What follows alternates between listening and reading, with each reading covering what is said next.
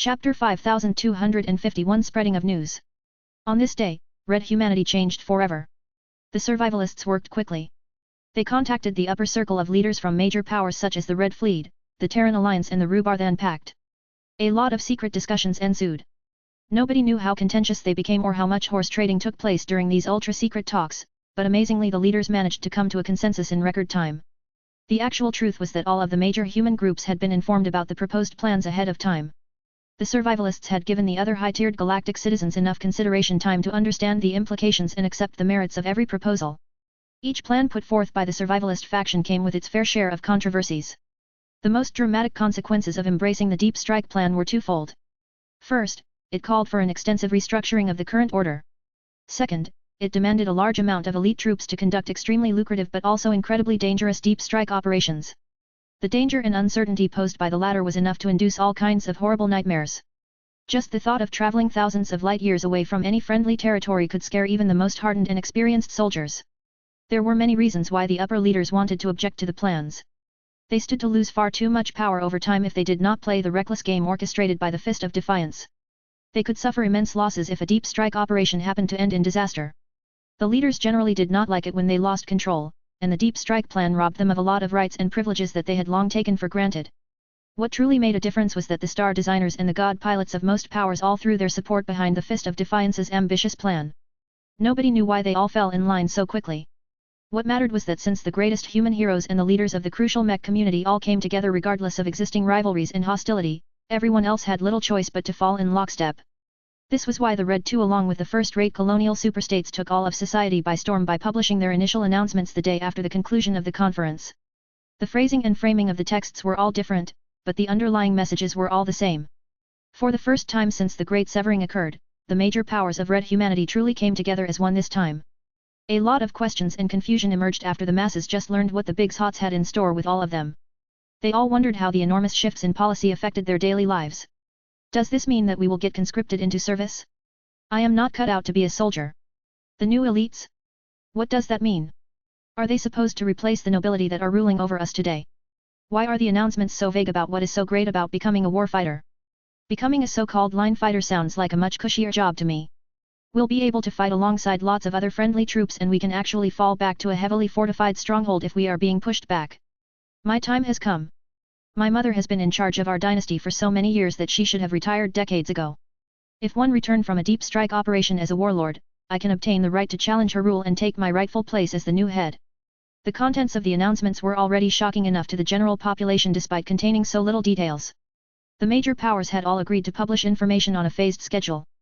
This not only gave the people enough room to process all of the shocking changes over a larger time span, but also bought more time for the leaders to flesh out the initial plans. Still, the upper circles of most major states and organizations had access to much better channels than the general population. Tens of thousands of associates attended the conference and witnessed the dramatic turn of events on the seventh day. Not all of them could keep their mouths shut. It was pretty much an exercise in futility to try to prevent them from sharing the juicy details to their friends and business partners, so the survivalists did not even bother to enforce any secrecy. The only directive they imposed on everyone was to keep the news from spreading beyond a certain boundary. This was nothing new to the upper echelon. They were accustomed to receiving insider information and keeping the news to themselves for the most part. They possessed enough control over the galactic net and major media publications to prevent any premature disclosures of critical information. This was why the highly controversial actions of the polymath and the admirable actions of Professor V.E.S. Larkinson managed to stay off the news. Their names emphatically did not escape the lips of the insiders who shared the names among their own channels. Deep within the Skyline Palace hovering above the government district of Kotar City, President Yanemes Clive deeply felt concerned as he tried to process all of the revelations he heard from an important contact. The Colonial Federation of Davut was not an important player in the galactic scene, but it was still an important regional power. It was not difficult for the leaders of Davut to get their hands on the full account that took place during the historical conference. This changes everything. Madame Reina Kernsk spoke up first. Though she maintained her impeccable composure, deep inside her thoughts were already roiling. The war against the native aliens takes precedence over our rivalry against the Karlachs. It is not wise to take our sights away from Karlach. Saint Yurvik Clive warned as his ace Mech was guarding the colonial president within a hidden chamber inside the palace. If the polymath had her way, Davut and Karlach would no longer exist as autonomous states. That did not happen. The colonial president briefly smiled. One think I can speak on behalf of all of us that we are grateful that her plan did not get passed in the end.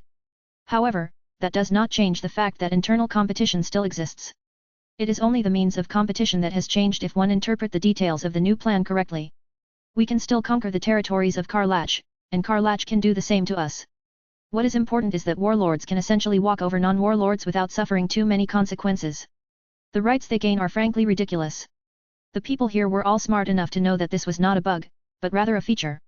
The intention was to sweep aside all of the old and passive leaders so that more proactive and proven warlords could take their place. Given that this was essentially an open conspiracy that targeted every established leader including Yenames Clive himself, the passing of the Deep Strike plan presented a direct threat to his rule. All of his own plans and strategies had to be thrown out of the window. They had to comprehend the rules and implications as quickly as possible and prepare for a way to defend their own territories from the predation of ambitious new warlords. According to the rules, warlords can be divided into several ranks. St. Jorvik Clive noted. Any warlord that has gone on multiple deployments can successively raise their ranks, thereby receiving greater privileges and rewards. The rank directly affects the amount of planets, star systems, and territories that a warlord can hold. The implication here was that in order to maintain control over the current territories of Davyut, one of their own had to undertake at least several risky deep strike operations and come back alive every time in order to secure their current gains. The president's face grew increasingly more ugly. There are too few details on how dangerous these operations can be, but if they are anything close to the battles at the front lines, then the losses will likely be substantial even if our forces prevail in the end. Every operation will take an enormous toll, but we have little choice but to play by these rules. If we do not contribute to the war effort, then Karlach as well as our other neighbors will move in our stead. The Davyutans were hardly the only people who had to worry about getting taken over by hostile warlords. The Fist of Defiance showed little regard for the existing power structures.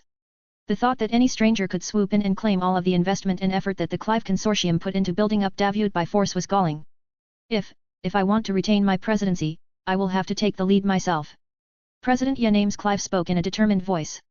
I must travel with one of the fleets and subject myself to the same risks as the other troops if 1 am to secure my legacy and my birthright as the leader of our state. Sir. That is too reckless of a decision. Raina Kernsk objected. You do not have a military background. Your leadership is entirely dispensable on the battlefield. Let St. Jorvik or our hand-picked generals take over this responsibility instead. Even if they get to become our new warlords, they are far from qualified from governing so many territories. You can still rule over Davyut so long as all of our warlords agree to give you a mandate to rule in their name. This was the most rational course of action. Let the professionals do what they did best. There was nothing wrong with letting trusted people such as St. Jorvik bear most of the risks. Yet, when the current president thought about how his cowardice would see him demoted to a mere administrator, he felt a deep sense of unwillingness. Ever since the Red Ocean got cut off from the Milky Way, President Yenames Clive thought he had gotten loose from his former masters. The enormous Clive Consortium and the other founding organizations of Davyut no longer loomed over his shoulders like before. They had all been left behind in a galaxy that had become a lot more distant. The Age of Dawn should have been an age where Yenames Clive not only turned Davyut into his personal fief, but also established a dynasty of his own where he and his descendants dominated the Krakatoa Middle Zone in the centuries to come. The passing of the Deep Strike plan threatened to ruin all of his ambitions. If he wanted to salvage as much of his original plans as possible, he needed to accept the new reality and adapt to the new rules as quickly as possible. Fortunately, he wasn't as young and set in his ways as many of his older counterparts. He not only accepted the need to actually take part in these crazy operations just so that he could secure the title of warlord, but also form a new coalition of fellow warlords to collectively defend their current state. One name stood out in their minds. Our ties with the Larkinsons have become much more crucial than before. President Yenames Clive remarked. If any of the absurd stories about Patriarch Ves Larkinson turn out to be true, then his influence has already grown to enormous proportions. We have already assumed that he was destined for greatness, but I do not believe that any of us expected that he would have gained prominence so quickly. We are not even qualified to talk to a newly promoted Tier 3 galactic citizen as equals anymore. How could they possibly negotiate and form new agreements with a clan leader that had already left Davyut in the dust? The most they could do was to engage the local branch of the increasingly more famous Larkinson clan, but this was unlikely to produce drastic results. St. Jorvik Clive already had another idea in mind. I have already become acquainted with General Ark Larkinson. I will meet with him more often in order to open up the possibility of deeper cooperation. The colonial president nodded in agreement. I will leave this responsibility to you. Do not be afraid to make major concessions up to and including territorial rights. It is becoming increasingly more certain that the Larkinsons have become the forerunners of this new age. Chapter 5252 Would-be Warlords. Many current rulers grew deeply concerned about the massive changes that were being imposed from above. If they had a say, they would have never agreed to this insane plan. They would rather embrace the Xenotechnicians' diplomacy plan as it contained the least amount of changes to the current order. Sure, a lot of people objected to the notion of consorting with aliens, but if that was what it took to preserve the existing colonial states, then leaders such as President James Clive would gladly kiss a pulmer in their ugly faces. Sadly, it was not to be. The impending rise of warlords cast a large shadow over existing society. It became increasingly doubtful whether any of the current states would be able to remain intact and preserve their current culture when warlords would come in and divide every territory among themselves. Sure, the formidable armies and aligned powers of a colonial state could muster up plenty of warlords and deep strike fleets of their own, but nobody knew whether enough of them could succeed. If too many of their deep strike fleets encountered disaster deep behind enemy lines, then states such as Davut became ripe for the picking. To them, the war against the native aliens still did not rank at the top of their priorities. They remained concerned with preserving their existing power base as much as possible. This became a lot harder now that the Red Association pushed really hard for the elevation of warlords over every other class of leader. While a lot of existing leaders lamented the disruptive change imposed by the top, a lot of ambitious people recognized an opportunity to outdo the old powers who relied on their generational accumulation to dominate human space in the new frontier. When General Ark Larkinson and Patriarch Reginald Cross learned the juicy details, they gathered together at the first available opportunity. Though their strength, status, outlook, and fighting styles were completely different from each other, the two powerful pilots and leaders had developed a cordial relationship over the past few months. They might not agree on everything, but that did not stop them from respecting each other. We can conquer territory now. Patriarch Reginald spoke with fire in his eyes. We no longer have to play soldier anymore. We can become warlords instead and take over Karlach so long as we defeat enough aliens on their own turf. We can even take over Davut if those Clives botch their own operations. I think they will most certainly stumble as they have zero experience fighting against aliens and their warships. Just think of what we can do once we return. Though General Ark looked just as eager as his much stronger counterpart, he was much more aware of the wider context. Don't underestimate how much can go wrong in these deep strike operations. We can prepare the strongest possible fleet, but we will still get wiped out if the ships responsible for generating a return portal malfunctions or gets destroyed. Every trip through the modified Greater Beyonder Gate is a gamble with our lives. Reginald snorted. Good. That will scare away a lot of cowards. The Fist of Defiance has the right idea as far as I am concerned. There are way too many cowards in power. If we rely on them to defend us all against the aliens, we go extinct in no time. Only we have the ability to win this war, and if it takes a few trips through the gate to prove our mettle, then we should do what we must. Besides, our chances are much better than anyone else. With an insider like your brilliant cousin on our side, our chances of succeeding are much greater. The subject of VES evoked a lot of thoughts in their minds. Both Ark and Reginald were impressed by how far the impressive mech designer had come. The stories that the leadership of the Larkinson clan had received from the man himself were too astonishing to believe. How could they ever imagine that the patriarch of their clan had not only managed to become acquainted with the likes of the Xenotechnician and the Destroyer of Worlds, but also managed to confront the polymath? It soon became clear that the patriarch had not gone crazy all of a sudden due to all of the supporting evidence that had emerged. The Red Association officially recognized VES as a Tier 3 galactic citizen. All kinds of states and organizations suddenly tried to contact the clan and its many daughter organizations in order to establish friendly relations. Even first raiders contacted the Larkinson clan without sounding insufferably arrogant. The Larkinson clan became so flooded by inquiries and requests in the past few hours that Minister Shed Aaron Purnis and his entire ministry had to work overtime in order to form the proper responses. The expeditionary fleet out in the Torald Middle Zone had become completely overtaken by the news. The Golden Skull Alliance put a stop to all of their future operations in order to figure out how to proceed from this point onwards.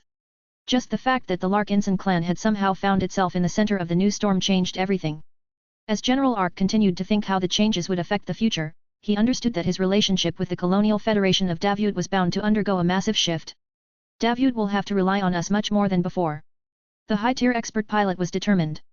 Not everyone is cut out to become a warlord or warfighter. Our Warborn division is not made for this, but it takes much less time and effort to prepare them for their new mission. The regular armed forces of the Colonial Federation of Davut were not weak by any means. They were well equipped and were excellently prepared to wage war against other human states. It was only recently that the Davutan military started to take combat against alien war fleets more seriously, but that was far from enough to give them confidence in any serious confrontation. There was one more important factor that could give the Larkinsons a much better edge in this new competition. VES is leaving most of us behind. General Ark said in a mixed tone. Since the Meshers want him to become a first-rater as soon as possible, he won't remain with us for long. Wherever he is going from here on out, he can bring 5,010 people along. At least some of our clansmen can benefit from his meteoric rise. He may even agree to trade a small amount of his EdNet quotas to your clan as well, Reginald. Reginald nodded with a more serious expression this time. Even he recognized that this was a big deal to the Cross clan. I hope your cousin still remembers all of the gratitude he owes to my clan. I don't need to rely on this high-tech virtual reality learning environment to become better at my job, but I can recognize how much this opportunity means to my subordinates. Will you be taking advantage of the EdNet as well? Ark shook his head. I have a strong feeling that I am not truly ready yet to pilot first-class mechs and compete on this level. I still think it is better to stick to my current plan and wait until VES has completed the Jupiter project. The new elite program will be my best chance to prove myself and attain the breakthrough that I have been working towards for so long. To expert pilots such as Ark, breaking through to ace pilot took precedence over promoting to a first-class mech pilot. The paradigms and customs of first-class combat were radically different. Ark would probably get drowned by all of the training and lessons that he must undergo in order to regain his full effectiveness in a first-class combat environment. Patriarch Reginald already became an ace pilot, but he was not in a hurry to become a first-rater either. I think that Benedict will probably accept this chance if VES gives him the offer. Once my master mech designer has learned enough about first-class mechs, he can work towards upgrading my Mars into a proper first-class ace mech. That will probably take a lot of time, so one might as well try to become a second-class warlord first. Even though the Fist of Defiance was no fan of the existing division of human society, the new elites were still divided into first class, second class and third class. According to the information published by the Red Association, second-class warlords and warfighters did not have to produce nearly as many results as their first-class counterparts. This distinction significantly increased the enthusiasm of ambition second-raters and third-raters. The plain truth of the matter was that relying on first-raters to conduct deep strike operations was unsustainable. Their numbers weren't great enough and not every enemy stronghold had to be attacked by a top-of-the-line first-class rating fleet. Besides, the Red Association also released plenty of hints that successful warlords and warfighters would have ample opportunities to promote to first-raters so long as they earned enough merit. This sounded perfect for confident soldiers who had long relied on their own efforts to rise up to their current height. General Ark smiled as he started to understand how his clan was about to do a lot better than before. I am happy for VES. It is no secret that he has been working for years to become a first-rater. Now, he is about to complete this transition in record time. The Larkinsons who are lucky enough to accompany him to the upper zones have much to celebrate about. Perhaps one day I can catch up to them as well. Reginald raised his eyebrow. I thought you would be more jealous of him, to be honest. Why would I be? He is family. We have our disagreements, but that doesn't really matter. He has his way of doing things while one have my way of doing things. If he sets off to the upper zones with 5,000 of his lackeys, the rest of the clan will remain. Someone will need to lead them in his stead. What are you saying, Reginald? You are the most obvious Larkinson to take charge of all of the second-class Larkinsons. Don't tell me that any of those other leaders like Raymond Billingsley Larkinson or Nevilan Pernus can fill the void that VES has left behind. He is too great of a personality to be replaced by these boring politicians. Your clan needs a real leader, and one can't think of a better choice than you, Ark. This is especially the case if warlords gain all of the power in the future. To be honest, the thought had already crossed Ark's mind, but he found it difficult to adjust to the new reality. I will have to discuss this directly with VES. Ark finally decided. He may have other ideas in mind. We don't even know whether he will still have anything to do with his clan now that he has attained his goal. It would not be the first time that this kind of incident happened. Whenever a particularly successful second-rater gained the qualifications to promote to a higher class, they usually parted ways with the majority of people who were unable to come along. Though Ark did not find it pleasant to acknowledge that he was among those people, this only spurred him on even further. If VES could do it, so could he. The new elites program was the perfect opportunity for powerful pilots such as Ark to earn greater rights and rise to power through his own efforts. I wonder how many familiar faces of my clan will opt to stay behind as well. Ark wondered. The huge bounty brought back by VES offered huge temptations to many clansmen. The Larkinson clan, as everyone knew, it was bound to split in half once VES left for greener pastures. Chapter 5253 Blue Jay Escort Fleet. The journey home proceeded in a much different fashion. The Meshers originally used a small and modest frigate to bring him to the Survivalist Conference. That was no longer the case. It was far too dangerous for a Tier 3 galactic citizen to traverse a vast distance on a relatively small and weak-armed starship.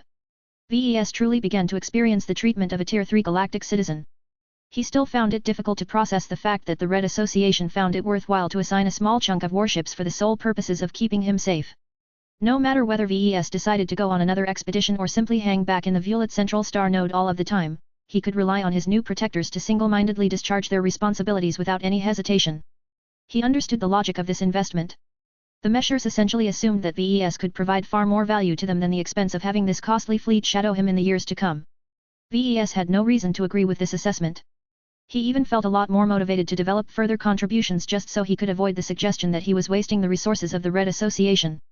Shortly after he settled into his oversized and luxurious quarters within the flagship of his new escort fleet, he spent a bit of time on passing on a report through the Larkinson network. While he had received plenty of warnings about what he was allowed to say and what he should keep to himself, he tried to pass on enough critical information in order to give his clansmen plenty of warning of what was to come. He could already foresee a lot of important discussions once he returned home. His wife would probably explode with happiness once she learned what VES had managed to bring back from the highly eventful conference. He still needed to deal with more immediate priorities, such as getting to know the properties of his new first-class escort fleet. Jovi stopped by his quarters with two important figures that VES would probably cooperate with for a long time. VES. Let me introduce you to the head of the fleet and the mech force of your new protection detail. Rear Admiral Gori Tensen has just been appointed as the commanding officer of the 306th Blue Jay escort fleet. It may sound strange to you, but our association has plenty of career spacers in our ranks. The Admiral comes highly recommended. The Mace of Retaliation himself has assigned this important mission to him. He and his men have fought against plenty of alien forces in both the Milky Way and the Red Ocean, so they are more than ready to confront any enemies that seek to target you directly. VES immediately understood the unspoken message that Jovi did not get to pick the Admiral as he was supposed to. Instead, the group centered around Fist of Defiance managed to place one of their own to this crucial position. That was not necessarily a point of concern, though. Stuff like this happened all the time. So long as the Mace of Retaliation's hand-picked personnel did their jobs without any complications, VES had no reason to complain. VES and the Admiral shook hands.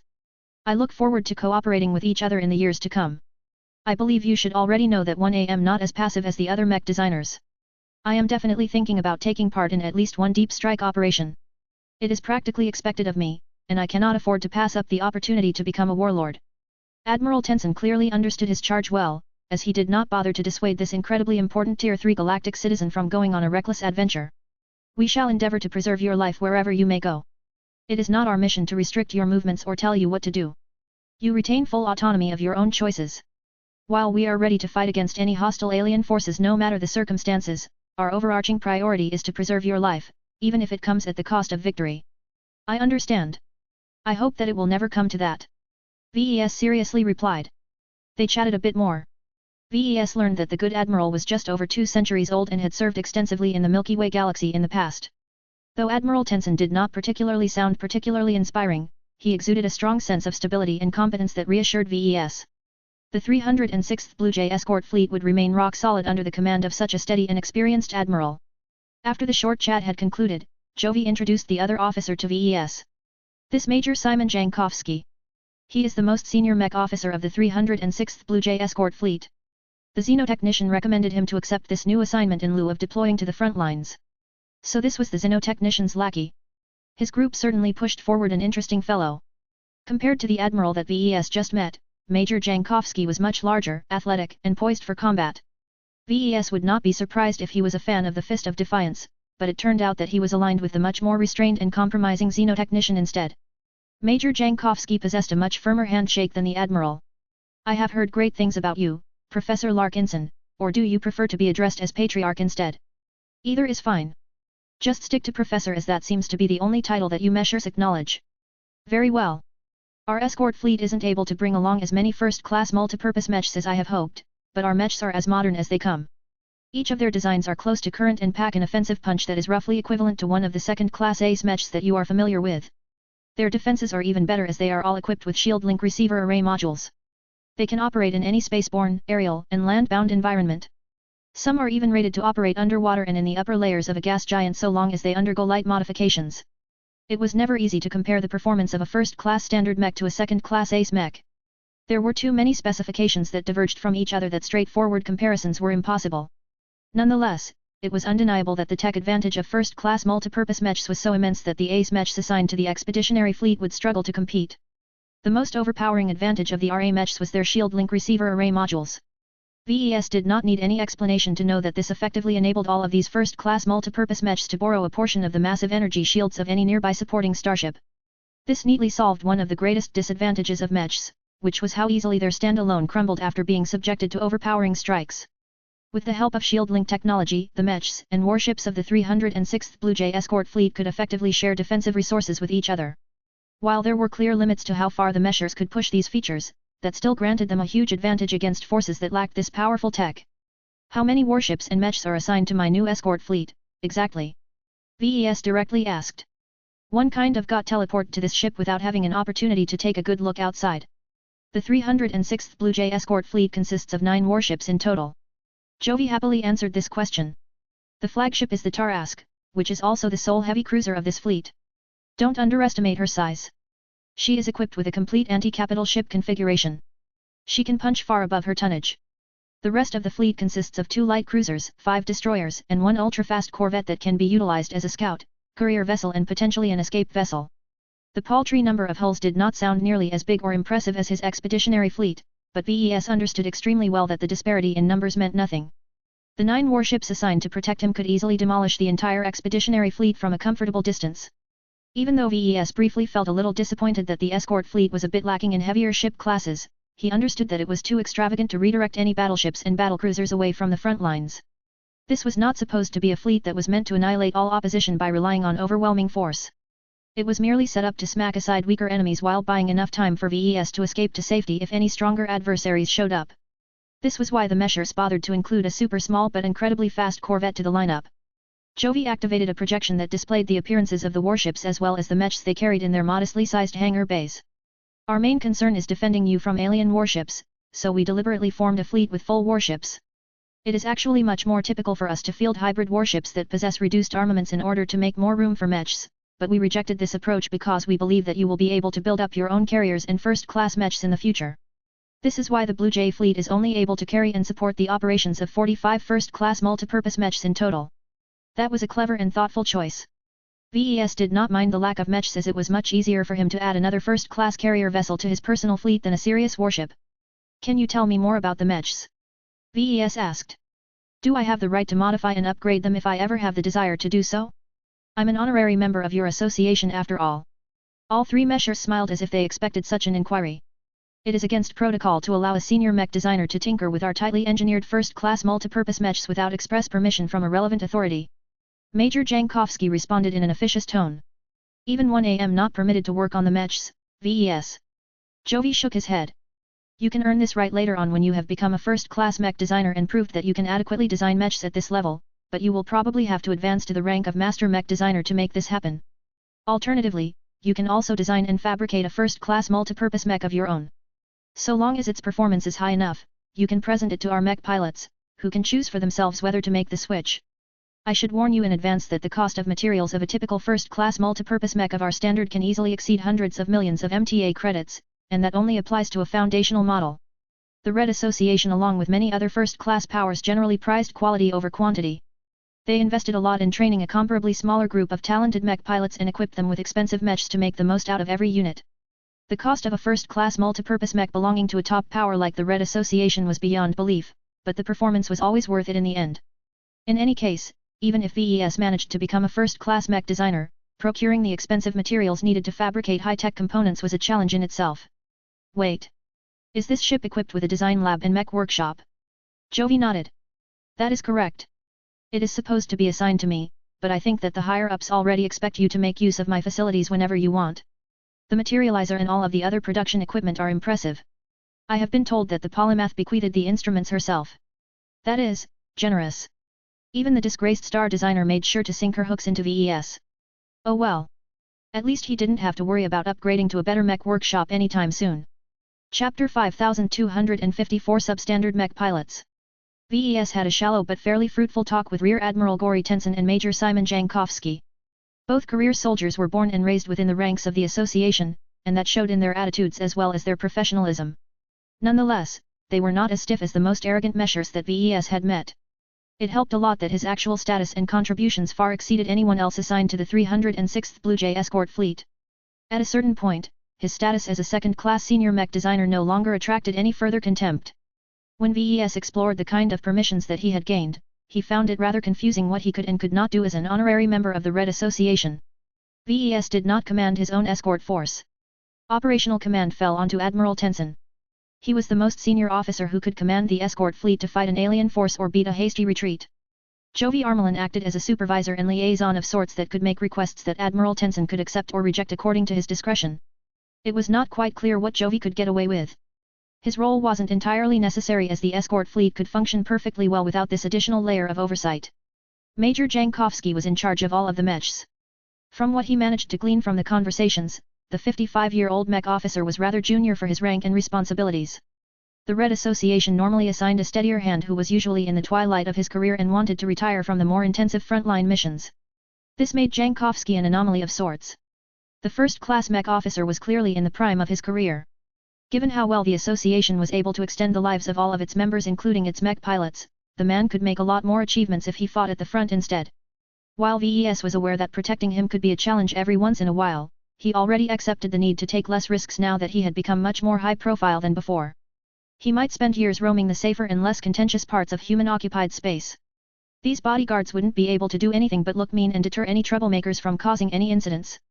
That hardly sounded like a fruitful investment of time for all of the Mech pilots and other personnel assigned to this fleet. It was not until Admiral Tenson and Major Jankowski bid farewell and returned to their duties that Jovi explained the real layout of the escort fleet. The Blue Jay fleet is officially a detachment of the association, but the presumption is that you will gradually expand your influence over it until it effectively answers to you and only you. The RA senior frankly explained. You can't take it over instantly, though. Control and authority is contingent to your increase in ability. The sooner you become a first-class Mech designer, the sooner you can begin to replace the 45 first-class multipurpose Mechs with machines of your own design. The sooner you advance to Master Mech Designer, the sooner you receive expanded permissions. VES frowned when he heard that. That sounds convoluted. Why can't you guys keep it simple? Why can't you give me the fleet outright if you Meshers are willing to give it to me eventually? There are many complicated rules that stand in the way of doing that.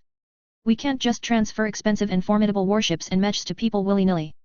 Besides, you don't have the warship tokens to outright take possession of those warships. VES recently acquired an RF frigate token through an exchange.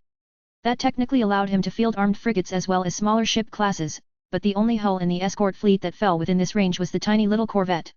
She could barely be called a warship. She might be able to fend off ordinary first-class Mechs with her arsenal, but her armaments were secondary to her mobility and escape systems. Given all of these complicated rules and regulations, it made sense for the Blue Jay fleet to remain aligned to the Red Association for the time being.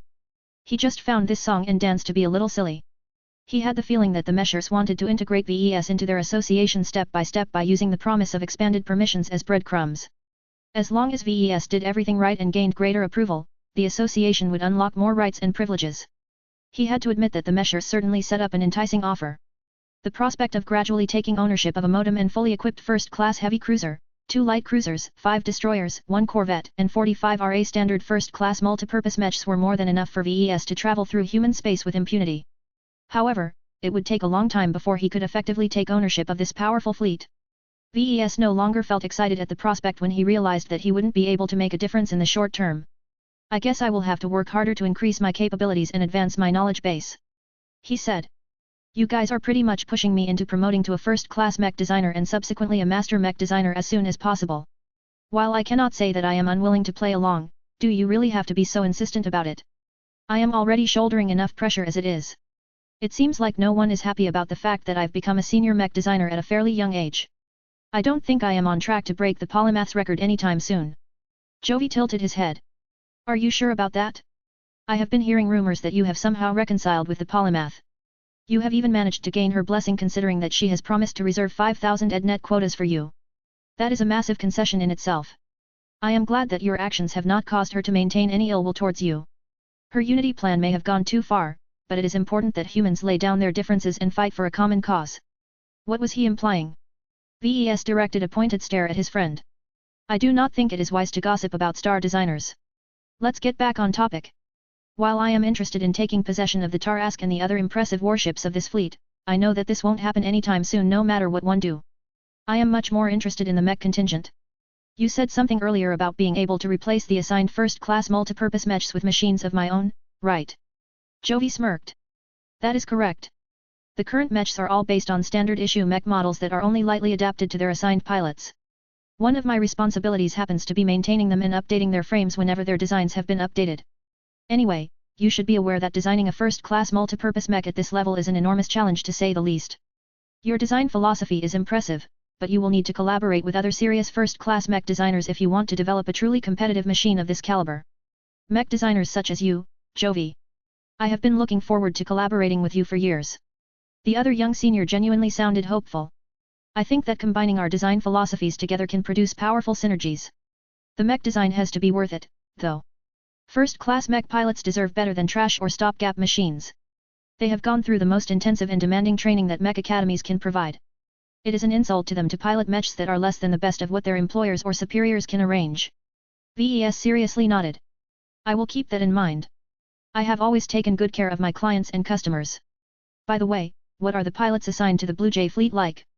Is there anything special about them that I should know? The number of pilots that would be protecting VES in the years to come considerably animated Jovi. I have managed to select most of them myself. The Red Association has given me a wide list of names to choose from. I made a careful selection based on various criteria. First, the pilots are all fairly young. There are no veterans among their ranks, but that also means that they are more adaptable and their potential hasn't been exhausted yet. Second, their genetic aptitude is fairly low by our standards. Major Jankovsky's genetic aptitude is only B, which is the absolute minimum standard needed to pilot our typical standard first-class multipurpose mechs. The majority of the remaining pilots actually boast genetic aptitudes that range between C and C+. VES looked surprised at that. What?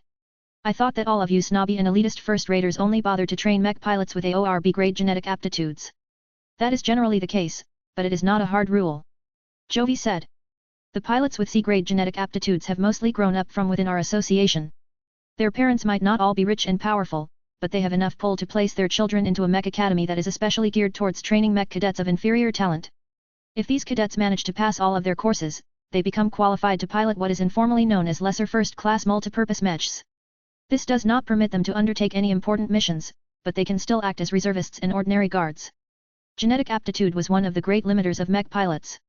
It affected their futures so much based on the grade that they received when they reached their 10th birthday. Not even the members of the greatest mech-oriented organization could escape the boundaries set by this inescapable variable. Anyone whose aptitudes measured at C or lower were effectively out of luck. Aside from getting worked over by the chosen human himself, there was effectively nothing they could do to improve their inherent genetic aptitudes. VES narrowed his eyes. He understood that Jovi did not set out to recruit so many undesirable reserve pilots because he wanted to be cheap or because no one better was available. His mind went back to the secret testing session conducted on the 5th day. The results attained by the Carmine Trooper, Carmine Conscript, and Carmine Raider all painted a hopeful image. One of the many explosive revelations from the brief testing was that existing mech pilots could effectively gain more control over their machines than their genetic aptitudes allowed. By using the standard neural interface in parallel with an active Carmine system, pilot Tina Eklund managed to overcome the limitations of her B genetic aptitude and exhibit greater fluency and fine control over her machine. If not for the fact that VES designed the Carmine Trooper as a fairly simplified second-class hero mech, the inaugural test would have been able to quantify her improvement. Even if the increase in her effective genetic aptitude only bumped her from B to B, this was just the beginning. Once she spent more time with the Carmine Trooper and developed her blood pact even further, it was not impossible for her effective genetic aptitude to surpass her official aptitude by a full leap in grade. In the world of first-class mechs, genetic aptitude was king. It made much more of a difference at this level of combat because every multipurpose mech was loaded with an abundance of complex modules. The demand for control was so much higher that every first-class pilot had to be bursting with augmentations in order to tame these powerful machines. Even then, without a high enough genetic aptitude, it frankly became impossible for them to make effective use of the more powerful and complicated mechs. What would happen if a bunch of relatively poor and substandard mech pilots learned that there was a way to overcome the limitations of their disappointing genetic aptitudes? The Carmine system did not just promise to upgrade the effective genetic aptitudes of mech pilots. As long as the associated blood packs had grown enough, it could outright make the property of genetic aptitude irrelevant by pushing neural interfaces aside entirely. VES minutely widened his eyes as he understood the actual significance of the Blue Jay fleet's pilot roster. Jovi did not present VES with a bunch of inferior mech pilots. His friend had brought along 45 willing and enthusiastic high-quality test subjects for VES to experiment at will. Chapter 5255 Festive Homecoming. The return trip proceeded fairly quickly. The Blue Jay fleet did not include any laggards, so the superdrive-equipped warships were all able to enter the Torvald Middle Zone at an impressive speed. It helped a lot that the faster destroyers were able to generate portals that could instantly bring the slower Tarask and other heavier vessels to another location. Using a daisy chain of portals, the Blue Jay fleet managed to reach the Corelix system in just 2 days. VES felt rather strange and out of place when the Blue Jay fleet emerged out of the final portal. In a little over a week, his life had completely changed. He arrived at the conference as a relatively minor and forgettable Tier 6 galactic citizen. He left the conference as the youngest and most impactful Tier 3 galactic citizen.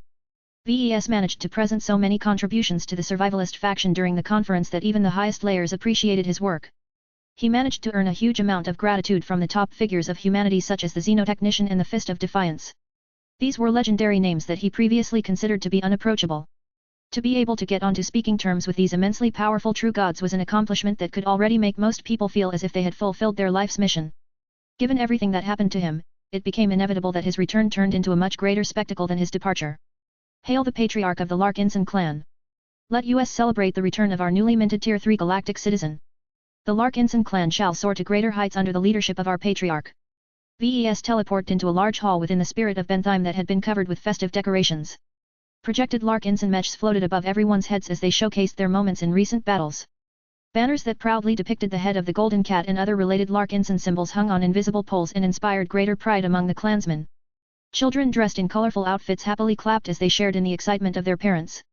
Even the cats that occupied an undeniable place in the expeditionary fleet had come dressed with eye-catching collars and ribbons. Though VES was not in the mood to take part in a bombastic celebration, he realized that his recent rise in status had made an enormous impact on the members of his clan. Many of them joined the clan and fought under his command because they were all hopeful that he could lift them from their average lives and uplift them to the top of human society.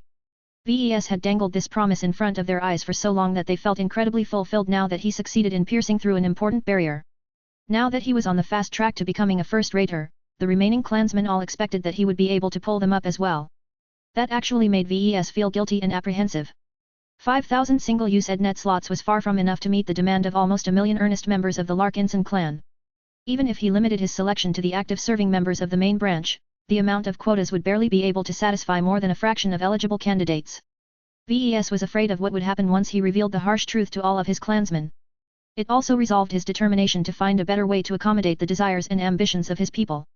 All thoughts about leaving them behind and forgetting about their needs went into the garbage chute.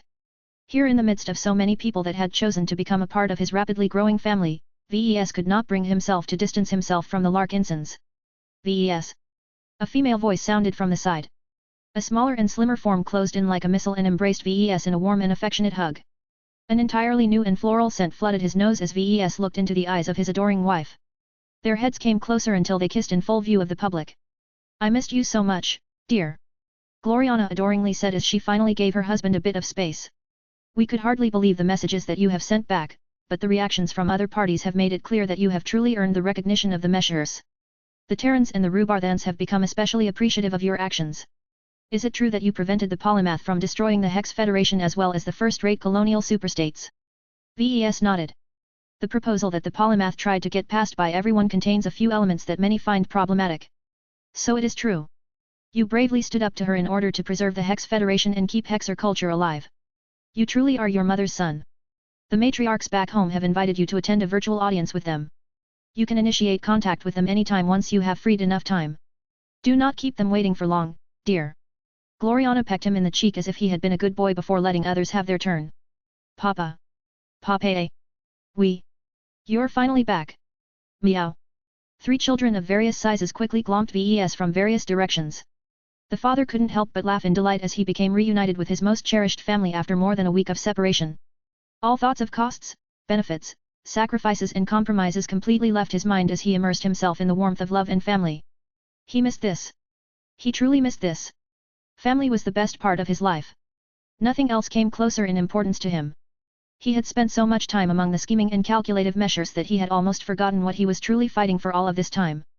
VES felt even more alienated from the Red Association now that he became confronted by such a strong contrast. Did you get to meet with the Fist of Defiance in person? Little Androsta pulled him out of his thoughts by tugging on his arm. What about the Destroyer of Worlds? People are saying that you have become friends with her somehow because both of you adore cats. Is it true? Why didn't you tell us about that, Papa? VES chuckled as he ruffled his red-headed daughter's hair. I have never met with the god pilots directly. They are far too busy to meet with the likes of me. Don't listen to the nonsense that other people say. I barely know either god pilots. Liar. You're so mean. Aurelia tugged at his other arm. Papa, did you make a lot of friends during the conference? So many different people have contacted our clan lately. I've even started to receive thousands of mails into my account. Some of them even propose to arrange a marriage so that we can merge our Larkinson clan with their own group. What? Don't reply to those messages. You are way too young to think about that kind of stuff. Besides, these are all opportunists who solely think about taking advantage of the expanded rights and privileges of our clan. His oldest daughter responded with a shrewd smile. I already know that. Mama has made sure to redirect those messages to the Ministry of Foreign Affairs. That was the right decision to make.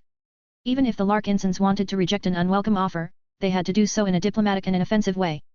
Marvane demanded his father's attention next. Did you get to see and talk about any cool first-class mechs at the conference? Ves laughed as he picked up his boy and held him to his chest. I didn't actually get to examine too many of them up close. I spent much of my time talking or listening to other people talk. That's what conferences are actually about. One brought you a gift, though. What is it, Papa? Have you seen the fleet of RA warships that are parked next to our own fleet? They are part of a powerful new escort fleet that is assigned to protect me on a permanent basis. While they don't have a lot of available internal space, the warships have brought along 45 first-class multipurpose mechs. Each of them are really powerful, you know. If you want, I can let you take a closer look at them when there is enough time to go on a tour. Really? I promise, Marvane. I first need to take care of a lot of other stuff. Please hurry up, Papa. I love the mechs you make, but first-class mechs are cool as well. As Ves finished handling his kids, he inwardly shook his head after he roughly figured out what sort of stories they heard from various sources. The amount of information that the public managed to learn was fairly limited, but more than expected. What truly annoyed him was that the upper echelon of Red humanity had become fully aware of his existence. It only dawned upon him now how much that complicated the lives of his clansmen. The huge amount of attention was entirely because of Ves alone. The others did not merit all of this attention and weren't properly equipped to fend off all of the increased interest. All of that meant that Ves needed to take charge and resolve all of the headaches that he had caused for his clan. Once he managed to get his cute little brats off his back, he was able to speak briefly with other key figures. General Vril did not entirely look pleased. The only reason why our fleet hasn't been flooded with starships dispatched by other groups is because our current location is too remote and far away from major population hubs. That will change in the coming weeks as starships carrying envoys from Terran ancient clans and Rubarthan principalities will start to crowd the surrounding space. If not for the fact that you brought an entirely new escort fleet back with you, I would be panicking a lot more from within. Ves raised his arm and patted Vril on the shoulder. One apologize that I am adding to your stress. I didn't exactly plan for all of this either. We need to have a much more extensive discussion about the future of our armed forces and our plans for the future, but that can wait. Calabast arrived next. She looked as attractive as ever in her black uniform. I think you should have a good idea on how much attention we have attracted.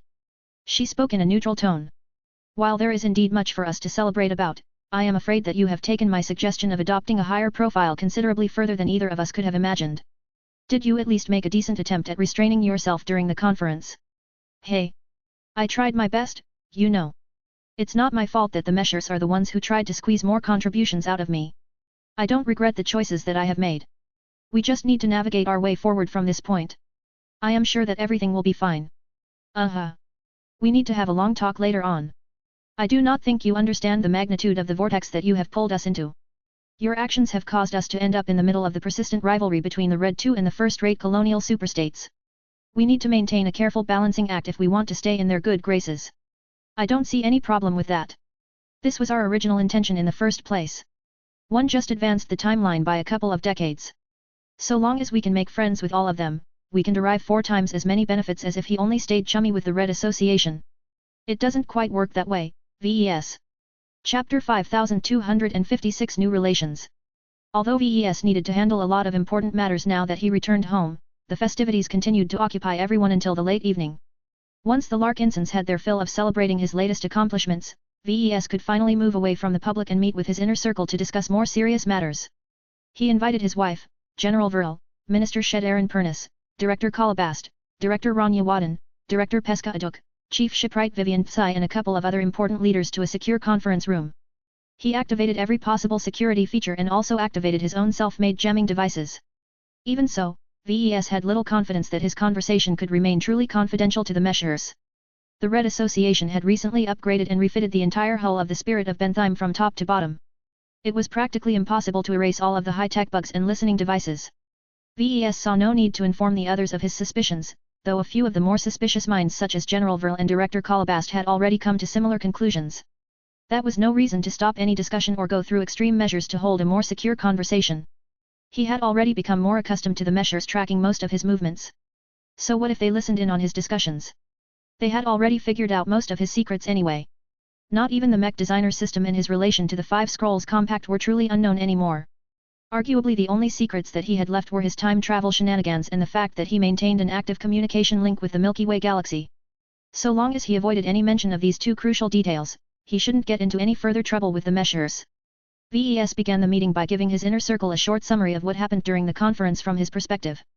He formulated his words carefully to avoid any sensitive information that he was definitely not supposed to share, but the people sitting across the conference table were more than clever enough to read between the lines. And that is how I have managed to become acquainted with several star designers and god pilots in the end. VES completed his fairly exhaustive retelling. It is also why I came back with an escort fleet that doesn't mind giving us a hand on the battlefield.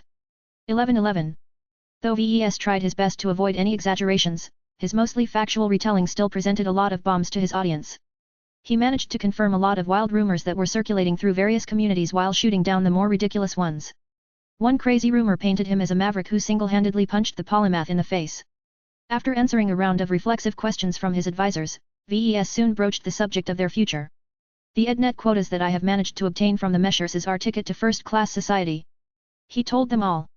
It is not enough to meet the needs of all of our clansmen, but it is a start. I will endeavor to work hard and win more quotas by making subsequent contributions, but that will take a lot of time. For now, we need to make a selection of candidates for the first wave of Larkinsons that will follow me into the upper zones. Most of the gathered people were still trying to wrap their heads around the amazing capabilities of the EdNet. So all of us have to spend up to 4 years in a long-term simulator pod so that we can go through 2 decades of first-class schooling. General Vril asked. I do not expect all of you to use up a quota at once. VES replied. Not only will we create a leadership vacuum in our current clan, but not all of you need this in the first place. Gloriana. Yes, dear. Do you remember the first-class implant that I have promised to arrange for you? I have managed to strike a deal that entails working together with an implant developer to design a custom product that is completely tailored to your needs. Once you have obtained it, I think you should be able to study to become a first-class mech designer by yourself without needing any additional tools. His wife widened her eyes. She knew how much of a difference this could make. A custom top-of-the-line cranial implant could truly enable her to close the gap between herself and most first-class mech designers. It would be even better if the implant also incorporated the latest advancements related to exotic radiation and hypermaterials. I love you so much, VES. VES smiled affectionately at his wife before he turned back to his clansmen. He hadn't even shared any details about the 500 vials of A7KE1 general-purpose pilot cultivation elixir that were safely stored in the vault of the Tarask. Considering how much their existence and effects completely overthrew a lot of assumptions in the mech community, VES could only bring them up with his expert pilots. There was no need to expose their existence to other people who couldn't even make use of these extremely valuable early-generation products. Minister Shed Aaron brought up another important topic. Our clan has received urgent requests to reciprocate to the messages sent by various Terran and Rubarthan groups. On the Terran side, the Eden Institute of Business and Technology has spearheaded the proposal to hold more substantive talks about deepening your existing relationship with the university. On the Rubarthan side, the Inferno Spear Principality is claiming that you have already established a secret working relationship with the Destroyer of Worlds. Now that it is no longer a secret, Prince Antonius desires to transition it to a more open and public relationship. VES furrowed his brows. There were plenty of reasons for the Terrans and the Rubarthans to buddy up to him. He already expected the Terrans to take advantage of his part-time job at the Eden Institute, but what was this about the Inferno Spear Principality? Is there anything special about this spear ponce that I should know about? The 2016th prince is an ace pilot of great renown in Rubarthan circles. Kalabast reported as if she had already expected VES to ask this question. He is one of the few Rubarthan princes that the Destroyer of Worlds is able to tolerate and befriend. This also puts him in the rare position of being able to speak on the god pilot's behalf and represent her interests. That certainly raised the importance of this fancy prince by a few more notches. Terrans on one side. Rubarthans on the other side. Both of them probably wanted to show their gratitude for preventing the polymath from erasing their identities and to obtain insider access to his companion spirits and any other goodies that he might have in store.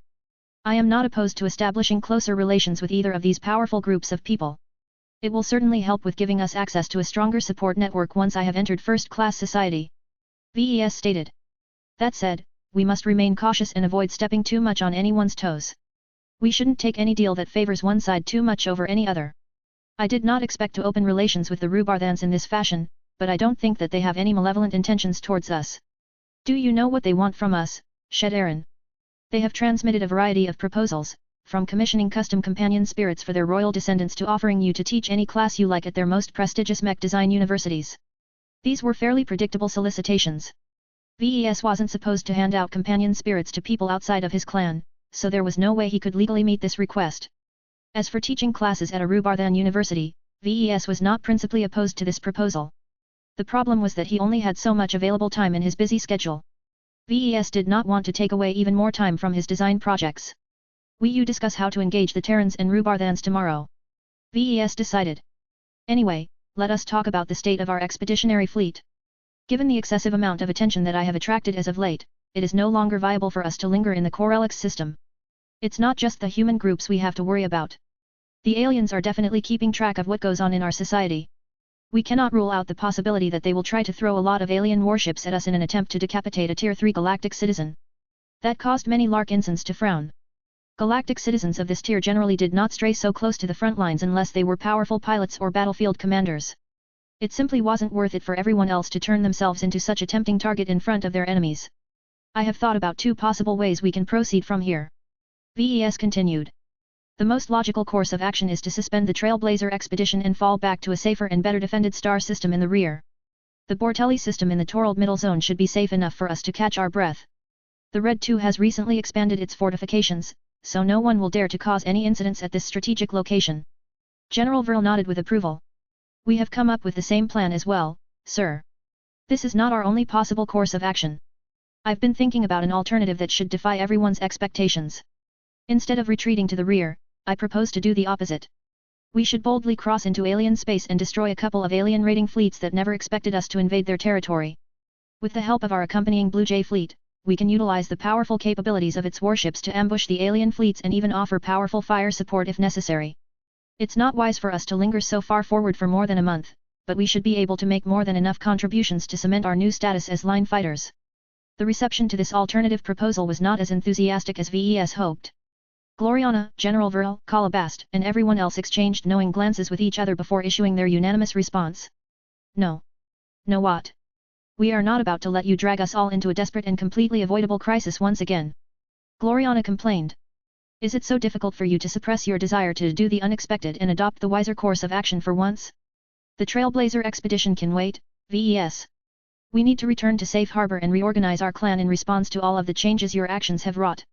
If you truly insist on resuming the expedition, you can send the bulk of our forces back to the deep frontier while you and I remain in the rear. There is no need for us to accompany our main fleet everywhere now that you have a better alternative in the form of the Blue Jay fleet." She had a good point. The escort fleet massively expanded his options and no longer made him so reliant on the expeditionary fleet and the Golden Skull Alliance. That did not mean that the latter had become useless to him. So long as most of his clansmen were still second-raters, there was still a lot of value in maintaining their existing alliances and friendships. Anyway, seeing that no one was a fan of his radical proposal to travel headlong into alien space just so they could smack a few more alien fleets, VES retreated from his preferred option. Okay. I get it.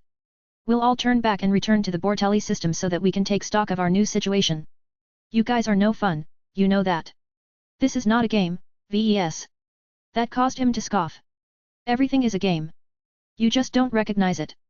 Even now, we have become participants in a much greater game than you realize. Chapter 5257 Hot Commodity. Given all of the changes that happened while VES attended the Survivalist Conference, the members of the Golden Skull Alliance quickly agreed that it was not suitable for them to linger in the Corellix system any longer. The fleet had begun to journey back to the Bortelli system, leaving behind a lot of valuable and partially processed alien warships and assorted debris. Fortunately, a mercenary fleet was already on the way to guard all of the remaining spoils. A modest but still fairly sizable squadron of vessels opted to remain behind in order to keep an eye on everything.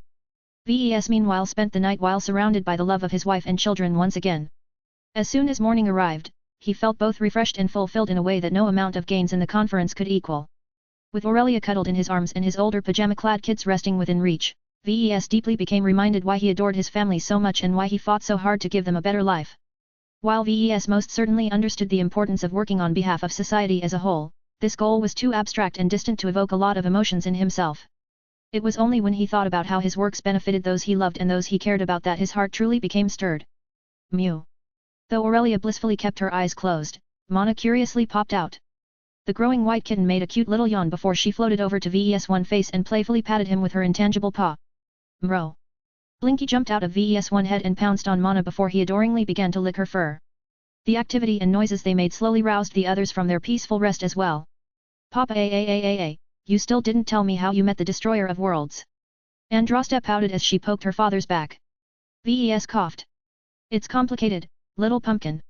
He chatted and cuddled with his children for an indulging amount of time. Though he had a busy schedule ahead of him, he really missed this. Spending so much time with the survivalist had caused him to think more rationally instead of emotionally, and that was anathema to a passionate mech designer like himself. Though he did not consider the survivalists to be a bad crowd, their mission and responsibilities constantly drove them to make difficult trade-offs that only cold-hearted leaders could make. There was no way that anyone who possessed an inkling of true empathy would think that the unity plan could ever work. As Ves basked in the giggles of his two daughters, he already began to adjust the tentative plans he drafted in his mind. He set aside the cold and calculated decisions that he initially wanted to push through and replaced them with more compassionate alternatives. While there was no way he could satisfy everyone's wishes with the resources he had at hand, his recent rise in status had given him a lot of power and leverage. As the inventor of amazing and powerful applications such as companion spirits, the transcendence glow and so on, Ves had become a hot commodity nowadays. He could think of many ways to exploit his new advantages for further gain. He just had to make sure he abided by the rules and restrictions imposed by the survivalist faction. The clan played a key role in his new plans. He couldn't believe that he considered it to be a burden shortly after getting promoted to a Tier 3 galactic citizen.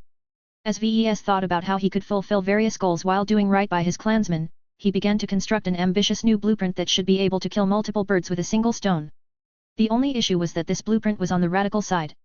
Ves needed to persuade his subordinates that changes were necessary in order to adapt to their new circumstances. He had no idea how well they would react to his proposal. They hadn't been a fan of his earlier idea to dive straight into alien space and beat up a bunch of alien raiding fleets that never expected to get ambushed in turn. Hopefully he could make a better case this time. Gloriana snapped her fingers in front of his wife. Many people are waiting to talk with you. It is time to wake up and face reality, Ves. He let out a sigh before planting one final kiss onto Aurelia's adorable head. You're right. Let's get on to business. Mro. Blinky agreed. Meow. Maaew. Mana and Yaika both begged for this moment to last, but the children needed to get out of bed so that they could attend their intensive morning classes. Just over an hour later, Ves had dressed himself in his familiar patriarch uniform and entered his main office after a long period of absence. His personal assistant stood poised by his desk and already prepared a stack of virtual reports for Ves to go through. Welcome back, boss. Gavin Newman greeted in a manner that hardly sounded different than before. As you already know, a lot has changed during your absence. The last few days have been especially wild as your reputation and renown has shot through the roof. The most immediate issues that you need to take care of are diplomatic in nature. There are a lot of organizations who want a piece of you, and they think they can accomplish their goal by going through our clan or one of our daughter organizations.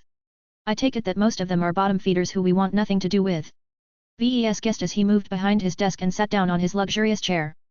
The comfort level of his familiar office chair just wasn't the same as those smart cushioned chairs from the Kamatter Rain, but this was his true home. Now that he thought about it, the previous battle netted him a handsome amount of Pulmer corpses as well as live prisoners. He just needed to squeeze a bit of time in his schedule to process their hides into prime leather. Minister Shed Aaron Pernis will stop by later in order to discuss our strategy and our specific responses to all of these parties.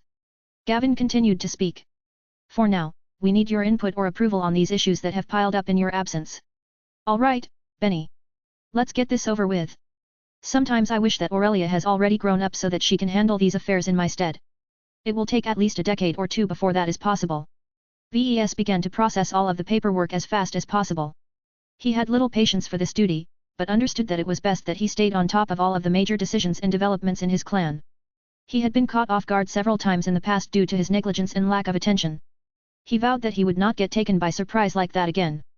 At least he wasn't wasting as much time as he did in the past. His cyborg leg along with Veronica were still working diligently on his current design projects as usual. They had made a considerable amount of progress while he was off schmoozing with the survivalists. Once he went through the most important dossiers, Gavin retreated in order to make way for Minister Shed Aaron Pernis. As the aged but distinguished diplomat calmly strode inside and took his seat, the old man looked positively radiant despite all of the headaches that Ves caused as of late. Let me begin by stating that we are all proud of what you have managed to accomplish this time. Few if any people of your age could have impressed the Meshers and to such an extent.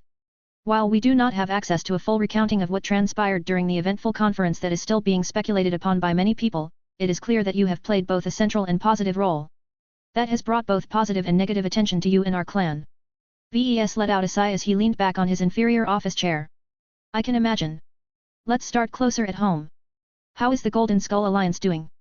The responses from our allies are largely positive. Aaron responded with a relaxed smile. In no way do they think this is a bad development. While it is rather inconvenient that your circumstances has caused the Trailblazer expedition to get derailed, the advantages of having friendly relations with a rising star in our society far outweigh any other annoyances. It helps a lot that we have recently won the Battle of Ophidia and the Battle of Corellix.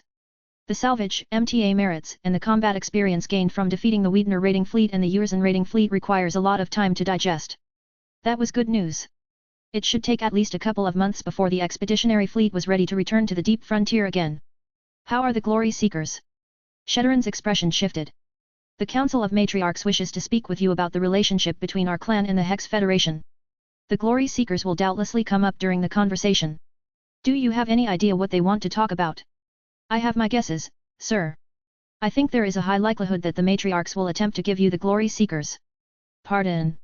The Hexers want to deepen their relationship with you and your clan no matter the cost. If it takes giving up control of the glory seekers, then that is a trade-off that they are willing to make. VES thought about absorbing the glory seekers as a new mech legion of the Larkinson army. He did not like it at all. He already absorbed a bunch of Hexers in the form of the Penitent Sisters, and that was more than enough for his liking. The Penitent Sisters and the Glory Sisters also didn't get along. Just because they were both Hexers in origin did not mean that they held the same beliefs or agreed on the same issues. That's a non-starter. VES said. I think the matriarchs are smart enough to know that as well. Aaron steepled his fingers. This is why they will likely attempt to sweeten the pot with additional concessions that will be difficult for you to resist. These concessions should be sufficiently attractive to persuade you to accept their proposal despite your many misgivings. VES raised his eyebrow. What are they willing to give up this time? I can think of two major possibilities. The first is that they will attempt to give you the Glory Seekers with an ace pilot added in for free. Currently, Saintess Ulrich of Raken has already traveled and fought alongside us for several months. She is doing fairly well all considered. Not only is she able to get along with the Glory Seekers, she has also gained the respect of our clansmen. While it is doubtful that we can obtain her full loyalty, she should understand the score well enough that she will serve us willingly as long as it benefits the Hex Federation. A whole ace pilot. The lack of an ace pilot had long been one of the deficiencies of the Larkinson clan. While his accomplishments more than made up for the disadvantages of lacking a powerful mech champion, VES could never feel fully reassured that his clan would do fine unless it gained a powerful protector that only answered to the Larkinsons. VES had to admit that this massive concession sounded incredibly attractive to him, but not as much as before. With the coming rollout of powerful pilot cultivation solutions such as the Transcendence Glow and the A7KE1 General Purpose Pilot Cultivation Elixir, the time and effort needed to produce another ace pilot would drop considerably. This meant that VES had no need to accept Saintess Ulrich of Raken in his ranks.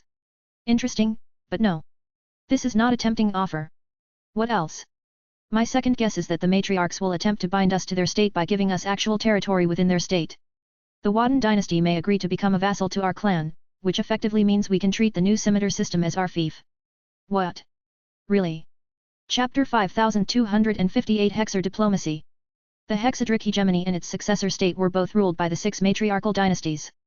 These were the modern family organizations that had come to dominate the Hexer people since they established their roots in the Komodo Star sector 4 centuries ago.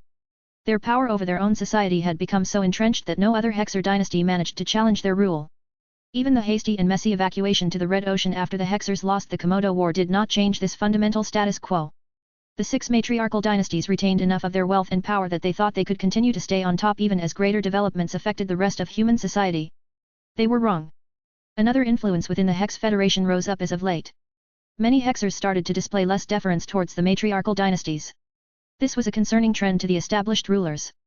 The reason for that was because the Wadden dynasty continued to gain more prominence due to its inescapable ties with the Supreme Mother, the Daughter of Death and the Supreme Sun. It looked as if the divine family that consisted of the most powerful Supreme, Goddess, and Mortal Sun wielded far more influence and authority over the Hex Federation than the Council of Matriarchs nowadays. From changing the very tenets of Hexer culture to propagating several successful lines of Hexer mechs that have become embedded in their society, the divine family continued to shift more authority away from the Council of Matriarchs. This concerned the members of the council a lot.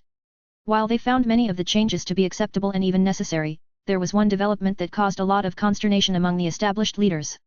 The rise of the Wadden dynasty threatened to affect the composition of the six matriarchal dynasties.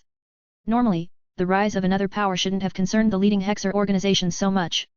As long as the Wadden dynasty grew powerful enough to earn a seat at the table, it shouldn't take that much trouble to turn the six matriarchal dynasties into the seven matriarchal dynasties. There was just one problem with this change. It was impossible to depart from the sacred number of 6. The very notion that the Hex Federation should be ruled by the 7 matriarchal dynasties sounded incredibly wrong. Due to this cultural abhorrence to such a change, it was not possible to elevate the rapidly rising Wadden dynasty. Yet given the current trends, it was also unacceptable to deny the Waddens their rightful place in Hexer society. This difficult dilemma therefore produced increasingly more consternation among the matriarchs. Although none of these old and wise female leaders openly discussed this problem amongst themselves, they all knew that there was one possible way to resolve this growing headache. The Wadden dynasty just needed to take the place of one of the existing matriarchal dynasties. It went without saying that this was a distinctly unacceptable solution. The weaker matriarchal dynasties that had not done so well in the transition to the Hex Federation were especially fearful that future developments would force their hand. This was why it had become especially urgent for the Council of Matriarchs to have a formal talk with the Supreme Sun. It took a bit of waiting, but the Larkinson Patriarch finally agreed to hold a remote discussion over a secure communication channel. The 6 matriarchs gathered together and simultaneously entered a magnificent hall with an exaggeratingly high vaulted ceiling. Banners and stained glasses that depicted the symbols and historical imagery of all 6 matriarchal dynasties added a huge amount of solemnity to the chamber. The most eye-catching feature of the hall was the enormous 6-sided council table positioned in the center. Bathed by the defined rays of light from above, the impressive piece of monumental furniture had been hand-carved out of the gigantic trunk of a massive alien tree. The matriarchs had entered this chamber so many times that the sight no longer impressed them as much as before, but the atmosphere still put them in a more serious mood. They only ever held important discussions in this council chamber. Slowly but surely, the matriarchs took their seats. There was no need for them to go over their plan as they already held this discussion in the past. All 6 matriarchs agreed to the same consensus on how to approach this critical conversation. The projection of a single man appeared a short distance away from the council table. The man emphatically did not appear above them all to avoid any suggestion that the matriarchs had become subordinate to him in any fashion. Hello. The man in a red and white uniform greeted the 6 most powerful Hexer leaders as if he was greeting a gaggle of old ladies relaxing in a park. You sent an urgent request to speak with me, so I contacted you as soon as it was convenient for me. I hope you appreciate the fact that I decided to talk with you women first before everyone else. Now what would you like to discuss? It was quite rare for the matriarchs to be addressed in such a direct and irreverent fashion, but there was no helping it. The differences in status had become so great that the Supreme Sun could ignore their request to talk without consequences. Matriarch Alicia Vraken spoke up first. We would like to congratulate you on your successful promotion to a Tier 3 galactic citizen. We have heard much about you. The Red Association has finally recognized your value, and seeks to elevate you to their level sooner rather than later. We have long believed that you were capable of rising so far ahead. It is gratifying to see that one of our staunchest supporters and allies has broken the ceiling that we are still struggling to penetrate ourselves. The projection of VES smiled back at them. 1. Appreciate your well wishes, but I do not think that this is part of your urgent message. No. It is not. Your rapid ascension and rise in status has many implications to our great colonial state. We would like to talk to you and restructure our cooperative relationship with you and your clan before any further changes can occur. That is logical. What do you have in mind, Matriarch? The Vraken Matriarch began to lay the groundwork by explaining the recent developments of the Hex Federation. It took a bit of time before she was able to get to the meat of the Hex Federation's request. We propose to deepen the ties between our respective organizations by proposing a merger between the Glory Seekers and the Larkinson clan. The Vraken Matriarch spoke. The Wadden dynasty originally founded the Glory Seekers as a bodyguard unit for your cherished wife.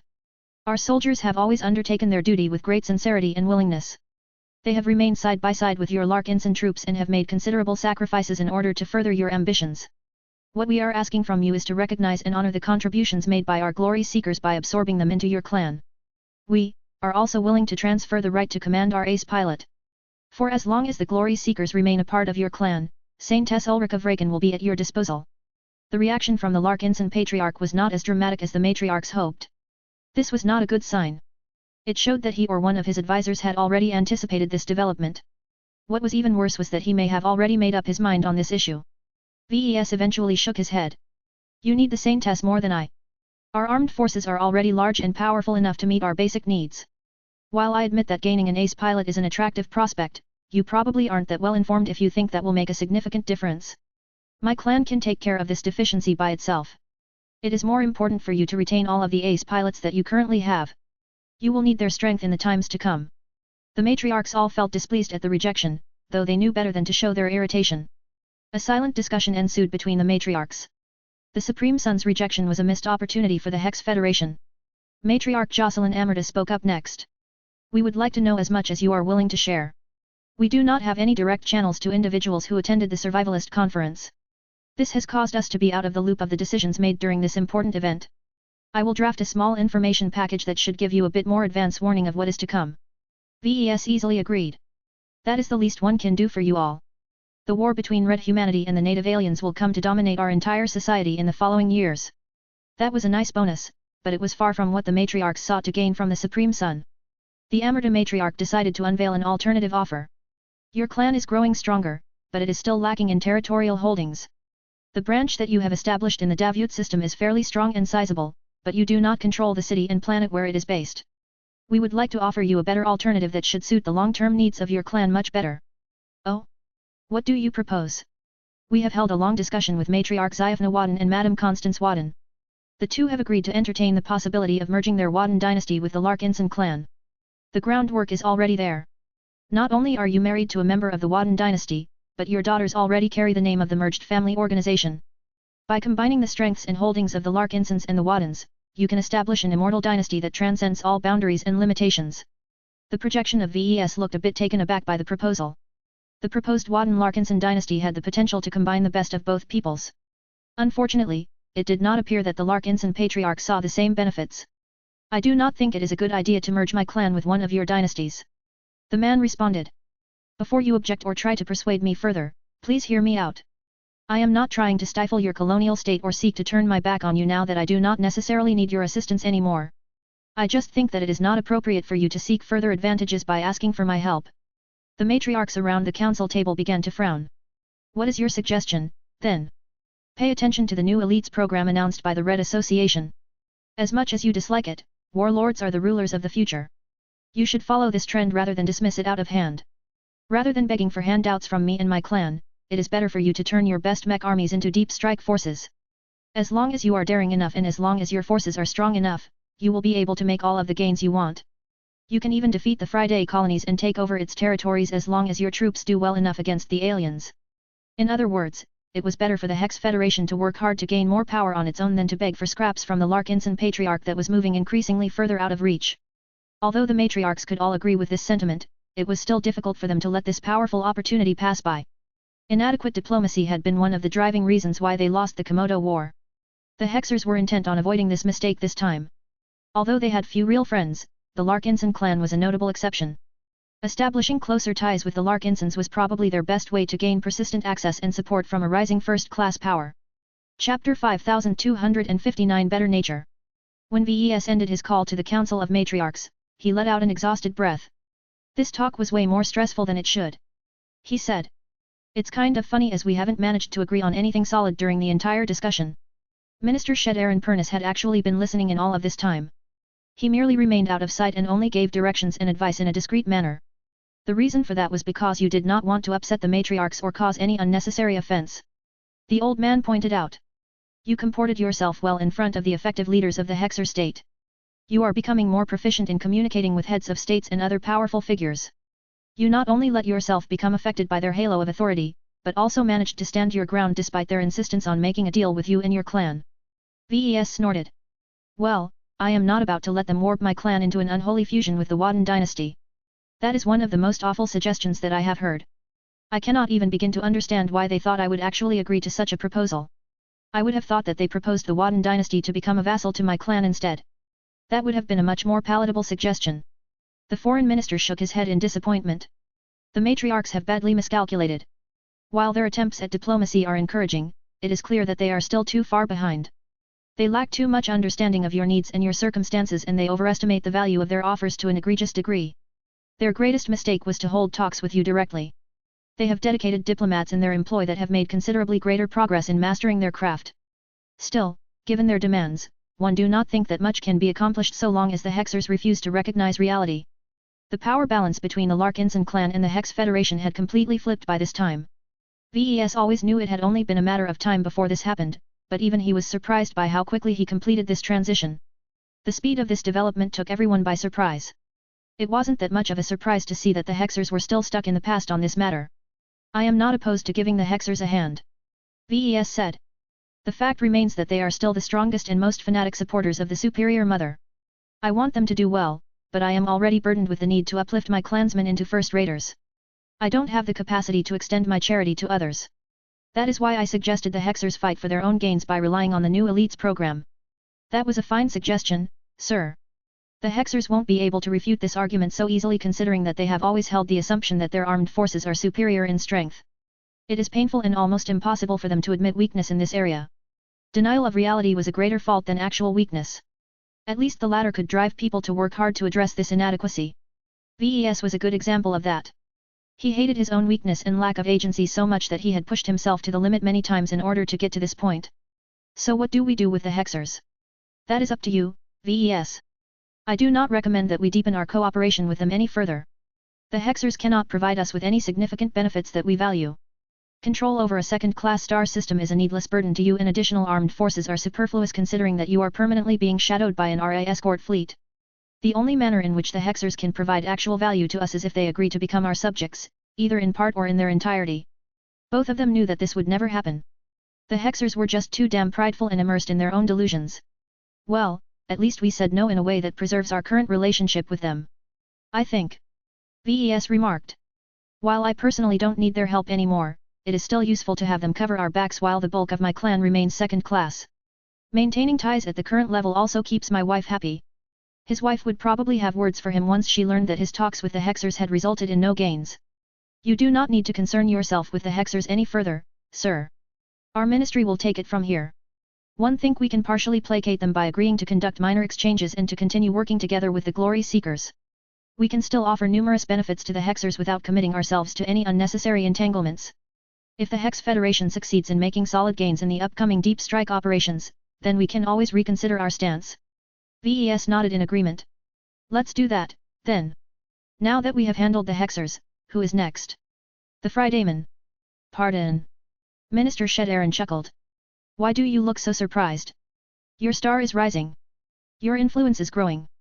It is becoming increasingly less comfortable to maintain an antagonistic relationship with you and your clan. I am not certain what the Fridaymen have heard, but if we assume they have better information channels, then they should definitely understand that opposing you increasingly resembles suicide. That sounded a bit exaggerated, but VES most definitely wasn't in a forgiving mood towards the Fridaymen. What do they want, Shedarin? The Fridaymen are much more grounded in reality compared to the Hexers. Their diplomacy is considerably more advanced as well. They are fully capable of bending their heads and finding an earnest way to reconcile with a former enemy if the need is great enough. They will seek to melt hostilities by giving you enough concessions to agree to their proposal. It is not a secret that you are susceptible to bribes. Hey! I'm not that easy to persuade. I am more than willing to take advantage of other people's generosity, but I will never forget those who betrayed me or tried to take away my life and the lives of my family. As much as it is better to just let bygones be bygones and focus on the greater threat posed by the aliens, I just can't bring myself to forgive those bastards. There was just too much bad blood between the two. VES had found himself in enough difficult situations that he could never let go of his desire for vengeance. If not for the fact that the new climate did not allow for internal wars, VES might have actually agreed to cooperate more closely with the Hex Federation. He could find plenty of ways to empower the state even further to increase its advantages in a possible war against the Friday Coalition. Given that he still held a lot of animosity towards the Fridaymen, he did not want to talk with them at all. How could this talk be any more productive than the previous one? I do not recommend you reject their request for a direct dialogue. Shedarin said. You should hear them out at least once, if only to confirm whether you still wish to pursue your vendetta against them. Do not forget that not all of the Fridaymen are your enemies. It is mainly their current leadership that is at fault for turning against you. If they agree to compensate for all of the damages they have caused to you and more, it may be better to just take the deal knowing that you have severely weakened them in a time where they need strength the most. His advisor certainly made a persuasive case. Okay. VES eventually decided. I'll talk, but only right away. If their leaders or diplomats can't accommodate that, then I won't bother with their entreaty. It did not take long for Minister Shedarin to contact the Fridaymen and arrange a hasty dialogue. Normally, it could take days, weeks, or even months to set up a proper in-person dialogue between two major groups, but if speed was of the essence, then a simple remote call would suffice. Only a single person answered the call. Both VES and Minister Shedarin were considerably surprised when Governor Mabrius Gage of all people had been designated as the representative of the Fridaymen. The reason why they felt this way was because Governor Mabrius most definitely had a lot of reasons to hate the Larkinsons and the Hexers. During the Battle of Pima Prime, a coalition force that consisted of the Golden Skull Alliance and a Hexer mech army invaded the key port system claimed by the Gage dynasty. The battle not only resulted in a terrible defeat for the sundered phalanx that defended the economic hub, but also caused it to be razed to the ground, thereby destroying a huge amount of expensive infrastructure. Yet that loss could not compare to the defeat and death of Saint Jeremiah Gage. Not only did the Gage dynasty lose one of its greatest heroes and protectors, but Governor Mabrius suffered a massive personal loss as he had to watch his own nephew get beaten by Patriarch Reginald Cross. Ever since the conclusion of the Battle of Pima Prime, the Gage dynasty had lost a lot of ground in the Red Ocean. While the Gagers undeniably remained strong in the Komodo Star sector, that was no longer as relevant now that the Great Severing had cut off the two galaxies. It did not take a genius to figure out that the Gage dynasty in the Red Ocean had suddenly turned into the weakest coalition partner at the start of the Age of Dawn. Was Governor Mabrius able to speak on behalf of the Friday colonies as a whole, or was he only able to speak on behalf of his anemic dynasty that was still struggling to rebuild Pima Prime? Patriarch Larkinson, thank you for agreeing to communicate with us. We understand that you are not a diplomat and that you are a busy man, so we will cut right to the chase. Our colonies have agreed that it is no longer beneficial for every involved party to remain in a constant state of hostilities with each other. The increase in alien aggression has made it increasingly clear that we must distance ourselves from the petty fights that have kept us distracted from the common threats that target all of us. Instead of wasting precious manpower and assets to remain on guard against each other, we propose to form an alliance or at the very least a pact of non-aggression so that we can earnestly direct our forces against our true enemies. That sounded remarkably reasonable. Governor Mabrius was essentially trying to appeal to VES' better nature and his growing sense of responsibility over red humanity. The significance of having Governor Mabrius make this appeal did not go unnoticed either. If the Fridayman who suffered the most from the fighting was able to let go of his painful grievances, then VES should honor that by doing the same. It was a pity that VES was not the kind of person that the Fridayman hoped to meet this time. He adopted a clear look of contempt. So now you want to kiss and make up, huh? Why couldn't you have made this decision before you sent Lady Aisling Curver to kidnap me? Why didn't you stop a deep strike fleet from ambushing my fleet while we were simply trying to make our way out of the Komodo Star sector? There were several times where your troops threatened to take away my life and my freedom. We sincerely apologize for our transgressions. Governor Mabrius Gage quickly adjusted. We are more than willing to discuss reparations with both you and the Hexers. We simply ask for your forgiveness so that we can move on from this unwelcome distraction and work towards contributing to the defense of our common civilization. VES grew more and more pissed at this deflection. Stop talking nonsense, Governor. You don't get to turn around and show remorse because of actions that turn out to be mistakes in hindsight. While I am not interested in starting up any further aggression towards your colonial state, that does not mean I am willing to reconcile with you guys. Even if the aliens are on the verge of overrunning human space, I will cheer for their success when their warships crush all your colonies. That is how much one hate you Fridayman. While VES was willing to forgive many things, he was never lenient towards those who stabbed him in the back, betrayed his trust and threatened his family. These were red lines that people should never cross if they wanted to remain on his good side. Unless the Fridaymen were willing to make real concessions, VES did not feel inclined to continue these talks any further. Chapter 5260 Rising Opposition. Governor Mabrius Gage tried to remain as impassive and composed as possible when the frustrating call with the Larkinson Patriarch finally came to an end. The talk had been a disaster. Despite the optimism and good grace he displayed during the actual talk, inside he knew this effort at reconciliation was doomed from the start. The Friday Coalition had built an incredibly detailed personality profile of the individual known as VES Larkinson. While the man's erratic behavior and extremely unlikely successes could never be truly predicted, there were still plenty of data points to chart out his responses to different stimuli. Using the model constructed by all of the data, it was possible to formulate a conversational strategy that combined all of the most favorable predictive outcomes. Following it should give a speaker the highest chance of attaining his goals of any negotiation. Yet no matter what kind of variables or conditions the social engineers inputted into the elaborate model, the predicted success rate never rose above 22.6%. Those were dreadfully low odds. No one from the Friday colonies wanted to step forward and take the initiative to hold this crucially important talk. This was despite the enormous rewards for success. If any of them actually managed to pull this off, the person responsible would obtain a considerable increase in importance for being the one who actually managed to tame the furious cat. Yet if they failed to make any gains, then they would bear a considerable amount of blame for botching the conversation and ruining any hope of reconciling with a rising star of red humanity. The Friday colonies needed to select a spokesperson that was significant or important enough to get taken seriously by the Larkinson Patriarch. Pushing forth an obscure middle-level diplomat would not only be an insulting gesture, but the poor fellow might not get more than a few sentences in before the other side cut the connection. Securing the cooperation of Tristan Wesseling would have been the best. The Larkinson Patriarch responded a lot better to those he considered his friends, and Tristan was perhaps the only person who originated from the Friday Coalition who could still hold a cordial conversation with the devil. Sadly, Mr. Wesseling remained completely unsympathetic to the plight of his former state and people. I cut off my citizenship to the Friday Coalition for a reason. The journeyman mech designer responded at the time. 1. Have done my duty to my state and paid back all of the debts that I have incurred and more. Look, I don't blame the common Fridaymen for all of the ills of their state, but that does not mean one want to be a party of whatever sordid schemes the higher-ups have plotted this time. With regards to my friend, you have made your bed. Now you need to lie in it.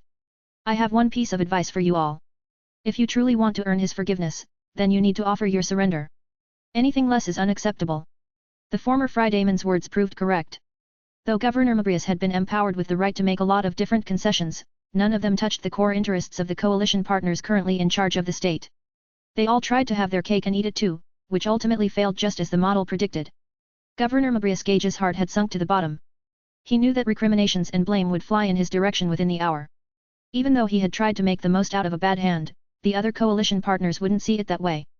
Part of it was a deliberate effort on their part. The Gage dynasty had been riding over their heads for a long time. Even with the latest setbacks in Pima Prime, the dynasty still remained rock solid back in the Komodo Star sector. Yet once those blasted phase whales cut off the link between the Friday colonies and the much more powerful Friday coalition, the balance of power in the former had completely changed. The Gage dynasty that had recently suffered a huge blow in its port system and became burdened with rebuilding its infrastructure could have easily rebuilt Pima Prime in time. Sure, plans had been set back by a lot of crucial years, but as long as enough capital flowed in from the Milky Way, the port system would have eventually been able to regain a semblance of its former self. All of that had suddenly gone down the drain now.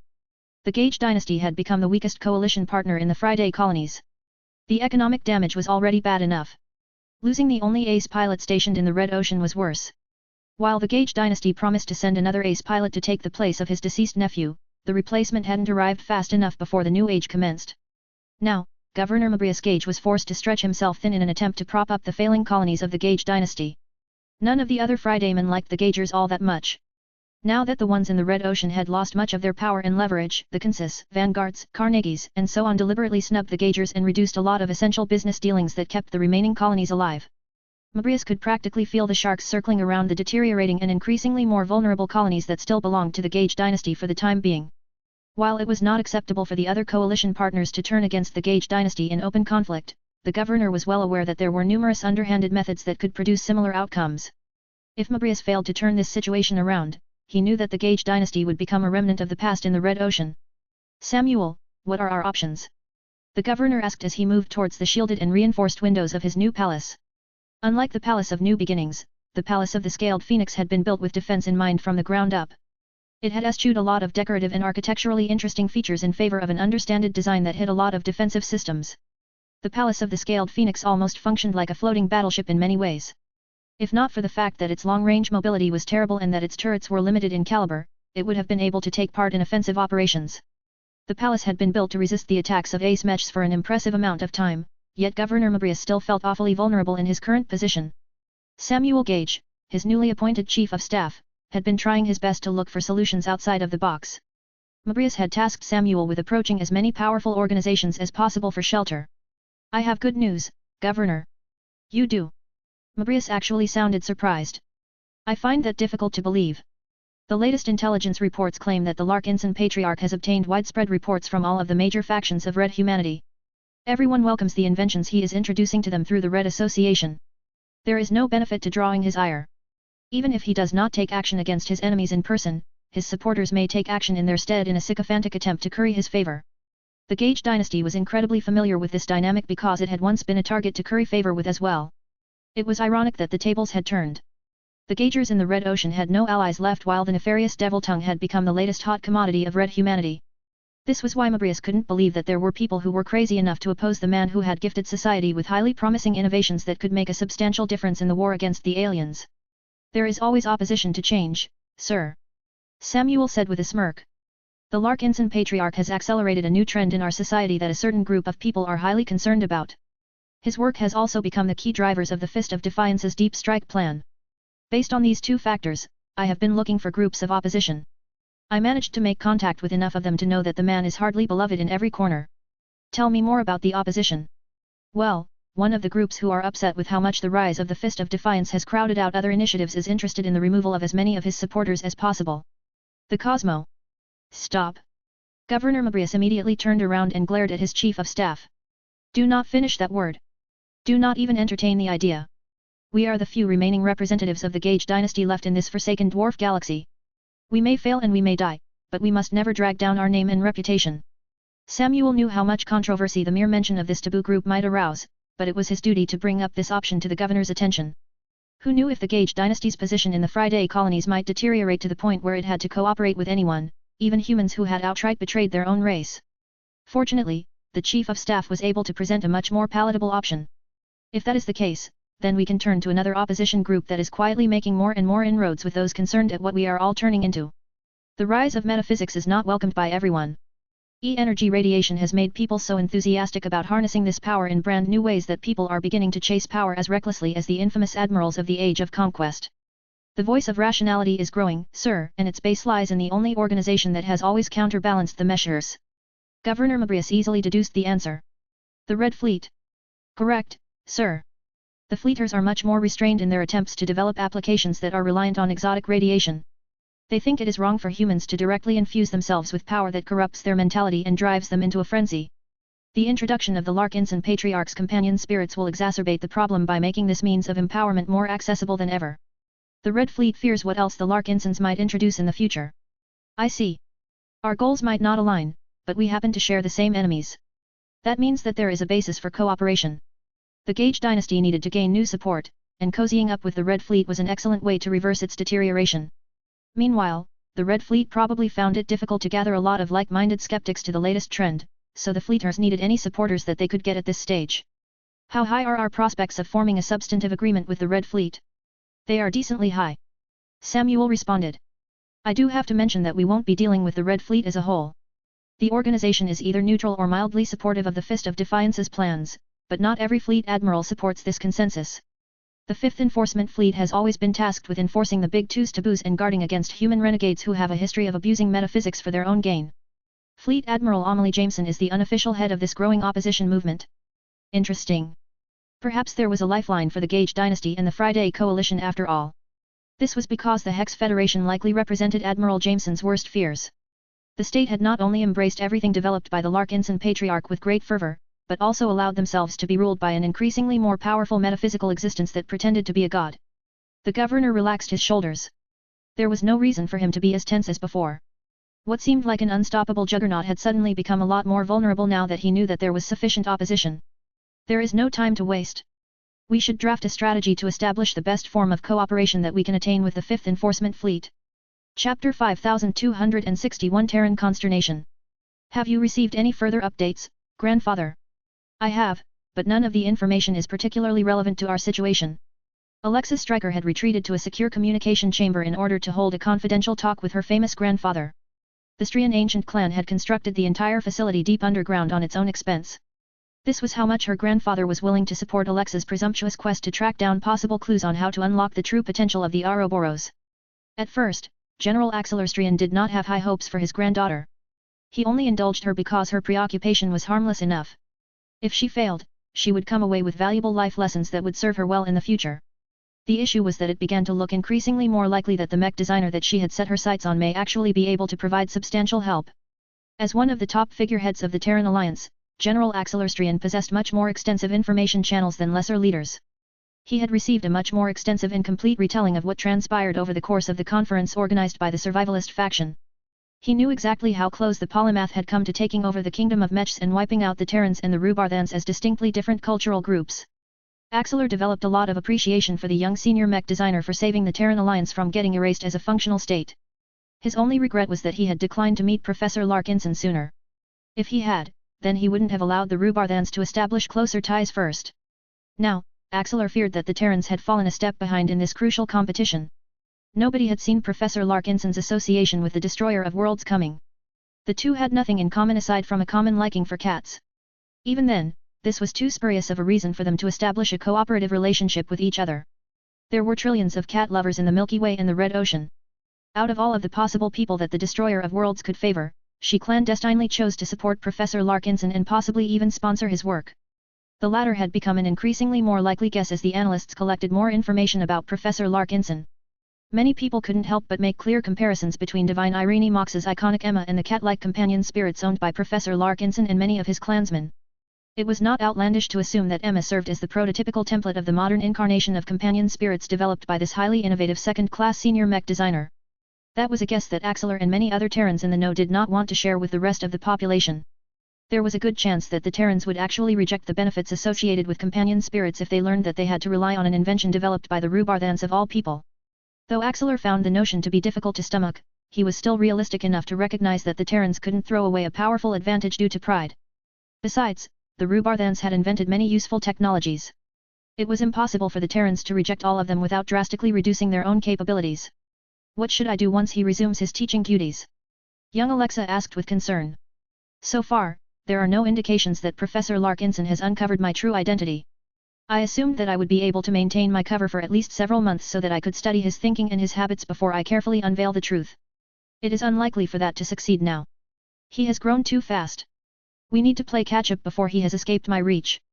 Both members of the Strian ancient clan knew that the Terran alliance stood to gain immensely if they were able to develop closer ties with Professor Larkinson.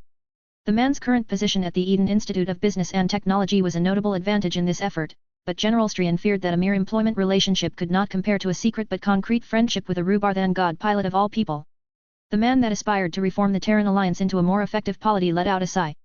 We currently lack too much information about Professor Larkinson to formulate a solid strategy. The greatest uncertainty that is complicating our calculations is what sort of deal he has struck with the Destroyer of Worlds. If there is any element of exclusivity in their agreement, then we will not be able to gain priority as latecomers. Young Alexa nodded in understanding. We do not have any way of knowing unless our spies in the Rubarthan Pact can feed us the intelligence or if we ask Professor Larkinson about his arrangements in person. Neither option was likely to work out for the Terrans. The Terrans had planted a lot of spies and informers in Rubarthan space, but none of their investigations had ever uncovered a deal between one of their most powerful warriors and a previously obscure senior mech designer. Practically no Rubarthan seemed to be aware that the two figures were connected to each other.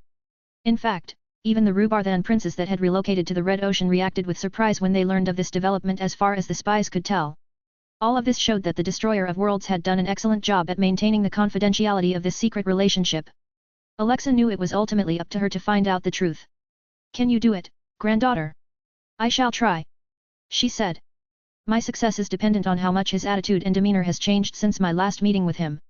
He used to be remarkably humble, casual, and approachable during the times I have worked for him, but that was when he was still a Tier 6 galactic citizen. Even if he had already begun to cooperate with the Destroyer of Worlds at the time, he never let that go to his head. Now that he has become the center of attention, I cannot say whether he has become more difficult to talk to. He might even decide to end his employment with the Eden Institute now that he has moved up in society. General Alexar Strian smiled in reassurance. We do not think that he will make this decision. Professor Larkinson takes his responsibilities and business dealings seriously. He will at least ride out the current semester before he is willing to submit his resignation. That said, it is better to have an earnest talk with him and reveal your actual identity before it is too late. I am willing to trust you to use your existing friendship with him to negotiate on our behalf. My staff will evaluate any promise and concession that you make, but as long as your proposals are not too outrageous, I will allow them to go through. The young teaching assistant felt immensely honored by the responsibility that her grandfather bestowed her. It made her feel as if she was actually making a real difference for her people this time. Naturally, she wouldn't be doing this alone. It went without saying that her grandfather's staff would be providing her with a lot of aid by conducting analyses, calculating possible responses and so on. The fate of the Terran Alliance was at stake, so it was crucial for Alexa to be as well prepared as possible. There isn't much time for me to get ready for my next talk with Professor Larkinson. The young lady looked troubled. He is scheduled to hold another class on frontier wisdom in the afternoon. So far, he and his clan have yet to transmit a request to cancel his upcoming lecture, so he will likely show up. That does not give me enough time to prepare for a proper discussion. Then don't. General Axelar decided. You can keep the discussion shallow for now. Just present yourself as a representative of the Terran Alliance. It is truthful enough even if I have just filed the paperwork. Focus on information gathering for now. What is his relationship with the Rubarthan Pact? What does he think about the Terran Alliance? How much closer has his relationship with the Red Association grown in the past week? What are his current priorities and what does he lack for? The more information that you can gain from him, the more we can approach him with a working strategy in your next talk with the professor. Though Alexa was not strictly raised for this, she had received enough training and education to undertake a new assignment. Every descendant of the Strian ancient clan had to meet the same high standards in order to maintain its high standing and reputation. Once they had concluded their more serious discussion, Alexa was able to inquire about other topics. How is the Ouroboros doing now that exotic radiation has come into the picture? The Peak Ace pilot let out a sigh. Lam unsure what is happening. The Ouroboros has not been the same as of late. I can feel that my ace mech is doing well, but none of us understand what my machine is going through. The only truly concrete change that is unmistakable is that it has become considerably easier to channel the power of life and death through my machine. This is not an isolated case, though. Many other ace pilots report similar boosts in performance. It remains to be seen whether the Ouroboros can exhibit greater abilities, much like those interesting living expert mechs of the Larkinson clan. General Strian had long noticed the resemblance between his Ouroboros and the Larkinson clan's iconic powerhouse machines. There were still a lot of differences, though. Aside from the obvious ones such as the enormous gaps in age and class, the Ouroboros didn't appear to be as lively and dynamic as the works of Professor Larkinson. Even though machines such as the Amaranto and the Everchanger were clearly weaker in many ways, the general could practically feel the intelligence and awareness of those young but most definitely living machines whenever he studied the archival footage from their battles. It made Axelar Strian gain the impression that his Ouroboros was defective. Perhaps defective was not the right word. His old mech had received so many upgrades over his career that almost nothing was left of its original incarnation, but even so the best mech designers hired by the Strian ancient clan had been unable to upgrade the few qualities that turned it into such a legendary machine. Though the ace pilot had been burned enough times in the past, he couldn't help but become hopeful once again that another mech designer might be able to fix the Ouroboros.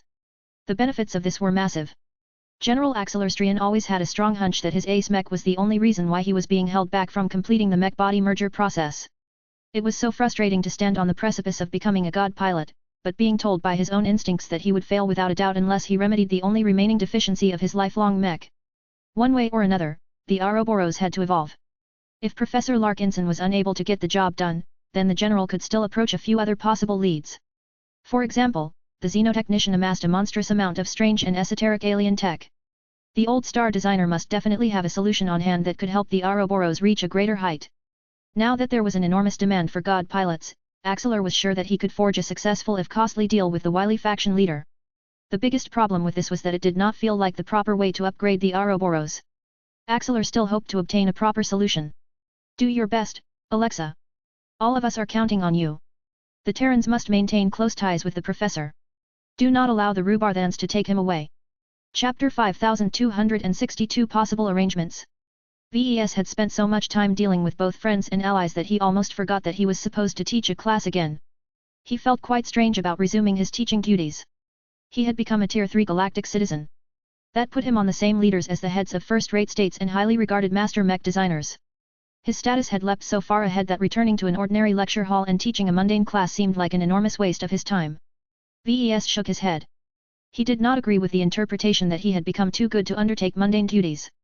He was not that big of a snob. Besides, it went against his principles to leave a job or commission unfinished. Unless a situation arose where it became untenable for VES to teach his classes any further, he intended to stick to the original agreement. The need to counterbalance his growing ties with the Red Association by deepening his relationship with the Terrans and the Rubarthans also played a factor. His personal assistant had already scheduled a meeting with the Inferno Spear. This would be the first time that VES spoke directly with an actual prince of one of the largest human empires to exist. Even if the new Rubarth Empire had been castrated by the Big Two, that did not stop it from becoming a major player. Its cultural norms had spread far and wide. Many people admired the Rubarthans for their proactivity and their commitment to meritocracy. Unlike the Terran Confederation where one's birth decided one's station in life, every Rubarthan could theoretically rise to the top no matter their starting point. While the infamously large and expansive Rubarthan imperial household served as a notable exception to this rule, even its many princes had to compete amongst themselves in order to prove they deserved to wield actual power. The Inferno Prince was one of the descendants that the Star Emperor was most proud of, and that was a major accomplishment considering that there were thousands more princes that were vying for the same honor. VES frankly felt horribly underprepared to talk directly with such a powerful leader. Minister Shed Aaron Pernus and his team were doing the best they could to prepare for this important undertaking, but they were woefully ill-equipped to do a proper job. Still, VES did not really worry too much that he would commit a faux pas or cause unnecessary offense during the upcoming virtual meeting. What truly mattered was his relationship with the Destroyer of Worlds. So long as he retained her favor, the other Rubarthans would not dare to mess around.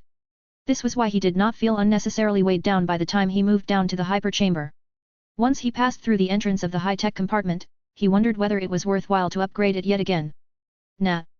There is no urgency to upgrade its capabilities. VES threw the thought out of his mind and engaged the connection to the Eden Institute of Business and Technology. Nothing unexpected happened.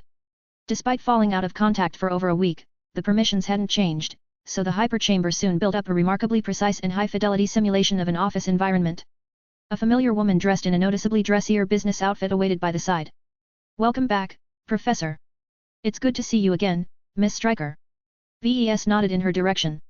Before we begin to go over my upcoming class, I'm sure you Terrans want to talk to me about other matters. Has Master Lila Rebecca Devos requested for me to meet with her once again? That is not the case. Alexa responded in a more formal and officious tone. The Terran Alliance is deeply interested in starting up a dialogue with you, but it takes time to ensure the best possible outcome. For now, I shall act as the point person between you and my colonial state. If you wish to make a request that isn't large enough to require the input of a senior leader, we can fulfill it without any unnecessary delay. That sounds great.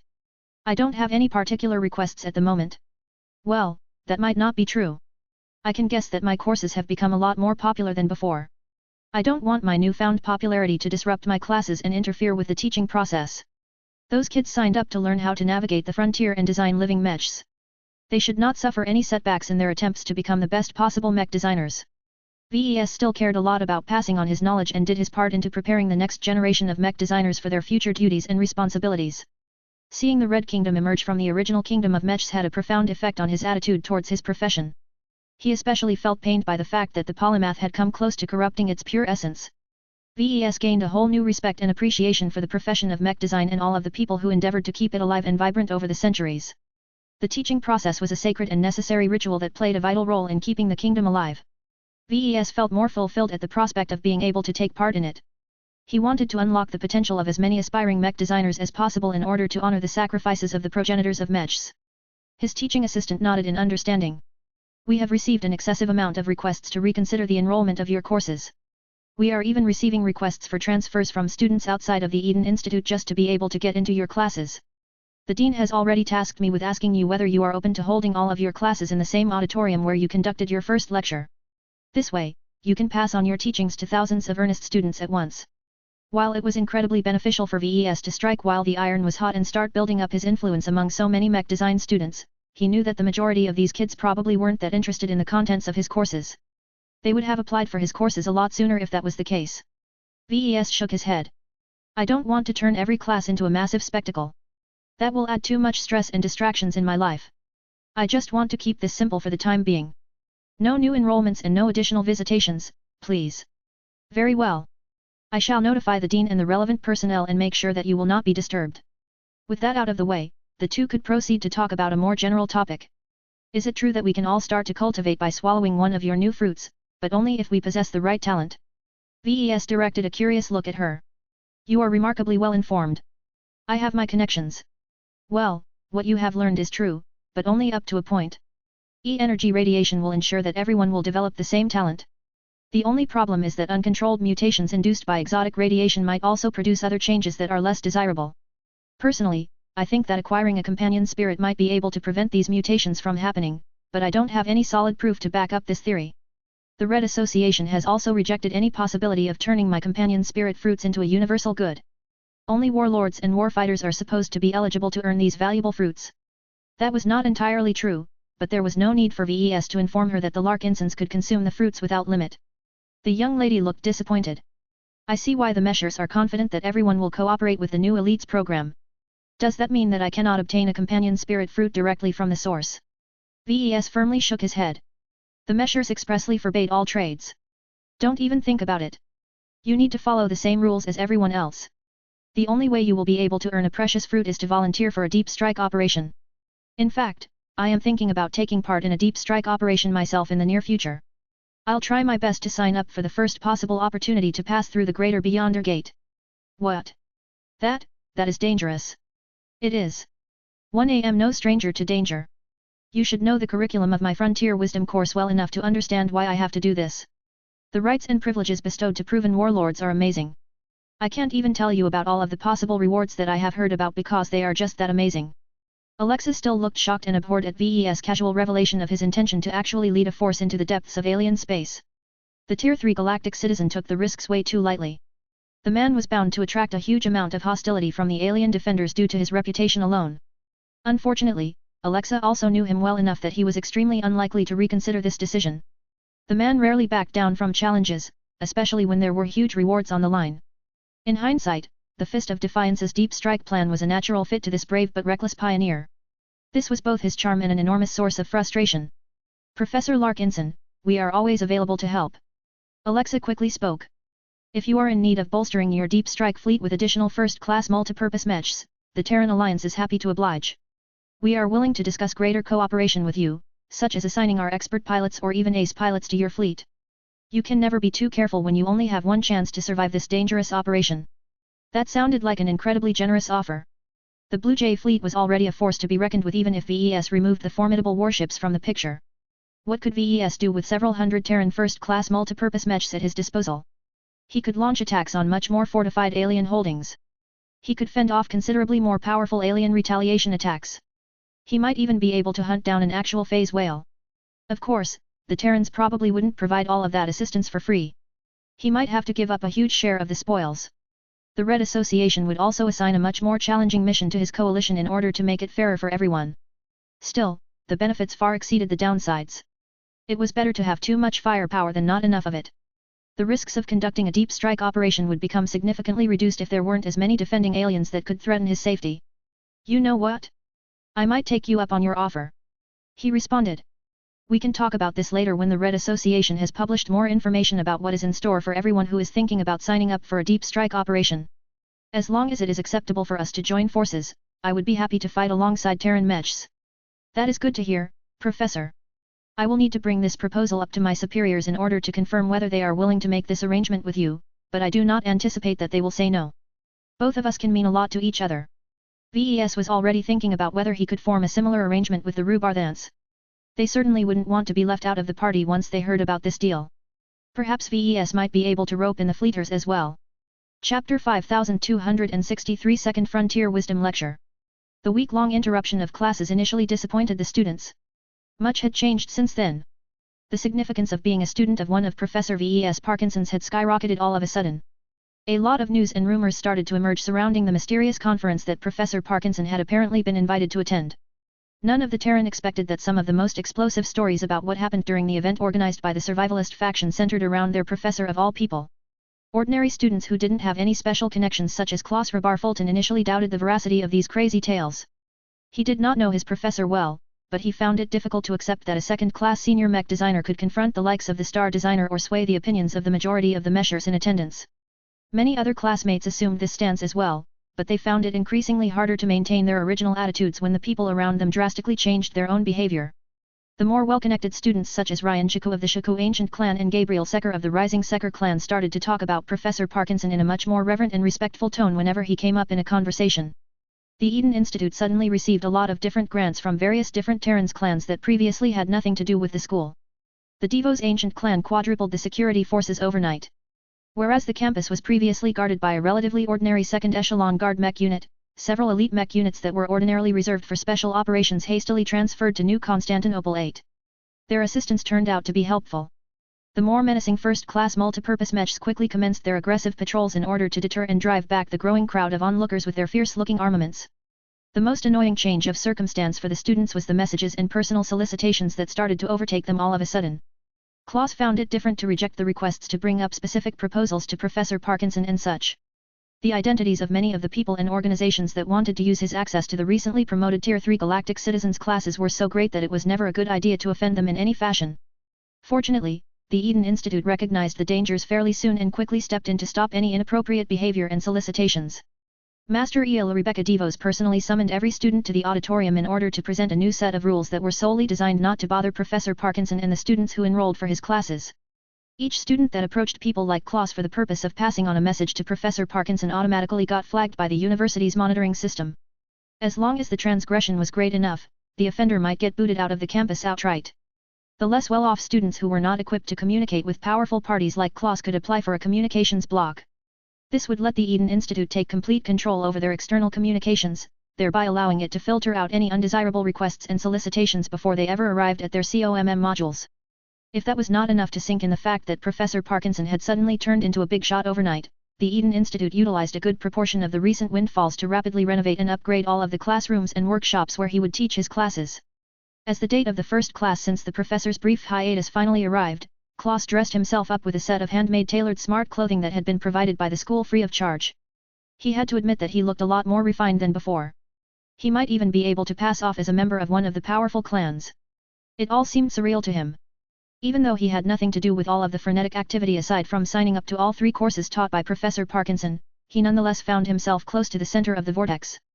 His stress levels were rising as he grew a lot more worried about screwing up in front of a mech designer who had apparently stood up to the polymath herself and managed to come away victorious. Relax, Klaus. Polina said as she tried to reassure her friend. We have already seen what the professor is made of. He is unlikely to change into a different beast in the week that he was gone. Once he shows up in front of us again, I think he will fall into the same habits again. I don't know if you are right. Too much had changed around them. The lecture hall superficially looked the same, but it had received a lot of refinements in the form of better security, more sophisticated-looking furniture, higher quality projection systems and many other touches. Polina came in wearing a designer suit that complemented her appearance nicely while also making her look more professional. She was hardly the only one to dress herself up as hundreds of other students had all made a conscious effort to present themselves in the best possible light. A few minutes before the lecture was about to begin, his teaching assistant entered from a side entrance. The lady who was not that much older than the students strode to the center on heels that clacked against the floor and swept everyone with a gaze that managed to scorch everyone regardless of their identities. This immediately put a lot of different individuals on high alert. Before we begin, let me reiterate the rules that you must abide by. You have enrolled to receive lessons and instruction from Professor Parkinson. That has not changed. You are not here to solicit his opinions about the decisions he has made or beg him to reveal any of the secrets he has learned during the conference. You will not speak unless it is relevant to the current subject matter or if the professor specifically asks for your input. Do not think that you can get away with unacceptable behavior because you are being backed by an ancient clan or an influential master mech designer. There are soldiers standing guard outside that will not hesitate to escort you away from the premises if you cross the line. This is your only warning. It was clear that the Eden Institute was highly invested in providing a welcome and controlled environment for their latest star professor. Once Miss Stryker was done with her brief reminder, the advanced physical projection systems came to life. The infamous second-class mech designer that had apparently played a massive role during the conference had finally returned to resume his teaching duties. At first glance, the professor did not look all that much different from last week. This took a lot of students by surprise, though they managed to do a good job at hiding actual reactions. Klaus found it profoundly strange and ironic that the Eden Institute had gone through so much effort to implement so many changes and improvements, only for the target to return to work exactly the same as before. Good morning, Terrans. Good morning, Professor. The students politely reciprocated the greeting. The second-class senior smirked before he began to explain his new lesson plan. I originally had a different lecture plan in mind, but with everything that has happened as of late, I think it is better if I frame this session around recent events. Frontier Wisdom is not a course that is mainly centered around stale theories and tedious memorization. It is about applying an approach towards your life and career that should hopefully put you in a much better place than before. Given that the Red Association along with various other sources has released bits of information of what transpired during the conference, I think it might be fun to make use of this event as a case study on how to apply the lesson that I have previously taught. Can anyone summarize the 3 rules that I have presented in my inaugural lecture? A lot of hands raised in the air. The professor selected one at random. The eager student rose up and answered as succinctly as possible. Sir, the first rule that you have taught is that you should never let your fate be decided by others. You should always try to be the one to save yourself. The second rule is that trust is rare and precious. You must value it when you can establish genuine trust with another party. The third rule is that everyone around you is mainly interested in advancing their own interests. They will not go out of their way to sacrifice their own gains in order to benefit you. The only way to maximize your own interests is to fight for it yourself. In general, your lesson emphasizes the importance of self-reliance and reducing your vulnerability to any allies that might turn on you because of profit. That was an impressive answer. The student not only recited the rules in his own words, but also added enough comments to show he truly figured out the underlying basis and intent. The professor grinned to show his appreciation for this answer. That is an excellent reply. Understanding this should explain much of what transpired during the final day of the conference and why I have made certain decisions. We will only frame this discussion to the information that is publicly known. I am sure that quite a few of you have far better channels than your other peers, but let us keep anything confidential out of the picture, shall we? I do not want you to get in trouble because you revealed information that you shouldn't. That was a severe restriction that prevented the students from understanding the complete picture, but it couldn't be helped. The polymath was still a hero and an object of admiration for red humanity, and that was how it was supposed to be in order to keep up morale. Professor Larkinson soon projected 3 different documents that outlined the basic and simplified summaries of all 3 plans that were supposedly under consideration. I am sure that you have already heard much about the 3 proposals put forward by the Xenotechnician. The Fist of Defiance and the Polymaths became available to the public. Each of them are designed to shift red humanity into action and defeat the native aliens that are trying to wipe us out. There are strong differences between every plan.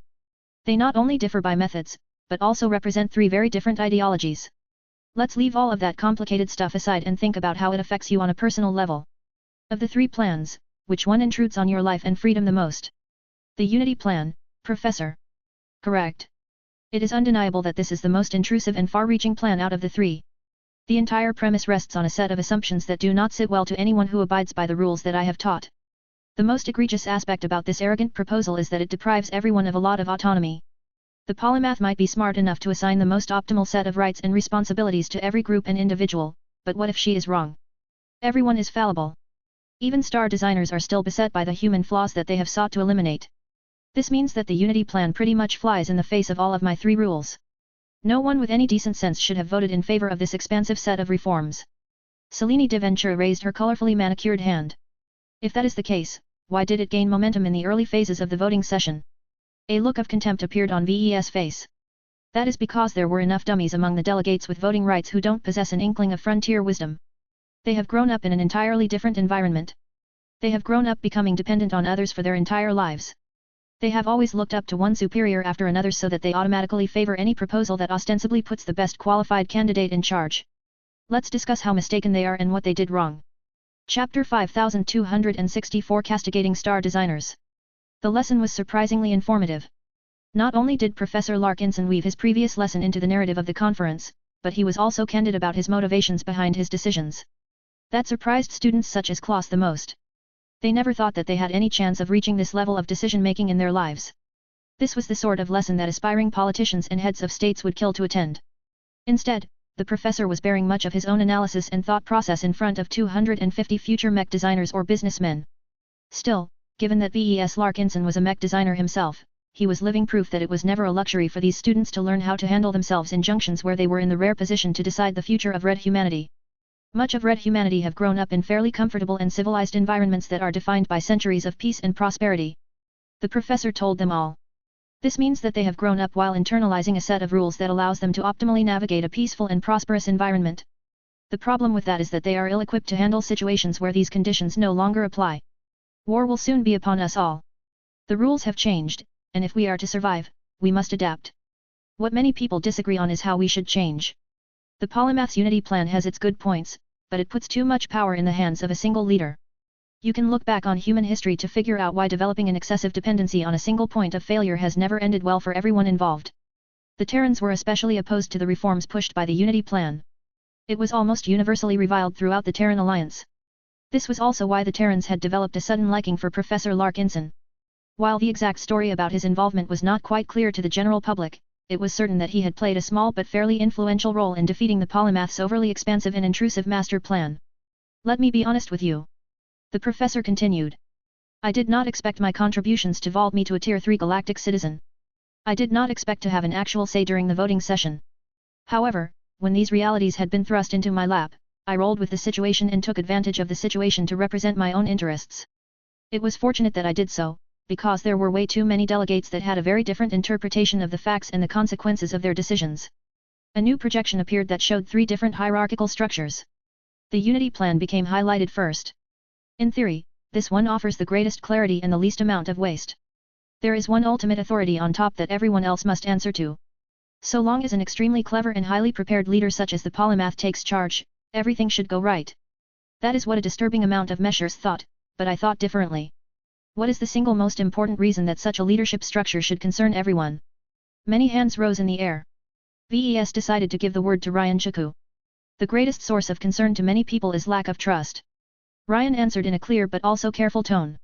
It was never a good idea to criticize a star designer directly. There is no counterbalance in this hierarchical diagram. The term for the sovereign is supposedly unlimited. It is unclear how a different person can replace the current leader after a term or if there is demand for change. There are no legislative chambers or courts that could divide the leader's power and keep each other in check. There are no means to stop the leader from abusing all of that power. In summary, the entire Unity Plan can only work if the tyrant has enough force to prevent serious challenges and is able to indoctrinate enough people to support this flawed hierarchy despite all of its flaws. That is a good dissection of the Unity Plan's greatest flaw. Still, if anyone could have pulled it off, then the Polymath is probably the best candidate if we use an objective measure. It is only the assumption that she would handle her duties in a responsible manner and that she will refrain from abusing her position to advance her own personal interests as opposed to the people she supposedly serves. The fact of the matter is that I do not trust her to hold my best interests, and it is not a stretch to think that she does not think highly of your interests either. No one disagreed with the professor on this point. What I also find objectionable about her plan is that it treats everyone as if they were children. Much of humanity had already been deprived of a lot of rights when the Big Two rose up and reduced every star nation into reduced states. What the polymath sought to do was to take over even more control over decisions that should actually be determined by ourselves. We should be able to choose where we live, who we work for, how we spend our money and more. That is an intrinsic aspect of what makes us human and so successful throughout the years. The Unity Plan encroaches way too much on these basic rights and seeks to prevent us from making stupid and wasteful decisions. What does this say about the creator of this plan? All of the students who were previously eager to raise their hands and demonstrate their quick thinking had become remarkably mum at this time. Even Klaus did not have the guts to voice his opinion even though he had clear opinions about this subject matter. The professor smirked at this unusually quiet display. He did not look like he faulted his students for their discretion. All right, since no one appears to have any clue, then let me answer my own question. The polymath doesn't trust anyone but herself. I am not a psychologist or anything, so I won't comment on how it must frustrate her to be surrounded by so many less intelligent people all of the time that frequently make suboptimal choices. What is certain is that her blueprint of Red Humanity essentially sends the message that she cannot trust us all to make good decisions that promote Red Humanity's survival, so she must make all of the important decisions on our behalf. Whether she is right to consider us all stupid, what about her? What if she is burdened by her own set of flaws? How can we trust her to be the only truly knowledgeable, impartial, and incorruptible individual out of our entire civilization? This was another question that was not convenient for anyone to answer. We can't. The professor said seriously. To me, she turned out to be no better than the rest of us. Her responses to certain developments have proven this assumption. This is also the reason why her base of support has collapsed all of a sudden. Ultimately, I think the Unity Plan might have gained more acceptance if the polymath treated herself as our equal. If she did, she would have respected our input more and appointed more of us to positions of power that could keep her in check. Of course, that was completely unacceptable to the star designer as we must seem like Neanderthals in her eyes. The professor spoke a bit more about the Unity Plan. Klaus didn't feel comfortable how the man was willing to criticize and castigate one of the most powerful humans of Red Humanity with few restraints. It made his listeners profoundly uncomfortable as they all feared whether they might get into trouble with the polymath or her supporters one day. Still, there were way more benefits than downsides to maintaining their attendance to the professor's courses. None of them had any intention of backing out and missed what may be their only opportunity to get close to one of Red Humanity's future leaders. While it was anything but certain whether Professor Larkinson would be able to maintain his incredible momentum, what if he succeeded? This might be the only chance for someone with poor opportunities like Klaus to enter the big leagues. He briefly swept his gaze around him. A lot of other students probably had the same idea. Even the scions of powerful clans might not be opposed to abandoning their original ambitions so that they could develop a close relationship by a mech designer who was just 2 steps removed from reaching the ultimate tier of galactic citizenship. Klaus clenched his fist. The competition to earn the professor's favor had already begun. He needed to find ways to stand out and excel in his own way so that he could successfully catch V.E.S. Larkinson's attention. This semester was his only chance to transform his life. The upside to enrolling to all 3 of the professor's courses was that Klaus had many more opportunities to show his face. However, the downside of doing this was that Klaus would have no way to intersect into the man's path after the semester was over. Klaus did not think that the professor would appreciate it if Klaus failed to earn a passing grade and had to redo the course all over again. Alright. That is enough about the polymath and her Unity Plan. Professor Larkinson eventually concluded this part of his lecture. Let's move on to the alternative that I could have cast my vote upon. Perhaps I would have done so if the circumstances were different. Of all of the 3 proposals, the diplomacy plan is the most grounded and least intrusive one. It does not impose a lot of unwelcome changes to our society. That sounds great, right? Not a single student held any enthusiasm towards the diplomacy plan. Just because it was a much more acceptable alternative to the Unity Plan did not mean that people had to like the radical change in policy with regards to alien relations. VES let out a sigh. Aside from the enthusiasm gap, there are 2 fundamental problems with the xenotechnician's blueprint. The first is that it asks every red human to abandon one of our common ideals and sources of pride. We have always considered ourselves to be stronger and more superior than the aliens around us. While it may sound like self-delusion, the pride and courage that wells up in our hearts are very real.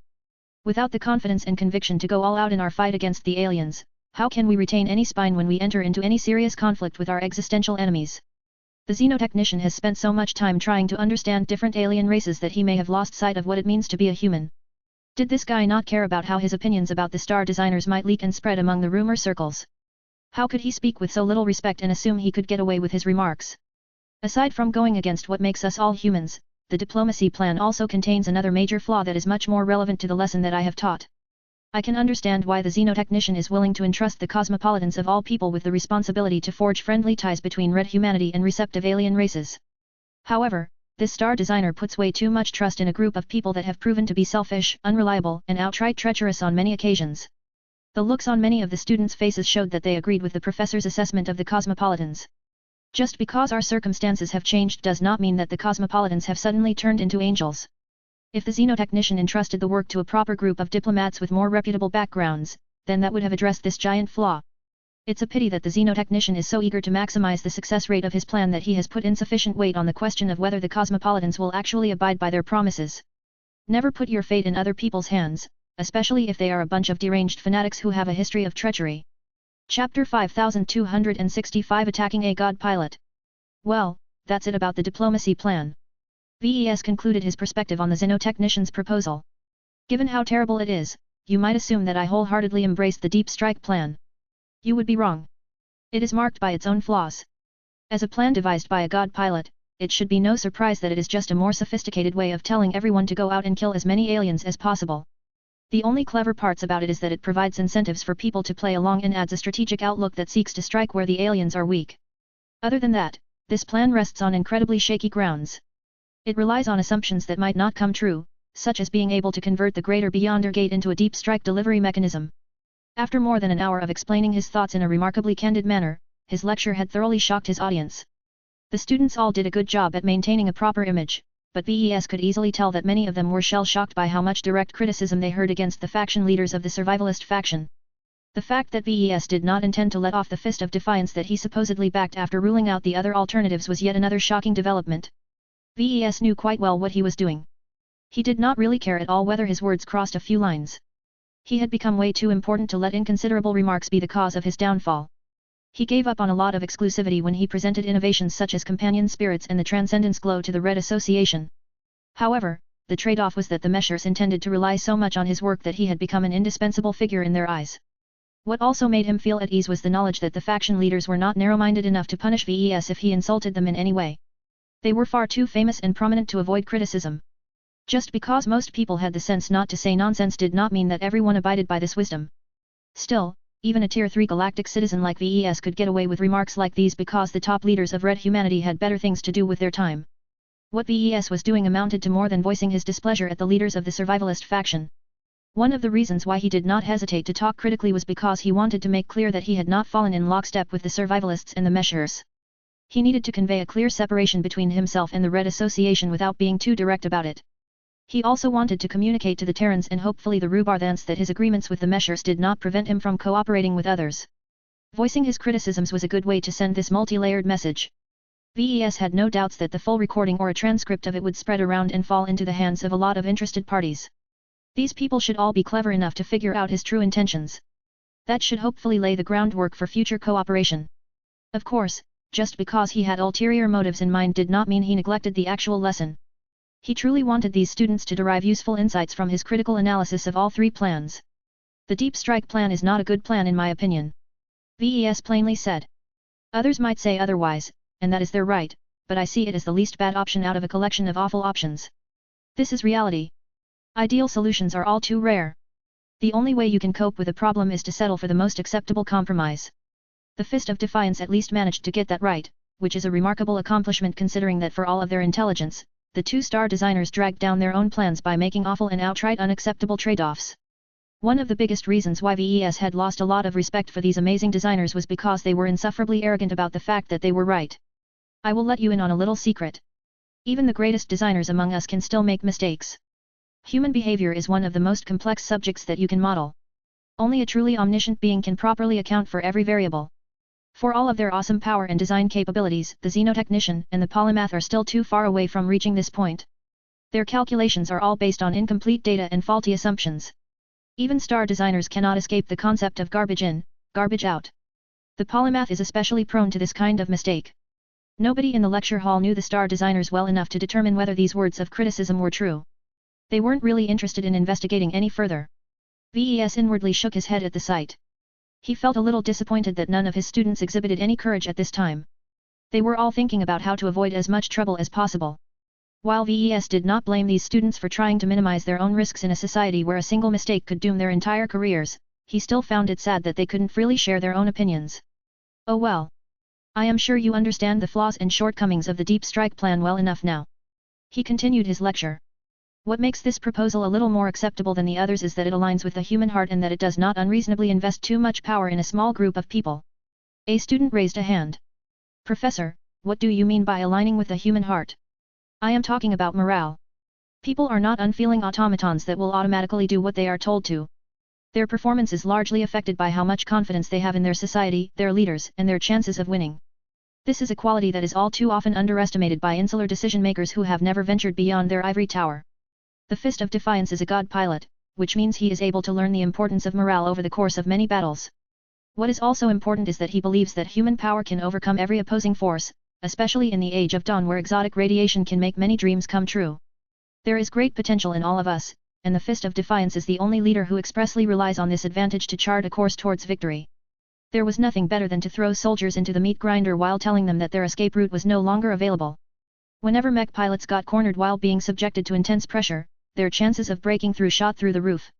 However, the other major advantage of the Deep Strike plan is that it largely preserves the autonomy and the division between different states and organizations. Of course, the new elites program significantly complicates this situation. The Fist of Defiance is gracious enough to let everyone keep their autonomy and most of their rights. The demand he has made on all of us is that we step up and seriously participate in the war against the native aliens. I don't mind this because it is a necessary measure.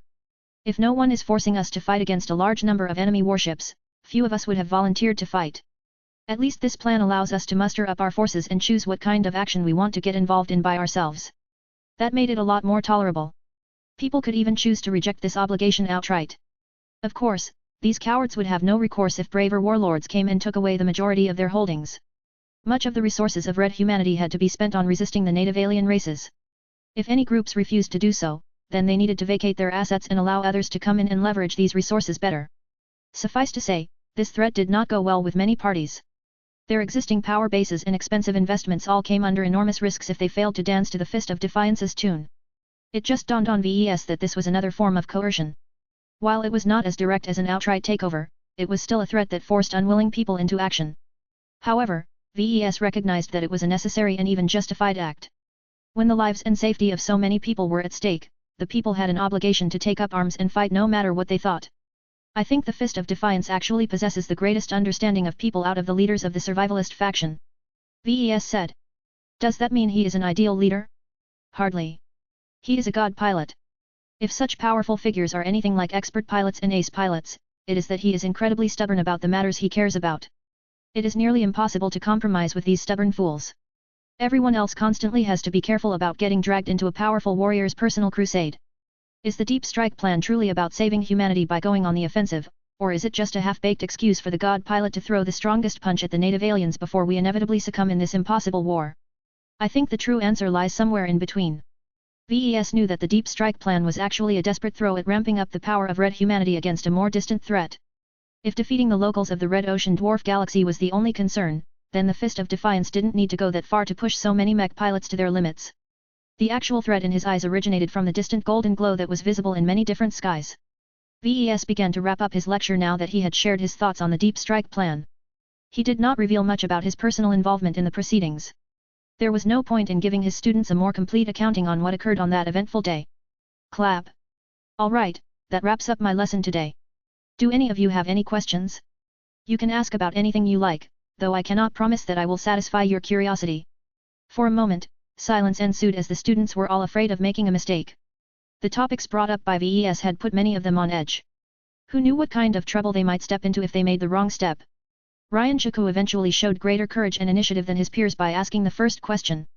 Professor, at the end of the conference, you cast your vote in favor of a plan that implicitly and explicitly empowers god pilots at the expense of star designers, counselors, and many other existing authority figures. Doesn't this contradict your own rules? You are entrusting a large part of your future on the decisions of the Fist of Defiance and other god pilots who do not possess any advantages in politics, administration, and statecraft. This sounds counterproductive. VES looked impressed. This was indeed a factor that caused him to consider whether he had made the right decision at the time.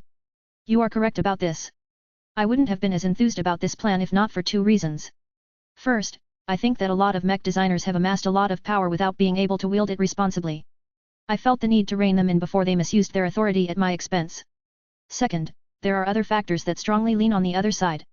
The status of warlord is not limited to mech pilots. People like myself can earn this status as long as I put my skin in the game. What matters is that this plan offers the most agency to me and anyone who seeks to gain more power and control. That largely aligns with the rules of frontier wisdom. If I have to choose between leaving my fate to others or taking matters in my own hands, I will always favor the latter. Chapter 5266 New Analytical Approach. When the lecture finally concluded, the students reluctantly left after VES made it clear that he did not have the time to talk to them on an individual basis. He would be happy to speak with the more promising students to see whether he could rope them into his orbit, but he had more pressing matters today. If not for the fact that he still prized his teaching position at the Eden Institute, he would have been handling more important matters at this time. Professor. The projection of Alexis Stryker walked up to him. Master Lila Rebecca Devos wants to have a word with you. She has been waiting outside for several minutes now. Is it convenient for you to meet with her so that you can discuss matters of import? VES glanced carefully at his teaching assistant. Ever since his return from the conference, he had noticed that the young apprentice mech designer conveyed a significantly different vibe from before. He used to regard her as a bright and intelligent Terran mech designer who managed to get lucky enough to enter the academic track. She was thoughtful, knowledgeable, and sociable enough to be an excellent fit for the job. There had not been any cause for him to think she was more, until today.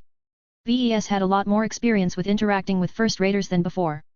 The week he spent at the conference had deeply immersed him into the world of the top first-raters that held considerable sway over human society. He not only expanded his horizons and got to know a lot of powerful first-raters, but he also became a lot more familiar with their social engineering practices. Right now, Alexis Stryker exhibited various signals and behavioral traits that reminded VES of the young elites he met during the conference. She had more in common with highborn scions such as Kelly Herrera and Polak Neziri than a woman with a more ordinary Terran background. Even though every Terran citizen was technically a first-rater, there were still huge gaps between the top and the bottom. First-class citizens could be divided into many subclasses that all shared many similarities with each other while also finding it difficult to move up and down unless exceptional circumstances had occurred. VES grew more and more suspicious at Miss Stryker's actual identity. He was afraid that the Terrans had already marked him out as special long before he unveiled most of his astonishing work at the Survivalist Conference. Was the Eden Institute in on this scheme? VES found that unlikely. Miss Stryker may have been sent by a different Terran organization that developed a deeper interest in him at an earlier date. Why go through this effort? What were these Terrans after that necessitated the allocation of a young first-class mech designer who likely descended from one of the powerful Terran clans? Perhaps the Terrans had studied all of the notable battle footage of the Larkinson clan and developed an interest in glows and battle formations. That did not sound likely, though.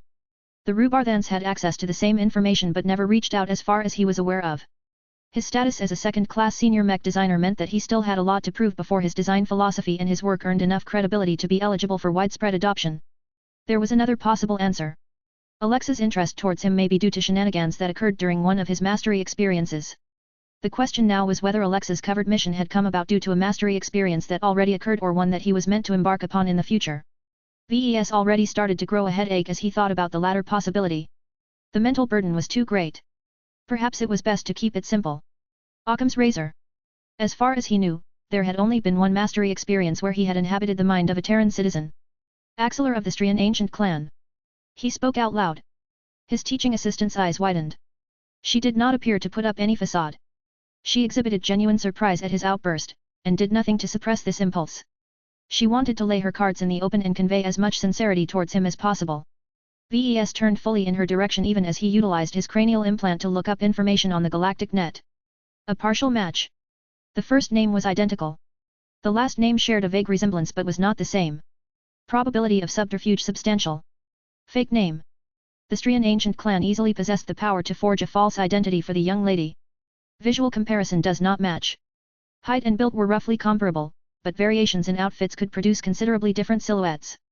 The faces shared a closer resemblance. Different applications of makeup as well as subtle facial surgery could easily make a woman indistinguishable from her previous appearance. Voices did not entirely match either, but specialized training paired with light modifications to vocal cords could easily produce major differences. Hypothesis. High likelihood that Alexis Stryker was related to his only mastery experience with a Terran mech pilot. Her reaction to the mention of his name strengthened this possibility, Hypothesis. Alexis Stryker was a member of the Strian ancient clan. Knowledge, wisdom, and understanding of Terran high society exceeds what a civilian mech designer should know. Competence is unusually high. Estimated specifications of augmentations likely exceed the range that is attainable by average Terrans.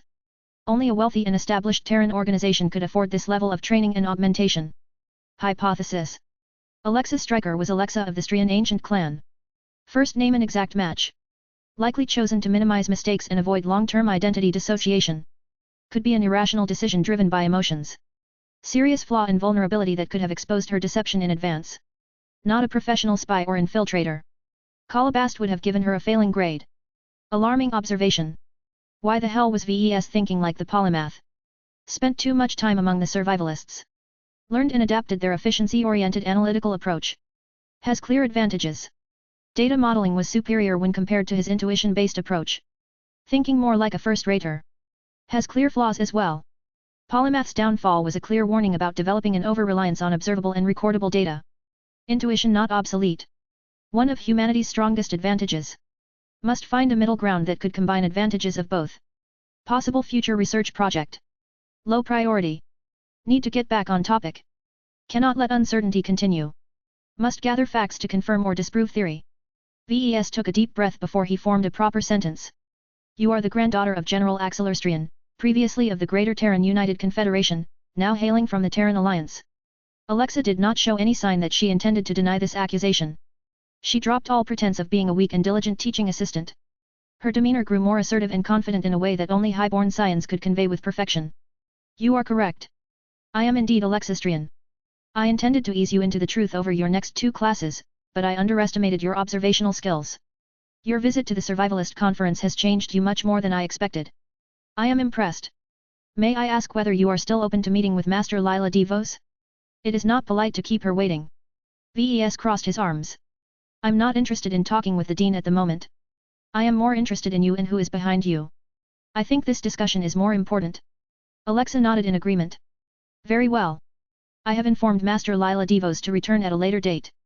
Let us hold this discussion in a more appropriate area. Your office is secure enough. The young lady soon teleport the way. A second later, VES experienced an illusion of getting teleported. What actually happened was that the hyperchamber stopped simulating the lecture hall and instead depicted the much smaller and more cramped office room situated elsewhere on the campus of the Eden Institute.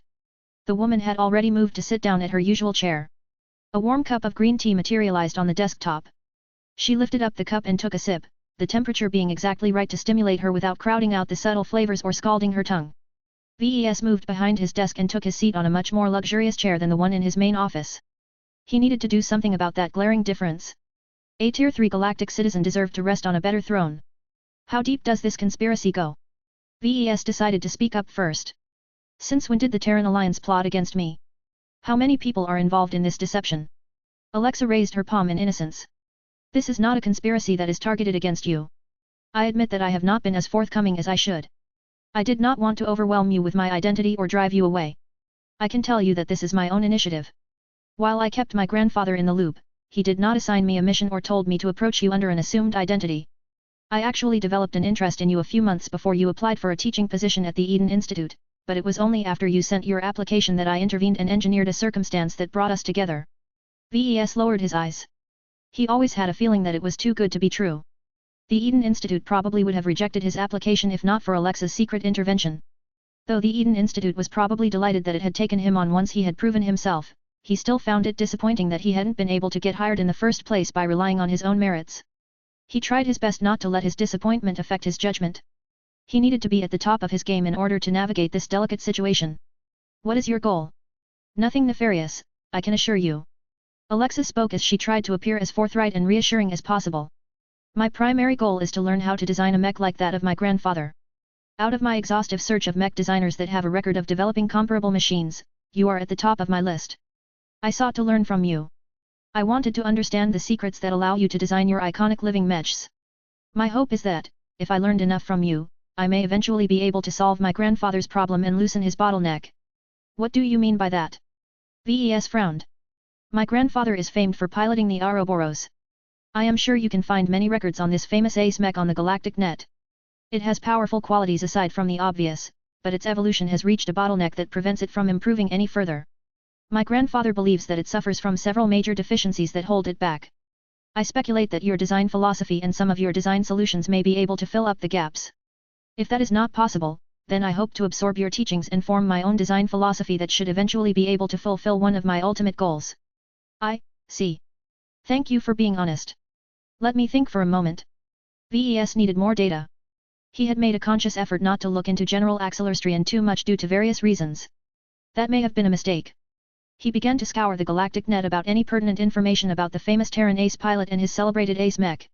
His old work had changed beyond recognition, but it still maintained the essence of the hero mech that he had hastily designed with the help of an auto-designer.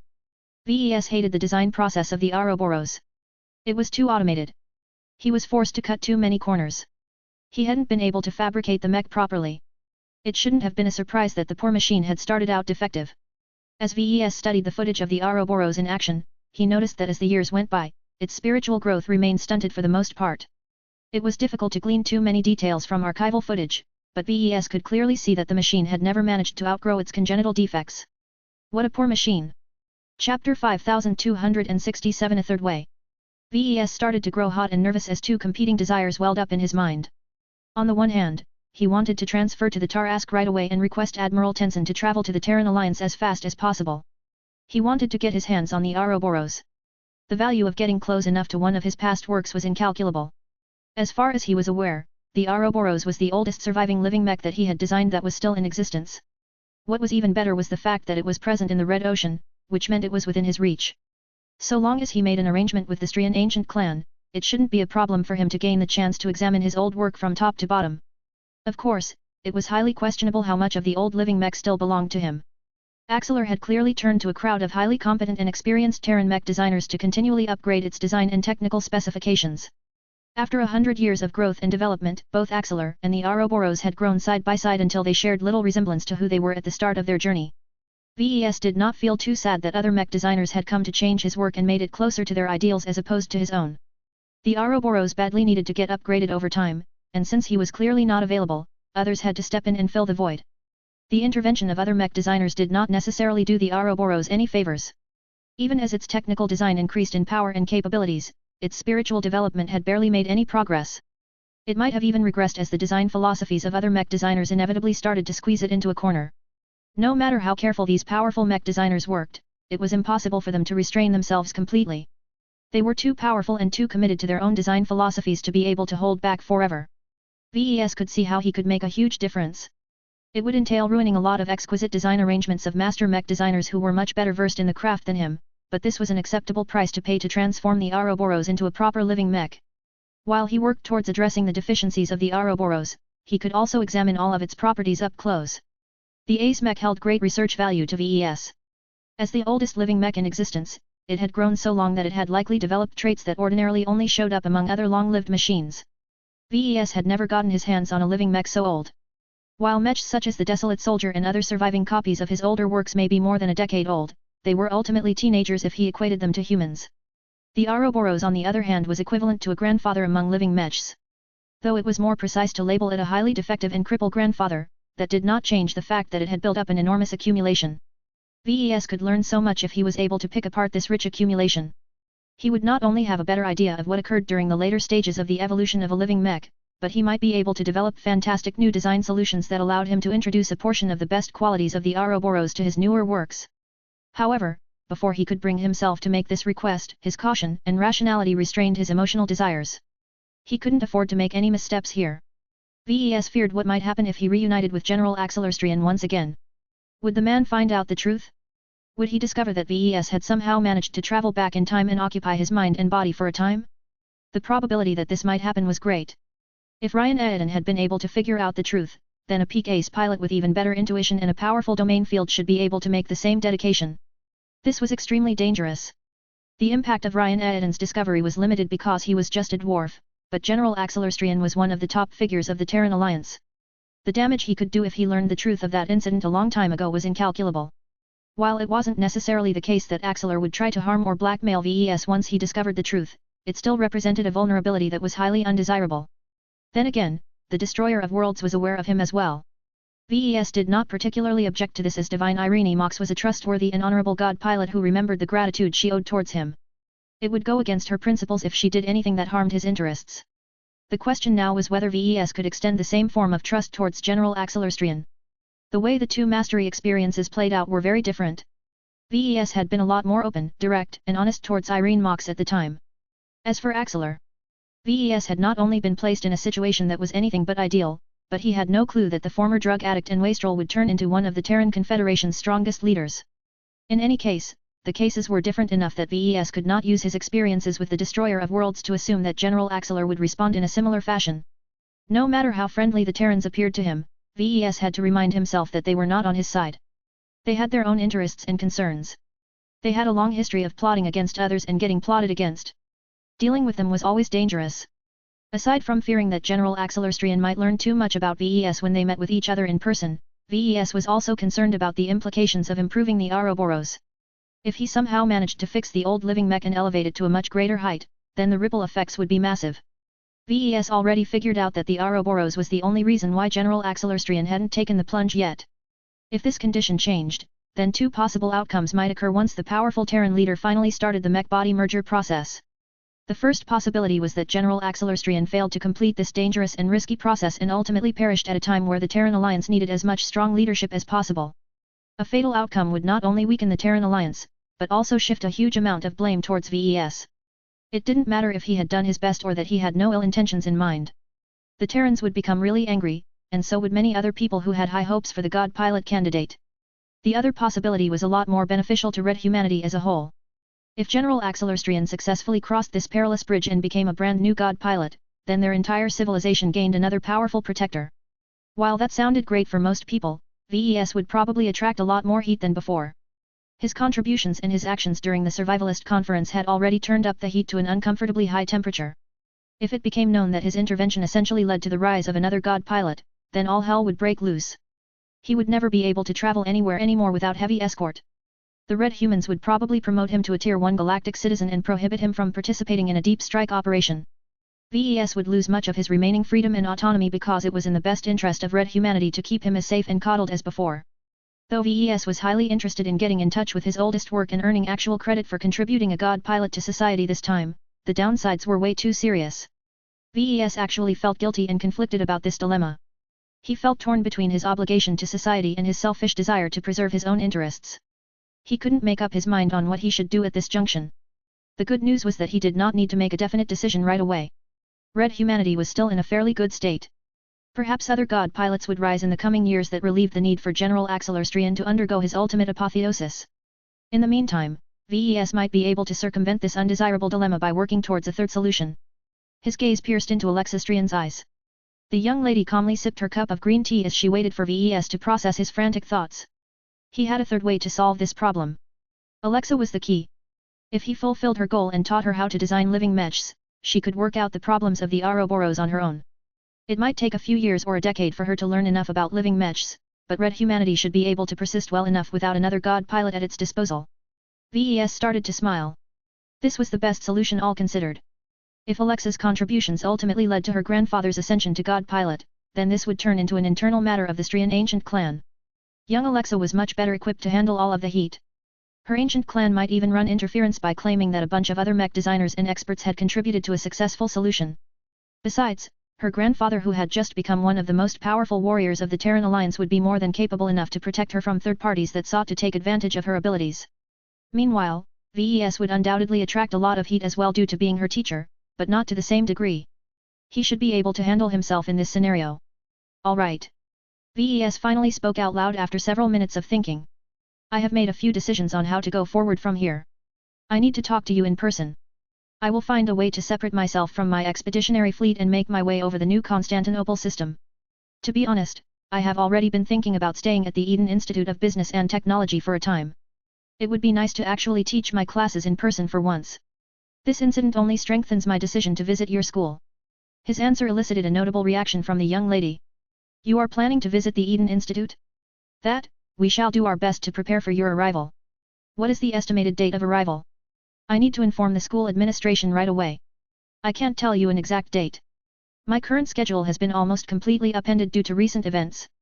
I am still trying to deal with that stuff.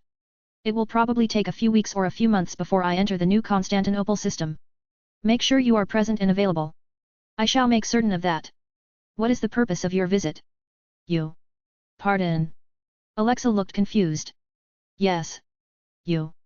Ves said as his eyes burned in her direction. I intend to induct you as my apprentice. If I was a master mech designer, then you would be regarded as my first direct disciple. This announcement completely caught Alexastrian off guard. She never expected for Ves to take this radical step just shortly after he discovered that he had been deceived. Why, Professor? I intend to pass on as many of my teachings to you as possible. Ves directly stated. The more you learn about living mechs, the closer you will come to fulfilling your goals. That is not only a benefit to me, but also a benefit to the Terran Alliance and ultimately red humanity as a whole. Is this acceptable to you, Alexa? I cannot make a decision right away. There are too many factors that complicate this situation. I need to get in touch with my grandfather and discuss your proposal in person. Ves grimaced at that. Don't waste too much time. The sooner you make a decision, the sooner we can make actual progress. I don't want to exaggerate or make any unsubstantiated remarks, but I have a strong feeling that I can turn you into the savior of the Terran Alliance. Tell that to your grandfather. I am curious to learn what he has to say in response. He knew that he had made a radical and impulsive decision, but he did not regret it at all.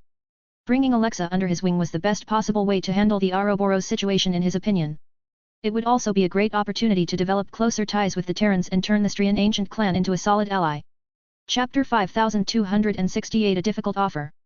Ves could barely believe that he had made such a radical decision. The consequences of going through with his intention of turning Alexastrian into his apprentice were enormous.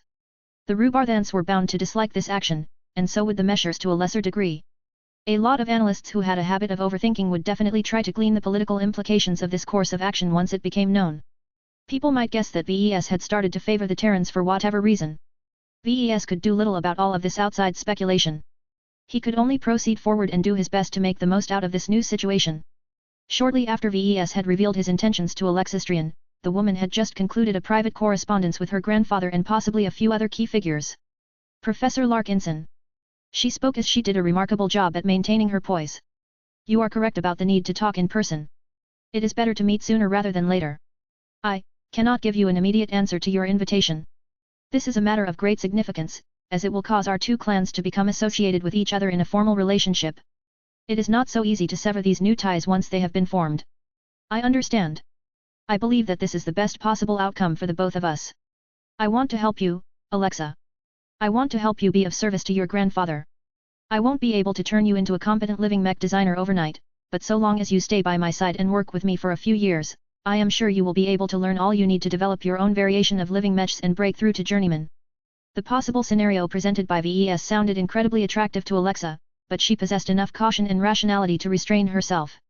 There was no need to make any hasty decisions at this junction. She still had plenty of time to collect more information and perform a thorough analysis on whether it was a good idea to accept this unique offer. Is there anything else you would like to add? She asked as she kept a tight lock on her composure. Ves furrowed his brows. There is. It is very difficult for you to inherit my design philosophy when I haven't even realized it yet. I have come up with an alternate solution that might allow you to quickly get started with living mechs. You have heard about my companion spirits, right? Yes. It is a source of great promise, but has generated a lot of controversy among our community. Well, I intend to create a custom design spirit for you that will allow you to work with living mechs to a much better extent than you can accomplish by yourself. Alexa reacted with mild shock. Is that even possible? According to our sources, only warlords and warfighters are eligible to receive this reward. You will be breaking the rules set by the Red Association if you try to give me a companion spirit. Ves smirked in response. That is not entirely correct. As the inventor of companion spirits, I retain the right to hand out my own work to the members of the Larkinson clan. Do you see where I am getting at? As long as I induct you into my clan, I am legally allowed to bestow you with one of my companion spirits. That was not an action to be taken lightly. Different from companies or other organizations, clans were always tight-knit family organizations that weren't so easy to join or leave. The Larkinson clan might be unusual in that it openly recruited a huge number of outsiders, almost none of its members had left and sought to join another organization. Alexastrian was clearly a member of the Strian ancient clan. While she was still young and unproven, if she managed to make a lot of accomplishments and become a much better mech designer, her strategic value to her clan would definitely skyrocket. It would not be easy for Alexa to leave the Strian ancient clan and join a foreign clan. Perhaps the only reason why this option was not completely unreasonable was because there was great value in developing a closer and more permanent relationship with Professor Ves Larkinson. Joining your clan is permanent, correct? She asked. Ves nodded. That is generally the case, but I can change the rules of my clan anytime I want. Look, I don't mind it if I make use of a loophole by letting you become a Larkinson long enough to receive a companion spirit before you return to the Strian ancient clan. There is no need for you to remain a member of the Larkinson clan in order to receive my tutelage. However, I don't think the Red Association will find this acceptable behavior. The integrity of the new elites program must be maintained, so it is best to follow the letter as well as the spirit of the rules. In other words, if Alexa accepted this offer, she would have to live her life as a member of the Larkinson clan for the long haul. Perhaps the galactic climate might undergo a lot of changes in a few decades that would eventually allow her to sever any formal ties with the Larkinson clan and return to the Strian ancient clan. There was no guarantee that this might happen. There was a real possibility that Alexa would have to resign herself to assuming the identity of a Larkinson for the rest of her life. This was too big of a transition for her life. While the abrupt rise of Professor Ves Larkinson as a Tier 3 galactic citizen made this option a lot more palatable than before, Alexa was not enthused about separating herself from her family in her home state. I need time to contemplate this further. She said. That is okay. Ves responded in a gentler tone. You do not have to make your decision right away. Let's talk again when I have arrived at the Eden Institute. I need to go now. An issue has come up that I need to address right away. Once they said their goodbyes, the remote connection that allowed them to interact with each other disengaged. The hyperchamber around Ves no longer simulated the office room at the Eden Institute. This also removed the physically projected office chair that he had just been resting on a moment earlier. Ves had already learned his lesson in a past incident. He had made sure to stand up before he fell onto the deck of the hyperchamber that had just returned to its neutral setting. He quickly checked his schedule. An important meeting with General Verl and his Legion commanders was coming up. This was where he intended to discuss their future participation in a deep strike operation. He also intended to address the subject of making use of his EdNet quotas and bring up the availability of the new general cultivation elixirs with his expert pilots. All of this was vital to laying the groundwork for the Larkinson clan's partial transition to a serious first-class organization. His interactions with Alexa reminded Ves the need to expand his own power. He could not keep relying on third parties to maintain his safety and protect his own interests. Betrayal was always a possibility. If the Meshers ever thought they could get more value out of him by betraying their trust, there was a high probability that this would actually happen. This was not the fault of Jovi Armelin or the other Meshers that he had become acquainted with. They just thought on a different level than ordinary people. Ves frowned all of a sudden. Now that I think about it, my thinking and decision-making processes have become Yankai as of late. I am pretty sure I wouldn't have interacted with Alexastrian in this fashion if I stuck to my old habits. He started to grow disturbed at how much he had changed since his return. He felt he had become unusually arrogant and disdainful towards the authorities that he once feared and respected. While he was sure that he had been repressing his real feelings for a long time, that was no reason for him to embrace the other extreme and speak irreverently on so many matters. Ves abruptly narrowed his eyes as he left the hyperchamber. Had he become affected by mental or spiritual contamination? He did not feel anything wrong, but that was the insidious part about contamination. The victim never noticed the danger while he was being changed on a fundamental level. Though Ves did not believe there was any cause for alarm, it was better to check in person to see whether everything was still all right. He diverted to a small and empty office compartment that afforded him a bit of privacy before he started to look inwards. I've been avoiding this for far too long. I should have checked up on it much sooner. He took a deep breath before he entered the system space. His entire surroundings changed as he was mentally transported to an idyllic mountaintop environment. There was no time to appreciate the view. Ves raced towards the Vault of Eternity and checked its current contents. Amidst all of the junk that he had kept in storage, a single object was noticeably absent. What? Where is the crown? It was supposed to be right here. He just confirmed that the iron resonant crucifix crown was safely stored inside the Vault of Eternity a few days ago. He emphatically recalled that he had not withdrawn the crown since that time. There were only 3 possible explanations. First, the system withdrew the crown for whatever reason. Second, Ves unconsciously took the crown out of storage. Third, the crown somehow managed to find its own way out of its cage. Ves quickly fixated on the last possibility. When he thought of how strong the crown was supposed to be and how it was intricately tied to the metal scroll, it became clear that relying on the system to restrain this dangerous symbol of authority was not the best idea. Damn it, I need to track it down before it does any further damage. He quickly climbed up the steps of the mountaintop and visited every stop along the way. There was no sign of the crown at the Divine Bazaar or the Tree of Possibilities. Ves grew more apprehensive as he came closer to the top. When he still found no trace of the crown, his imagination started to conjure up more alarming possibilities. His alarm continued to spike to greater heights as he approached the sacred temple. The chosen courtyard and the pantheon still looked the same as ever. This only caused his mood to sink even further as there was only one location left where the crown might have holed up after escaping the vault of eternity. When Ves finally entered the central chamber where the sacred hearth was located, it became clear that the worst possibility had occurred. The crown had somehow managed to find its way to the representation of his divine core. 3 divine cores hovered inside the sacred hearth. One corresponded to himself. One corresponded to Blinky. One corresponded to Vulcan. Of the 3 crucial divine cores that represented his essence, the iron-resonant crucifix crown had somehow lowered itself on top of the developing hand of creation that represented his purest essence. The very sight chilled Ves to the core. Considering how extensively the crown had managed to corrupt an actual star designer, he did not look forward to becoming its latest victim. Get away from my core. When Ves reached out and tried to pull away the crown, he found to his dismay that he was unable to separate it from his divine core. The crown was stuck. Chapter 5269 I am not crazy. The crown was stuck. Ves spent a fair amount of time on trying to dislodge the crown from his divine core. The beautiful hand of creation that represented his purest desire to create works of life had become marred by the iron-like crown that attached itself to the divine core like a cuff. Ves couldn't even begin to understand how the crown managed to attach itself to a symbolic representation of his most important essence. As far as he was aware, the sacred hearth did not actually hold his divine cores, but still allowed him to interact with them through a mysterious fashion. This reassured Ves a bit as he knew that the crown hadn't directly attached itself to his divine core. It was projecting itself on the hand of creation. Ves theorized that the crown was unable to influence him directly because of this. When he recalled his behavior of the day, he recognized that his behavior was subtly different from his usual self. He made decisions and conducted himself in a fashion that was not typical to his normal self. What struck him the most was that he was behaving a bit more assertively and became more keen on seeking greater advantages. He castigated the powerful and influential faction leaders in order to signal that he was maintaining a healthy distance from them.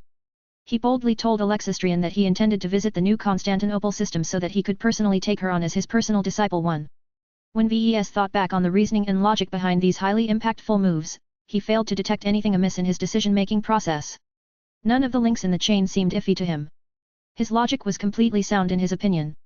The only reason why he thought that there was something wrong in the first place was that the outcomes of these logic chains caused him to act too far outside of his usual modus operandi. Ves felt even more disturbed. He truly did not feel he had made a mistake today. Sure, talking about the likes of the Fist of Defiance and the Polymath was a quick way to become a pariah in society, but his recent promotion to a Tier 3 galactic citizen and strategic importance to Red humanity shielded him from the negative consequences.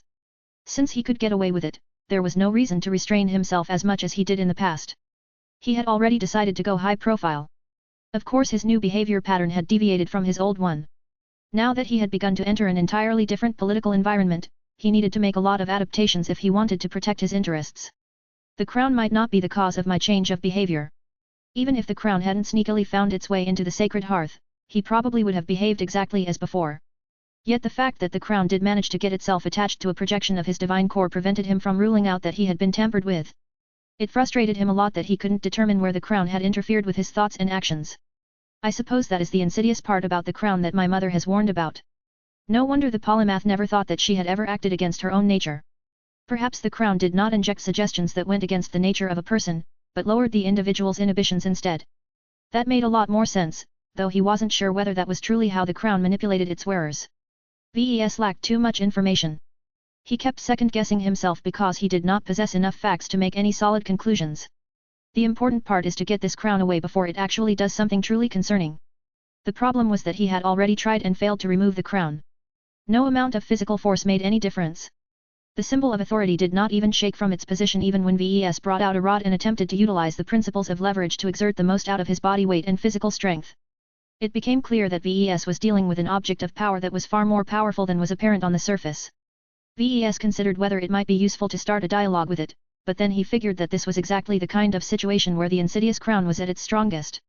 He could not afford to get pulled into a negotiation with a powerful object that was derived from a supposed immortal god and likely inherited much of that ancient being's deviousness. As a mech designer and an engineer, he knew that the best way to handle a source of contamination was to minimize any contact with it. He needed to minimize his exposure and avoid showing as many openings as possible. Is that even possible here? He frowned. Perhaps the only way to get rid of a devil was to negotiate with the nefarious being.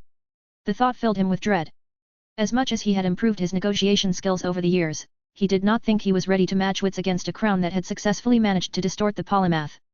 There was one other alternative that he could turn to. After a bit of thought, VES decisively exited the system space so that time in real space could resume according to his perspective. Though he was afraid of what might happen if he left the crown unattended, this was a necessary action. He shifted most of his attention back to the Milky Way where his cyborg cat incarnation waited patiently outside of his mother's meditation room. You may enter.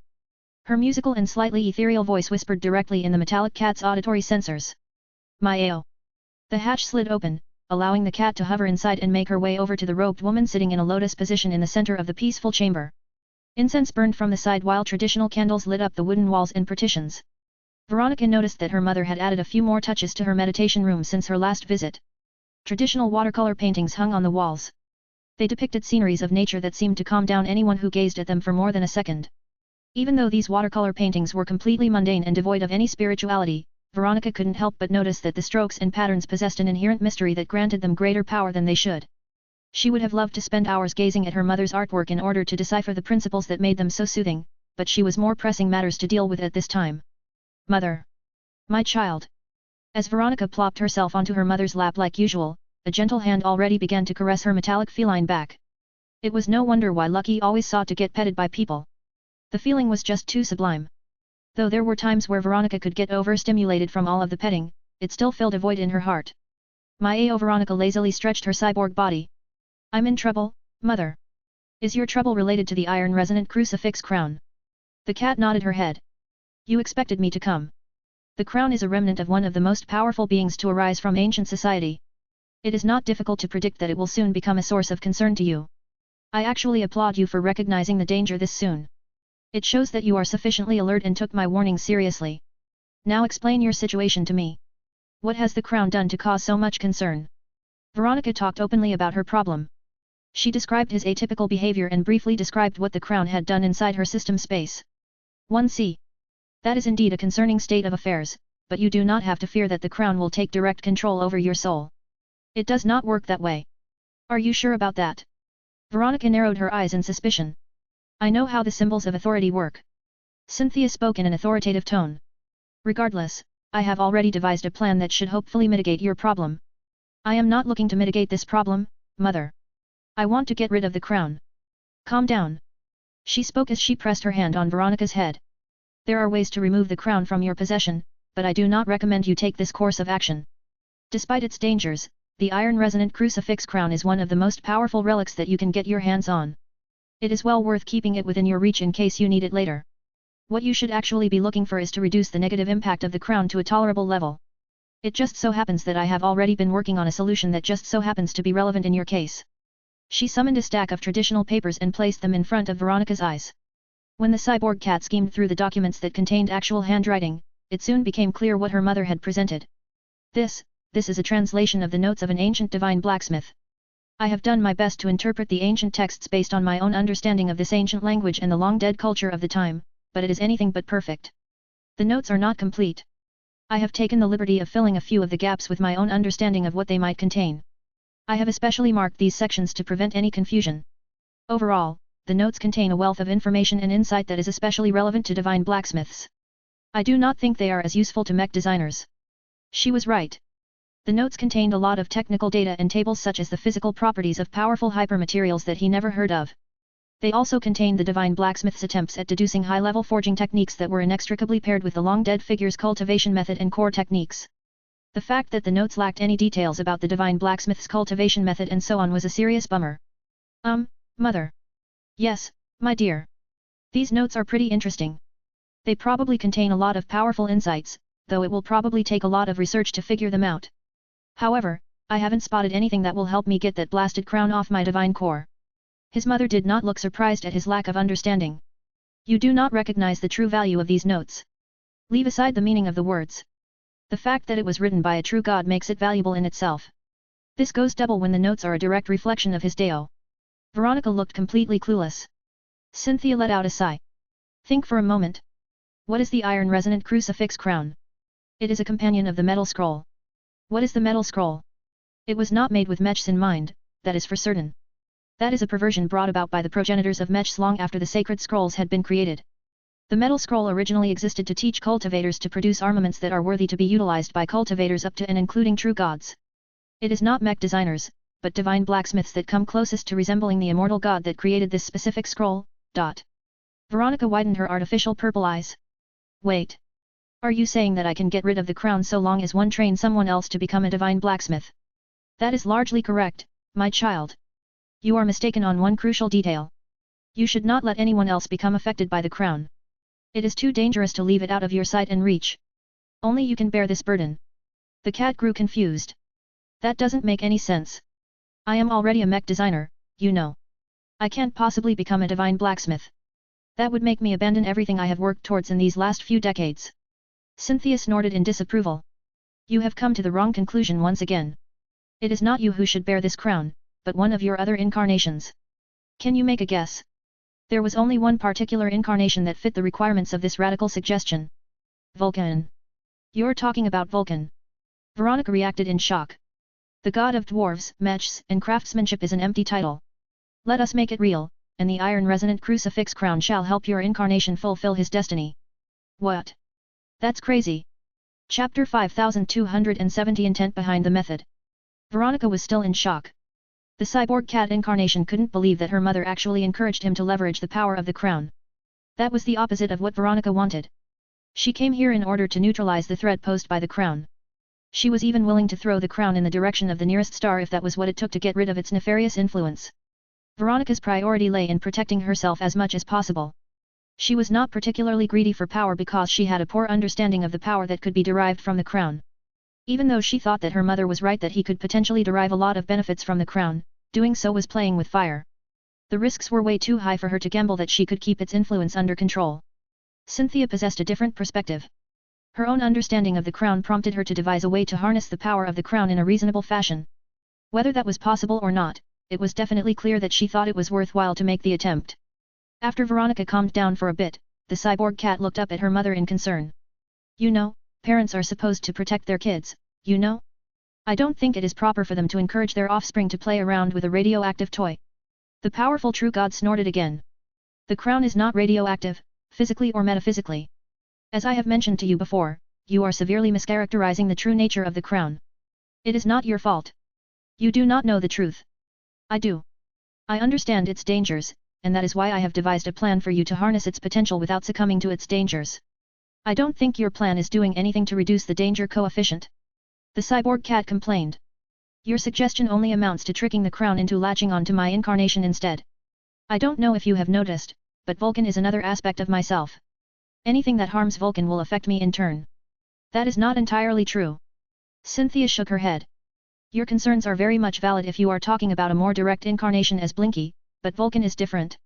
There is a much clearer separation between you and your dwarven alter ego. Theoretically, any negative side effects produced by the crown will only affect Vulcan, with only a low chance at spilling over to you and Blinky. So long as you take the right precautions, you should be able to handle any spillovers without too much cause for alarm. That sounded way too iffy to Veronica. Her mother was making an awful lot of assumptions about the workings of the crowns and Vulcan's ability to keep all of the contamination to himself. What if her mother was wrong? Cynthia might be incredibly well versed in all matters related to cultivation, but how much did she truly know about the so-called iron-resonant crucifix crown? What is the point of letting Vulcan wear the crown? Veronica asked with clear skepticism in her tone. I mean, my incarnation is already doing pretty decently.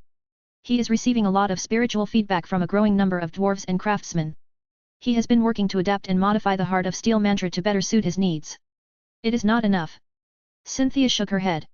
It has been amusing to observe your incarnation playing around with forces that he does not truly comprehend, but now that you have found yourself in the possession of a dangerous crown, playtime is over. It is time for you to get more serious about the cultivation of your dwarven incarnation. Vulcan is not a dwarf. He just looks like that sometimes because far too many dwarves imagine him as a god that matches their own image.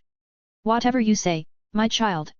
What I wanted to bring up to you is the fact that the Heart of Steel mantra is not a good fit for Vulcan. Think, my child. What form of cultivation is associated with this method? Veronica briefly recalled the system description of the mantra. Heart of Steel mantra fruit. Imparts a complete understanding of a mantra that allows its practitioners to form a heart of steel. The Heart of Steel's primary advantage is that it can gradually increase its holder's compatibility and affinity towards metal and anything related to this element. The mantra is also capable of strengthening the willpower, mental fortitude, and resistance against all attacks. However, the practitioners of this method are also prone to weakening their empathy and compassion. Those who practice this mantra to the fullest will turn into gods that are able to transform, manipulate, and clad themselves with the hardest and most powerful metals. The Heart of Steel mantra can only be fully practiced by humans that possess specific genes, a specialized mechanical heart implant, an affinity towards metal and have not practiced any other cultivation techniques. This enlightenment fruit allows an individual to ignore these conditions. When Veronica first obtained this reward after drawing a radiant lottery ticket, she had been ecstatic. She mainly focused on how much it emphasized metal, making it especially suitable for Vulcan. Now that Veronica had learned a lot more about cultivation science, she interpreted the Heart of Steel mantra a lot differently than before. It was remarkable how much context could completely change her understanding of a cultivation method. The Heart of Steel mantra is originally a body cultivation method. He said. The system did something weird to it so that an entity without a physical body such as Vulcan can practice it as well. I suppose that it is a chi cultivation method now. Vulcan has already grown the Heart of Steel for a while now. It has helped a lot with harnessing the high-level metal energy that we managed to obtain in the past. It is difficult for my incarnation to make a lot of progress though, especially since he is actively trying to adapt and improve the method. Cynthia looked down in disapproval. Just because the Heart of Steel mantra is based on the metal element does not mean that it is suitable for Vulcan. It is a body cultivation method in intent and essence. No matter how many adjustments you make, as long as they are not extensive enough, they will not change this fundamental truth. The greatest shortcoming is that it does not contain any elements that play into his role as a god. The lack of deity cultivation is wasting your incarnation's potential. Veronica looked helpless. Vulcan can't give up on the Heart of Steel that has formed deep inside his intangible body. It is just too useful. The problem is that if the mantra changes too much, the Heart of Steel will regress. It might even collapse entirely if Vulcan goes too far. It is okay. Her mother said as she began to stroke the cyborg cat's back once again. It just so happens that the Heart of Steel mantra can actually play a useful role this time. If you think about the original meaning of the mantra, you will know that it is designed to shield its practitioner against every possible threat, both physical and otherwise. The consequence of weakening the body cultivator's emotions is not a negative side effect. It is an intentional outcome. The goal is to make the practitioner much less susceptible to external influences. Those who develop a Heart of Steel are completely and utterly unshakable in the presence of gods and demons. They shall do their duty and execute their mission without any fear. Their morale can never be harmed. They make for the perfect royal guards or elite assault soldiers. Veronica widened her eyes. Even though the Heart of Steel mantra indeed contained a fair amount of references and allusions towards this purpose, she had overlooked this particular insight. Now that her mother offered greater clarification, it became clear why the Heart of Steel mantra was a poor fit for Vulcan. The god of dwarves, mechs, and craftsmanship did not match the image of a steel-hearted fighter. Vulcan was not supposed to be a god that was obsessed with war or combat. Veronica instead envisioned her external incarnation as a father figure of an entire people and industry. Vulcan did not belong on the front lines. He should feel more at home in a workshop or a throne room. Various clues came together in Veronica's mind. She recalled her mother's earlier words. Cynthia's proposal no longer seemed as crazy as before. It was actually rather brilliant. Veronica looked back at the assorted translated notes of an ancient divine blacksmith. Let me get this straight. You want Vulcan to wear the iron-resonant crucifix crown in order to borrow from its power. To do so, you want to adapt the writings of the divine blacksmith so that Vulcan can somehow resemble the ideal candidate of the crown a lot more. That is correct, but it will be a struggle to convert the notes into a cohesive and effective creation cultivation method. Cynthia said. You will need my aid to make this happen. I can draw upon multiple different creation cultivation methods that are not subject to any restrictions. It will be difficult to adapt them to an incarnation that does not have a physical body and is unable to practice creation cultivation directly, but I have a number of potential solutions in mind. All of that sounds nice, but your only solution to mitigate the contamination of the crown is to rely on the emotion-dampening properties of the Heart of Steel to remain unmoved, is that right? The female true god nodded. That is correct. We should preserve this quality as much as possible. It will be difficult to combine other forms of cultivation with the original Heart of Steel mantra, but we must do it if we want to succeed in our effort to tame your new crown. All of this sounded way too complicated for Veronica.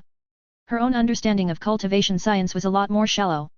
She was completely unable to conceive of a way to mash creation cultivation, deity cultivation, artifact cultivation, and chi cultivation together into a specific package that could produce just the right effects. While Cynthia had volunteered to do the heavy lifting this time, Veronica wasn't sure whether her work was reliable enough to make use of it. Was this plan worth all of the risks of playing with an ancient relic of unknown power? Vulcan played an important role in her future plans. Veronica did not want her external incarnation to suffer any setbacks or get corrupted by a crown that not even a star designer could resist against. Yet, when VES thought back on the actions and decisions of the xenotechnician, the Fist of Defiance and the polymath, they all seemed unusually desperate for effective solutions. Their urgency and desperation indicated that red humanity was under much greater threat than most people currently realized. Coasting along didn't cut it anymore. People needed to grasp as much power as possible in a relatively short time frame. The only way to become strong enough to survive the tribulations of the future was to take a lot of risks. Playing with the crown made a lot more sense in this context. Ves couldn't help but think that his mother might have a good point. Perhaps a time would come when he had a need for a powerful incarnation. Veronica let out a sigh. I am not too sure about this, but I am willing to explore the idea. Let's try and figure out an effective cultivation method first. I want to see it with my own eyes before I decide whether I should transfer the crown to Vulcan. You have made the right decision. Cynthia smiled with pride and satisfaction. Let us begin. Do not expect instant results. This is a complicated task. I understand. Chapter 5271 The Premier Branch. Ves did not know whether he had made the right decision, but he was willing to give his mother's proposal a chance. Still, just as Cynthia had warned, the difficulty of developing a hybrid cultivation method that needed to meet so many specific requirements could not be done in a single day. Even a true god wasn't able to solve this difficult puzzle in a matter of minutes or hours. Ves had no choice but to remain patient and wait for his mother to complete a working cultivation method. In the meantime, Ves needed to accept the fact that he would have to live his life with a nefarious crown sticking to his divine core like a leech. There was no way he could feel at ease under these circumstances. The greatest challenge to going about his day without resolving his problem was that he constantly had to stay on guard. He was beginning to second-guess all kinds of decisions that he never paid any mind towards during normal times. Ves was a rather impulsive and intuitive mech designer and decision-maker by nature. He had to slow down considerably in order to properly examine the pros and cons of all noteworthy actions and decisions. It was extremely annoying. God damn it. One can't keep this up forever. His mood had dropped considerably, so much so that others had begun to pick up on the weirdness. It had gotten so bad that the Golden Cat felt the need to make a personal appearance at this time. Nay. I'm okay, Goldie. Ves tried to reassure the ancestral spirit. I am working on it. This is only a temporary condition. In the meantime, it would be great if you can keep an eye on me. If I do anything that is way too abnormal compared to my usual self, just show up and give me a good whack on the head, alright? Nay. Hehe, I will be counting on you. Tell me if you detect any form of tampering by an external source. I am doing my best to watch out for this kind of stuff, but this should be easier to detect for an outside observer. That said, Ves did not have much confidence that Goldie would be able to detect more subtle manipulation. The crown was way too sneaky for its own good. It was clear that it excelled at making people bend to its will without giving them any clue that they were doing anything different from normal. Still, some help was better than no help. Goldie should at least be able to give him a warning if he ever crossed a line. With that taken care of, Ves tried his best to go back to his normal schedule. He was finally able to preside over a critically important meeting with the most important leaders of the Larkinson army. The Larkinson clan had entered a delicate junction due to his recent promotion and rise in status. Ves had gained a lot of new opportunities, but it was not easy to figure out how he could share his bounty with his clansmen. It had been a long time since he had seen all of these figures.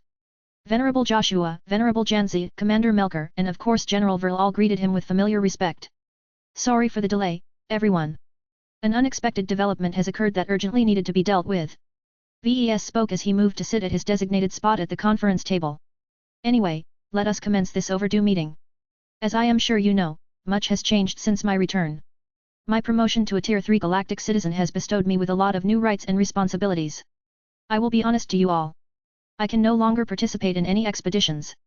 The Meshers want me to become a first-class mech designer as soon as possible, and I intend to oblige their request. None of this was a surprise to gathered mech officers and expert pilots. They all heard enough stories already. I will be studying hard to learn all of the knowledge required to become a first-class mech designer. I won't be able to design as many mechs as before as the amount of textbooks that I need to go through is frankly enormous. However, this isn't just about me.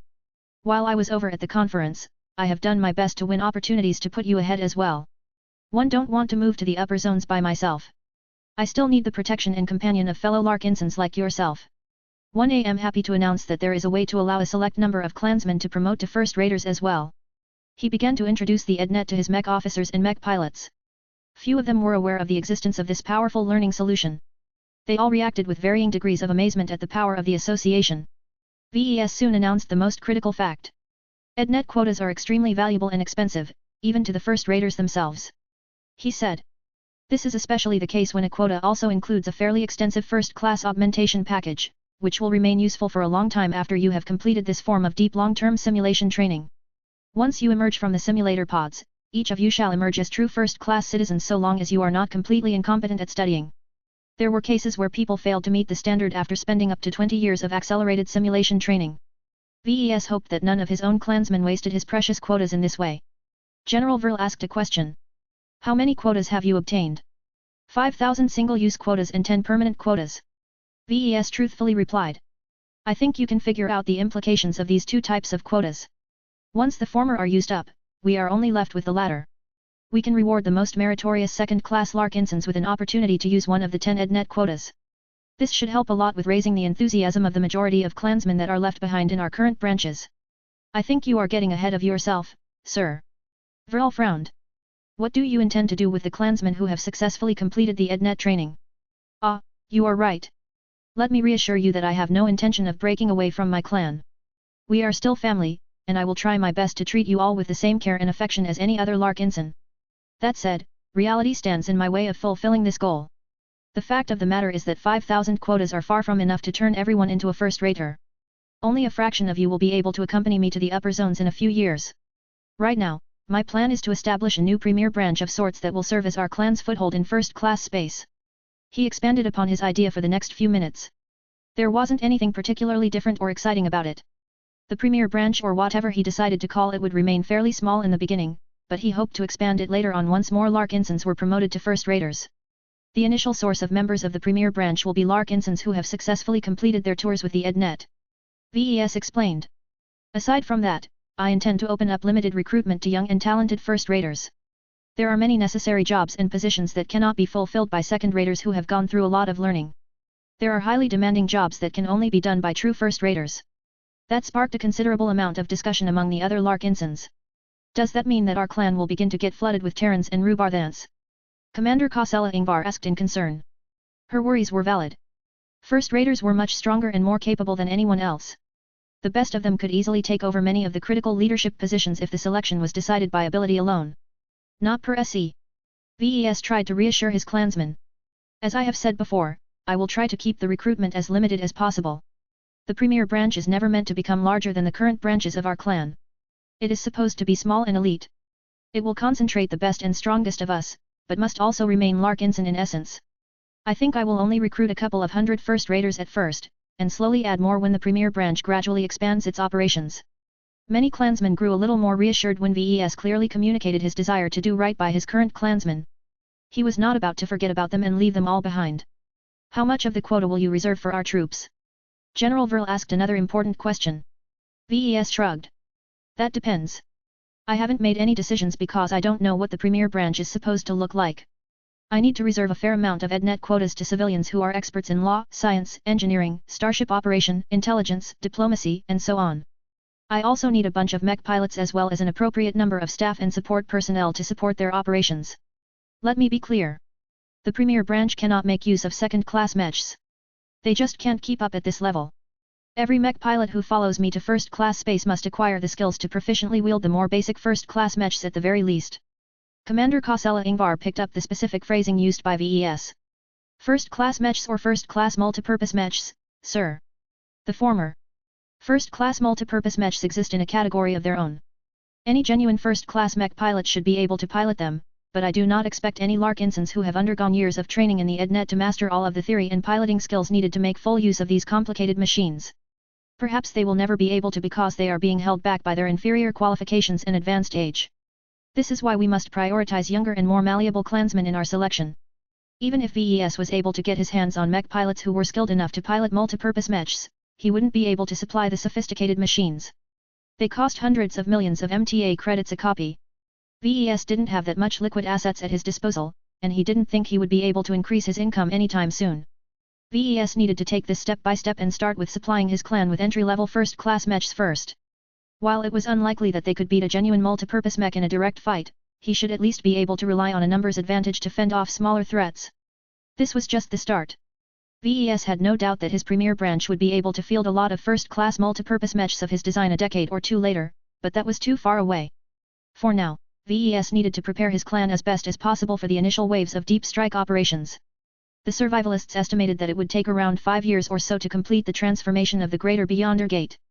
His clansmen needed to be ready to pounce in order to gain the coveted status of a warfighter. The discussion about the EdNet quotas and the Premier branch continued after that. Many people shared various opinions about the limited opportunities available to the clan. It was not easy to pick a few thousand clansmen to accompany VES to first-class space when they had to leave hundreds of thousands other Larkinson behind in second-class space. Chapter 5272 Mech Pilot Promotion Constraints. This unassuming meeting was one of the most impactful events of the Larkinson clan. It did not look like it, but the gathering of the Patriarch along with the leading figures of the Larkinson army would determine the future direction of the clan in its entirety. What was at stake was the Larkinson clan's entry into first-class society.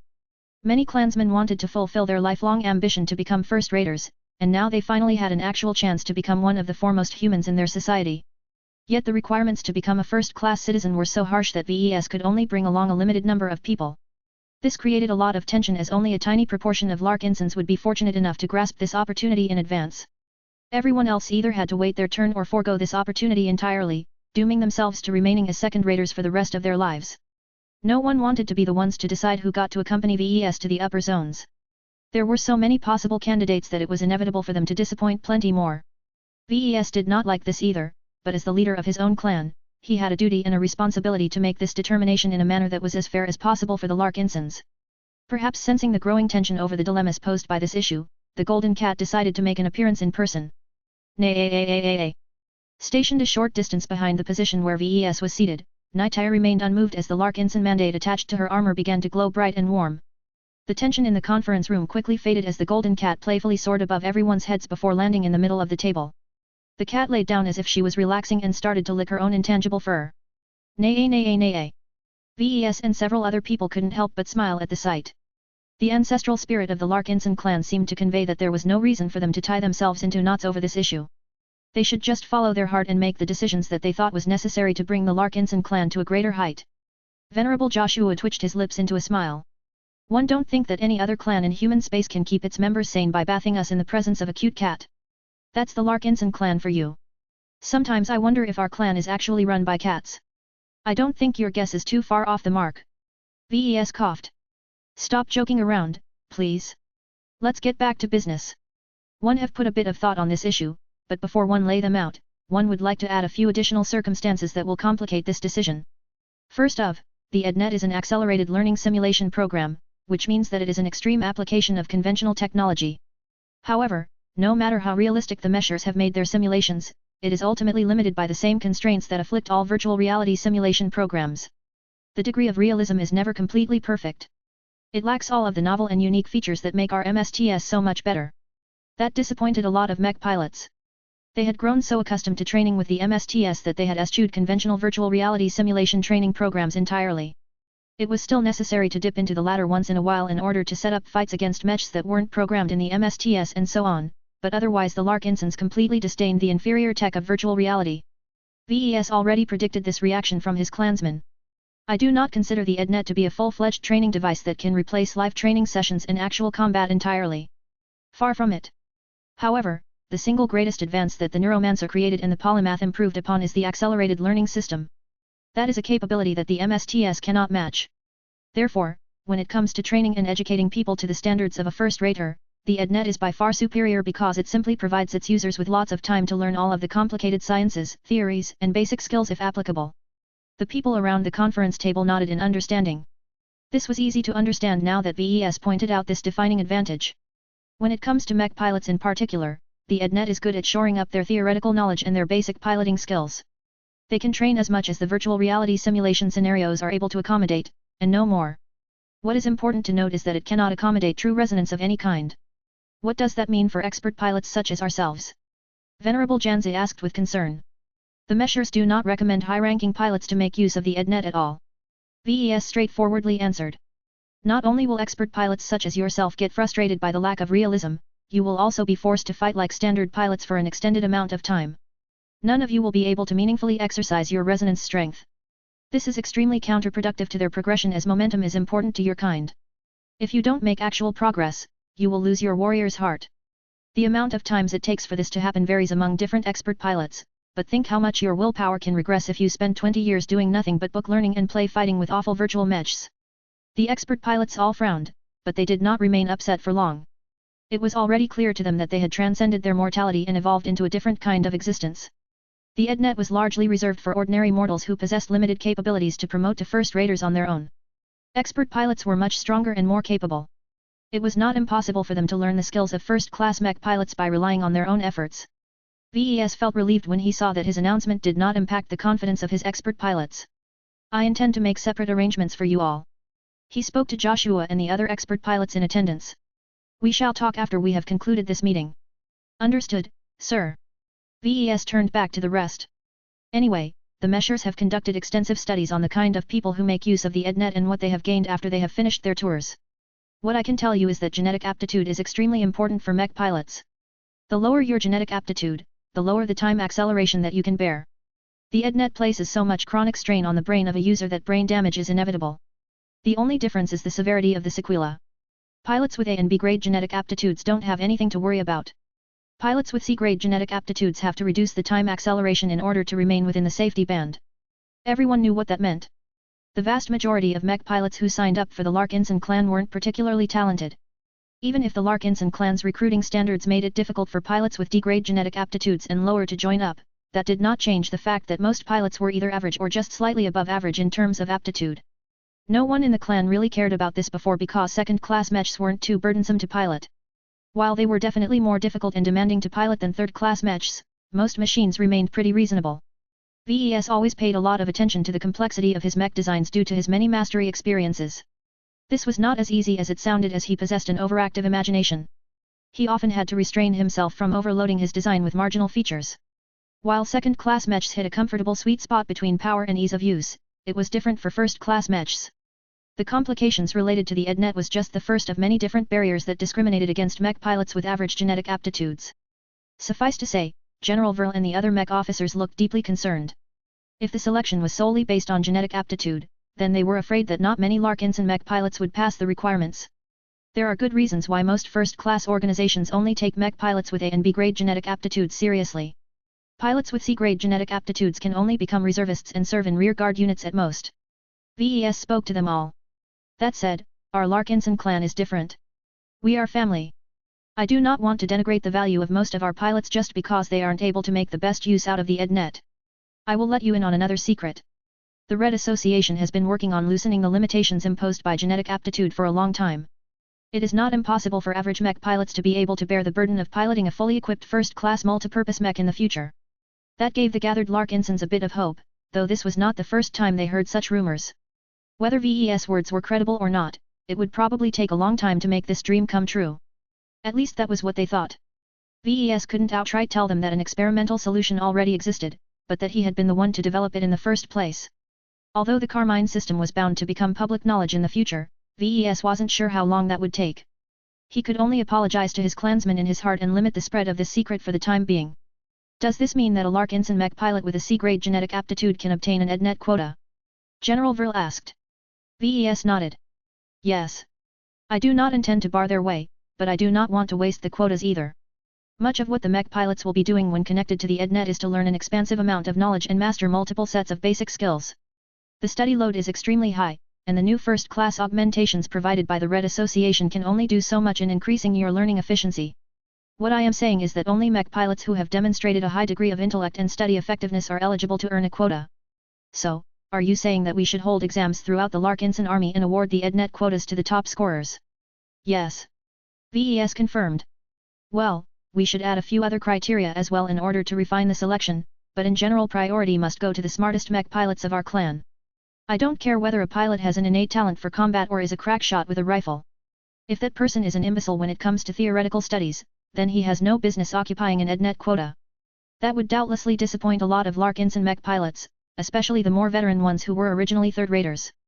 They had already struggled to promote to second-class mech pilots, but that was probably their limit.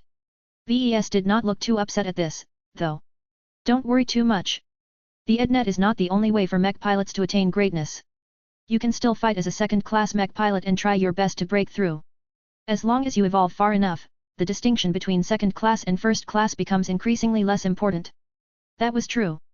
Ace pilots such as Patriarch Reginald Cross and Saintess Ulrika Vraken had become so good at their jobs that they could meet the standard of a comprehensive first-class mech pilot in record time if they wanted. Chapter 5273 Smart or Brave.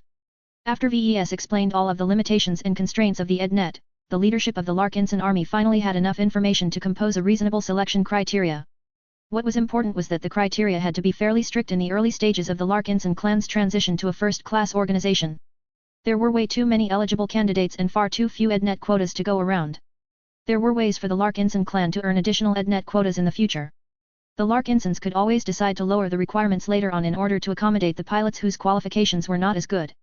For now, it was important to get the premier branch off to a good start. There was no room for useless people. Every quota was precious and had to produce qualified first-raters without fail. General Vril clapped his hands in satisfaction. All right. Let us settle for this list. VES has agreed to reserve 1,000 EdNet quotas for Mech pilots. Those with AORB grade genetic aptitudes will have priority on them. As for the remainder, we will only limit our selection to Mech pilots who are 40 years old or younger. Not only that, they must achieve a high enough score in a theoretical studies exam, be healthy and fit enough to undergo an extensive first-class augmentation regime and remain in good standing of the Golden Cat. Nay. The Golden Cat approved of the last demand. We should strive to select an equal number of candidates from every Mech legion, but we shouldn't force ourselves too much. It is much more important to ensure that the protectors of the premier branch are the strongest and the most qualified for their positions. This was bad news for the Mech legions that paid less attention to smarts. VES knew that the Sword Maidens heavily emphasized skill over theoretical learning in their recruitment and training regimes. They would all be facing an uphill battle in earning the precious EdNet quotas for that reason. Legion Commander Sendra Larkinson understood this reality quite well. Her expression grew more and more unwilling as the selection criteria took shape. Though VES wanted to accommodate the Sword Maidens, it wouldn't be fair to devise special rules just to shore them up. Perhaps there may be a way to give them a leg up at a later stage, but for now the Larkinsons needed to be realistic in their planning. Any disagreements? The Larkinsons at the table all shook their heads. Even if they did not like all of the rules, they all understood that there were no better alternatives. They had to be content enough with the fact that the criteria were fair and impartial enough to theoretically give everyone a chance. If a Mech pilot failed to earn a quota, then that was because they just hadn't studied hard or effectively enough. Now that they had formed a consensus on the recruitment of Mech pilots, it took much less time to determine how to deal with the remaining 4,000 EdNet quotas. We should apply a similar set of criteria on other essential professions. General Vril determined. The priority should go to spacers and military staff. We need starship crew members who can operate the many systems of a first-class starship. We need Mech technicians who can service complicated first-class mechs that we will depend upon in the future. We also need enough civilian professionals such as lawyers and accountants to properly manage the premier branch in its infancy. VES did not possess a great interest in how the clan allocated the remaining quotas. He was willing to delegate this responsibility to the leadership of the clan. General Vril would soon be meeting with the chief ministers of the Larkinson clan in order to hash this out in greater detail.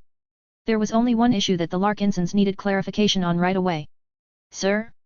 Will you and the Mech designers of the design department make use of the EdNet quotas as well? I'm not sure. VES responded. I don't plan on using it myself, and neither does my wife.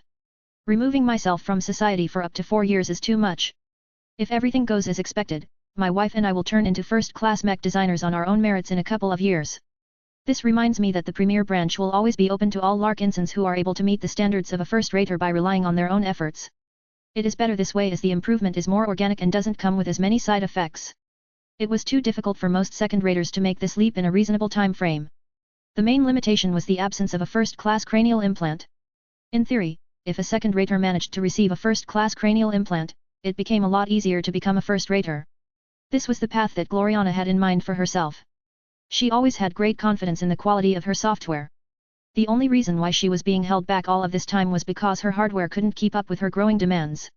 His wife had grown thoroughly dissatisfied with her old and horrendously underpowered Erestal 015 cranial bioimplants that the Wadden dynasty arranged for her a long time ago. While it still provided adequate assistance in her second-class mech design projects, it would hold her back enormously if she attempted to design a first-class mech. VES did not suffer from this problem fortunately. Although he was missing out on a lot of useful features of first-class cranial implants, he made up for it in other areas. He believed he could remain competitive with orthodox first-class mech designers by relying on cultivation science. That said, aside from VES and Gloriana, it would be difficult for other mech designers to follow their examples. I need to have a good talk with the members of the design department about this issue. He told them all. I am not certain about this, but not every journeyman will choose to make use of an EdNet quota. There are great differences between designing second-class and first-class mechs. They have all become highly proficient at designing the former. If they abruptly transition to designing the latter, they may fall behind and lose much of their prior accumulation, thereby causing them to delay their advancement to the rank of senior mech designer by at least a couple of decades. His mech designers therefore had to make a difficult choice. They could either stick to familiar territory and continue to work in their comfort zone, or they could enter an exciting new domain and struggle to compete in a much more difficult arena. VES actually felt it would be nice if around half of his lead mech designers stayed behind. They could continue to update the designs of the current second-class mech roster and design new second-class mechs as needed.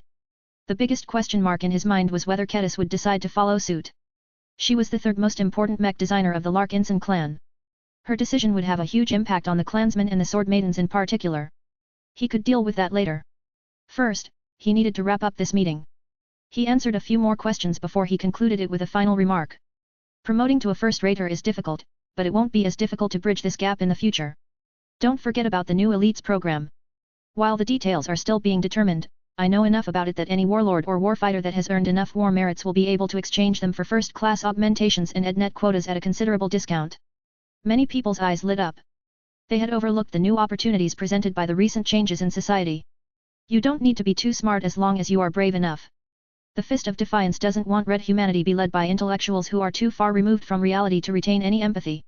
He wants to elevate real soldiers who have bled for our civilization and did their duty without hesitation. I am sure that many second-class Larkinsons will be able to distinguish themselves as warfighters in the times to come. With that, the meeting had finally come to an end. General Verl and the other mech officers steadily made their way out of the compartment.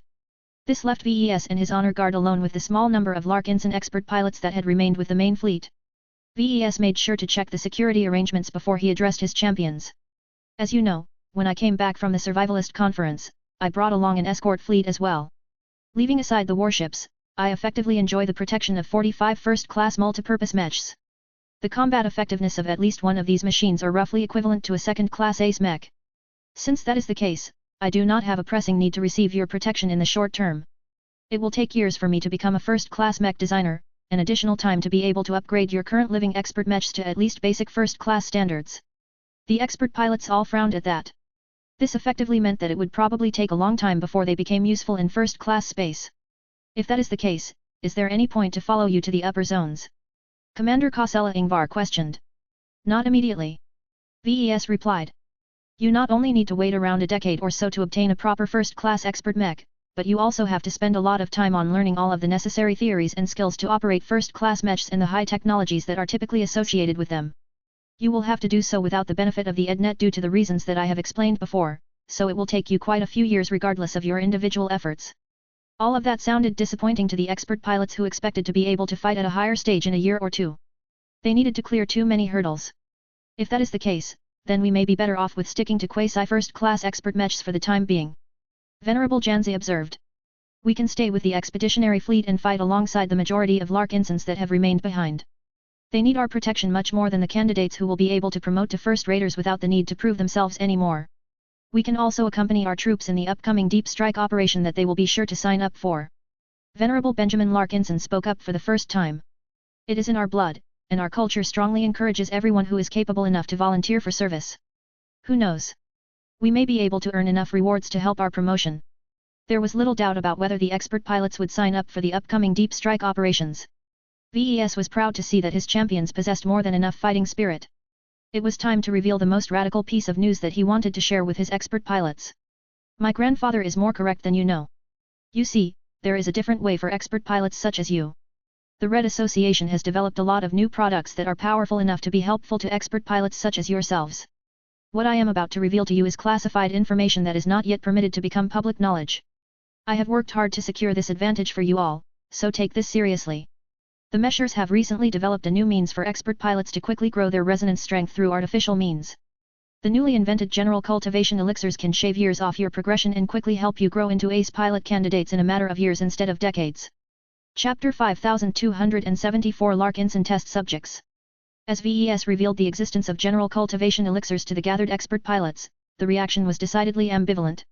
On one hand, the expert pilots initially reacted with great excitement when they learned that they only had to swallow a bunch of vials filled with strange liquids to push their resonance strength into ace pilot candidate territory.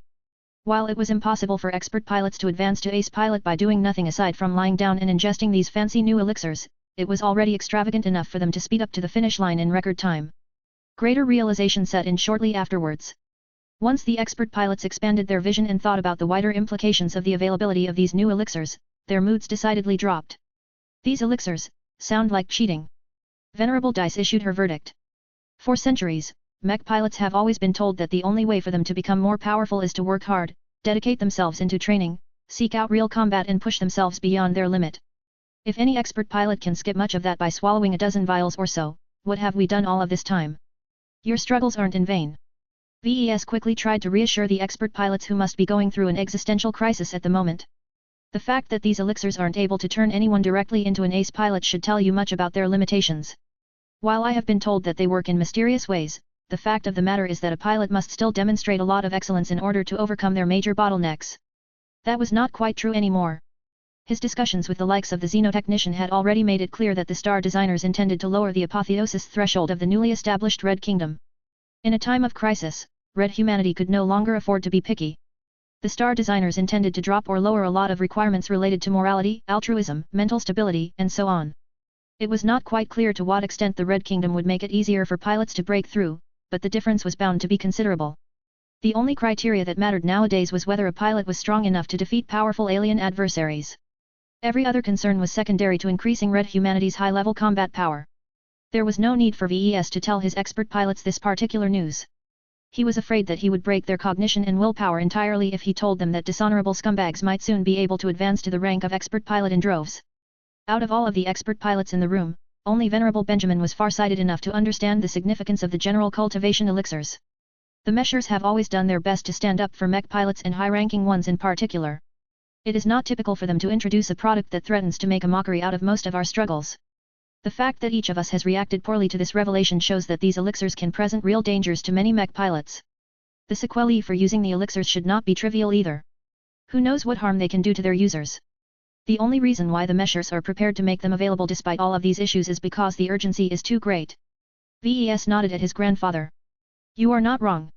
These elixirs are just one of many tools that the Red Association intend to make use of in order to train a new generation of super warriors. The goal is to quickly raise as many expert pilots, ace pilots, and hopefully god pilots to overwhelm our alien adversaries. Red humanity is in an extremely dire position. There isn't enough time to wait for expert pilots like you to steadily develop your strength and break through to ace pilot a couple of decades later. The elixirs are a necessary evil in this regard. This was easy enough for the expert pilots to understand, but this was also why they felt so ambivalent about it. A deep sense of helplessness and unwillingness welled up in their minds. If enough mech pilots were strong enough, then the Red Association wouldn't have been forced to resort to this measure in order to make up for the perceived gap in strength. As time passed by, the expert pilots slowly managed to rein in their moods. This was already a change that was set in stone. The only thing they could do was to make peace with the Red Association's radical changes in policy. Venerable Benjamin quickly made a decision. I do not need to make use of these elixirs. My resonance strength is already fairly high. The only reason why I am being held back is because I am still waiting for my expert mech. VES nodded in agreement. You're right, grandfather. It will take a bit of time before I can grant your wish, but I can guarantee you that the wait will be worth it. Besides, your health and condition are not the best. I have no idea how exactly these elixirs will burden you. I don't think the Red Association has conducted thorough clinical tests to determine whether they are safe to use for an old expert pilot that has only recently recovered. Last he checked, Venerable Benjamin had made remarkable progress in restoring his strength. His resonance strength reached 48.3 lavares, which indicated that his renewed potential was fairly abundant. What about me, VES? Venerable Stark spoke up. My condition used to be similar to that of your grandfather. Is it safe for me to use an elixir? That depends. Do you want to make use of an elixir? The woman furrowed her brows. I prefer no, but circumstances will not allow it. Expert pilots are too weak nowadays. I am nowhere powerful enough to do what I have to do, let alone defend Red humanity against all of the aliens that are breathing down our necks. If there is a way to speed up my growth, then so be it. The sooner I become an ace pilot candidate, the sooner I can work towards my next breakthrough. She was pragmatic enough to accept the necessity of the elixirs. The benefits they provided to expert pilots with great ambitions and a strong sense of duty were irresistible. Even though Davia Stark was just a guest pilot, she still had plenty of years left in her contract with the Larkinson clan. VES was happy enough to allocate a few elixirs to her so that he could obtain another powerful ace pilot in a much shorter time frame. I will ask the Meshers to investigate your condition and determine whether it is safe enough for you to use an elixir. I do not expect any problems as you have returned to your prime a long time ago, but it is best to be sure. You won't be able to use the elixirs without gaining the approval of the Meshers first anyway. The Red Association had imposed strict rules on their management and usage to prevent any theft or leakage. VES actually wanted to take a few elixirs away and study their composition to figure out whether he could reproduce them, but he was forced to abandon that plan when he was unable to take them out of the vault of the Tarask. Any other questions? Venerable Zimro Belson raised his hand. What is the maximum amount of elixirs that an expert pilot can take? Beats me. VES shrugged. I do not think the Meshers know any better. This is new to everyone. While they have assured me that the A7KE1 General Purpose Pilot Cultivation Elixir should be safe enough, do not expect it to be harmless. It is a first-generation product, so it is far from perfect. Doesn't that make us test pilots? VES nodded. It does. I won't lie to you. I think that one of the reasons why we are one of the few groups to receive these elixirs years before they are made available is because the Meshers want to study their effects on you. It is extra interesting for the Red Association to keep us under observation because each of you have companion spirits. I have a suspicion that the elixirs may not only be helpful to the growth of your resonance strength, but may also boost the growth of your companion spirits. None of the Meshers shared this particular theory to him. This was what he had come up with on his own. The reason for that was because the elixirs were called general purpose for a reason. He guessed that the elixirs were actually effective to many types of cultivators, including mech designers. The main reason why the RA restricted their use to mech pilots was because Red humanity was in dire need of stronger combatants, not support personnel. Perhaps the reason why the Meshers closely guarded the 500 vials of elixirs that VES had obtained as a reward was because they were afraid that he and Blinky might devour them all in a frenzy. Seeing that Zimro still hadn't received a satisfactory answer, VES offered further clarification. From what it sounds like, there probably isn't a maximum limit. The real restriction is that you need to wait until you have digested one vial of elixir before you can start to make use of another one. I am told that this time interval should be around 3 months, give or take a few weeks. That was a relatively short interval, especially to a low-tier expert pilot that still had a long way to go before he was eligible to advance again. Zimro widened his eyes as he calculated how many years he needed to wait until he could catch up to the likes of Venerable Benjamin Larkinson and General Ark Larkinson. These general-purpose elixirs are especially made for younger and weaker expert pilots such as you. VES told Zimro. Red humanity's demand for powerful ace pilots will grow exponentially in a decade. The only way to satisfy this demand is to implement measures to speed up the growth of low-tier and medium-tier expert pilots that we currently have on hand as much as possible. This is not to say that you are useless in your current states, but what we need are combatants that can destroy entire alien armies and fleets by themselves. Trying to beat our alien adversaries by relying on quantity is completely hopeless, so we can only try our best to go for quality. The Larkinson expert pilots increasingly became affected by the constant hints dropped by VES. As the only Larkinson to attend the Survivalist Conference, he knew the most about the looming threats of Red humanity. Since it was clear that he was taking the upcoming dangers seriously, the expert pilots were beginning to feel the pressure. They all knew that they would indeed be relegated to marginal figures if they failed to grow strong enough in time. No one would be able to give the slowpokes any time to catch up. The war between Red humanity and the aliens was bound to escalate to an alarming degree in just half a generation. Elixirs aren't the only tool that the Red Association intends to use to speed up your development. VES warned his expert pilots. This is just the beginning. You should do your best to let go of any unproductive feelings you might have over this and accept the new reality. If it helps, I can tell you that most of these experimental rewards are reserved for warlords and warfighters. Each of you need to contribute to the defense of Red humanity by completing the riskiest missions imaginable. Only the strongest and worthiest mech pilots earned the right to become the Red Association's test subjects for its cutting-edge products. Chapter 5275 Blueprint of the Future. The Larkinson clan formed an initial blueprint of the future. As the news about the latest decisions gradually trickled out, the rank and file began to understand what the leadership intended to do in the next decade. The most notable piece of news was the establishment of the Premier Branch. Although many clansmen questioned the suitability of the name, there was no doubt that the first-class branch of the Larkinson clan would become the new focal point.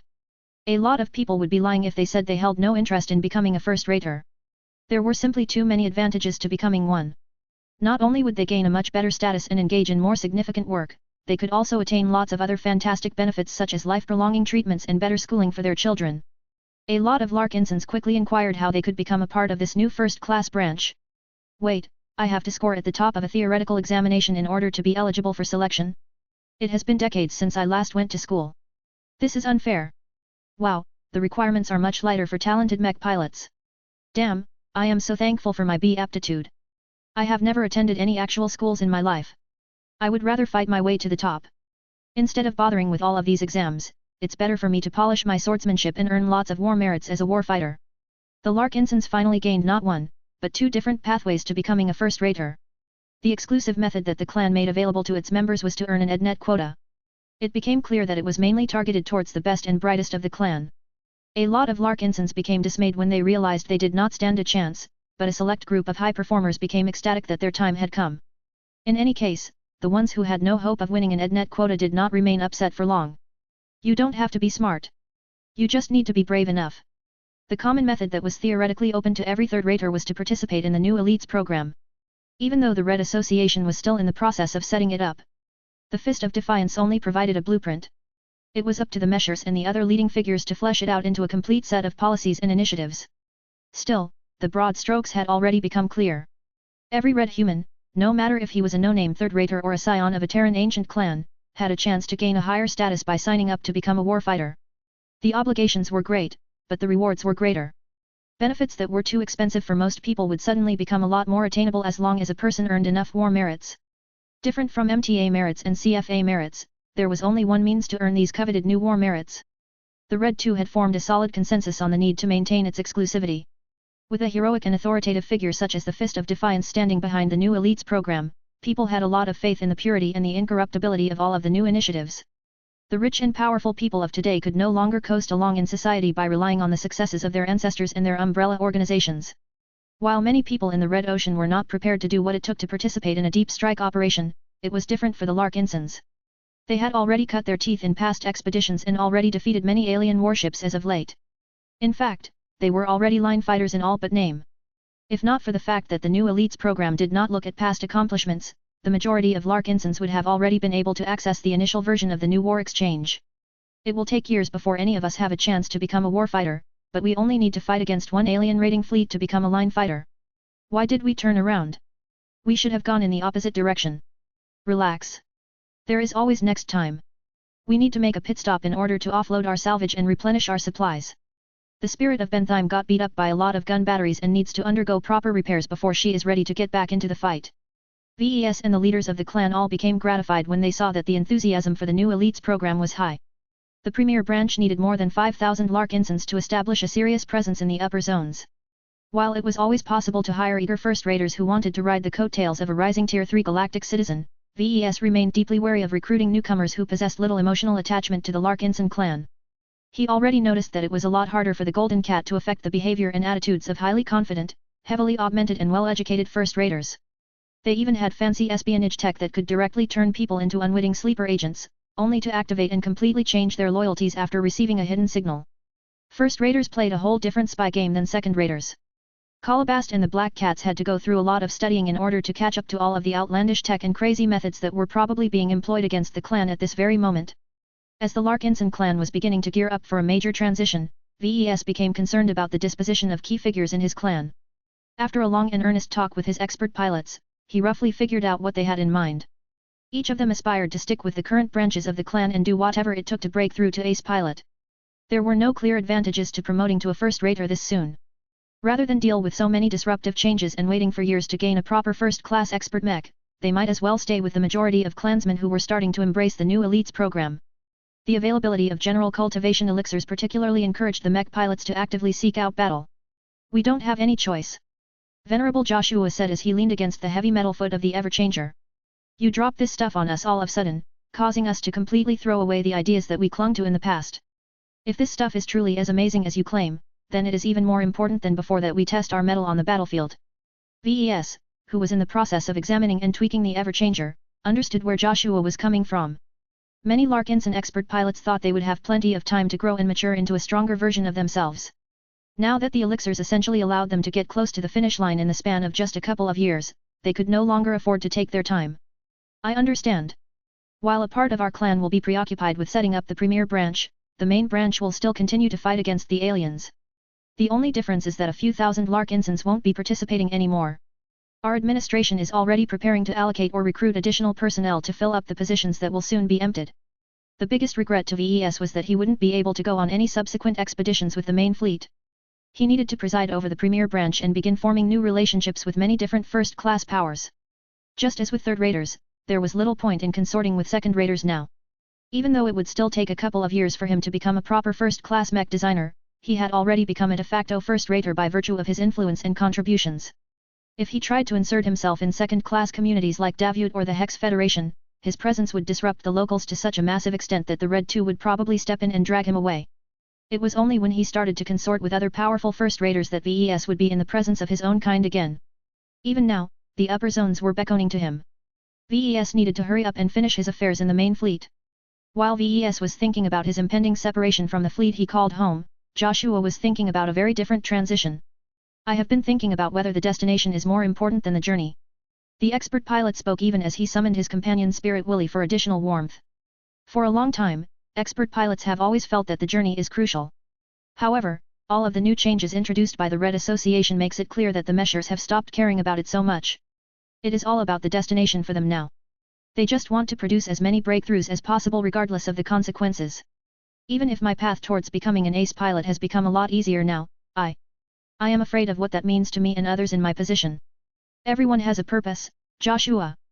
VES tried to settle his moody pilot's conflicting thoughts. We used to be in a better position, but not anymore. All of Red humanity is in big trouble. The survival of our entire race is at stake. I am afraid to say it, but we can no longer afford to pamper high-ranking mech pilots such as you. We need you all to become stronger really fast in order to pull off the greatest missions of your lives. Don't think of all of the new stuff as desecrations of a sacred ritual. They are merely tools that are designed to save our race. So long as your heart remains sincere, I am sure you will be able to keep a hold of yourself in a time where your strength will skyrocket. Joshua did not look very confident about that. I get what you are saying, but I still think that I cannot afford to miss the journey. Now that it has shortened by a lot, I need to make sure I can squeeze in as many sites in this brief tour as possible. If I am somehow able to break through, I don't want to look back on my days as an expert pilot and regret how little I have tested myself. I don't think you'll have to worry about that. You have already fought your fair share of significant battles. Your living mech has grown as well. Anyway, when do you think you will be ready to move on to the premier branch? I don't want to stay away from you for too long. Joshua shared his thoughts. I don't want to rush my journey too much, but if I am able to break through to ace pilot in the next decade, I will come to you, but not necessarily for myself. I just think the Everchanger deserves to evolve as well. There is no better way to reward him for his service than to upgrade him into a powerful first-class ace mech that can defeat some of the toughest alien enemies that we will confront in the future. The Everchanger's eyes silently glowed in approval. VES smiled even as he continued to service his old masterwork mech. I will be awaiting your arrival at the premier branch. I probably won't be able to improve quickly enough to design ace mechs by myself, but it will be easy for me to gather a couple of trustworthy first-class master mech designers who can take care of all of the complex technical work. You will have the mech of your dreams one way or another. Chapter 5276 Not in a hurry. VES grew a lot more reassured now that he knew what his expert pilots had in mind. A few expressed the desire to stick with the second-class members of the Lark Ensign, but most couldn't resist the allure of piloting powerful first-class versions of their living mechs. The expert pilots were more concerned with the journey rather than the destination. The next decade was crucial to them as they sought to make the most out of the time they had left by pursuing as many meaningful battles as possible. The situation with the Lark Ensign mech designers was different. VES offered every lead designer the opportunity to make use of the EdNet. The only condition was that they needed to wrap up their ongoing design projects first before they became indisposed for a few years. Unlike his expert pilots, the journeyman mech designers of the design department were much less conflicted about this decision. I would be stupid to reject this offer. Sarah Foykin plainly stated to VES as he visited her personal design lab. It has been my dream to design first-class mechs. That is not to say that second-class mechs are worthless, but even you should recognize that they are only strong enough to fight against the rabble among the aliens. These alien raiding fleets are only there to make up the numbers. The real war between Red humanity and the native aliens will be decided by first-class mechs and warships built by the major alien races. Mech designers could make a much greater impact on their society by designing one of the many first-class mechs that would soon decide the fate of the Red Ocean Dwarf Galaxy. Everything else simply wasn't important enough anymore. VES smiled and patted Sarah's shoulder in an encouraging manner. I will welcome your arrival at the premier branch. I just hope that you won't get too upset if you need to take a lot more time to advance to senior. It is better to get this over with sooner rather than later. Sarah argued. If I try to make the transition when I have become a senior or a master, I will need to absorb an exponentially greater amount of knowledge. It will take much more time for me to work towards my breakthrough, so it is better if I do this as soon as possible when the damage won't be as great. Besides, we have just switched over to the Age of Dawn. Our technology is undergoing a rolling reset. There is no better opportunity to start over than now when the introduction of exotic radiation and hypermaterials is changing every aspect of the landscape for defensive systems. She had properly considered the pros and cons of this impactful decision. VES admired her willingness to bear a significant amount of short-term pain in order to attain a better outcome in the long term. What about your brother? VES asked. Pure spearman mechs aren't as common anymore in the first-class mech community. Sarah shrugged. He will manage somehow. He is quite good at adapting to changing circumstances. Besides, even if he decided to stick with second-class mechs, he will still want to make use of an EdNet quota, if only so that he can master a lot of powerful technological principles and receive a host of powerful first-class augmentations for free. Though VES briefly felt upset about a mech designer wasting an EdNet quota just to become a better second-class mech designer, it didn't sound so bad after he thought about it a bit further. The departure of a lot of second-class mech designers meant that it became important for the remaining ones to make up for the shortfall. Even then, if the Larkinsons lost too many second-class lead designers all of a sudden, VES could always hire a bunch of second-class journeyman mech designers to occupy essential positions again. VES was no longer as picky as before when it came to their recruitment. So long as they could do their jobs adequately enough, it did not matter whether they had what it took to realize their design philosophies. It would be even better if a number of assistant mech designers advanced to the rank of journeyman mech designer in the next few years. He was still waiting for Michael and Xanthar to hurry up and reach this stage. The two had even sought VES out in order to convey a request. Can we get an EdNet quota? VES frowned. You can, but it will have great consequences for your life. I won't hand them out to you for free. As assistant mech designers, you will have to compete against the others who are in a similar position as you. I won't play favorites just because I taught you for a while. I am sure that it shouldn't be too difficult to win those quotas fair and square as long as you have worked and studied hard enough, but the question is whether this is the right time for you to promote to a first-class mech designer. What do you mean by that? Are you suggesting that we should wait? I do. VES replied. The two of you are pretty good second-class apprentice mech designers. I don't know how long it will take, but I don't think it will take more than a decade for you to attain your breakthroughs. If you try to become a first-class apprentice at this junction, you will not only have to throw away a lot of progress and start at the beginning, but you will be at a heavy disadvantage because it will be difficult for you to match the graduates of proper first-class mech design universities. The transition from apprentice to journeyman is one of the most important transitions of your career. You are not a true mech designer unless you settle on a valid design philosophy. Don't diminish your chances of becoming a journeyman by messing up your entire life beforehand. That caused the two young apprentices to frown. They had already set their minds on becoming first-raters. The advice given by the man they looked up to directly contradicted their own plans and desires. Isn't it better to advance to journeyman as a first-rater? Our potential will be much higher. That's nonsense. VES shook his head. Back when I became a journeyman, I was still a third-class mech designer at the time. Now look at how far I've come. The foundation is what matters. So long as you have built up a solid foundation, your futures will be limitless. He did not say much more than that to them. He left the decision up to them. This was a difficult decision, and they needed to settle it on their own. There would still be opportunities for them to be promoted to a first-class mech designer in the future. Unlike many other people, Kedis had already made a clear decision about her own future. I think I won't make use of the EdNet right away. I am a parent, and I don't want my children to go without their mother for up to 4 straight years. I will reconsider this decision when they have grown up, but even then I won't spend all of my time on becoming a better mech designer. To be honest, I want to take the time and read a lot of old scriptures, manuals, and modern academic articles related to swordsmanship. I don't want my swordsmanship to regress while I am stuck in a simulator pod for 4 years. This is the only way for me to prevent my skin from stagnating. My physical condition will probably decline, but my understanding of swordsmanship will probably progress by leaps and bounds. VES looked surprised. That is, an ambitious lesson plan. Do you intend to join the premier branch after you are done? It depends on whether I have learned enough about first-class mech design. Once I exit the EdNet, I might not have mastered all of the knowledge and skills for me to feel confident enough to promote right away. I don't mind staying behind in the main fleet for a longer time. I feel most at home when I am with the Sword Maidens. I think I will continue to support and accompany them until they have successfully become warfighters and earned enough war merits to be promoted to first-raters. He understood her message. Kedis wanted to stay close to her children as well as the core group of Sword Maidens. Her transfer to the premier branch was therefore dependent on the outcome of the Larkinson clan's participation in the upcoming deep strike operations. I think that is a wise decision. VES said in approval. You'll also be able to raise your family with your husband Joshua on an uninterrupted basis. How are Kirian and Myra, by the way? They are growing more energetic by the day. She smiled. I hope to arrange first-class augmentations for them so that they can attend first-class virtual schools just like your own children.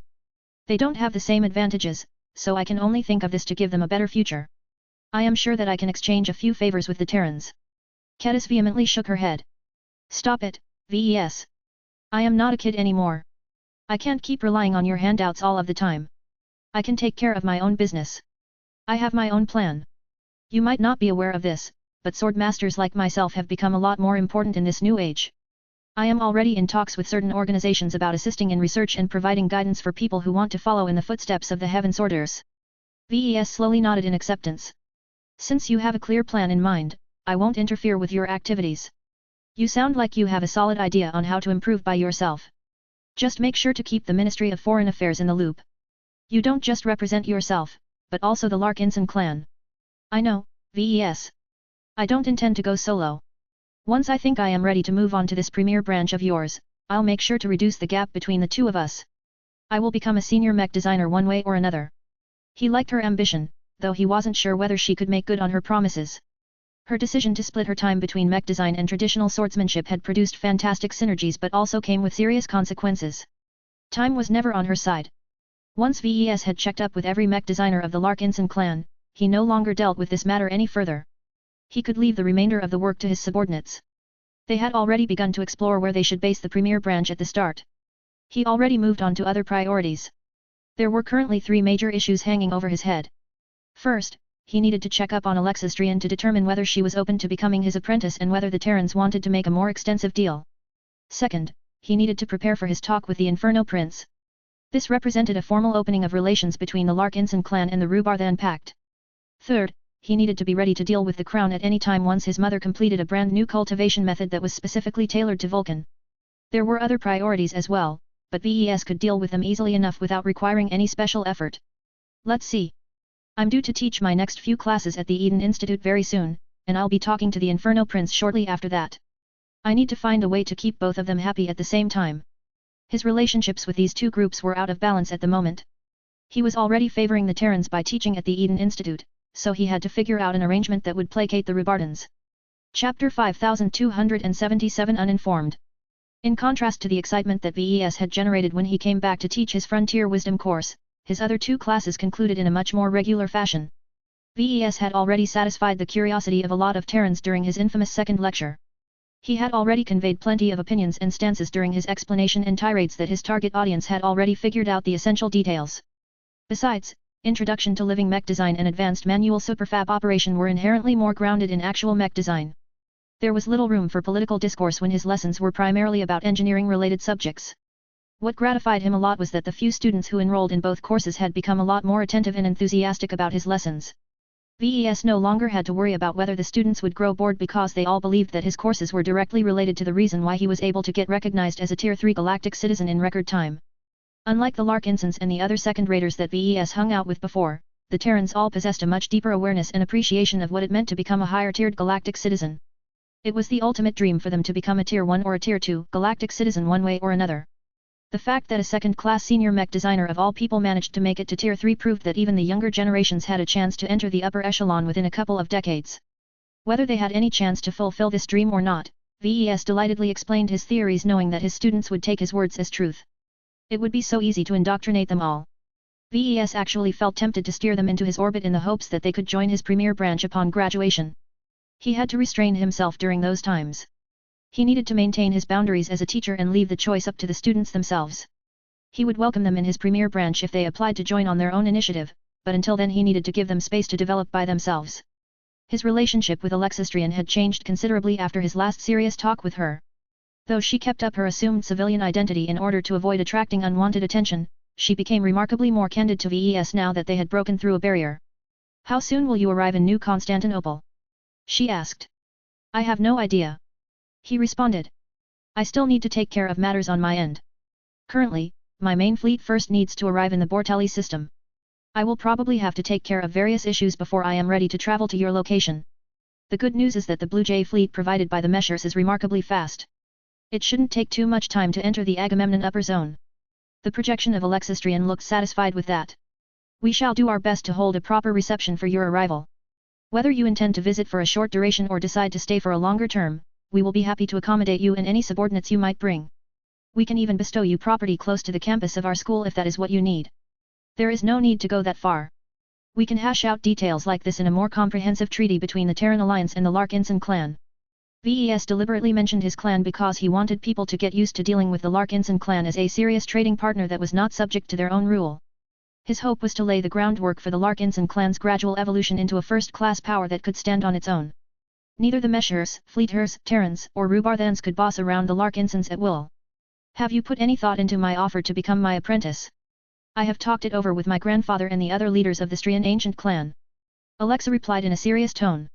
I am not ready to give you my answer. My clan and I would like to meet with you in person. No matter how often we have interacted with each other over a distance, people can still turn out to be different in reality. I would like to learn more about you and the clan that you want me to join before I can make an informed decision. That is reasonable. The young lady refused to offer any further clarification on what was going on her own side, so VES had little choice but to wait. The Terrans were fairly traditional in the way they conducted business. They were more than willing to wait a few weeks or a few months in order to conduct proper negotiations on major business deals. It helped that the Terrans already established a solid relationship with VES through his employment at the Eden Institute of Business and Technology. Now that VES had made it clear that he still valued his teaching position, the Terrans weren't in a hurry to attain quick results.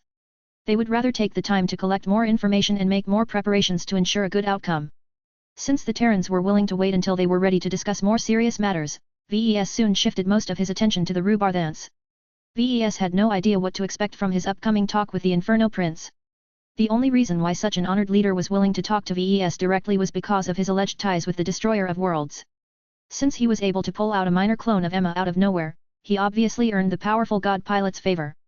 It would be embarrassing if VES had no other ties to the Rubarthans under the circumstances. Minister Shed-Aaron Pernus had conducted a lot of research and coached VES on how to conduct himself. The Rubarthans have a reputation for being considerably more direct and results-oriented than the Terrans. The old man said as he gave VES a final reminder before the remote talk was scheduled to begin. What complicates our situation further is that an ace pilot will be doing the initial negotiations. Such a figurehead will have little patience for small talk or pleasantries. The greatest point of uncertainty that you must clarify is whether he has been in contact with the Destroyer of Worlds or not. If the Rubarthan god pilot has affirmed your relationship with her or issued direct instructions, then the Inferno Prince will act accordingly. I understand. The god pilots of Red Humanity had all fallen out of contact shortly after the Great Severing had occurred. The need to maintain confidentiality was high, so it was unclear whether the Rubarthan leadership were able to maintain communications with the Destroyer of Worlds. VES knew he would be able to find out the truth pretty soon. He counted down the minutes even as he made his way over to the hyperchamber while dressed in his best uniform. He briefly wondered whether he should wear the Tier 3 Galactic Citizenship badge, but decided to keep it out of sight in order to avoid associating himself too much with the Meshers. The hyperchamber took its time to form a brand new secure connection with a completely new location. The hyperchamber's advanced physical projectors and other sophisticated tech immediately went into action. An entirely different environment came into shape. The space of the hyperchamber were being stretched to their very limit, but not a millimeter beyond, indicating that the Rubarthans understood its details extremely well. VES had the illusion of entering a throne room. The Rubarthans clearly wanted to put on a good show. The entire space was made out of a natural stone material that looked extremely hard and dense at first glance. VES had little doubt that the stone material could resist the attacks of ordinary first-class multipurpose mechs. Banners hung from the walls while solemn carved seats occupied both sides of the magnificent chamber. The center lane was covered by a burgundy carpet that led all the way up to an exaggeratingly raised dais that ended at a large stone throne with a backrest that led all the way to the ceiling. There was no way for VES to hide his reaction to this new environment. The entire throne room was designed to convey the majesty and the power of the Rubarthan imperial household. The entire chamber happened to be empty at the moment. No one sat on the throne or the benches where guests would be seated during formal events. Just as VES was starting to get used to the imperial ambience, the enormous double doors at the other side slowly slid open. A small figure strode in from the entrance. That figure slowly appeared larger and larger until VES stood face to face with the famed Prince Antonius, otherwise known as the Inferno Prince. The two silently evaluated each other for a few seconds. The Inferno Prince radiated just as much strength and confidence as the Mace of Retaliation. This was no surprise as both were not only peak ace pilots, but also descendants of supremely powerful figures. One of them was the grandson of an actual god pilot. The other was the 2016th offspring of the Star Emperor. It was hard to say which of them commanded more power and influence. In any case, VES was able to get a sense of the Inferno Spear's powerful domain field through the medium of the hyperchamber. Different from the Mace of Retaliation whose Saint Kingdom conveyed an impression of endless counterattacks, the Inferno Prince came across as an imperial spear that threatened to leave fire and ruination in its wake. Professor Larkinson. The prince spoke gruffly as he raised his hand. So you are the person chosen by the Destroyer of Worlds. Ves raised his own hand and exchanged a firm handshake with the Rubarthan prince. I am not sure about getting chosen by her. My relationship with her is not that close. Lying is beneath you. The Inferno Prince accused. Divine Irene Mox would not have granted you a major boon if you did not earn her trust. Tell me, what is it about you that has made you worthy of her attention? Why is it that the rest of us are in the dark about your relationship with one of our greatest protectors? The Inferno Spear did not even try to hide the fact that he and the rest of the Rubarthans were still out of contact with the Destroyer Worlds. At least, that was the impression that he was trying to give. Who knew whether he was merely putting on a charade? Ves did not think that was the case, though. Ace pilots were much more honest. It was beneath the Inferno Spear to engage in any subterfuge in this matter. He guessed that the Inferno Spear's interest was much more personal in nature.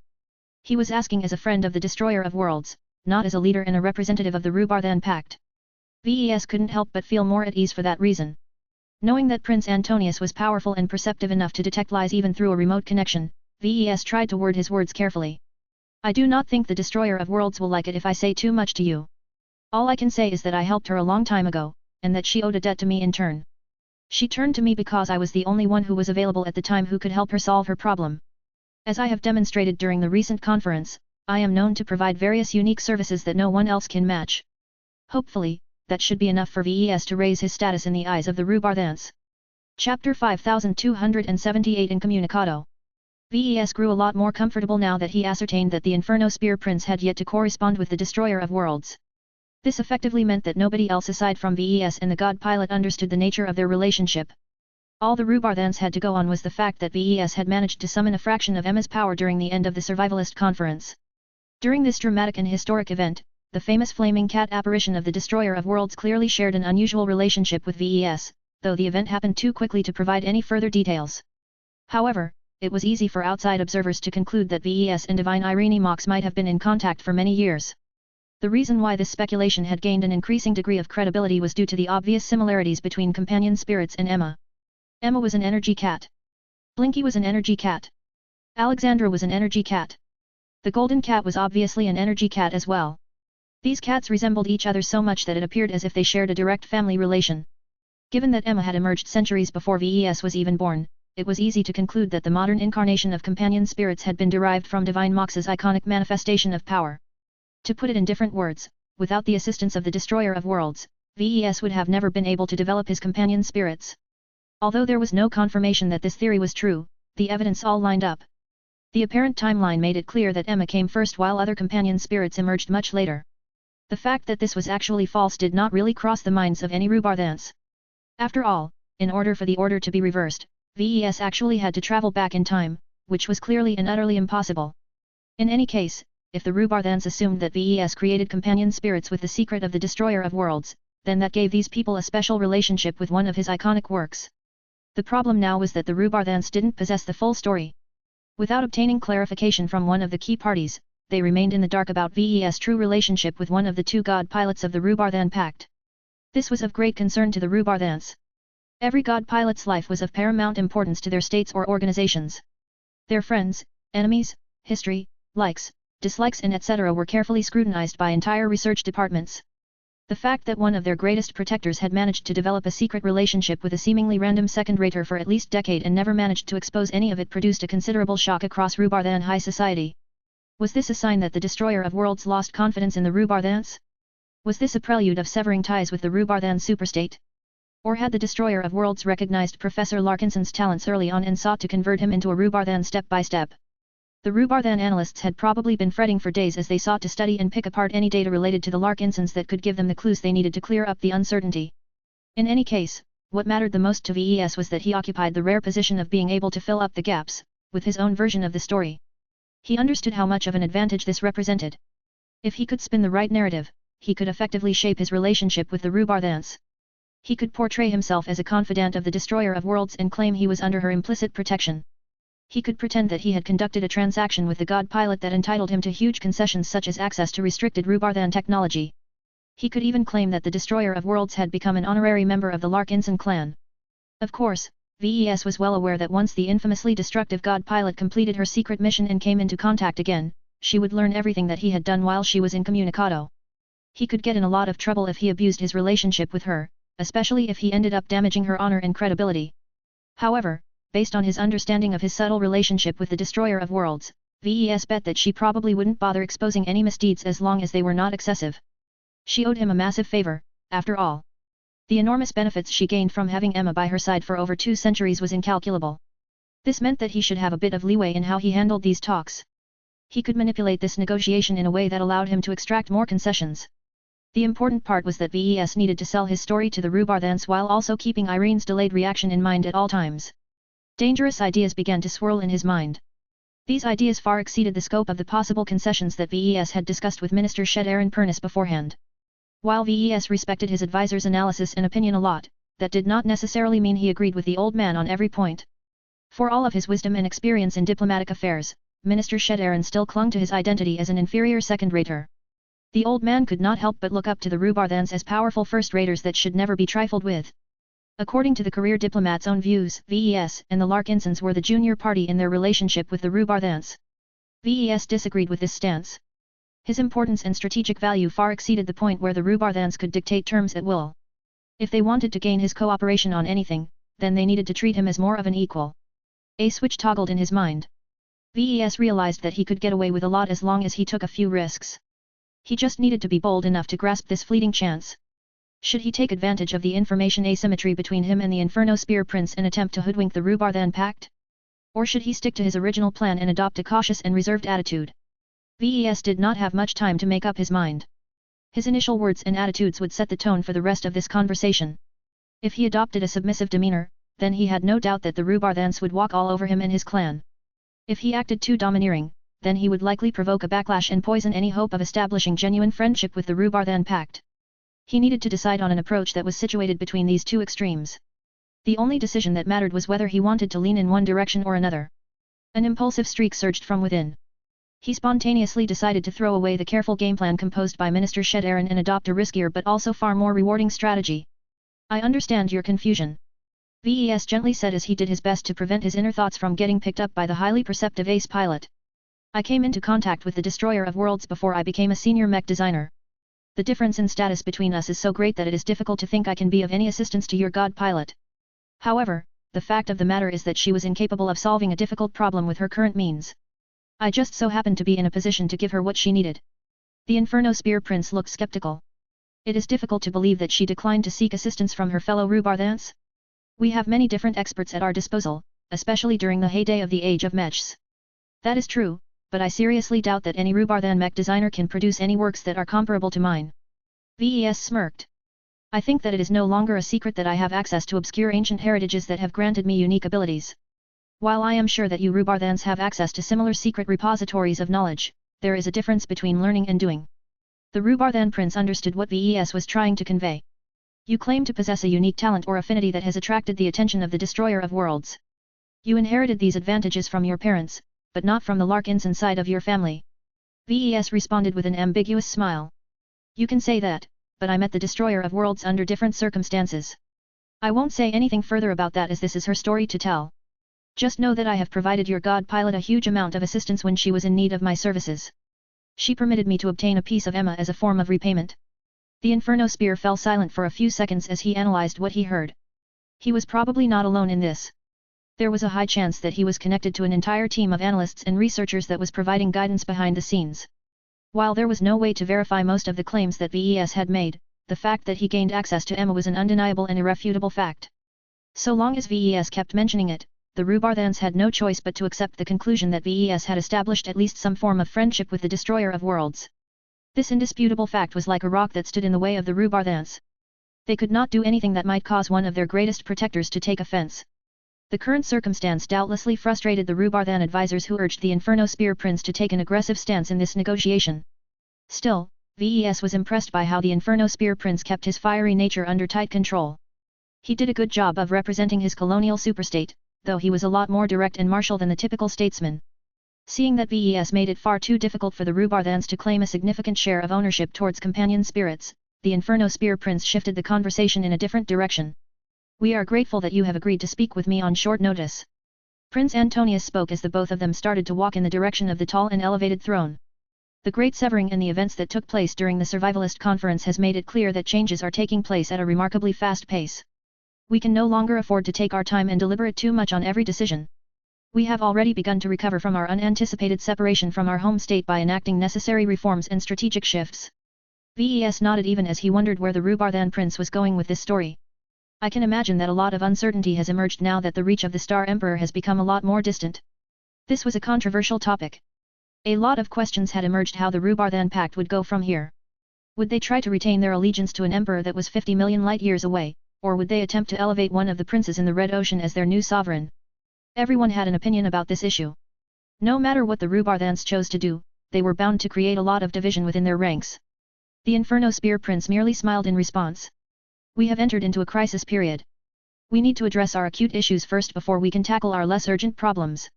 Still, the absence of my father is felt by Rubardhan.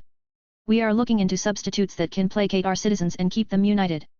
Ves already had a good idea what the Rubardhan prince was talking about. Are you expressing interest in my kinship networks? Yes. Chapter 5279 A Small Deception. Our colonial superstate remains strong. The Rubardhan prince claimed. I have no doubt that our citizens will remain loyal and united no matter how the war progresses. That does not mean we are blind to the fact that our people will be tested many times as the Rubardhan pact will enter a period of greater instability and uncertainty. We have learned that one of your inventions can soften the blows. We understand that you have already formed an agreement with the Red Association. If the Meshers vouch for your work, then it should be good enough for us as well. Ves smiled. The Rubardhans built up a considerable demand for his kinship networks. For all of their attempts to downplay their desire for a kinship network of their own, the Rubardhans clearly wanted it bad. This meant that Ves essentially had the upper hand in this negotiation. Of course, that didn't mean that he could go crazy and demand that he be appointed as their new emperor in order to satisfy their demand. Ves deeply wanted to exploit this advantage, but the problem was that he did not have a clear idea on how far he could go. He hadn't even figured out what sort of concessions he wanted to obtain the Rubardhans. He was not that interested in obtaining real estate or territory. His clan would be able to buy plenty of facilities in the future so long as he expanded his business to the first-class mech market. He was not interested in exchanging his kinship network for starships and other pieces of advanced tech. Their reliability would always be in question as it was trivially easy for the Rubardhans to install a lot of listening devices and backdoors in their own products. Ves could always ask for a lot of money or phase water. He seriously doubted whether the sums were commensurate to the total value of a kinship network. The survivalists already managed to take advantage of him by persuading him to freely contribute his works in the name of Red Humanity's survival. It was difficult for him to resist this moral kidnapping. This was a different circumstance. Ves had already done his duty to his race for the time being. If the Rubardhans wanted to make a separate deal, then they had to obtain his agreement. The two had come a lot closer to the raised throne than before. It looked a lot more imposing up close. The craftsmen commissioned by the Rubardhans most definitely knew what they were doing. Naturally, the Inferno Spear wasn't arrogant enough to sit on the throne. Right now, the Star Emperor was the only person who was qualified to do so, but whether this would last was anyone's guess. Please take a seat. The Peak Ace pilot offered. They sat on a pair of smaller thrones that had been placed to the side and at a distinctly lower height. This offered them a good view of the imposing throne room without giving off the impression that they wanted to take over the entire pact. Please take a look at this document and verify whether they are accurate. Prince Antonius requested to Ves. A new projection appeared that immediately looked familiar to Ves. As he started to skim over all of the legal terms and phrases, he recognized that the Rubardhans actually managed to get their hands on one of the contracts between Ves and the Red Association. The document basically specified the 4 kinship networks that Ves agreed to make for the Meshers for the purpose of making it available to the new elites.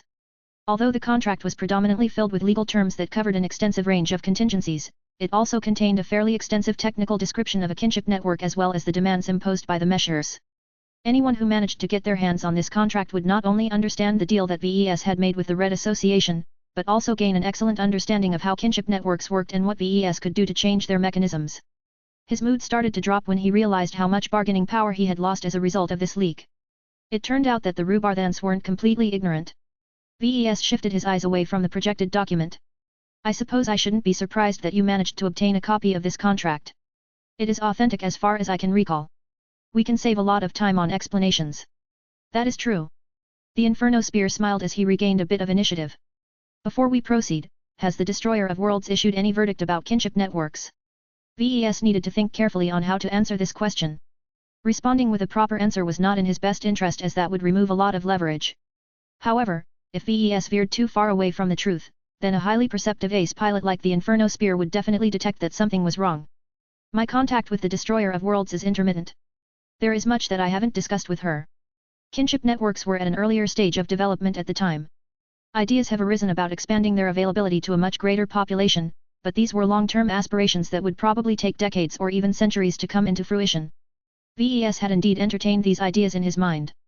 He did not feel the need to say that he never shared any of it with the Destroyer of Worlds. Does that mean that she has yet to issue any requests on how the kinship network for our colonial superstate should be configured? No. It is too soon for that. If the Meshers hadn't insisted on implementing this work for their new elites program, we wouldn't be having this conversation so soon. Still, I can imagine that your god pilot sincerely wants the citizens of the Rubarthan Pact to enjoy greater protection and guidance during these turbulent times. I can see that. The Inferno Spear did not dispute this claim. As I have spoken earlier, time is of the essence. Others might be willing to take their time, but our state sees no reason to delay on this matter. We would like you to supply a kinship network for our state as soon as feasibly possible. It would be ideal if it can be erected in a month so that we can begin our tests without too much delay. Are you willing and capable of offering a kinship network with the same specifications as the ones that you have already agreed to provide to the Red Association? VES blinked. That was awfully fast. He already had a hunch that the Rubarthans wanted to attain quick results during this opening talk, but this was beyond his expectations. Even if the Rubarthans wanted to speed up the process of establishing a relationship with VES, they should at least take this step by step in order to ensure that everything was done properly. The Inferno Spear and a significant number of Rubarthan leaders didn't appear to possess the patience for that. They had immediately made a proposal that would affect their entire society to a comprehensive degree. This was a bold choice and one that came with a considerable degree of risk, though not too much. There were already working examples of kinship networks that had operated for multiple years. The Larkinson network as well as the worship of the Superior Mother presented two distinct cases on how kinship networks affected people. With proper control and supervision, the Rubarthans probably thought that they could stay on top of any unexpected developments. Though VES disliked how much control he had to give up to the Meshers when supplying his kinship networks, he knew that the Rubarthans weren't stupid enough to be lenient on this issue. He needed to find another way to gain the upper hand in this negotiation, and he already had an idea in mind that would allow him to have the last laugh. I can supply you with what I need, but it will be challenging to fulfill all of your demands in a fairly short time span. VES answered as if taking on this burden was a large and exhaustive undertaking. What is important is the entity being used to anchor the kinship network. It has to be the right kind of energy-based life form to support its operations. It also has to be malleable enough to install a kinship network. Furthermore, since we are so short on time, the entity has to be available and close at hand in order to quickly fulfill your order. That caused the Inferno Spear and all of the people behind him to frown and think about what they just heard. Is it possible for companion spirits or powerful humans to assume this role? The only kinship networks that I have managed to create are entities that are close to me. He said. Companion spirits are similar enough to them that they may be able to support a kinship network, but unless they have grown strong enough, they will be unable to support a network that connects to billions if not trillions of Rubarthan citizens. That said, basing a network directly off a human will not end well. Just trust me on that. More powerful candidates such as the Destroyer of Worlds or Emma may be able to handle the load, but the problem is that they are so stupendously powerful that it is impossible for me to upgrade them with a kinship network. I will get destroyed by their overwhelming power before I can get close enough. That ruled out a lot of options for the Rubarthans. What sort of energy-based life forms are eligible to form a kinship network, then? Well, you can look at existing examples that have worked reliably for years. The Golden Cat is the living personification of my family and my clan. The Superior Mother is the supreme deity of the Hex Federation, though she is also considered my mother in a weird way. While it may be possible to base a kinship network on strange and unfamiliar entities, I cannot guarantee their stability or reliability. There are good reasons why the survivalists settled on kinship networks on 4 different energy-based life forms that I have known and cooperated with for years. I know them well enough to leverage their strengths, and they have cooperated with humans for enough years to develop a solid symbiotic relationship with our race. As VES continued his explanations, he deliberately spun a narrative that he hoped would steer his audience towards a specific conclusion. VES grew a little tense as he tried to figure out how much the Rubarthans knew about his kinship networks. He had noticed that the contract that the Rubarthans managed to steal from the association did not mention anything about creating ancestral spirits from scratch. It was not the sort of information that was relevant enough to add to the contract. Since VES and the Meshers had already agreed to form kinship networks around the Solemn Guardian, Zegra, Helena, and Bravo, there was no reason to mention alternatives since they had already been rejected. The Meshers had probably written a more extensive report on kinship networks that most certainly included this crucial detail, but it was still in question whether the Rubarthans managed to obtain a copy of this confidential document as well. This was the crucial junction of this negotiation. If the Rubarthans knew that VES could create a custom ancestral spirit to administer their desired kinship network, then they would certainly issue this request at this time. However, if the Rubarthans were misled by the stolen contract and assumed that kinship networks could only be formed out of a limited selection of existing spirits, then they would not mention this possibility at all during this talk. VES even began to suspect whether the survivalists had deliberately conspired to pass on the contract to the Rubarthans while keeping more crucial information well out of reach. Had the xenotechnician or the polymath foreseen this negotiation? He could not rule out this possibility. All he cared about was whether the Rubarthans fell for this trick. After several more seconds of silence, the Inferno Spear finally issued his reply. Please present a list of eligible choices. We would like to understand what we can choose from. If the list is too limited or restrictive, then we will have to reconsider our entire request. Oh, before I forget, make certain that the choices will be able to gain the approval of the Destroyer of Worlds. It will not do to upset her and test her patience. Chapter 5280 VES The Instigator. VES had to struggle really hard not to grin like a shark and cackle like a witch gone mad. He did it. He actually did it. He managed to bluff the Rubarthans by exploiting their flawed and incomplete interpretation of the contract. While VES felt incredibly glad that he managed to attain initial success in this extremely risky gambit, he needed to make sure the Rubarthans did not find out the truth in the foreseeable time. This meant that VES needed to show no indication of glee or pleasure over the fact that he managed to pull the wool over their eyes. It was challenging. VES deeply wanted to burst out into laughter and express his joyous emotions at managing to fool some of the most powerful humans of the Red Ocean. He had to employ multiple tricks to keep his current facade as impeccable as possible. For example, back in the Milky Way, a certain cyborg cat was cackling like a madman as she was sitting on a desk terminal. Veronica's attention was no longer on the incomplete design of the Transcendent Punisher Mark III as the strong emotions from afar completely overtook the living divine artifact. My ha ha ha ha ha. My ha ha ha ha ha. Her unhinged behavior had become so disturbing that Helena manifested next to the cyborg cat with a look of concern. What is wrong with you? This is not typical of you. What has caused you to lose control? Ha ha ha ha ha ha. Sorry, sis, but I couldn't help myself. It's just too amusing. While Veronica explained the scheme, VES just transferred a list that the Rubarthans had requested. The list contained a set of names as well as a brief description of what they were all about. Naturally, these descriptions were decidedly less than neutral. Although he made sure that they sounded factual enough, VES still had plenty of ways to manipulate the phrasing to promote specific interpretations. Even though the document he transferred over was short enough to read in less than a minute, the Rubarthans took their time to thoroughly process the new information. I see that your list does not include the 4 life forms that have already been chosen by the Red Association. The Inferno Spear spoke up again.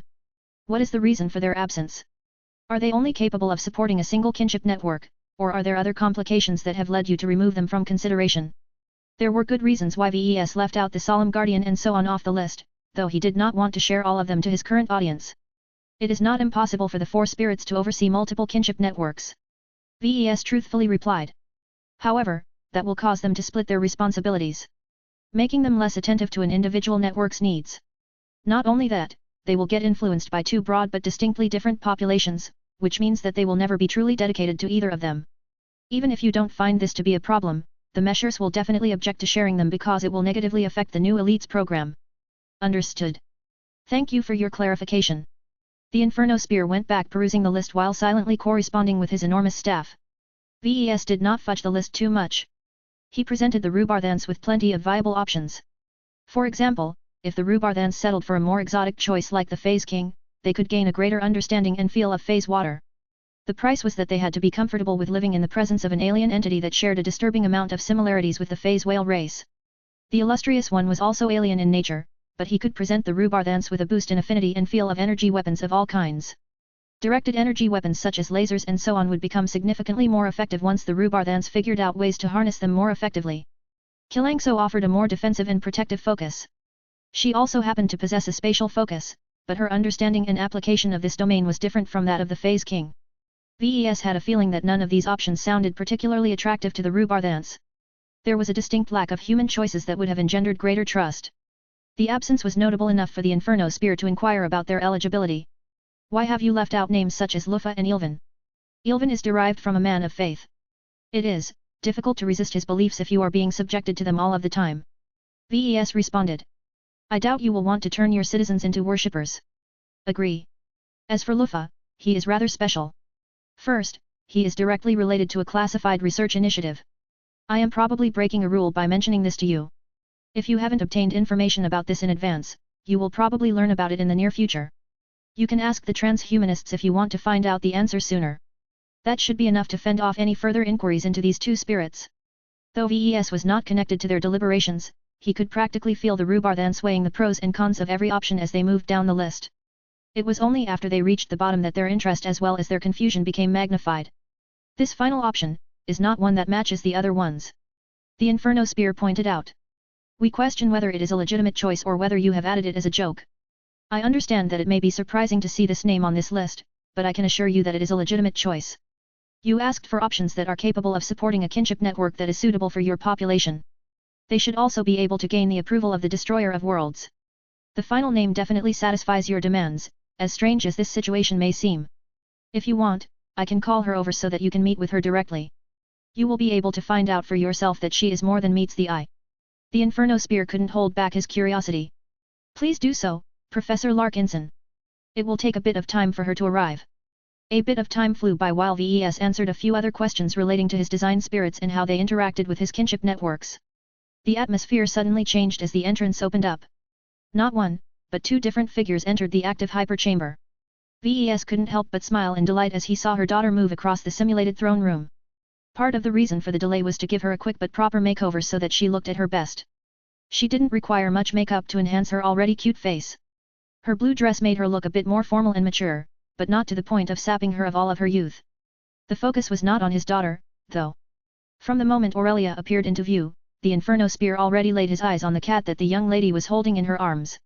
Clixie looked as cute and furry as ever.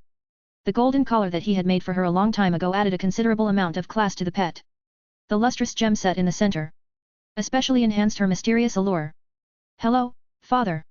Aurelia greeted in a shy manner as she presented herself in a much more formal manner than usual. "Did you call for Clixie?" "I did. Thank you for bringing her here." "Your Highness, this is Clixie, a Rubardhan sentinel cat that had originally been gifted to my wife. While she may still look like an ordinary designer cat, she has become greater than that in the years since she has become a part of my family. I won't explain the details to you, but getting exposed to a lot of mysterious phenomena has caused her to grow smarter and develop extraordinary power." "Truly? I find that hard to believe, yet I can actually sense that she has amassed a notable amount of power, for a cat. Don't underestimate the power or the potential of the feline species." VES responded. "Emma is one of the defining examples of how cats can grow to become our strongest helpers and assistants. There are clear differences between Emma and this cat of yours." VES nodded. "Their natures are different and so are their powers, but that does not mean that the potential of our Rubardhan sentinel cat is inadequate. She can quickly catch up to Emma as long as she becomes responsible for the entire population of the Rubardhan Pact. Let me give you a taste of what she can do to protect your citizens. Clixie, can you give the good prince a demonstration?" Meow. Clixie began to accumulate power even as she stayed within the warm and loving embrace of Aurelia. Her furry body started to glow even as it started to absorb the E-energy radiation in the immediate environment. Once she reached a critical point, she began to disgorge a green and rejuvenating beam that caused anyone in its path to feel a lot better. Although its strength was not that impressive, the Inferno Spear couldn't help but grow impressed as his projected form got struck by Clixie's beam. The limitations of the remote connection prevented the ace pilot from appreciating the full effect of this special ability, but the Inferno Spear indeed managed to get enough of a taste to understand what Clixie had just done. The man looked genuinely impressed. "My advisors have told me that the Age of Dawn will introduce many wonders that subvert our previous assumptions. They are correct.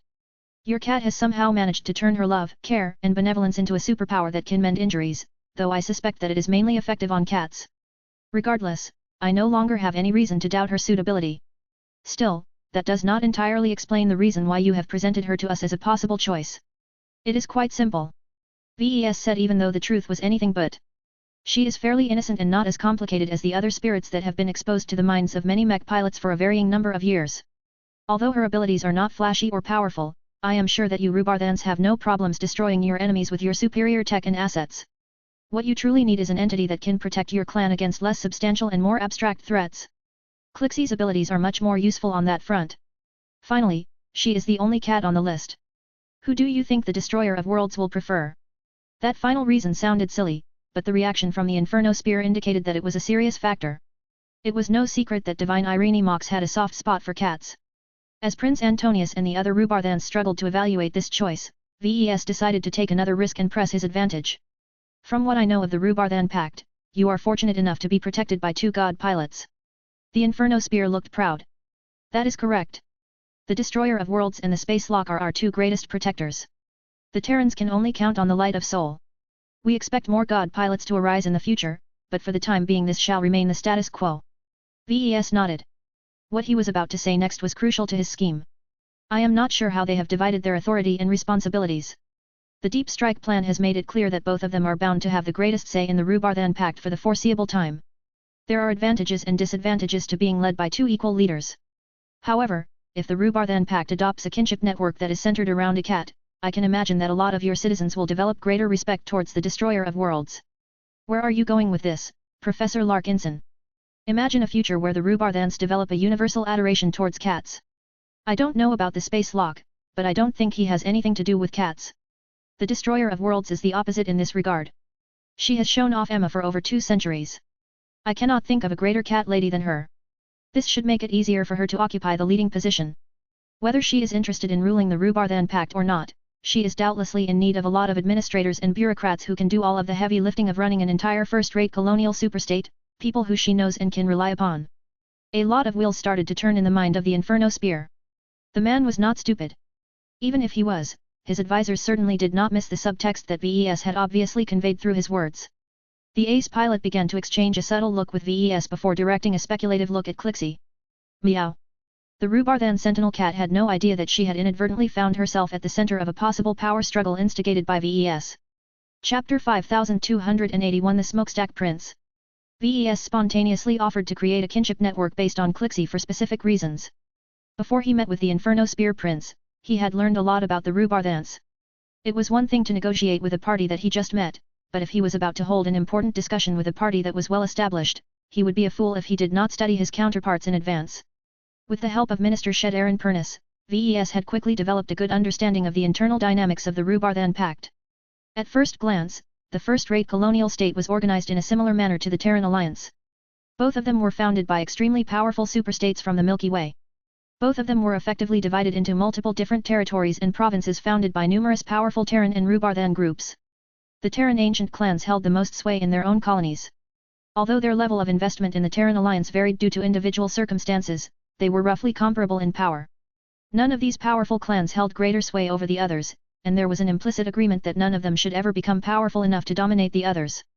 This was also one of the reasons why General Axelerstrian faced an uphill struggle in his attempt to reform the Terran superstate.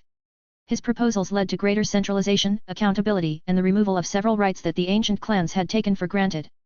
No one wanted him to boss everyone around. The Rubarthans were quite different in this regard. Unlike the modern Terrans, the Rubarthans had always grown up under a central authority.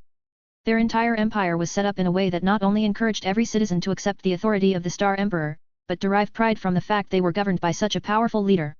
Of course, the new Rubarth Empire was too large and expansive to be ruled by just a single leader, so most of the actual governance fell onto his many offspring. The thousands of princes and princesses all had an opportunity to assume greater responsibility and be in charge of the many arms of the state.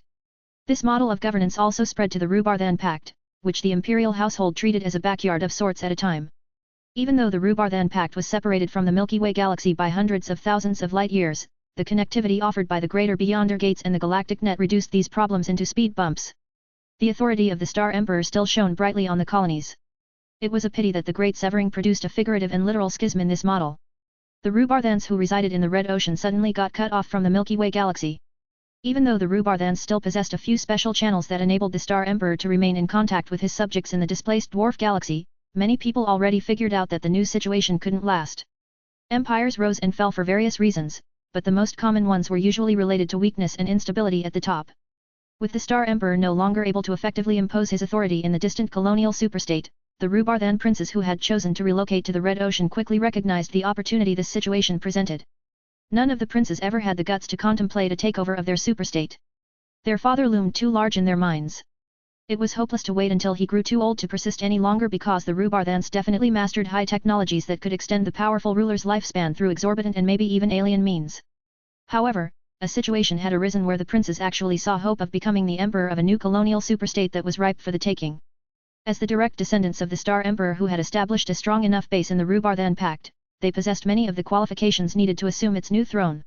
While the Rubarthan princes still respected and obeyed their father's distant authority on the surface, they had already begun to make their moves in a power struggle that was bound to break out sooner or later. Unlike the Terrans who were content with maintaining a stable oligopoly, the Rubarthans were naturally driven to seek succor from a supreme authority. Since the Star Emperor could no longer fulfill this role, it was natural for the Rubarthans to look up to one of the current princes instead. Due to various circumstances and developments, numerous factions had sprung up in the pact. The imperial household was not short on princes, so many of them scrambled to build their own power base in order to compete for greater rights and privileges. Not all of the 150 or so Rubarthan princes set their sights on the newly constructed throne. Plenty of them possessed enough self-awareness to know they could not defeat their betters. This was why they offered to back the ones that had a better chance and merely participated in the game in order to earn an important posting. There were only a handful of leading princes that had a real chance to become the supreme authority over the Rubarthan Pact. The Inferno Spear Prince was impressively one of them. His greatest dependence was his friendship with the Destroyer of Worlds. The implicit approval of a god pilot was enough to propel him into a serious contender, and the fact that he was one of the rare Rubarthan princes that had worked hard to become a senior ace pilot also earned him a lot of popularity. While he wasn't considered the favorite due to his lack of influence outside of the military, the adoption of the Deep Strike plan had suddenly caused his chances to shoot up massively. The Fist of Defiance wanted to reshape Red humanity into a civilization that put its martial leaders ahead of civilian leaders.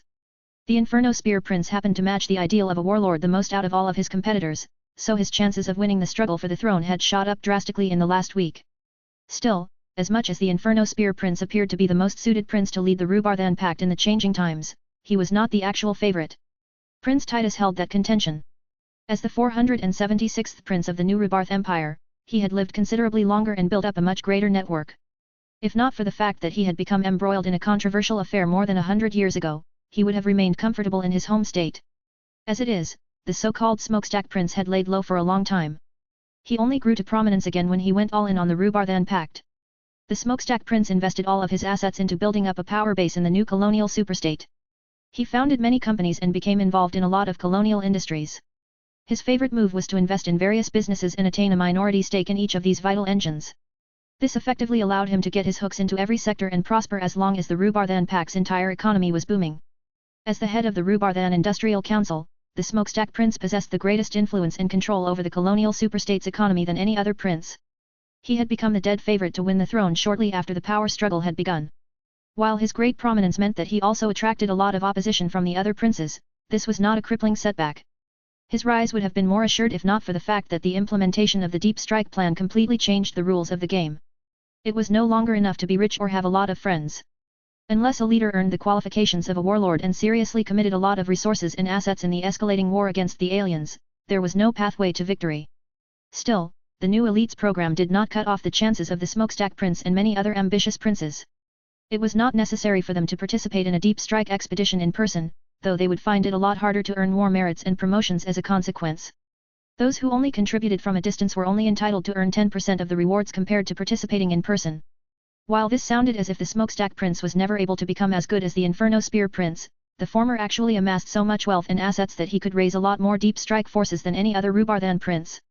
So what if the Smokestack Prince only earned 10% of the rewards? If he sent out dozens of deep strike fleets at once, he would still amass a gigantic amount of war merits, all without personally risking his life. This was not the extent of his revised strategy. It was pretty much an open secret in the Rubarthan Pact that the Smokestack Prince was gearing up to develop a closer relationship with the Space Lock, the original god pilot assigned to guard over the Rubarthan Pact. As long as the Smokestack Prince gained the backing of Divine Camden Everard, his advantages would become so comprehensive that it would be difficult to interrupt his momentum. What was interesting here was the dynamic between the two god pilots. The two were not direct opponents to each other, but they possessed a lot of stances that were different from each other. The Space Lock was an older god pilot who had long earned the trust of the Rubarthan imperial household. He had been assigned to guard over the Rubarthan Pact for good reasons as he strongly revered the Star Emperor and vowed to guard the life of his many offspring to the best of his ability. Divine Camden Everard also had a reputation for being a traditionalist who believed in maintaining the supremacy of the Rubarthan imperial household. Only the Star Emperor and his blood relatives were capable of maintaining the stability and prosperity of the Rubarthan superstate. These traits made the Smokestack Prince a good fit for the Space Lock. Even if the two only shared a casual acquaintance in the past, their shared interests might cause them to join forces in the near future. Compared to the native Rubarthan, the Destroyer of Worlds did not hold as much respect for the Rubarthan imperial household. As a former citizen of a second-rate state, the Destroyer of Worlds had climbed her way to the top from humble beginnings. She possessed much more sympathy towards the common folk and believed in the meritocracy that the new Rubarth Empire was known for. Without enough upward mobility, there would be no way for excellent talents to gain the opportunities they needed to realize their enormous potential. While that sounded great, this stance also made it difficult for the female god pilot to respect a lot of Rubardhan princes. Most of these rich and pampered scions owed much of their prosperity and status to their high birth and not much else. Even if they were geniuses who performed well in their various professions, that was only because they had access to the best augmentations and education that the Rubardhans could offer. This led to the fact that the Destroyer of Worlds enjoyed more support from the grassroots than in the upper society of the Rubardhan Pact. While there was no one who was brave enough to reject the Destroyer of Worlds in public, it was clear that a lot of Rubardhan princes and their dependents would rather back the god pilot who was committed to protecting their interests. All of this had caused the political dynamic in the Rubardhan Pact to morph into an invisible competition between its two god pilots. The funny part about all of this was that the Destroyer of Worlds and the Space Lock weren't even present all of this time. Both of them had fallen out of contact shortly after the Age of Dawn had commenced. Perhaps they were still ignorant that they had become the unwitting protectors of two rising Rubardhan factions. Chapter 5282 Sweet Cat. Context was important. VES did not hold any interest in meddling in the affairs of the Rubardhan Pact in the past, mostly because he lacked the power to make a difference. That had changed since his return from the Survivalist Conference. He not only gained the power to exert influence on the first-rate colonial superstate, but also possessed a solid reason to intervene in the ongoing Rubardhan power struggle. From the moment he revealed that he possessed a notable connection to the Destroyer of Worlds, he had already been regarded as a participant in this great game. The fact that he was the inventor and the supplier of numerous revolutionary innovations such as companion spirits and kinship network massively boosted his value to the Rubardhan superstate. All of this made it untenable for VES to remain out of contact with the Rubardhans. Fortunately, he recognized this new reality fairly quickly. He was not opposed to establishing a relationship with the Rubardhans so long as he gained enough benefits. However, VES needed to think carefully about wading into the ongoing power struggle between the Rubardhan princes. It was not necessary for him to pick a side and back one of the princes. After all, even the god pilots themselves would not explicitly back any of the princes. It would go against their official duties to wield their outsized power that could not be stopped by others. It would only take a slight amount of effort for them to decide that none of the princes deserved to rule the Rubardhan Pact and ascend to the throne themselves. According to the current rules of the game, the god pilots would only be able to provide implicit support at most. It was up to the princes themselves to leverage this advantage in their own ways. In any case, VES still had the option of maintaining relative neutrality so that he could maintain a healthy distance from the intensifying fight between the different Rubardhan princes.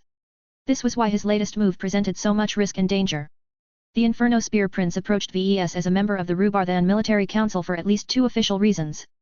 The first one was to clarify VES' relationship with the Destroyer of Worlds. The second one was to inquire about commissioning a kinship network for the Rubardhan Pact. It was actually really significant that the Inferno Spear Prince was the one to establish initial contact with the famous new Tier 3 galactic citizen.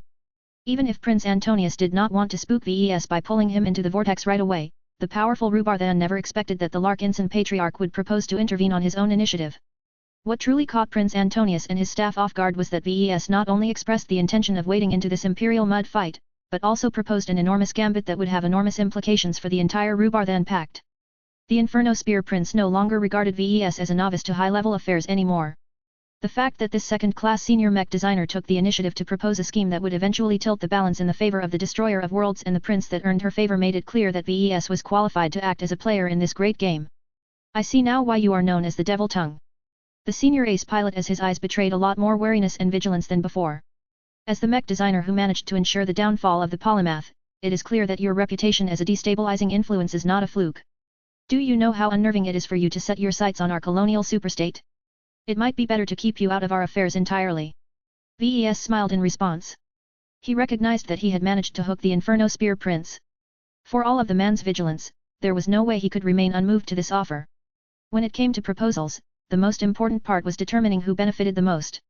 While VES would definitely benefit from having one of his pets become the guardian animal of the Rubardhan Pact, the Inferno Spear Prince also stood to make a lot of gains. In the political struggle between the Inferno Spear Prince and the Smokestack Prince, the former's accumulation and support base were too meager.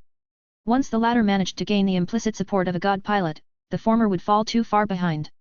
This meant that the Inferno Spear Prince was on a timer. He needed to find ways to strengthen his position and ensure that he remained competitive enough to keep his imperial ambitions alive. What VES proposed was to find a way to strengthen the position of the Destroyer of Worlds in the Rubardhan Pact. Perhaps it sounded a bit absurd, but VES genuinely believed that as long as he could convert the Rubardhans into cat lovers, he could grant such an enormous advantage to the Inferno Spear Prince that his chances of winning the power struggle would become almost assured. Of course, This was a huge and complex plan that depended on a lot of different variables. There was no guarantee that the scenario would play out the way that VES had foreseen. The selection of Clixie as the nexus of the Rubarthan kinship network was also highly suspect. There was no way the Rubarthans would accept such an unusually sketchy offer outright. What if they introduced a spiritual Trojan horse to their society that ultimately brainwashed the citizens of the colonial superstate into becoming the unwitting vassals of the Larkinson clan? The Rubarthans weren't fools. The more dramatic the offer, the more they needed to take their time to root out all of the possible risks and dangers. VES had to spend much of his time during this meeting on reassuring the Rubarthans. The Meshers already trust me to provide not one, but 4 kinship networks. He told the wary prince. My spirits may not be neutral, but they will be operating under constant supervision from a dedicated department established by the Red Association. Since you insist on obtaining a kinship network according to the same model, your colonial superstate can do the same. So long as you appoint the right people to lead this new supervisory department, you can be certain that Clixie will not be able to abuse her authority over your citizens. The prince crossed his arms as he continued to regard the elegant cat as a possible threat. That may be true, but you are the person responsible for constructing these additional observation and control systems in the first place. Do you recognize the problems with this state of affairs? We cannot develop a heavy dependency on an outsider in order to run our own state. We especially cannot accept a reality where we must rely on the protection and guidance of someone else's pet of all possibilities. The prince was right to question the viability and suitability of this radical proposal. It broke several major rules that would have caused it to get rejected outright in Rubarthan society. However, VES did not give up.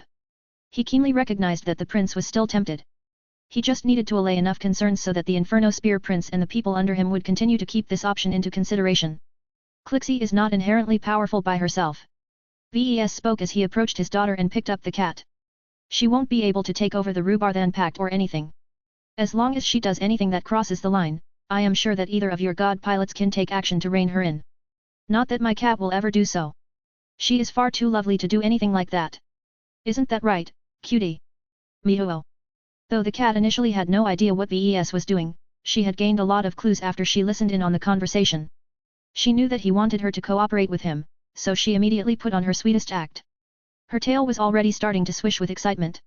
When VES transferred the cat to the projection of the Inferno Spear Prince, the powerful ace pilot looked down on Clixie without appearing to have any direction. Prince Antonius had spent most of his time on becoming better at fighting. In order to earn his amazing strength and keep himself in his best fighting condition, he had sacrificed many of the pleasures and experiences that life could offer to a privileged son. This was also the reason why most of the other Rubarthan princes with piloting qualifications hadn't been able to match his martial accomplishments. Despite his association with the Destroyer of Worlds, the man barely handled pets in his life. It took an unusually long time before he started to change his hold over the cat and pet Clixie on the head. Meow meow meow. There was just something about cats that could melt the heart of even the most hardened and strong-willed soldier. Clixie is a genuine Rubarthan sentinel cat and has not undergone any subsequent modifications to her genome or anything. VES explained as the prince slowly familiarized himself with the pet.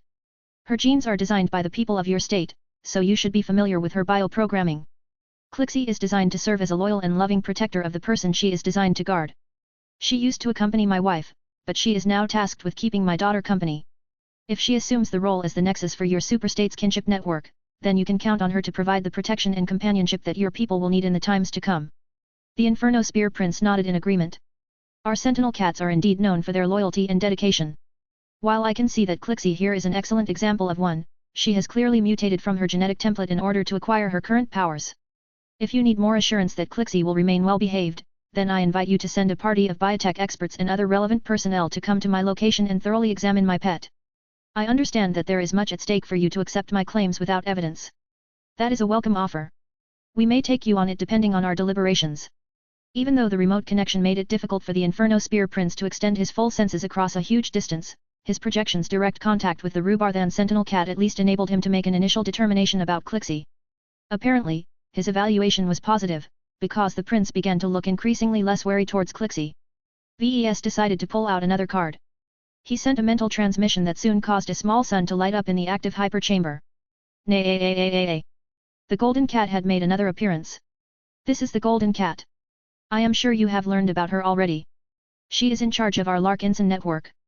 While she is a different sort of existence from an actual flesh and blood cat, you can expect Clixie to serve in a similar capacity. Goldie already knew what was going on. She floated over to the Inferno Spear's physical projection and presented herself for inspection. The Rubarthan prince obviously never encountered a life form like her before. Goldie was not only a spirit, but the heart of a growing spiritual network, and that caused her to embody the Larkinson clan in a way that increased her weight in a metaphysical sense. Impressive. The Inferno Spear Prince couldn't help but say. It is astounding to see what wonders can be wrought with the right application of power and knowledge. However, we are still considering whether it is suitable for your cat to occupy a sensitive position. We should at least be given an opportunity to examine the alternatives that you have presented. Chapter 5283 Alternative Choice. The Inferno Spear Prince spent a bit of time familiarizing himself with two very different cats. Meow meow. Nay. Though the man tried to be as objective as possible, the allure of cats could not be denied. Clixie and Goldie were just too cute. We cannot help but observe that your golden cat lacks the precautions and the control mechanisms of the kinship networks that you have proposed to make for the Meshers. The prince said even as two adorable cats vied for his attention. The man had let down a bit of his stiff demeanor in order to play with the two lovely felines. Of course, the Inferno Spear Prince did not see it this way. He was currently engaging in a pure fact-finding mission at the moment. As Goldie climbed on top of his head while Clixie purred as the ace pilot's hand rubbed her belly, a lot of Rubarthans would probably react with shock if they saw that one of their dignified princes in this state. The extra conditions requested by the Meshers are artificial constraints that only exist to reassure their concerns. VES responded. If they knew how kinship networks actually work, then they would understand that it is not that necessary to add an extra layer of oversight. The Golden Cat is the embodiment of our clan. She is connected to every member of the Larkinson clan, which means that it is a fusion of everything they have in common with each other. Their hopes, their values, their attitudes, and their ambitions are all encapsulated by the Golden Cat. She is never out of tune with our clan because that would go against her very nature. The prince looked intrigued. He started to gain a deeper appreciation of the spiritual cat that was vying for his attention. That is remarkable. I can see that you and your clansmen must trust her immensely. What if enemies seek to damage your clan by subverting or changing your Golden Cat? She is not that weak. VES assured the prince. Aside from being able to call for backup from lots of other friendly entities, she can ask all of our clansmen to donate more power to her in order to repel a difficult attack. The stronger and more numerous the people she is connected to, the more power she can call upon to help her resolve a crisis. We are all lucky that nobody has ever attempted to test Goldie's defenses, but I know I can count on her to put up a good fight if she is pressed in the future. That information had a lot of implications to the Inferno Spear Prince. He and some of his advisors recognized the potential of this mechanism.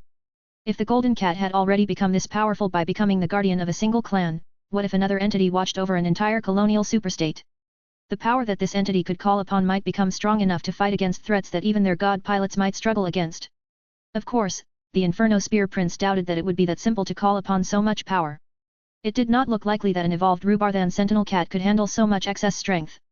Even so, this was not the sort of power that Prince Antonius wanted to leave in the hands of a cat that was nominally the pet of an outsider.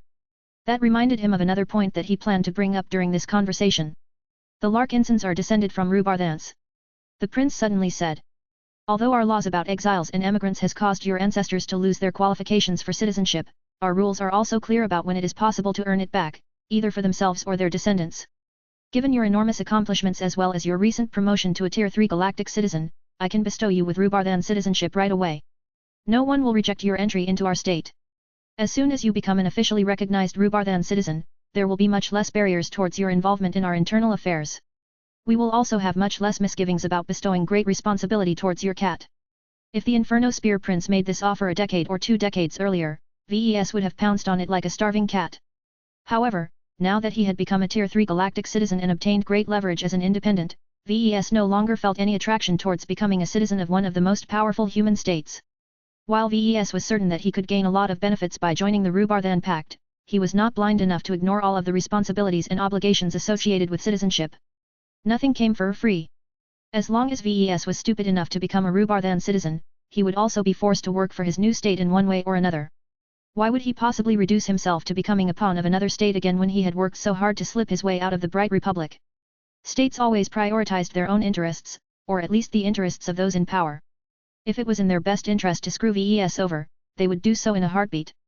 This was why VES resolutely shook his head.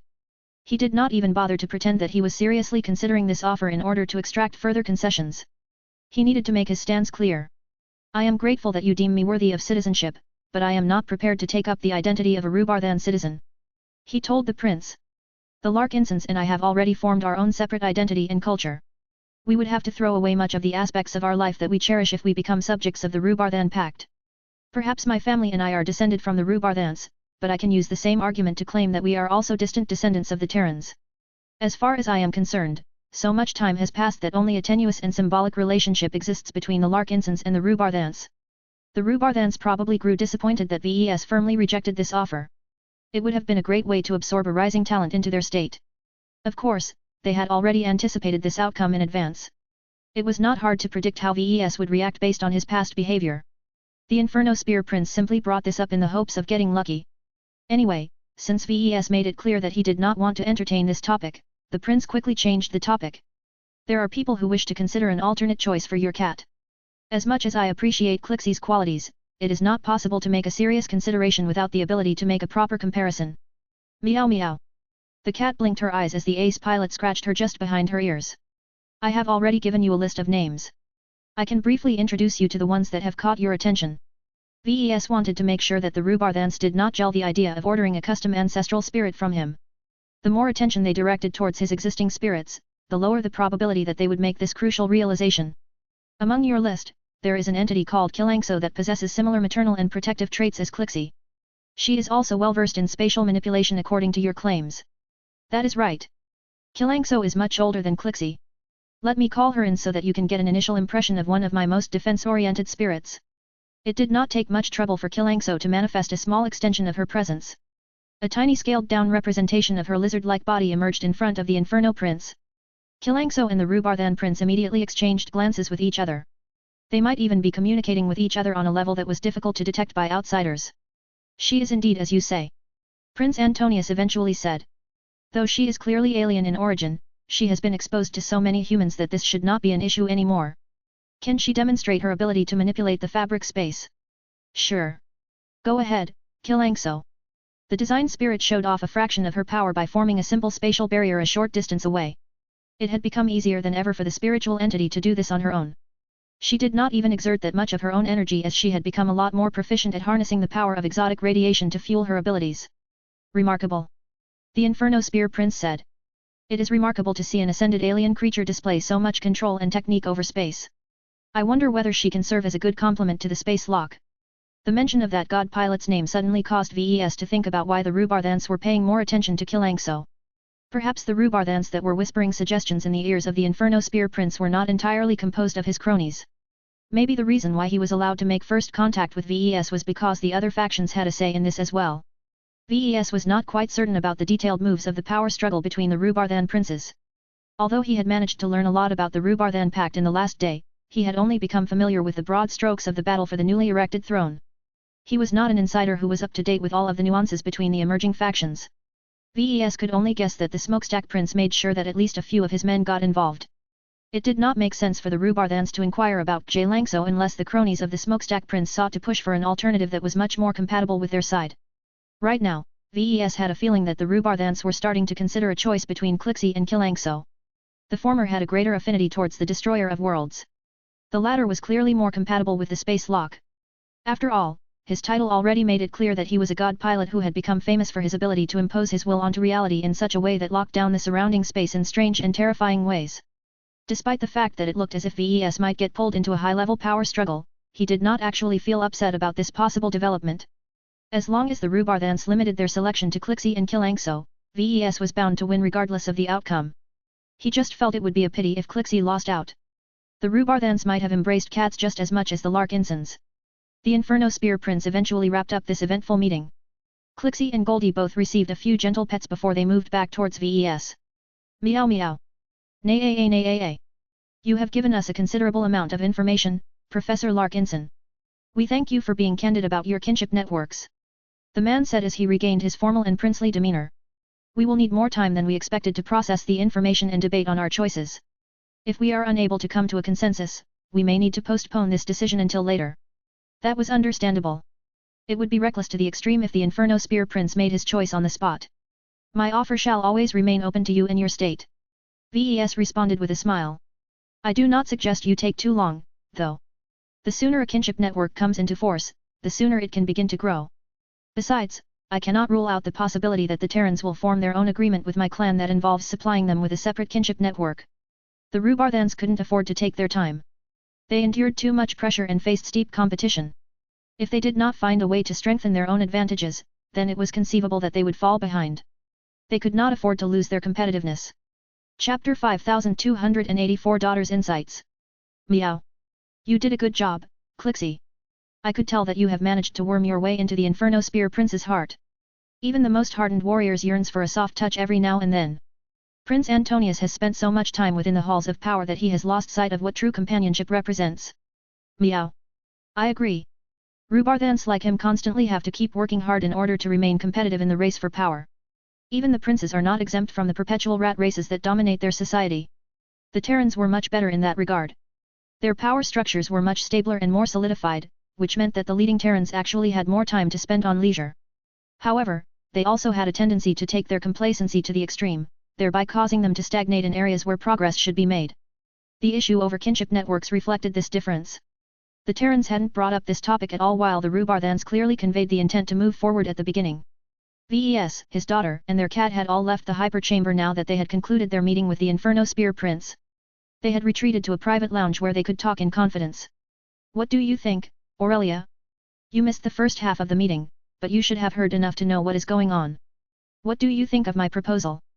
His young but growing daughter idly caressed Clixie's back as she remained in thought.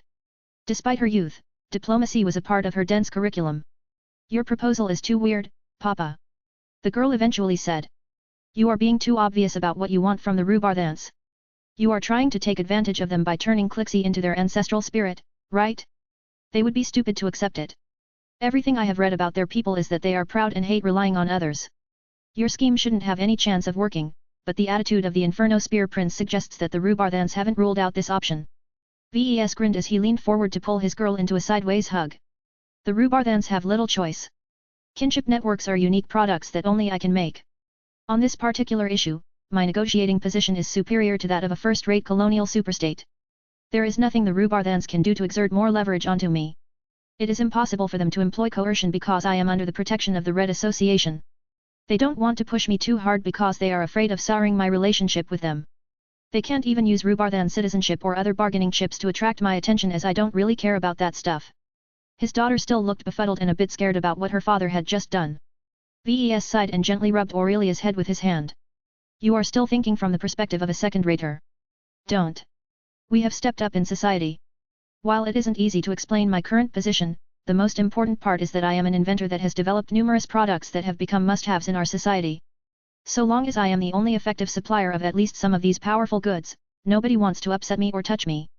It is a mistake to stick to our previous cautious attitude. We need to maximize our advantages, and that means we need to take a bolder approach in our talks with other groups. I understand.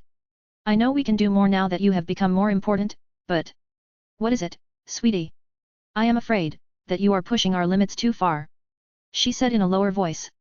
You are basing your new strategies on the assumption that you are the only person who can supply red humanity with kinship networks and so on. What if that is not true anymore? There are many smart and capable people in the Red Association and the Rhubarthan Pact. What if one of their star designers manages to reverse engineer your work and create a better version themselves? They have done that often enough in the past. That was indeed a legitimate concern for Ves. As soon as another researcher or inventor managed to replicate his work or develop a substitute product that offered greater convenience, he would get into big trouble. All of the resentment and animosity generated by throwing his weight around would surely come to bite him back in the butt. As much as Ves wanted to dismiss the possibility that anyone else could legitimately compete against him in these areas, it would be a deadly mistake to believe this was true. The power and ingenuity of humans were limitless. This was especially the case now that red humanity had entered a medium energy environment. Exotic radiation boosted all variations of cultivation and spiritual engineering. Talented people who had previously been stymied by lack of resources suddenly found themselves surrounded with more energy radiation than they could handle. The descendants of long-dead cultivators had dug up all kinds of ancient legacies and inheritances from their vaults and archives. Every week, a new invention might emerge that would substantially affect the development of their civilization. The emergence of general cultivation elixirs served as an especially wake-up call to Ves. A part of him felt pissed about that. Even though it was unreasonable to think that way, he felt incredibly angry that he had nothing to do with this particular innovation. He should have been the one to present the Mech community with another enormously useful means to empower its pilots. At the very least, he should be the one to control its supply. That way, he would have been able to retain his monopoly on cultivation aids and boost his leverage even further. It was intolerable that an entirely different party came and developed a much more effective means to rapidly accelerate the ordinary cultivation progress of Mech pilots. Ves briefly closed his eyes. This was not a productive mindset. He had no power to stop others from exploiting their own understanding of ancient traditions to develop products that suited the new age. He knew that there were many others working to reintroduce the wonders of ancient cultivation back to modern society. Even if the Meshers hadn't managed to figure out how to produce these amazing elixirs, then the Terrans or the Rhubarthans would have been able to invent them sooner or later. This was because the brewing of elixirs was a common practice in ancient times. Many ancient cultivators had mastered the art of making them. The Water Scroll also contained countless teachings related to this discipline. The reintroduction of elixirs to human society was a foregone conclusion. As much as VES wanted to grasp all of the keys to cultivation, it was impossible for him to retain everything. He needed to focus on his own advantages. A smirk appeared on his face. From his mother's reaction to his various creations, he knew that it was not that easy to replicate his works. His talents were unique and his ingenuity was unsurpassed as far as he knew. He regained his sense of confidence. He bent down and kissed his daughter on the head, causing her to issue a small complaint. It is true that I am not the only one who is capable of inventing powerful solutions to many problems. However, what is important is not the works that I have already created, but the capacity to keep creating more. So what if other people have managed to replicate my kinship networks? I originally stole the idea from Master Toquaman Huron. It is only right that others can gain inspiration from my products as well. It is the creator that is most important. People do not revere the polymath's many works. They revere the polymath because of her endless ability to invent and improve new technologies. Do you understand, Aurelia? His daughter looked odd. I do. You are saying that even if others manage to reverse engineer your works, you have already spent enough time on developing other solutions. That is correct. That is the reason why the Red Association sees fit to promote to a Tier 3 galactic citizen. This status reflects how much I can contribute going forward, not the accomplishments that I have already made. So long as people believe that I can continue to whip up more innovations over time, they will respect me and give me space in order to gain access to whatever powerful solutions I present to them in the future. That gives me power over them. This is why I can be more aggressive in my negotiations with the Rhubarthans. I admit that they are powerful, but they recognize that a kinship network is a necessity to them. This is not a battle that they can win by force.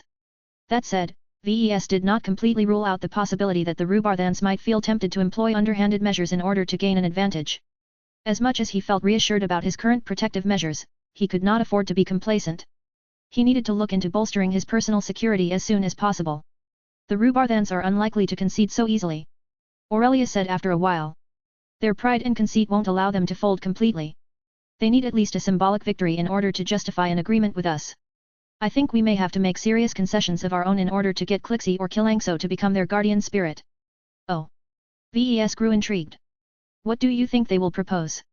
Aurelia looked down on Clixie with concern. If they choose Clixie, they won't allow her to remain outside of their control. I think they will insist on transferring her back to the Rhubarthans if they agree to turn her into the nexus of their new kinship network.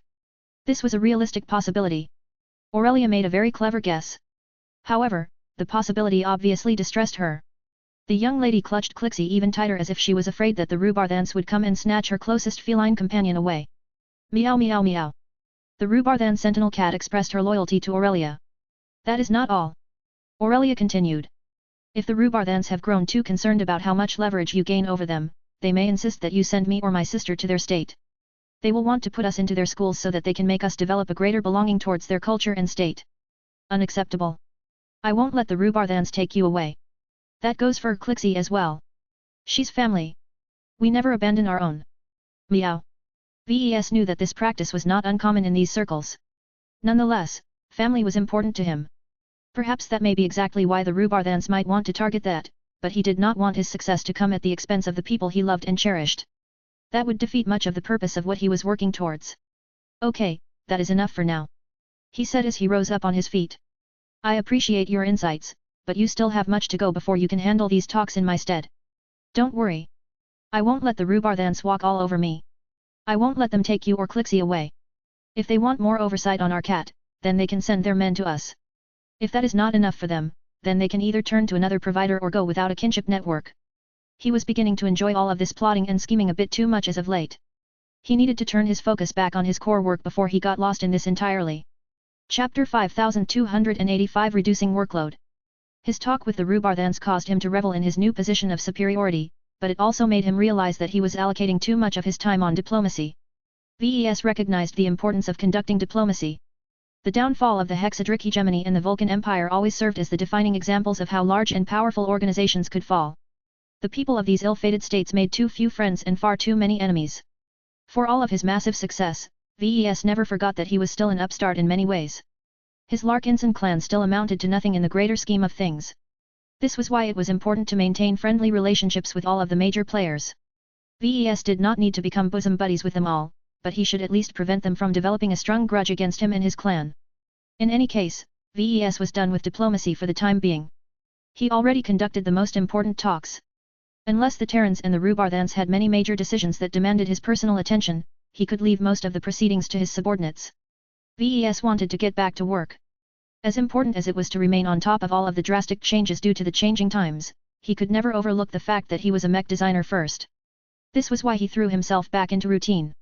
He checked up on the T-Institute so that he could direct and oversee the progress that his researchers had made into forming different hypermaterials. The totem method used to produce a favorable elemental environment had spawned dozens of new hypermaterials, each of which possessed properties that were completely new and unmatched by known exotics. VES did not forget about the deal he made with one of the master mech designers at the conference. He selected a few samples of new and interesting hypermaterials and transferred them to the Blue Jay fleet. The Meshers had their own shipping channels. As long as the association verified that the supplied hypers were completely new and not yet registered in its database, VES was entitled to receive substantial rewards. He could ask for numerous different rewards in exchange for his contributions. Despite all of the attractive choices he could make, he was mainly interested in obtaining more permanent EdNet quotas. VES fully recognized the importance of the EdNet to the development of the Larkinson clan. The premier branch needed to consist of as many long-time Larkinsons as possible, but it was difficult to maintain its expansion when there weren't enough internal promotion channels. This was why VES inquired about the possibility of exchanging rare and precious hypers for permanent EdNet quotas. I am not sure whether it can be done. Jovi's projection told VES. I will make inquiries about it. You were lucky when you managed to obtain those initial 10 quotas.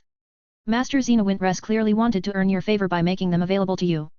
If you want to obtain additional quotas, you will have to do so at a significantly higher cost. You shouldn't expect to obtain any further deep discounts no matter how much your importance has grown. The EdNet's capacity is already stretched to the limit due to the introduction of the new Elites program. Too many people are in a hurry to shore up their qualifications for the tough battles ahead. VES looked a bit disappointed. Thank you for your clarification. Just do the best you can. This won't be the only way I intend to earn more quotas.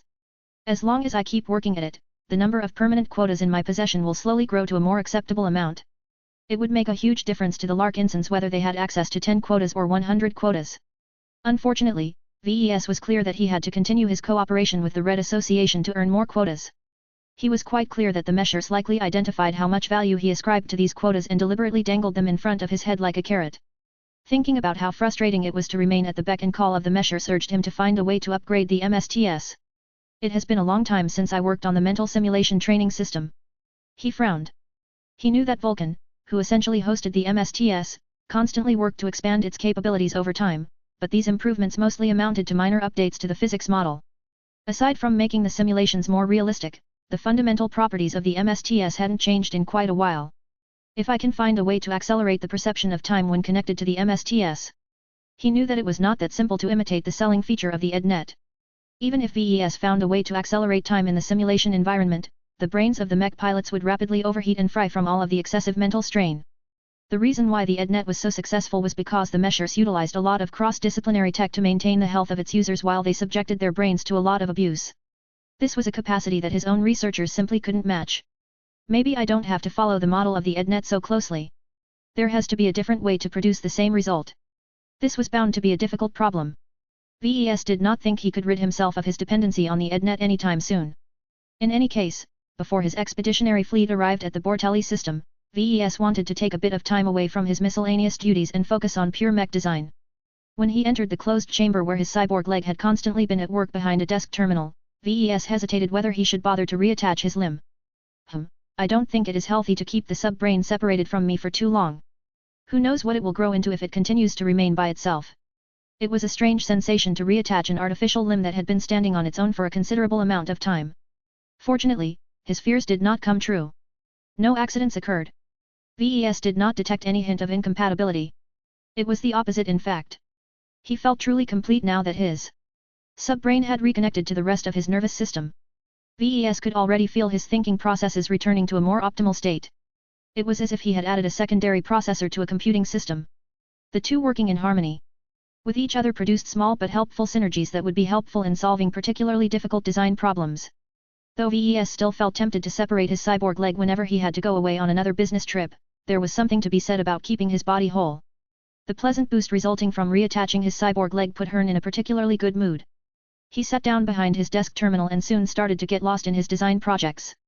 During the weeks he was engaged in other affairs, his cyborg leg and Veronica had both worked on numerous different design projects. Most of the work was relatively preliminary in nature as not enough time had passed to make substantial progress. Recent changes and developments in society as well as his own circumstances had also caused many aspects of his design projects to become obsolete overnight. This was rather annoying as he had to spend a considerable amount of time revising a lot of details. It was all necessary, though. He had to account for the many new insights and innovations that other people had introduced during the Survivalist conference. If he did not do this work in advance, then his mech designs would probably become obsolete as soon as the association announced the next mech generation.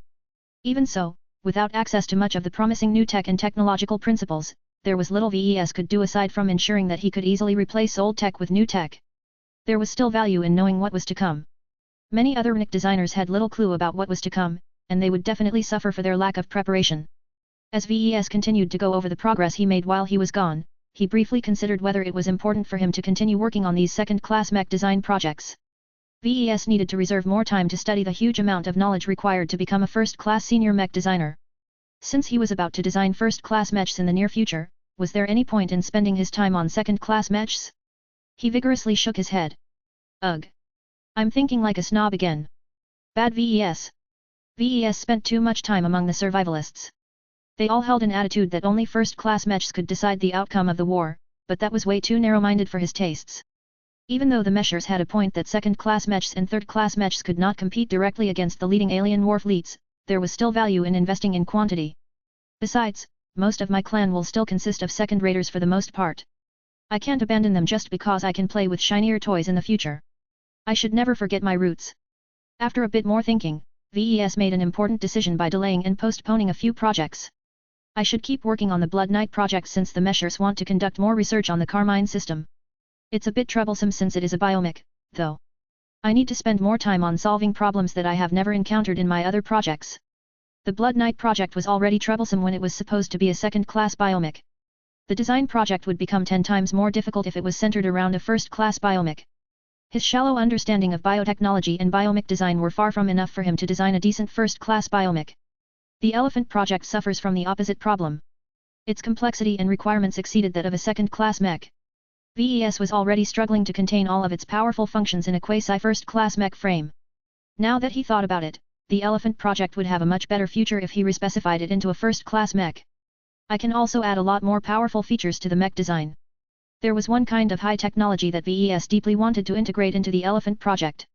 This support mech is the perfect platform for shield link technology and energy link technology. The fragility and lack of capacity of the Elephant project would instantly become a thing of the past as long as it was able to draw power and energy shields from other sources. Not only that, but support link technology also allowed the Elephant project to project these links on numerous mechs on the battlefield, thereby turning it into an even better heavy support mech. There was nothing better that could compete with modern support link technology. This was one of the strongest means for first-class multipurpose mechs to survive when fighting against powerful alien warships.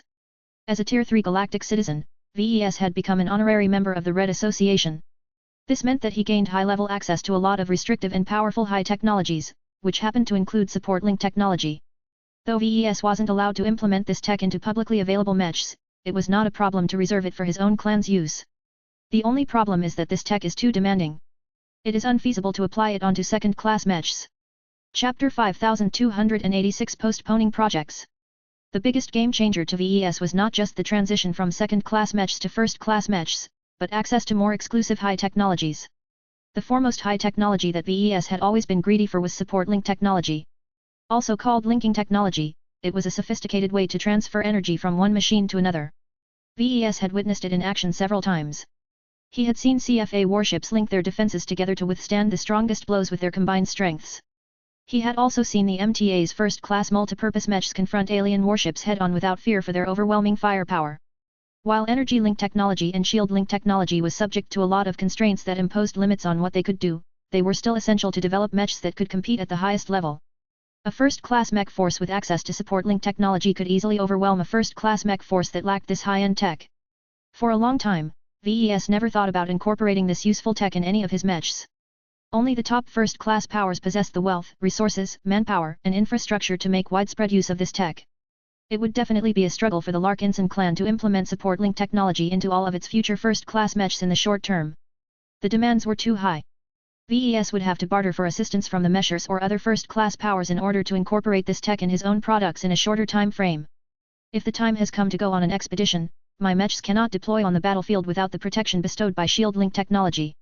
The attrition rate will become too high if my mechs can be picked off one by one.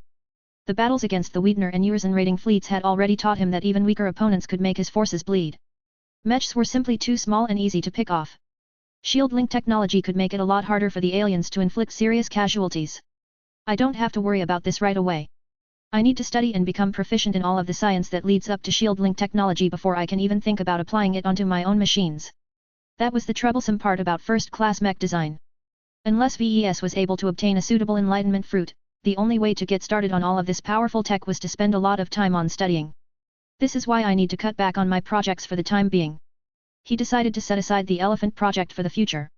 He also chose to postpone his work on an experimental transphasic field ECM mech that he had high hopes for.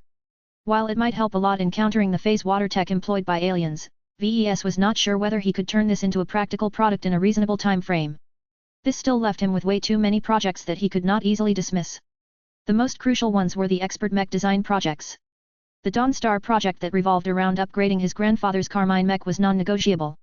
VES had already made decent progress on it through his incarnations.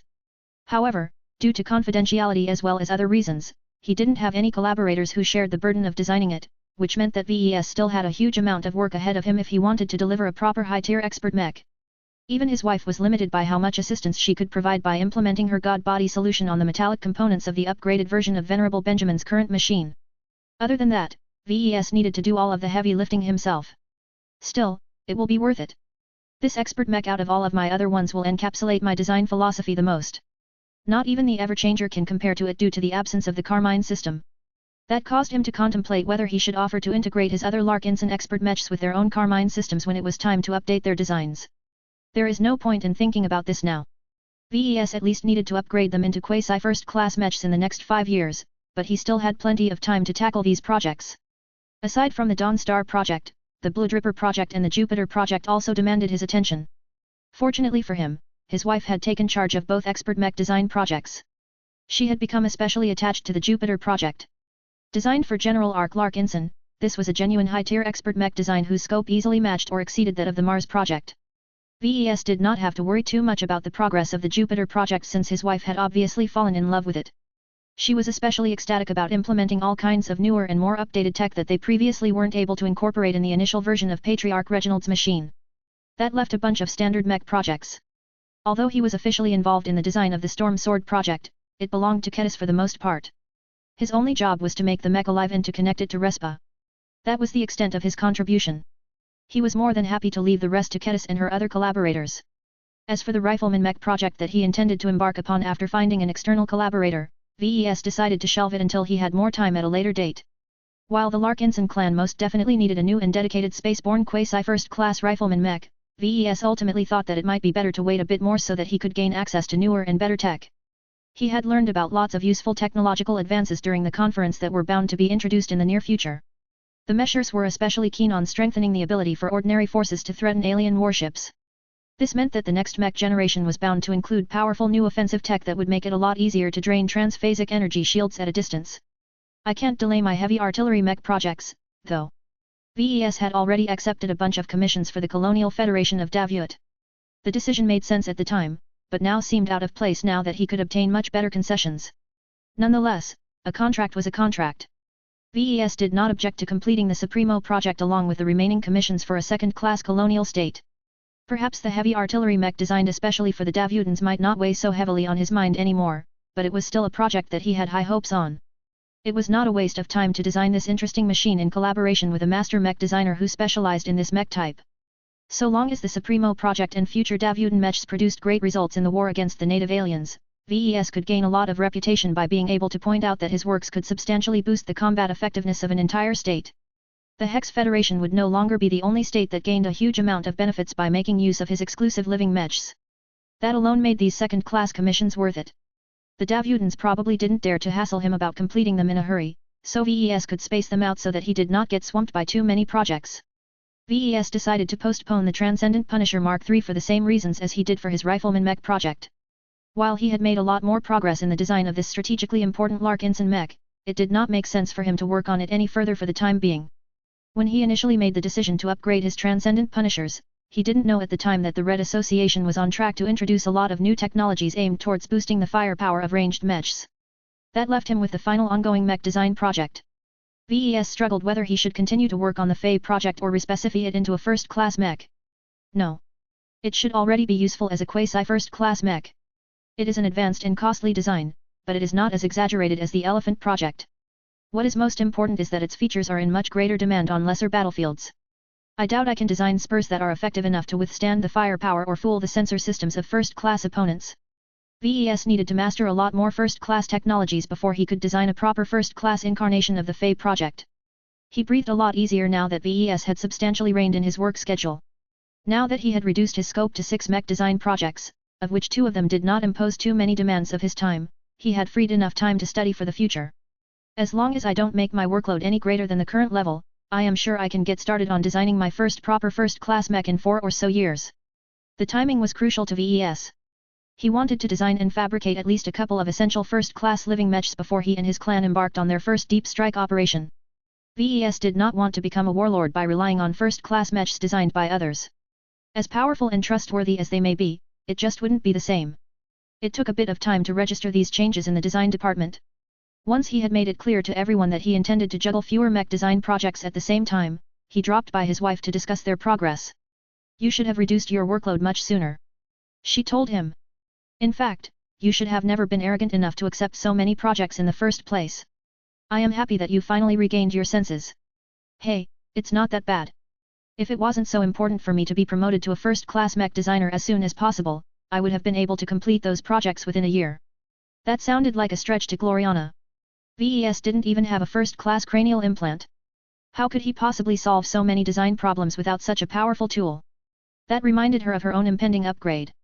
She couldn't help but grin at the thought. "I have already begun to correspond with the research team of the implant development company that you have arranged for me. I won't be able to replace my old cranial implant with a new one until I have completed my ongoing design projects, but that is not a detriment. The implant engineers will have more time to customize the high-quality cranial implant according to my needs. They can also implement the latest technological advances that have come out at an accelerated rate ever since we entered the Age of Dawn. It would be even better if Gloriana waited for a couple of years before undergoing implantation operation, but that was way too long for her. She wanted to become a first-class mech designer by relying on her own efforts just like VES, and the only way she could come close to his upgraded learning speed was to rely on the power of technology. VES understood this reasoning, so he didn't attempt to persuade her to be patient. That said, he learned about a number of interesting new technological applications that his wife might want to add to her future cranial implant. "Have you heard about experiments that involve integrating hypermaterials in cranial implants? I have heard that they can help with absorbing the right kinds of E-energy. I think it might be interesting for you to consider this option. It might not be useful to you directly, but I am sure that you can speed up Alexandria's growth with this upgrade. Is that true?" Chapter 5287 The Next Generation of Luminar Crystal Weapons. Even I am barely able to resist the temptation to cut open my head and stuff a hypermaterial inside.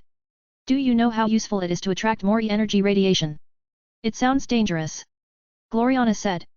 Everything I have learned about hypers suggests that dosing yourself with E-energy radiation risks exceeding your safe tolerance level. Once you begin to get exposed to more exotic radiation than you can handle, the probability of suffering random accidents as well as malignant mutations increases dramatically.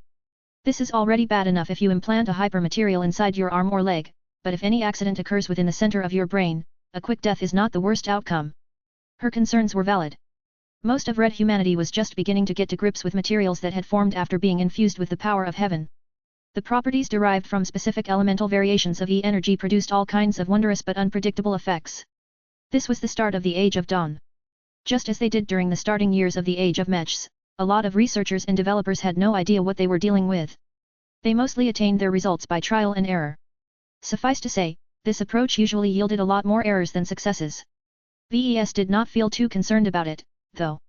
"The treatment that I have bartered for you is top-notch, Gloriana.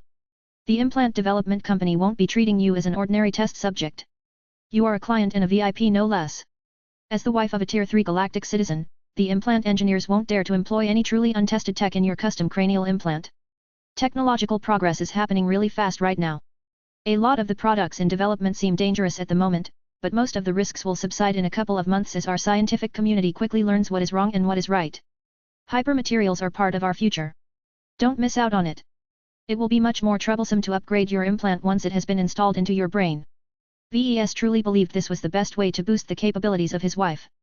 Out of their immediate family, Gloriana was the most ordinary of them all. VES started out relatively normal, but he went through so much evolution and modification that he had turned into a hybrid that possessed at least some of the traits of a primordial human.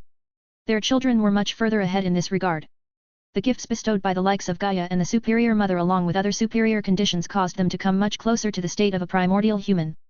In fact, as primordial humans were much more diverse due to their ubiquitous capacity for self-evolution, his children might have actually crossed this important threshold. What mattered was that VES and his children were easily able to improve their basic capabilities through cultivation. Their dependency on augmentation had dropped because they could essentially make themselves stronger by utilizing deliberate cultivation methods. This was not always a benefit. The downside to relying on cultivation was that it produced many mysterious alterations that interacted poorly with many forms of augmentations, especially when applied afterwards. Foreign implants became prone to malfunctioning while genetic modification treatments could completely ruin or regress some of progress attained through cultivation. In short, people like VES that had surpassed a significant stage of cultivation could no longer safely augment themselves further. With the power, influence, and connections that VES had at his disposal nowadays, it was trivially easy for him to arrange a customized cranial implant upgrade for himself. When VES conducted research on the kinds of premium first-class implants that his wife could benefit from, he felt incredibly envious of their power and capabilities.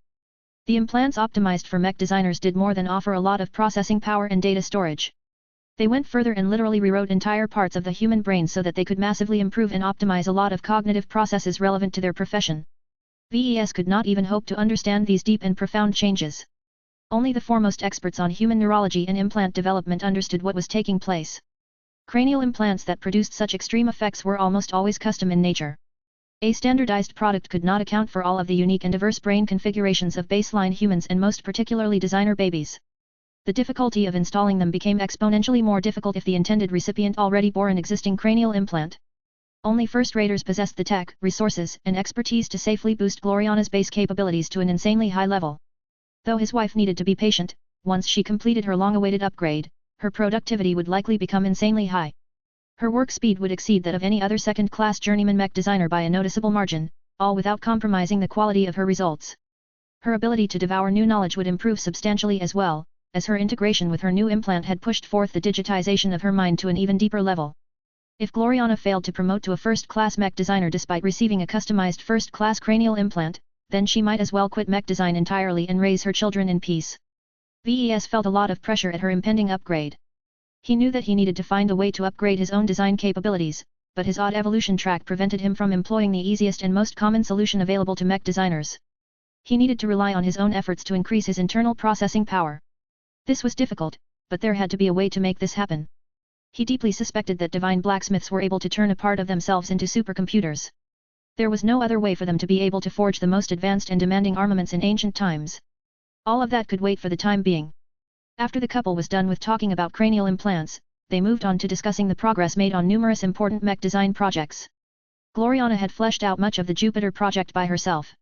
I haven't met your uncle too many times in person, but I have corresponded with him often enough to lock down the configuration of the Jupiter project. I am still searching for the appropriate component models. Your recent rise in status has given me access to much better and more experimental mech systems, so I will have to delay the next phase of the design process by a few weeks in order to select from the best available choices. His wife projected a recent draft of the Jupiter project. VES liked what he saw. The expert command mech exuded a strong and valiant air. Though it possessed obvious command and control modules, the high-tier expert mech was no slouch in direct combat. The Jupiter project inherits much of the configuration of the Travan X scene. His wife explained. General Ark's current high-tier expert mech does not fit him perfectly, but the master mech designers of the Garland Empire are not incompetent. Your uncle has also spent years on becoming proficient with its weapon configuration, so he should immediately adapt to his new living expert mech as long as the latter's weapons are similar enough. This was not an unusual choice. It was much less troublesome to stick to what was familiar rather than try to adapt to a completely different style of combat. Gloriana continued to explain the overall configuration of the Jupiter project. Ranged combat is important.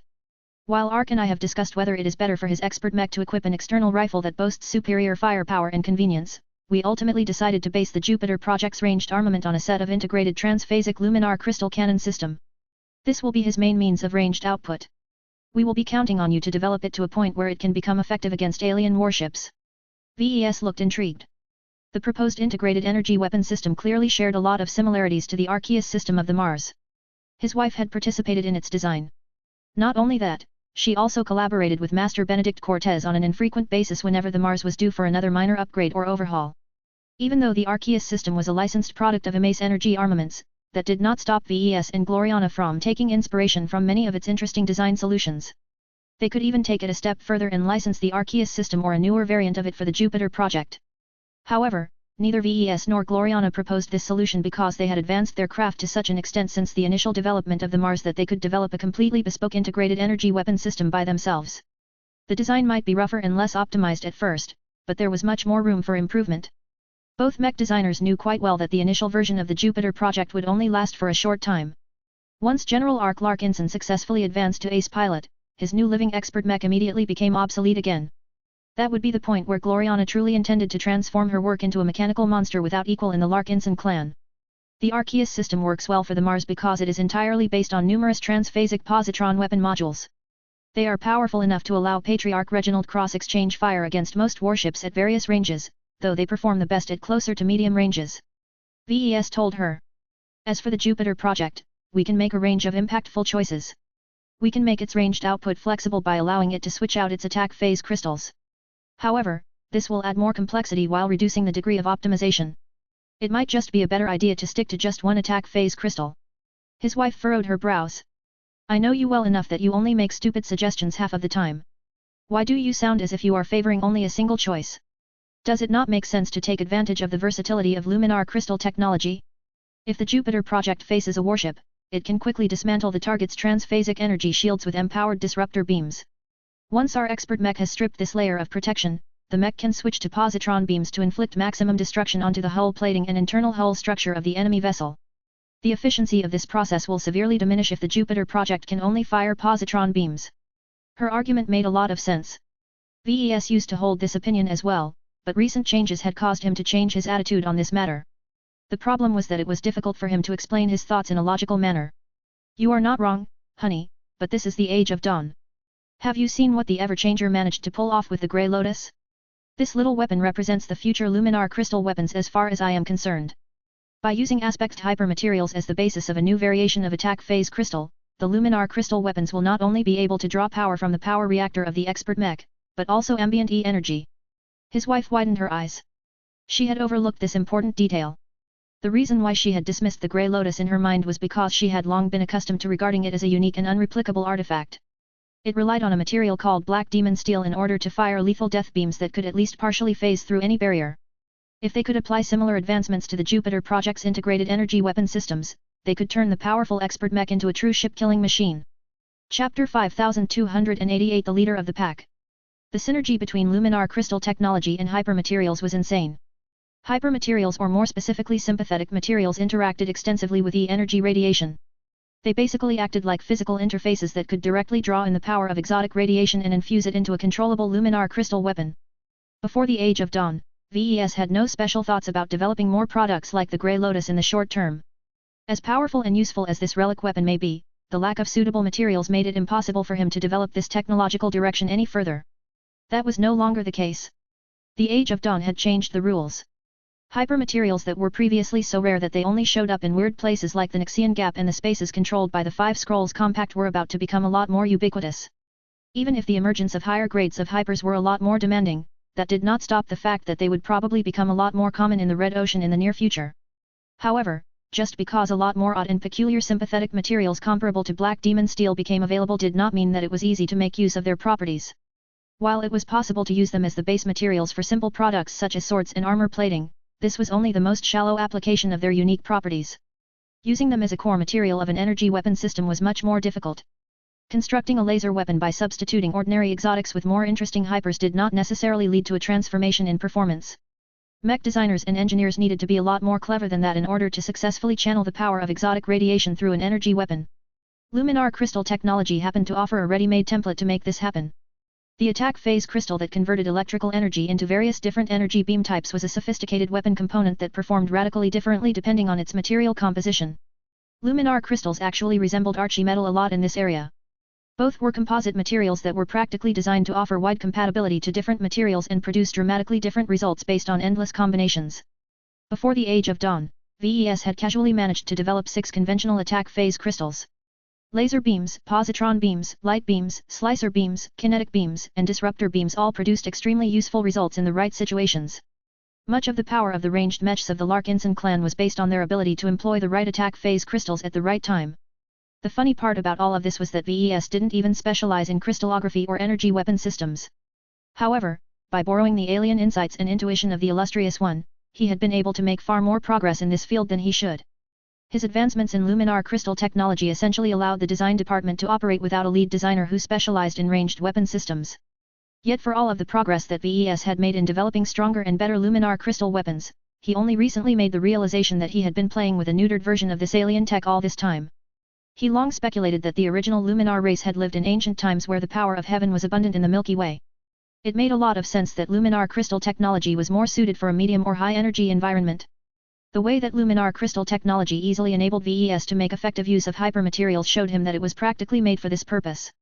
The Grey Lotus and more recently the Ignitron rifle equipped by the Promethea both possessed special properties that enabled them to exceed the overall performance of conventional Luminar crystal weapons. Their existence made every other Luminar crystal weapon obsolete. This included the powerful instrument of doom wielded by the Amaranto and the Irvin rifle wielded by the Minerva. All of the Transcendent Punishers Mark II that were equipped with Luminar crystal cannons were even more out of date. It became imperative for VES to upgrade these weapons into newer variants that made effective use of hypermaterials. The difference in effective combat power between a current generation Luminar weapon and a next generation Luminar crystal weapon was massive. VES personally estimated that the gap in effective performance was as much as 50%. His wife grew increasingly more hungry as VES explained the enormous potential of Luminar crystal technology in the new age. Right now, my progress in the development of Luminar crystal technology can be divided into 3 generations. The first generation was the first time I made use of it in my third-class mechs. The second generation was when I learned a bunch of stuff from the MTA and successfully developed improved crystals that are much more suitable for second-class mechs. The third generation mostly consists of custom Luminar crystal weapons that I have designed or upgraded for our expert mechs. What characterizes their performance is that their damage output can be boosted by design spirits. The Instrument of Doom is the most obvious example of such a weapon. I see. Gloriana looked thoughtful. You probably expected to stay in the third generation for a longer period of time. That's right, but my planning couldn't keep up with the changes in our environment. Now that sympathetic materials are becoming more available, it would be stupid for me to neglect their amazing synergy and compatibility with Luminar crystal technology. I am already treating this as the 4th generation of Luminar crystal weapons. The integration of sympathetic materials opens up a lot of new possibilities. For the integrated Luminar crystal weapon system of the Jupiter project, we need to consider what sort of element we want to imbue into its attack phase crystal. This was a difficult decision as there wasn't an obvious answer available. Pairing the Everchanger with the Grey Lotus made at least some sense as Venerable Joshua excelled in the opposite element. By exposing him to the polar opposite, he could take advantage of the contrast and interactions between the two elements to rapidly advance his understanding of his domain. The Fire Beam attack phase crystal integrated in the Ignitron rifle was a natural fit for the Promethea. This recently developed upgrade complemented Venerable Isabel Coden's abilities and enabled her to launch her flaming companion spirit at her targets more effectively. As for the Jupiter project, the story became a lot more complicated. The reason for this was because General Ark Larkinson's domain was not based on primal elements such as fire or life. I have studied your uncle's domain in detail, she said. I have also listened to Ark's own interpretation of his power. From what I have been able to understand, he is a command-oriented expert pilot at heart, but he is so obsessed with taking responsibility that he is not willing to let his troops suffer on his behalf. He possessed a powerful sense of noblesse oblige that translates into a form of personal empowerment. That sounds like my uncle all right. VES nodded. A Larkinson is raised to protect the weak. Even though Ark has chosen the command track, he doesn't see himself as a chess player like Commander Kosella Ingvar. He sees himself as the leader of the pack. It is not in his nature to stick to the rear. His courage and sense of duty had caused Ark to shape himself into a commander that fearlessly fought on the front lines. Gloriana nodded in agreement. To be more precise, your uncle can derive a large amount of power depending on how much he can raise the morale of the troops under his command. The more his presence and feats can inspire his men, the more power they feed back to him. This can often lead to a positive feedback loop where his entry into the battlefield and initial successes in combat can increase his men's beliefs in him. This translates into greater empowerment where he can become even stronger than before, allowing him to inspire his men even further. This was one of the reasons why he had managed to earn so much respect while he served in both the Bright Republic and the Garland Empire. Ark was a perfect fit on the battlefield as he often fought at his best when he was being propelled by the confidence and the beliefs of the mech pilots under his command. This ability doesn't make him invincible, though. VES pointed out. If Ark suffers an early setback or if another powerful mech pilot outshines him on the battlefield, he won't be able to empower himself as much as he should. I am aware of that. This is why it is important for him to rely on shock and awe to make a strong impression in front of his troops. The main reason why I think it is best if we implement an integrated energy weapon system into the frame of the Jupiter project is that it can produce a powerful visual spectacle at the start. The results will be even better if the results of its opening salvo can produce an immediate and dramatic effect on the target. In other words, pure combat effectiveness was not the highest priority. The Jupiter project had to look awesome while it fought against its adversaries, because this translated greater power for General Ark. The death element won't work well in this case. VES frowned. Death beams are incredibly harmful against most organic life, but it is difficult to see the results when bodies start to drop inside the hulls of alien warships. The lack of clear and obvious material damage will limit the feedback from friendly troops. What about fire, then? The Prometheus damage output is not only visible, but also much more dramatic. VES liked this suggestion a bit more. I suppose this choice works better. The new fire beam attack phase crystal has already been tested on the battlefield, so we can shorten the development time. However, I don't think that my uncle's synergy with fire is good enough. He won't be able to control or amplify the flames nearly as well as Venerable Isabel. He might even lose control of the fires, which means that there is a decent chance that he might burn his troops. I can't think of a greater way to destroy friendly morale than this. I don't think we should recklessly play with fire. It was better to be cautious in this regard. His wife reluctantly agreed with this stance, though she didn't want to rule it out entirely. VES thought about the dramatic explosions produced by the Destroyer of Worlds. Her damage output had an enormous effect on morale. Each time she pulverized a powerful target in a domineering fashion, she struck terror in the hearts of her enemies.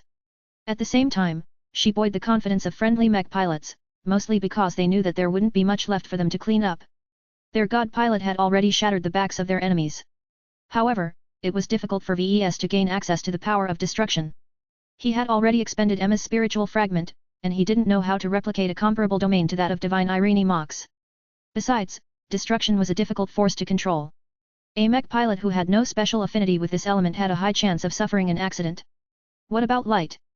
Gloriana suddenly suggested. We can exaggerate the light show produced by the ranged damage output of the Jupiter project. His wife said as she became increasingly more enamored by the idea. With the help of the illustrious one, we can make it so that the Jupiter project can light up the entire battlefield. This is perfect for your uncle. He sees himself as a white knight, so what better way to exemplify his presence than to turn him into a beacon in the dark? That, actually sounded really good. VES seriously considered the viability of this choice. Chapter 5289 Misnomer. Light paired well with the Jupiter project. This was rather strange as most command-oriented mech pilots usually wanted to attract as little attention as possible. They spent much of their time on managing their units and polishing their command abilities, so they weren't able to spend as much time on refining their combat skills. Commander Kosella Ingvar was the typical example of such a pilot. She invested a lot of attention on her subordinates. By bonding with them, she was able to channel her power onto them more effectively on the battlefield. The stronger she became, the more she could uplift the strength of the mechs under her command. General Ark Larkinson followed a different combat approach. While it was still important for him to take charge of his troops and build up a close superior-subordinate relationship with them, he was not the sort of expert pilot who could directly boost the combat power of his troops. Instead, his ability reminded VES a lot of deity cultivation. Somehow, Ark was able to derive power by posing as the god of his own subordinates. The more they worshipped and revered their commander, the stronger Ark became.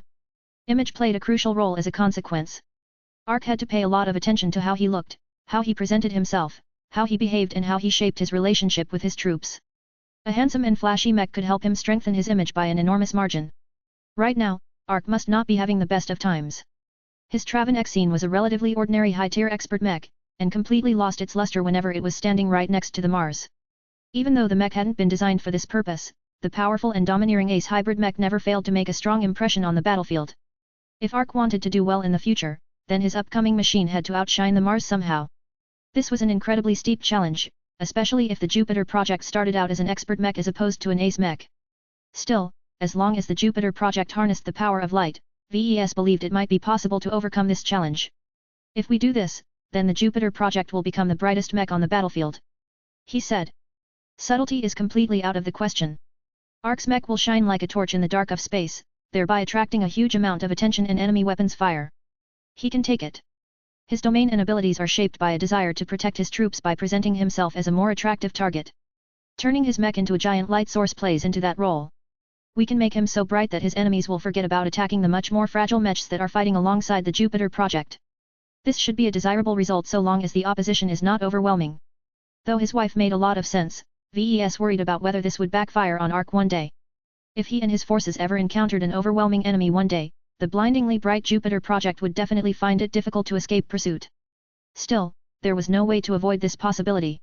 Ark had long grown accustomed to bearing the greatest and dangers himself. He fueled his growth by constantly subjecting himself to elevated pressure whenever he attracted all of the attention on the battlefield. Ark attained great success due to his courage, but might also fall one day due to the same reason. The only thing that VES could do was to support his uncle as best as possible. A high-tier expert pilot possessed too much conviction to turn his back against his own nature. Now that VES and Gloriana had a much better idea of their end goal, they revised the draft design of the Jupiter project and made a lot of changes. VES mostly spent his time on altering the appearance of the Jupiter project. Gloriana was not a shabby artist by any means, but VES possessed a more emotional and intuitive touch. Both of them worked fairly quickly. The draft design soon took on a different form. The white mech not only contained a lot more light sources that enabled the mech to glow like a star at their brightest intensity, but also came paired with a long and flowing projected cape that could be configured to glow in any color. Perhaps the most dramatic visual change to the draft design was the complete redesign of the head of the humanoid expert mech. Gloriana had initially designed it to resemble the heroic visage of General Ark, but VES had scrapped that and put a white lion head in its place. The lion shared a great resemblance to Ark's recently acquired companion spirit. Despite his relative youth, Noah already possessed great power due to his principal's high resonance strength. VES couldn't imagine how valiant the Jupiter project might become once it deployed in the field with Noah embedded into the head. This is impressive. I would have never thought about designing the Jupiter project in this fashion if you hadn't provided your input. That's why we always work best when we cooperate with each other. VES grinned. The two were not regarded as the miracle couple for nothing. They just hadn't been able to collaborate with each other in such an excellent manner as of late due to various distractions. Now that VES properly engaged in mech design once more, he soon experienced the joy of working together with a mech designer who complemented him well. His wife soon furrowed her brows as she continued to stare at the latest draft of the expert mech. Our design choices have caused the mech to deviate from its original theme. I do not think we can justify the name of Jupiter anymore. The ancient god of thunder and the skies only shares an indirect relationship with light. We can still add electric weapons to the design so that it can evoke the power of lightning. VES shrugged. Don't bother. It's just a code name for now. We can call the Apollo or something when we are done with our work. For now, it is best to avoid any confusion and stick to a consistent name. Perhaps they started out the Jupiter project with the intention of designing an expert mech that could be associated with an ancient king of the gods, but that had changed. VES much preferred to orient the Jupiter project around the element of light. This was not only a much better symbolic fit for General Ark, but also complemented one of his existing design spirits extremely well.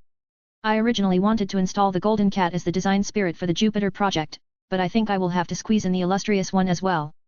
The combination of the two pretty much reflect how General Ark fights his battles. VES wondered why he hadn't figured out this combination earlier. His wife manipulated the projected mech until it highlighted the integrated Luminar crystal weapon system. Let us get back to the matter at hand.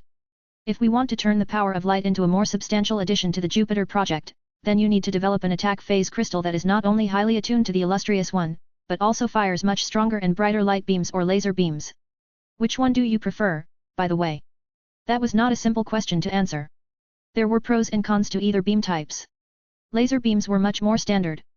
Humanity had built up an enormous understanding of laser weapons. Laser beams were also excellent for long-ranged combat as they struck their targets at the speed of light. Ironically, light beams didn't actually travel at the same stupendously high speed. This was because light beams did not purely consist of waves or photons anymore. Calling it a light beam was a misnomer of sorts. VES didn't know what he was thinking when he settled for the name. Perhaps he had become impressed by how bright the beams had become, but that wasn't even its most important property. VES had the sense that it had transformed into a more advanced version of electromagnetic radiation, one that had become more deeply intertwined with spirituality. The fact that light beams were more effective at damaging spiritual entities and spiritual barriers suggested that it was one of the killer weapons that the Luminar race reserved for ancient cultivators. In any case, light beams were not the best beam type to employ against alien warships as their defenses were largely based on energy shields and phase water technology.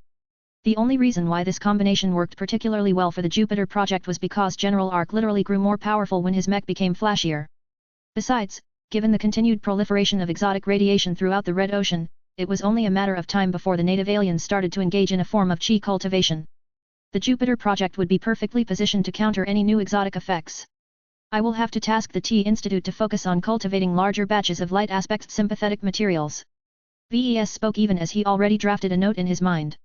I don't have any suitable hypers at our disposal at the moment, but it shouldn't be too difficult to produce a few basic varieties that I can experiment with. As long as I can successfully develop a 4th-generation light beam attack phase crystal, we can proceed with this configuration. The integrated Luminar crystal weapon system will become unprecedented. This must be what the xenotechnician must feel like whenever he figured out a way to successfully adapt the advantages of alien technology into his products. The relationship between humans and alien technology was complex and ambiguous. On the one hand, humans distrusted alien technology and were reluctant to employ it directly. On the other hand, humans valued the more powerful and useful applications of alien technology too much to abandon them outright. It was best if humanity was able to reverse engineer incomprehensive alien technology into a more understandable form, but that was not possible for Luminar crystal technology. For better or worse, VES remained committed to using it in its original alien form even though he still had little idea how all of the alien circuitry worked. Compared to the debate on how to configure the Jupiter project for ranged combat, deciding its melee weapon loadout was much simpler. General Arc is an all-rounder when it comes to weapons handling. Gloriana said. He is actually a good fit for a first-class multipurpose mech due to his proficiency in both ranged and melee combat. His control and techniques are inferior to those who hone their weapon skill with great dedication such as Venerable Stark and Venerable Dice, but his ability to derive power from his troops enable him to compensate skill with greater power. This had great implications for Arc. Compared to other high-tier expert pilots, he would never be able to match the accuracy of Venerable Davia Stark or be able to match the exquisite techniques of Venerable Dice. However, he did not have to beat those expert pilots at their own game. So long as the Jupiter project received enough empowerment, then the powerful machine could overwhelm most opponents by relying on brute force. This was why Gloriana had opted to pair the Jupiter project with both a spear and a plasma sword. VES understood the logic of these choices. A simple transphasic spear could be used to perform charge attacks while also keeping enemies at bay by relying on simple stabs. A plasma sword was an energy-hungry weapon, but it could burn through defenses like nothing else as long as it channeled enough power. However, VES wasn't entirely satisfied with these simple choices. He felt he could do more with them. Was there a way to augment their combat power with hypermaterials? Chapter 5290 The Dawn of Hypertechnology. VES did not gain any inspiration about how he could qualitatively improve the performance of the weapons of the Jupiter project. While it might be useful to incorporate hypermaterials into them in some fashion, doing so could just as easily mess up their performance on the battlefield during a critical moment where failure was unacceptable. You should leave this up to Kettle's Indolo. Gloriana placed her hand on his arm. We are not designing this expert mech alone. Kettis has developed a few interesting ideas on how to design the plasma sword, and Delo knows much more about spears than either of us. Leave this work to the specialists. You're right, I suppose. VES conceded. It doesn't really matter if the plasma sword and the spear are not as advanced as the rest of the Jupiter project's configuration. They can easily be updated or replaced since they are just external equipment. From everything I've witnessed during the Survivalist conference, one expects that the Red Association will soon announce a new mech generation that will introduce lots of new innovations. His wife's eyes brightened as she stared at him with repressed enthusiasm. Can you give me a preview of what is to come? I'm not sure how much I can share with you. A lot of the stuff I've learned is confidential. One can tell you that part of the new release will consist of restricted technology that the Innekers have decided to let go in order to strengthen the masses. None of this is new to the big shots, but it can make a substantial difference to everyone else. Another part of it will consist of counters to phase water technology. Overcoming transphasic energy shields is one of the greatest hurdles to defeating alien warships. The most important part is any useful tech on hypermaterials and E-energy radiation. I believe the final par is Che's most critical set of tech. Gloriana insightfully said. The Age of Dawn shall truly commence once our industries start to incorporate this new category of technology. VES shared the same sentiment. The survivalists at the conference already started to use different umbrella terms to name this new field. The most common ones one have heard are hypertechnology or dawn technology. One think the former will win out since it is much easier for most people to harness the power of E-energy radiation by manipulating hypermaterials. Hyper-technology or whatever people decided to call it was on the cusp of revolutionizing the tech base of red humanity. Not all of it was new. Applications such as general cultivation elixirs originally came from ancient cultivation heritages. What interested VES much more was how red humanity would manage to blend modern technology with E-energy. The fusion between modern technological principles and ancient knowledge might produce wonderful surprises that could redefine mechs in the new age. Every mech designer had high hopes for the future. They had to in order to maintain their faith in mechs. If the Age of Dawn did not do enough to benefit mechs, then the future of every mech designer and mech pilot would come under question. What will become of red humanity? Gloriana wondered. Will unexplainable powers like yours become the norm in our society? Will science experience a regression as 1 + 1 no longer equals 2? Our clan is blessed by your innovations, but if your works are representative of what is to come, I am not certain whether one will like what our technology is mutating into. Will we still be human by the time we are done? VES shook his head even as he leaned over and pulled her into his embrace. Her scent wafted in his nose, causing him to appreciate her company even more. We don't have the luxury to consider all of this high-minded philosophy stuff. Leave that to the Tier 1 galactic citizens. Our only concern should be to figure out a way for our family to survive the coming years. I would do everything to keep our children happy and alive. I don't want them to grow up in darkness and despair. Whether that means that we will have to turn ourselves into the monsters of the dark, I will do so without a heartbeat. Survival trumps everything. His wife smiled as she relished in his body warmth. Spoken as a true survivalist. Jay, suppose you are correct. One have noticed that the Red Association has taken charge as of late. The Red Fleet hasn't generated as much attention as of late. Do you know what the healers are planning? Not really. VES shook his head. Just because they're being quiet doesn't mean they are weak. Don't underestimate them. There is talk that the Fleeters are working on their own brand of hyper-technology that is highly applicable to warships. For example, what one can do with 4th generation Luminar crystal technology, the healers may be able to accomplish with conventional human tech. That time was coming closer. He could feel it. It was not sustainable for the Red Fleet to remain low-key all of this time. A day would come when they would unveil whatever they had been cooking up all of this time and shock everyone who thought that they were slowly fading into oblivion. His wife continued to nuzzle her head against his shoulder. I hope that the Fleeters will inject much-needed common sense into human technology. No offense to you, but much of your work is so counterintuitive and psychoactive that nothing makes sense anymore. Ha ha ha. Jay, don't blame Yan, Gloriana. It takes a special mindset to navigate it all. To be honest, the main reason why one haven't gotten lost is because I let my intuition do much of the heavy lifting.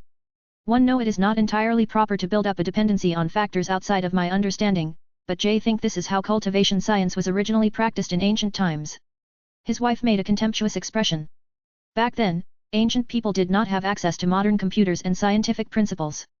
An ascended barbarian is still a barbarian. One very much doubt that our distant ancestors could achieve anything meaningful without resorting to metaphysics to cheat their way out of a problem. Are you calling me a barbarian? VES asked. I think you are barely clever enough to answer your own question. The couple went back to mech design. They passionately discussed the design choices for the configuration of the Jupiter project. Compared to before, the lion-headed machine embodied General Ark Larkinson's personality and combat approach a lot better. The flair and personality that VES had injected in the draft design elevated it into a promising piece of artwork that had yet to be realized. Though neither VES nor his wife addressed this directly, the Jupiter project had the makings of a potential masterwork expert mech. It had all of the necessary ingredients to become a work that transcended the mundane. VES and Gloriana cared a lot about this project. Their passion burned hotter as they continued to puzzle over how they could turn their ambitious design goals into reality. The upcoming expert mech had great significance to its intended pilot and the rest of the Larkinsons. This was not only a vehicle for General Ark Larkinson to break past his bottleneck, but also held the potential to become RHE first proper ace mech of the Larkinson clan. What was even more important was that the Jupiter project incorporated a lot of new innovations. Aside from incorporating 4th generation Luminar crystal weapons, the mech would also come equipped with more powerful armor systems and flight systems. Gloriana and the other mech designers did not neglect the potential of hypermaterials and had become determined to figure out their uses in the following months. All in all, the Jupiter project had the potential to become just as big if not bigger than the Mars at the time of its completion.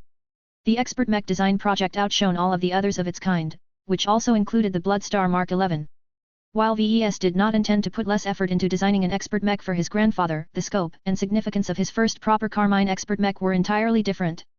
The Bloodstar Mark 11 was much more experimental and speculative in nature, which meant that nobody could foresee what it would turn into when the project had finally reached completion. As the hours passed by, VES and Gloriana eventually finished their collaborative work session on the Jupiter project. They spent a bit of time going over their other design projects. The Fae project is turning out to be a time-intensive project. Gloriana told VES. The scope and features of all of these Fae will take too many hours to flesh out. Are you sure you want to persist in this design? If one were you, Jay would postpone it for next year or the year after that. 1am sure that the new tech introduced during this period will significantly increase the potential of the automated combat drones of this special mech. VES shook his head. Our clan needs this mech. Tile concept is excellent and it is the most suitable mech to help our second-class mech forces fight against alien warships. Our troops will continue to go on expeditions without me as line fighters. They are not going to wait 5 years or so before the first deep strike operations commence. The sooner they can get accustomed to making use of the Fae project, the better they will be able to take advantage of its powerful properties in the battles that matter. Besides, the interaction between the living mech and its living Fae is a new area that I have yet to explore. I think I can do something new and interesting with this dynamic, but I will have to work it out by myself. I think I might be able to enhance their connection with the use of hypermaterials. His wife shrugged and didn't argue with him further. She could tell that he was still passionate about this project. I think that your Fae project has great potential as a commercial mech design. She told him instead. I can understand your desire to keep it exclusive to our clan, but if I am being honest, hero, I think it is a waste of its potential to limit its proliferation. If this drone mech can truly live up to its promise, then I am sure it can bow of fantastic use to all manner of second-class mech forces. She had a point. Compared to the drone mech models on the market, the Fae project simply offered a lot more added value due to all of the quirks that VES wanted to add to his work. However, he already considered this idea before. It won't work, he said. One intend to design the Fae project as a quasi-first-class transphasic drone mech. The production cost is projected to go through the roof. While the expense is bearable for our clan, not many other organizations will be able to afford it, and don't get me started on the need for phase water. I think you are underestimating the tipper segments of the second-class mech markets. There are more wealthy organizations out there besides the Larkinson clan. They are all suffering from a shortage of carrier vessels. More and more of them are striving to invest in quality over quantity. It should not be a problem for their organizations to supply a decent amount of phase water. In fact, if the value proposition of the Fae project is high enough, we can apply market races for our product. If a customer wants to purchase a copy of our new mech, he or she has to supply enough phase water to produce 2 copies. VES looked intrigued. He was well aware of this exploitative scheme. He still remembered the instances where he had to supply double the amount of phase water to various development companies in order to obtain their experimental transphasic mech components. While the transactions were sort of worth it, he deeply resented those companies for forcing him to give up so much phase water in vain. This was why he felt rather strange now that his wife suggested that he could occupy the opposite side of this transaction. It didn't necessarily have to center around the Fae project either. VES could think of a number of other possible Larkinson exclusive mech models that could fool people into transferring lots of phase water. Chapter 5291 Commercial Reorientation. Your wife has the right idea, boss. Your living mech models are in high demand, especially now that you have become a household name to Red Humanity. Many people have come to believe that a mech designer who happened to become a Tier 3 galactic citizen in record time shouldn't be that bad at his job. In fact, sales of all the LMC's products have skyrocketed. After Gloriana gave him the idea of selling more of his works on the mech market, VES decided to meet with his personal assistant in order to explore the viability of this strategy. With everything that had happened as of late, VES had neglected the business side of his clan. It couldn't be helped. His attention span was limited and too many changes had occurred. The income provided by the Living Mech Corporation also increasingly fell behind his clan's growing needs. The income and merits earned from the last 2 battles far exceeded the earning potential of the EMC in its current state. Unless its sales volume reached a titanic height, it was difficult to earn a LOL of profit from selling mechs. A typical second-class mech sold for around 1 MTA credit. While the profit margin was quite good at first glance, there were too many factors that reduced it by a considerable extent. The biggest limitation at the moment was the lack of direct production. Aside from the Cat Nest and various other manufacturing complexes set up on a number of other planets, the EMC simply didn't have enough factories to meet the enormous demand. This forced the LMC to outsource a lot of production to third-party manufacturers, which brought its own share of headaches as living mechs had to be produced in a specific manner in order to guarantee its quality. In addition, materials become scarcer and more difficult to source over time. If not for the fact that VES and the Larkinson clan earned so much prestige that they were able to secure the cooperation of more material suppliers, they wouldn't have been able to increase their production any further. Gavin patiently explained the changing dynamic in the mech market and mech industry. All of our bestsellers have experienced a resurgence. From budget models such as the Desolate Soldier to more premium mechs such as the Ferocious Piranha, they are all being bought at higher rates, so much so that the LMC is looking to raise their prices yet again. What is interesting is that the growing demand doesn't come from the Krakatoa and Magal middle zones anymore. We have pretty much reached saturation in those markets. It is the more distant middle zones that are truly becoming aware of our product lines and what they have to offer to them. While certain models such as the pacifier have already penetrated those markets in advance, our other offerings are beginning to get sold in greater numbers as well. It was a bit troublesome to supply mechs to those distant markets. Shipping across different zones was expensive and troublesome. The only way the LMC could properly profit from this rapidly growing trend was to build new factories in distant branches or contract a host of regional third-party manufacturers to do all of the work. In any case, the LMC was bound to become a brand that would have a presence in every middle zone, including the ones that foil under the spheres of influence of the Terrans and the Rubarthans. Though VES did not really appreciate the profits earned from selling second-class mechs, he knew that it was still necessary for the LMC to remain fresh and relevant. Mech designers existed to serve mech pilots. That meant that the more mech pilots came into contact with his mechs, the more validation VES would receive in turn. The Kingdom of Mechs and by extension the Red Kingdom tracked everything related to mechs. Not only that, they issued rewards based on how much a mech designer contributed to the mech community and society as a whole. VES gained a clearer understanding why mech designers who mostly played around with virtual mechs found it much more difficult to advance up the ranks. He also understood why mech designers who worked at design studios broke through at a slower rate despite working on lots of projects. The second-class mech market still held a lot of value to mech designers like VES. The same could be said for third-class mech markets, though to a lesser degree. He figured that the Red Kingdom weighed every contribution based on its positive impact on human society. Third-class mechs were too weak to significantly affect the overall destiny of red humanity. Are there any market trends that we should pay attention to, Benny? VES asked. For example, what sort of products is the market looking forward to the most? Gavin smiled at VES. The new Elites program has changed demand practically overnight. For better or worse, many people are scrambling to become line fighters or war fighters.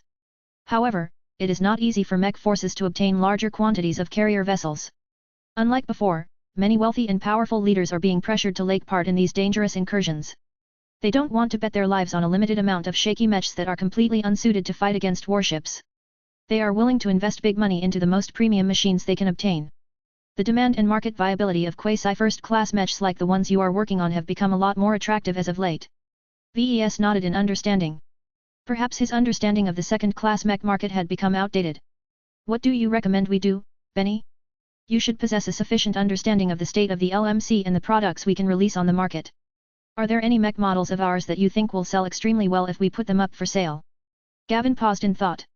One can think of a handful of niche products that can refresh our product catalog and sell decently well. The Stormblade Samurai designed by Ketis is relatively cheap and economical in relation to its power. The use of Stormblade technology enables these mechs to wear down transphasic energy shields faster without relying on phase wearer. However, this is not what the would-be warlords are looking for. The Storm Sword project that your former protégé is working on is much more in line with their needs. The Storm Sword project promised to become one of the most powerful standard melee mech models of the current generation. Ketis wanted to combine the best traits of the Second Sword and the Stormblade Samurai in a single quasi-first-class transphasic mech frame. VES could not imagine how effectively the Storm Swords would be able to overwhelm the defenses of alien warships once Ketis had completed her project. I can see what you mean, Burr. As far as I know, Ketis only has the Sword Maidens in mind when it conies to this project. The skill requirements are too high and specific. General swordsman mech pilots won't be able to handle the Storm Swords proficient enough. Perhaps you can encourage her to design a commercial variant of the Storm Sword project once she is done. Gavin suggested. She doesn't have to do much to make it ready for the market. She can keep much of the same tech, but make it more compatible with a variety of sword types. That sounds great, but we should leave this decision to Ketis. The Storm Sword project is her baby. You can pass on your suggestion to her, and let her decide whether she wants to release another powerful swordsman mech onto the market. Her Monster Slayer model is still doing well, right? It is, but not as much as we hoped. The Monster Slayer is not the most suitable mech to fight against the aliens. It is purely landbound, which means it can only fight against alien troops that have bothered to deploy onto the surface of a planet. It is also a pure melee mech, which means it has to get within striking distance in order to fulfill its purpose. Most of the alien raiding fleets that have showed up so far rarely give landbound melee mechs a chance to strike. They just rely on orbital bombardment to soften up the defenses of a colony before launching lots of starfighters to achieve air superiority. While it was possible for landbound mechs to equip merit rifles in a hurry, their accuracy and other parameters would definitely not be good. It would have been much better to field dedicated ranged mechs instead. What do you think about the sales potential of the Fae project? It is difficult to say. The assistant frowned. We have yet to conduct any serious market research because we did not expect you to think about putting it up for sale. Our marketing managers are not familiar with the market conditions of drone mechs, and yours is a lot more special due to designing it as a quasi first-class mech. My gut feeling says that as long as it is good enough, it has the potential to become a must-have for any leader who is trying to become a warlord. The Fae project offered many different ways to mitigate losses in battles against formidable alien warships. From disguising its semi-disposable Fae as fully capable mechs to adding extra firepower to any force, the Fae project had the potential to become a lifesaver to its users. If VES remained as selfish as before, he would have never put any serious thought about selling it on the market. He did not want his rivals to learn about strengths and weaknesses so that they could develop counters in advance. However, now that the Red 2 frowned upon conflict between human forces, VES no longer had as much concerns as before. So what if he sold the Fae project? Spreading them out among the second-class forces that needed its capabilities the most was not only profitable, but would definitely save the lives of a lot of new elites. Alright. I am convinced. Let's reorient the Fae project as a commercial product. VES spoke in a more decisive tone now that he had made up his mind. With my reputation, I don't think we have to worry about lack of sales. So long as its performance is up to our expectations, it shouldn't matter too much if its price is too exorbitant. The premium on phase water also shouldn't be too much of an issue. I will make sure the Fae project is powerful enough to justify this added cost. VES possessed a lot of confidence in the power of the Fae project. Although he hadn't been able to make much progress since he conceived of this mech design, he was confident that he could solve all of the challenges as long as he spent enough time. After VES dealt with the Fae project, he recalled another commercial mech that the LMC released in recent times. How are the sales of the second eye, Benny? Sales used to be slow, but they are starting to ramp up. This is mostly due to your reputation instead of a growing appreciation for its unique feature. Personally, I expect this to change. From the handful of positive reports I have read, the second eye is particularly useful in identifying the weak points of unshielded alien warships as well as alien fortifications. Its effectiveness is not great against alien energy shields despite having a heavy laser luminar crystal rifle in its default loadout, but the story is different once their owners have swapped out the weapons with transphasic rifles. VES designed the second eye with different circumstances in mind. How could he know that the Great Severing as well as the new Elites program would induce so many changes in demand? Still, it was a good idea to equip the second eye with transphasic armaments. It was not necessary for the LMC to supply these high-end weapons. Most organizations that were able to afford high-end transphasic weapons could usually obtain them from their own channels. Hopefully, enough new elites will recognize how much value the second eye can bring to their operations. Chapter 5292 Return to Bortelli. The expeditionary fleet had finally returned to the Bortelli system. Its arrival attracted a huge amount of attention from the locals and visitors of RHE busy port system. This was not only because of the presence of a famous name that had become known throughout the new frontier, but also because of the ostentatious RA escort fleet that diligently fulfilled its current mission. The formidable first-class warships and first-class multipurpose mechs of the Blue Jay fleet kept other snooping Perry's well AR Bay. No other vessel dared to stray too close to the expeditionary fleet. The people who lived in the Bortelli system did not want to cause any offense either. The Red 2 had already boosted their presence in the Bortelli system. As one of the most important logistical hubs of the Toroid Middle Zone, the port system gained a lot of new fortifications. The Meshers and the Healers clearly possessed the determination to defend the vulnerable star systems at the front. Even if their main purpose was to slow down the advance of the aliens, many locals hoped that the Red 2 would not allow their new homes to fall. VES could practically feel the hopes and nervous tension of the people who had come to invest their time as well as their life savings in the growing colony. Those who could afford to sell their holdings in the Bortelli system and move further to the rear had already done so. The ones left behind either couldn't afford to do so or had other reasons to stick around. VES couldn't help but feel a growing responsibility to do his part in protecting these people. The native aliens threatened to wipe out every human in the Red Ocean. There was no way he wanted that to come to pass. It's not up to me alone, though. He sighed. Everyone needs to pitch in. We can only defeat the aliens together.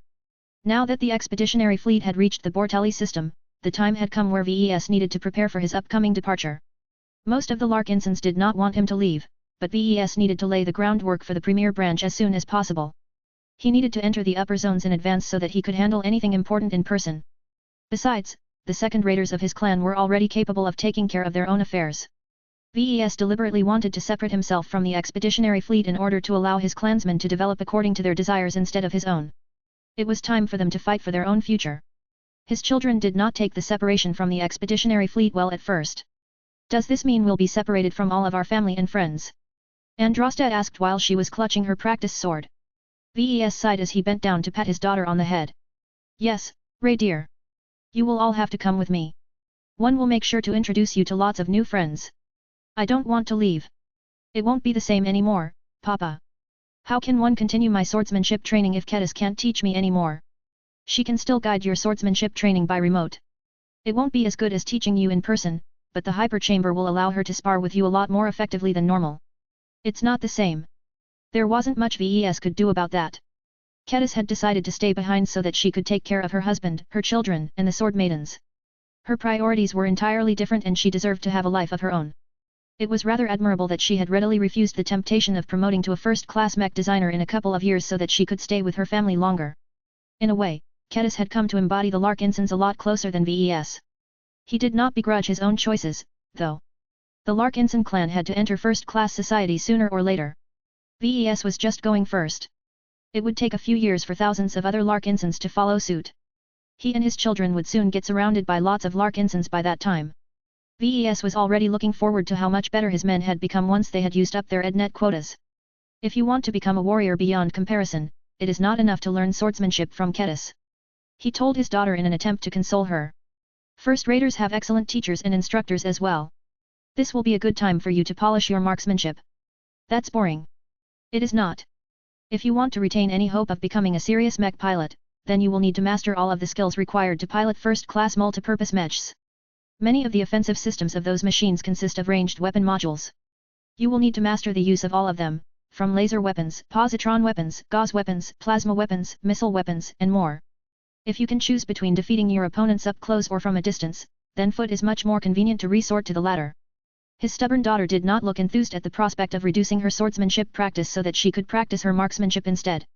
VES was beginning to get a headache. He realized that he and his wife had been spending too little time on raising Androstet. It couldn't be helped. VES and Gloriana were mech designers, so they had no combat skills worth noting. VES wanted Androstet to enjoy the best possible teaching, so he instructed Ketis and the Sword Maiden to keep his feisty little daughter busy. Even though Androstet had too much schooling to spend much time among the Sword Maidens, they practically raised her during the times they could pass on their teachings. In other words, Androstet had become indoctrinated by the Sword Maidens. While VES did not entirely consider this to be a bad development, he did not want his daughter to become a sword-obsessed madwoman. Sword maidens subjected themselves to brutal training regimes in order to become the most elite shock troops of the Larkinson clan. They had to take on greater risks and sacrifice much of their time just to give them a slightly higher chance of surviving when they finally deployed on the battlefield. VES did not want his daughter to follow in the footsteps of the sword maidens. He wanted her to become a martial leader rather than a more expensive variant of cannon fodder. Hopefully, Androstet would come to her senses after she started taking more lessons from first raters. As VES prepared for his departure to the upper zones, he briefly met with his grandfather. It seems that we won't be able to spend as much time together as I hoped. Benjamin Larkinson said. It may be years before I can hold my great-grandchildren in my arms once again. I'm sorry. I didn't expect all of this to happen so soon. It is all right, VES. Children deserve to live their own lives. Don't let an old fogey like me hold Yan back. This won't last forever. Once we have upgraded your machine into a proper expert mech, you can work your way to breaking through to ace pilot. You can join us at the premier branch by that time. What if I am unable to do so? I am old. I've regained more strength since my recovery, but I am not sure whether I can recover everything that I have lost. VES smiled at his grandfather. You'll succeed. 1 am sure of it. There is no way you can fail. Conditions for mech pilots are much more favorable than in the past. The stuff one told you about is just one of many measures that the Meshers have taken to facilitate the growth of all mech pilots. I will take your word for it. I hate the fact that our society is split up into 3 classes. I wish the Fist of Defiance chose to abolish this division. It would make our lives so much easier. That is unlikely to happen, grandfather. Splitting people up into different classes protects the underprivileged. Besides, every human has come to think in this way. It will be hard for them to see each other as equals despite the huge gap in wealth and opportunities. The fundamental root behind this problem is lack of wealth and resources. Perhaps there will be a chance for us to reduce the extreme differences if we win this war. If we have access to all of the resources of the Red Ocean, we can share much greater resources to the people at the bottom. Neither of them thought that was likely, though. The much more probable outcome was that the most powerful people claimed the most valuable resources for themselves. Second-raters and third-raters had little choice but to contend for the scraps. VES wondered whether the Polymath's Unity plan intended to change this model. Perhaps it would have been better to give it a chance instead. No. That was stupid. The Unity plan brought way too many downsides. By the way, since you will be departing for RHE upper zones, how will our expert pilots gain access to those vials? They're being stored aboard the biggest ship of the Blue Jay fleet, right? I have already thought about it. VES told him. Most of the stuff will remain in place. Every 3 months or so, we will transfer a part of it to the courier vessel and send her to the expeditionary fleet. It's not the most secure way of delivering the goods to their destination, but it is workable. He had paid a lot of opportunity costs in order to secure 500 vials of A7KE1 General Purpose Pilot Cultivation Elixir. There was no way he was going to leave them untouched. That reminded him that it wouldn't break long before he could witness them in use. His expert pilots had recently completed a thorough health inspection to determine whether they could safely ingest the elixirs. VES truly wondered how they worked to increase the resonance strength of expert pilots. He had always thought that willpower cultivators had to polish their strength the hard way. It did not seem possible for shortcuts to work considering how they worked. However, the Meshers most definitely knew what they were doing. VES suspected that the elixirs possessed extraordinary qualities that did more than provide a straightforward artificial boost.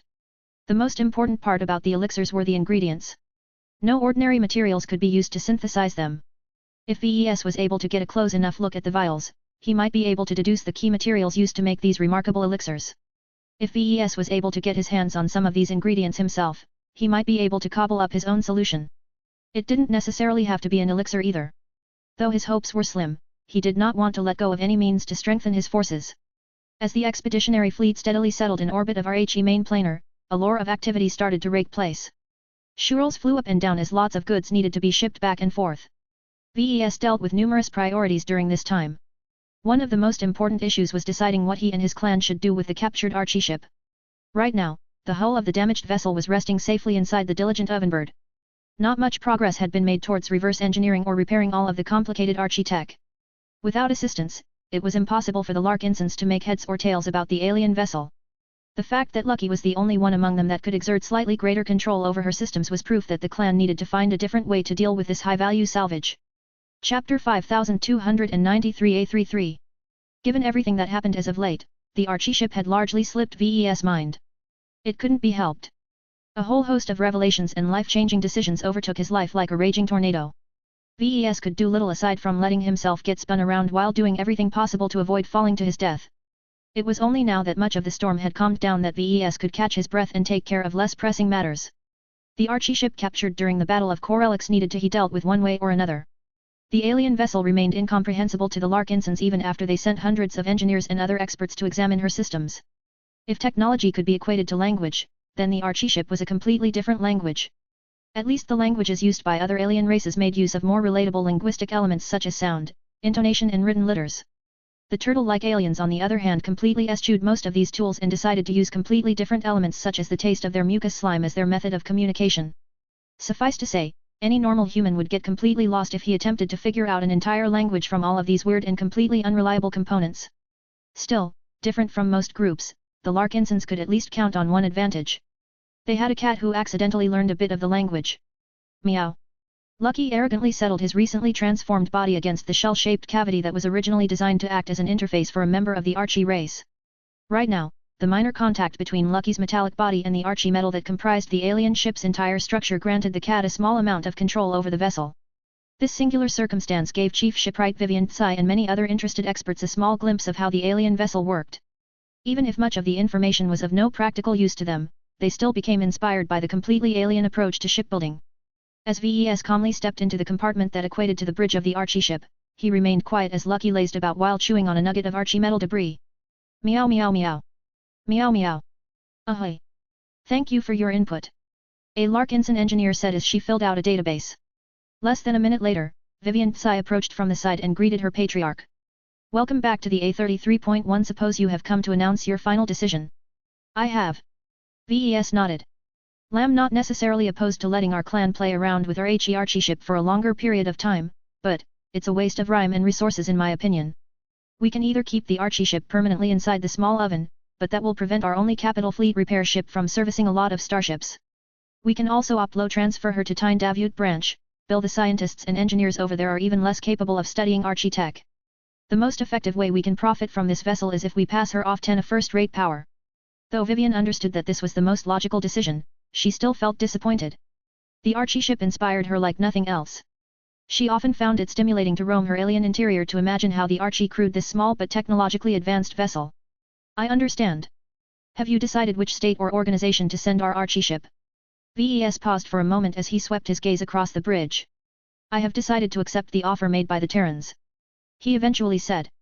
The Meshers understand Archie tech much more than the first-rate colonial superstates, but that means that A33 won't hold as much value to them. I am sure that they have already managed to capture dozens of intact Archie ships.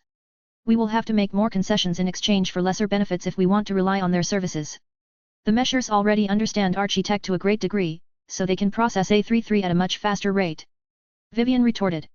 They should also be capable of repairing and refitting our Archie ship to our best possible extent. I know, but that means giving them complete control over what may be our first proper warship. I have already granted them the opportunity to do the same to the Spirit of Bentheim, and that is already enough in Ray Book. It's better to turn to the Terrans and the Rubarthans since we can send our own shipbuilders to supervise all of the work. The problem with the latter is that my relationship with them is a bit shallow and ambiguous. That might change in the near future, but even if we end up concluding a far-reaching agreement tomorrow, I still won't let them touch my Archie ship because the Rubarthans will be looking to gain as much leverage over me as possible. His entire relationship with the Rubarthans had turned into a mess. He used his strange relationship with the Destroyer of Worlds as a means to bluff the other Rubarthans into thinking that he could be trusted to do business with. The fact that he attempted to take advantage of this dynamic by pushing Klixik into becoming their ancestral spirit most likely caused a lot of distress. Is this why you have decided to go with the Terrans? VES nodded. Unlike the Rubarthans, the Terrans are much more accustomed to compromise and cooperation. I am also on good terms with the Strian ancient clan, which is pretty decent in itself. I am sure the Terrans may have captured an Archie ship or two, but A33 should still provide them with a wealth of new findings, especially if Lucky is around to interpret the alien control systems on their behalf. We can figure out how an Archie ship works together, thereby allowing both of us to profit equally from this cooperation. Perhaps choosing the Terrans might not be the absolute best choice, but it was the most decent one at hand. VES might be able to find a better partner if he expanded his search and approached other organizations, but he didn't want to delay this matter any further. I shall make sure to prepare a team of inspectors to babysit our Archie ship while she is placed under the care of the Terrans. Will you send A33 to the new Constantinople system? VES nodded. Yep. The Eden Institute of Business and Technology will take responsibility for our ship. It is convenient to let its researchers study our Archie ship first as I intend to stay there for at least a couple of months. Lucky will be available to help as long as I remain in the star system. It would be convenient if you extend your stay by a few years. Vivian frowned. Despite her relatively low tonnage, her technological complexity is enormous. Every piece of hull plating and structural component also functions as processors and more. The density of working systems of this little vessel is frankly insane. It is amazing how much the Archie have compressed so many useful systems in their scouting vessel. If we can master Archie tech ourselves, we can construct subcapital ships that effectively possess the power of capital ships. This was the main reason why VES did not want to get rid of the Archie ship. He even forced his clan to give up on a lot of other spoils such as ownership of much of the Pulmer heavy cruiser in order to claim this powerful alien stealth vessel in her entirety. Together with the RF frigate token that VES obtained from Master Henry Urbeck, the Archie ship had the potential to become an extremely useful warship in any upcoming deep strike operation. Whatever happens in the future, I need our clan to fully gain control over Elle in 5 years, VES spoke in a serious tone. If it looks as if we won't be able to make use of her anytime soon, we'll have to scramble to obtain another warship.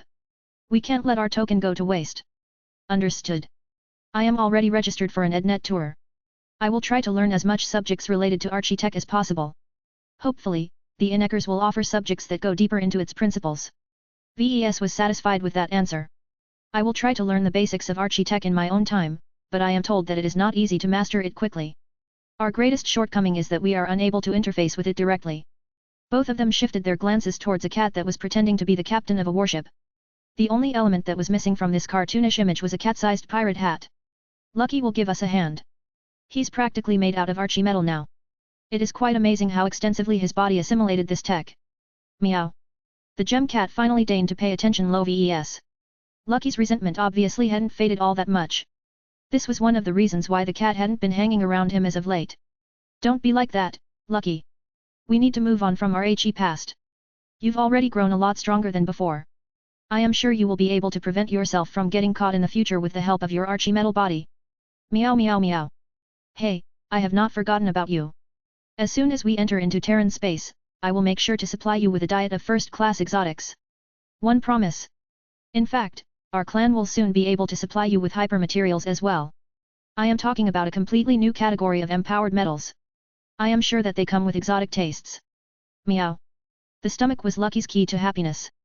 The more he thought about the yummy food that he could eat in the days to come, the less he paid attention to the suffering of the past. Ves did not try to push his luck any further. He spoke a bit more to his gem cat before saying goodbye. Now that he had checked up on the Archie ship and informed his chief shipwright on his decision, he was ready to go on a trip to Rhe Tarask. An hour later, Ves and a bunch of expert pilots teleported over to the flagship of the Blue Jay fleet. Welcome, everyone. Jovi Armelin greeted the new arrivals. I assume that each of you are well rested and in good condition. We will conduct a short examination on all of you before we commence your first use of the A7KE1 General Purpose Pilot Cultivation Elixir. You should be aware by now that we are not being excessive in our precautions. The effects of this elixir have already proven to induce a great amount of stress on your mind and body. Il is possible Tor Yan Lo come under so much strain that it will take weeks for you to return to a condition that allows you to interface with a mech again. I hope this serves as a warning that none of you should take this lightly. The mood among the gathered expert pilots became grave. Even though none of them had a solid idea of what was in store, their intuition already gave them enough of a foreboding that they would not come away unscathed. Ves grew more and more interested at what the A7KE1 formula actually did to people. He had come up with many different theories on how it could stimulate the willpower cultivation of expert pilots, but none of them sounded logical. He even used Veronica to obtain an answer from his mother, but she just told him that he should just be patient and find out the answer himself. She clearly did not like being used as a database all of the time. Whatever the case, the time had finally come. It would only take a bit more time before one of his pilots would ingest the first vial under heavy supervision. Chapter 5294 Administering the Elixir. The final health inspection proceeded quickly. The expert pilots only needed to subject themselves to a powerful scan just to check if they hadn't injected any strange substances into their bodies or whatever. The meshers had already warned the pilots that they needed to be close to their peak condition in order to safely imbibe the elixirs. The probability of suffering from severe side effects rose sharply if the users were too far away from their ideal conditions. That did not do much to reassure them about the safety of these general cultivation elixirs. In any case, once the pilots completed their brief inspections, they all changed into a tight but sophisticated medical visuit that precisely monitored and regulated their body conditions. Expert pilots may have transcended their mortality, but unlike sword masters and other personal combatants, their physical conditions barely evolved after they reached their current stages. They still remained vulnerable to many of the same dangers as ordinary humans. It was only when they advanced to the rank of ace pilot that their superhuman traits became increasingly more obvious, but even then they still remained awfully exposed outside of their cockpits. It would have been better if we were able to swallow these elixirs inside RHE cockpits of our living mechs. Venerable Joshua muttered. At least we will have our battle partners by our side if anything happens. The expert pilots had all been moved into a waiting room while the meshers were completing their final preparations and adjustments. The young father was growing increasingly more concerned about the elixirs, and he was far from the only one who felt this way. However, they also understood the necessity of accelerating the growth of their resonance strength. Even though Joshua had managed to grow particularly quickly due to being paired with an excellent masterwork expert mech, he barely managed to scrape his way into becoming a mid-tier expert pilot after so many battles and so much time spent on polishing his piloting skills. It was usually the easiest for younger expert pilots to grow their resonance strength at the early phases. Lust because his resonance strength surpassed 20 lavares over the span of a few years did nor necessarily mean he could sustain this rate of progress going forward. Like many of the expert pilots gathered here today, Joshua yearned for greater strength. There was a line when expert pilots meant much to the clan. That sentiment lated now that the Larkinsons were beginning grow accustomed fighting alongside ace pilots. Joshua gripped his fist. The growing uncase in his heart did not discourage him from going through with using an elixir. He briefly shifted his attention the others. Most of the Larkinson expert pilots in the fleet had accepted this offer. The Patriarch had also graciously extended this offer to the expert pilots of the Glory Seekers. This was why Venerable Brutus Wadden and the Handmaidens of Death had joined the crowd as well.